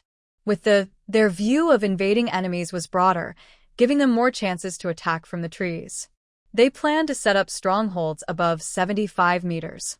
This height was beyond normal vegetation and into the airspace. Their main enemies would be birds, insects, and small snakes. Once they reached this height, they would be in a state of total defense. As long as they had enough food and water, they could survive until the game ended. The construction team argued constantly about modifications. As the judge, Wang Xinyu and Li Jiyu always needed someone present. Now it was her turn. She doesn't understand many technical terms either. She is like a contractor, only responsible for providing support and receiving results. I don't care how you do it. Leave the professional work to the experts. I won't interfere. I just want to ask, how much longer until we can move in? She tapped her fingers on the table, temporarily stopping their endless argument. A few days, let me see. Foam Shujin had been staying up late these days, with dark circles under her eyes. When she came over, Wen Xinyo couldn't help but step back. Don't push yourself too hard. If you collapse, no one can take your place. She helped her up and handed her an energy bar. The person was swaying, and she was afraid she might fall at any moment. Thank you, Sister Wen. I won't be polite. To revise the plan, the construction team didn't eat lunch. Foam Shujin took the energy bar and ate a few bites quickly. It was a high-calorie, enhanced version made by Wen Xinyo herself, with a strong aroma of chocolate and nuts. Seeing the other team members salivating and looking eagerly, Wen Xinyo couldn't favor one over the others, so she gave each of them a bar. Phew, I made it through. After finishing the energy bar, Foam Shujin drank half a bottle of water, and her face finally looked better. Then she hurriedly pushed a messy plan document, written in a way only they could understand, in front of Wen Xinyo. Sister Wen, look, I want to tell you. Wen Xinyo waved impatiently. I don't want to listen. I don't understand. It's a waste of time. Just give me the answer directly. Okay. Foam Shujin nodded repeatedly and took out a small notebook from a pile of messy papers on the table. There are 2 plans now, Sister Wen. Because it sometimes rains and the soil layer is thin, mostly just rocks underneath, so the construction of the moat is a bit slow. We can't have too few workers. If both sides progress at the same time, it will take 18 days. Wen Xinyo frowned and immediately rejected it. 18 days? It'll be rained out. What's the other option? The other is to allocate 80% of our forces to develop the treehouse. We can have everyone on the trees within 15 days. If Yu Jie's skills can be upgraded during this time, it could be even sooner. So, which one do we choose? Of course, the second. We originally dug the moat because the initial elevation was low. Now that we're moving above 75 meters, why bother with the moat? 90% of the effort should be focused on development, with only a few people operating machines to handle emergencies. Wen Xinyo made the decision. This was clearly what the construction team wanted, and everyone's expressions softened a lot. Wen Xinyo wondered if she had mentioned the word digging trenches too often these past few days, making the team think she cared a lot about this place. Okay, Okay, this will improve the progress. But it also means the hunting team will have a tough time. Our food supplies are low, especially protein, Foam Shujin said as he quickly wrote on a piece of paper. When Shinyo was not worried. Isn't there going to be a beast wave soon? We can't let them come up. We can go down and fight them. Foam Shujin paused, then laughed and said, Right, I guess I've been a bit slow. No need to worry. We just need to focus on chopping wood. By the way, sisters, at this moment, a female player who was drawing silently spoke up. Both women turned to look at her. Do you think it feels a bit cold tonight? As soon as she said that, two other players nearby, who had been rubbing their hands, responded. I've been meaning to say that. My hands are almost stiff. I thought it was because I've been too weak these days. I feel the same. I even got goosebumps on my arms. Hearing this, when Shinyo immediately took out a thermometer and checked outside. When she opened the door, a cool breeze almost felt refreshing. What does it mean to feel cool in a tropical rainforest? When Shinyo watched the thermometer's numbers drop from 36 down to 18 before stopping. Silence. This was the mood of the rainforest tonight. Why did the temperature suddenly drop by half at this time? Is there something on their minds? Something is wrong. Very wrong. Where is Li Zhengyu? She grabbed a player who was about to go inside to change clothes and asked, Who? Oh, hello, Sister One. Zhengyu said she's hungry and went inside to have a late-night snack. When Shinyo patted her on the shoulder. Thanks. The temperature has dropped. Tell everyone to put on an extra layer of clothes. The man looked surprised. Huh. It really got colder? I thought I was coming down with a cold. How can it get colder in the rainforest? When Shinyo shook her head. Not sure. Be prepared in advance and listen to the radio for instructions. The man nodded repeatedly, and Wingxinyu quickly crossed her to head straight to Li Zhengyu's safe house. On the way, they unexpectedly ran into each other. They exchanged glances and looked at the thermometers in each other's hands, understanding without words. Li Zhengyu paused in silence before speaking first. My geography isn't good. Could this be that Ecuadorian phenomenon or the Ganara phenomenon? Wingxinyu rolled her eyes and laughed. It's El Niño and La Nina. She waved her hand dismissively. You know what it is, so is that what this is about? Wingxinyu turned back and said, I don't know, but I think it's unlikely. It seems more like a sign of an approaching ice age. Wow, really? Is this like a movie? A full hologram game version of X Days? Can you stop being so excited? Hurry and broadcast a warning. This is just like a movie. Tonight, half of our people might have to die. Seeing her eyes light up like that was almost heartbreaking. She really treats this game as just a game, huh? What are you laughing at? If this is real, you'll be exhausted tonight, but you still have to finish digging all 30 houses early. Li Zhengyu almost tripped over his feet. Huh? Why? If it really is an ice age, staying on the ground even one more day is risking your life. We need to move everyone up quickly and finish the job early. This game is full of uncertainties. All players, more or less, are victims of this unpredictable, constantly changing game. Desert storms, tropical cooling, and polar melting are nothing new. When signs of disaster appear, quick action is necessary. Hopefulness only leads to exponential increases in casualties. If the second phase really involves cooling, then even sleeping now is a waste of time. We must mobilize all our strength to cut down trees immediately. Fortunately, half of the 5 large communal tree caves at the bottom level are already completed today. The remaining 25 are taking shape as the trees grow, though they can't be inhabited yet. Compared to starting from scratch, the current foundation is quite good. From organizing to packing the safe house, then lining up to climb the ladders onto the trees, the whole process took over 2 hours. During this time, the temperature dropped another 3 degrees Celsius.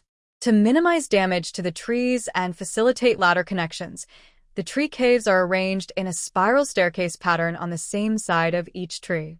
Originally, they planned to carve around all 4 sides of the trees, but considering efficiency and safety concerns, they settled on this method. The trees are large enough anyway. Their space roughly covers more than 1/3 of an area of over 75 meters, which is a flat surface measuring 120 meters by 75 meters. The central area includes 5 points that serve as common spaces, with the remaining 25 points designated as dormitories for players after they are divided into groups. The common area is a square measuring 30 meters by 10 meters by 5 meters high. The 2 sections at the top left and right are the dining hall and logistics/medical area, while the 2 sections at the bottom are the defense zones. In the middle is the material construction zone, slightly larger than the other 4 sections. It is placed centrally for easy transportation in any direction and is the fastest area for progress. Players are divided into groups of 6 to 7 people. They are assigned randomly to 25 small zones, arranged in a staggered pattern between the 5 large areas. These zones are connected, ensuring at least 2 escape routes from each. Players who prefer to live alone and are capable of self-protection can apply for individual housing. After all, the branches of this giant tree are quite large, and a safe house within 20 square meters on the first floor is still secure. However, even those living alone cannot avoid participating in collective building. To stay here, they must work. As independent individuals, they are responsible for repairing the paths connecting to the collective, which is not the collective's responsibility. When Shinyo initially had this idea and found an ideal spot on a large branch near the defense zone. But now, during this special period, she has to work with everyone. Coming and going is too troublesome, so she decided to wait until everything stabilizes before considering this. In the end, everyone climbed the trees and divided tasks according to the current progress. They adopted a rotating rest system, 4 hours of work, 1 hour of rest. After working for 16 hours, they can take turns sleeping. To prevent anyone from slacking off, each team must complete a set amount of tasks before they can rest. Otherwise, they must keep working. It's only for a few days, so finishing early means peace of mind, and most people have no objections. For those with concerns, when Shinyo and Lee Jinyu will offer individual psychological counseling. If problems persist, they will be dismissed. Time is precious and cannot be wasted. Due to the sudden drop in temperature, their workload increased to include building walls. Originally, they only needed to open the tree directly, but now they have to carve small holes from the big hole, leaving a layer of insulation for warmth.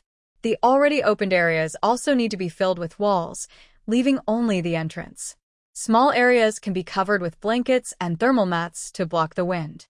Currently, the construction team has added a new task, making bricks and cement, in addition to their original work.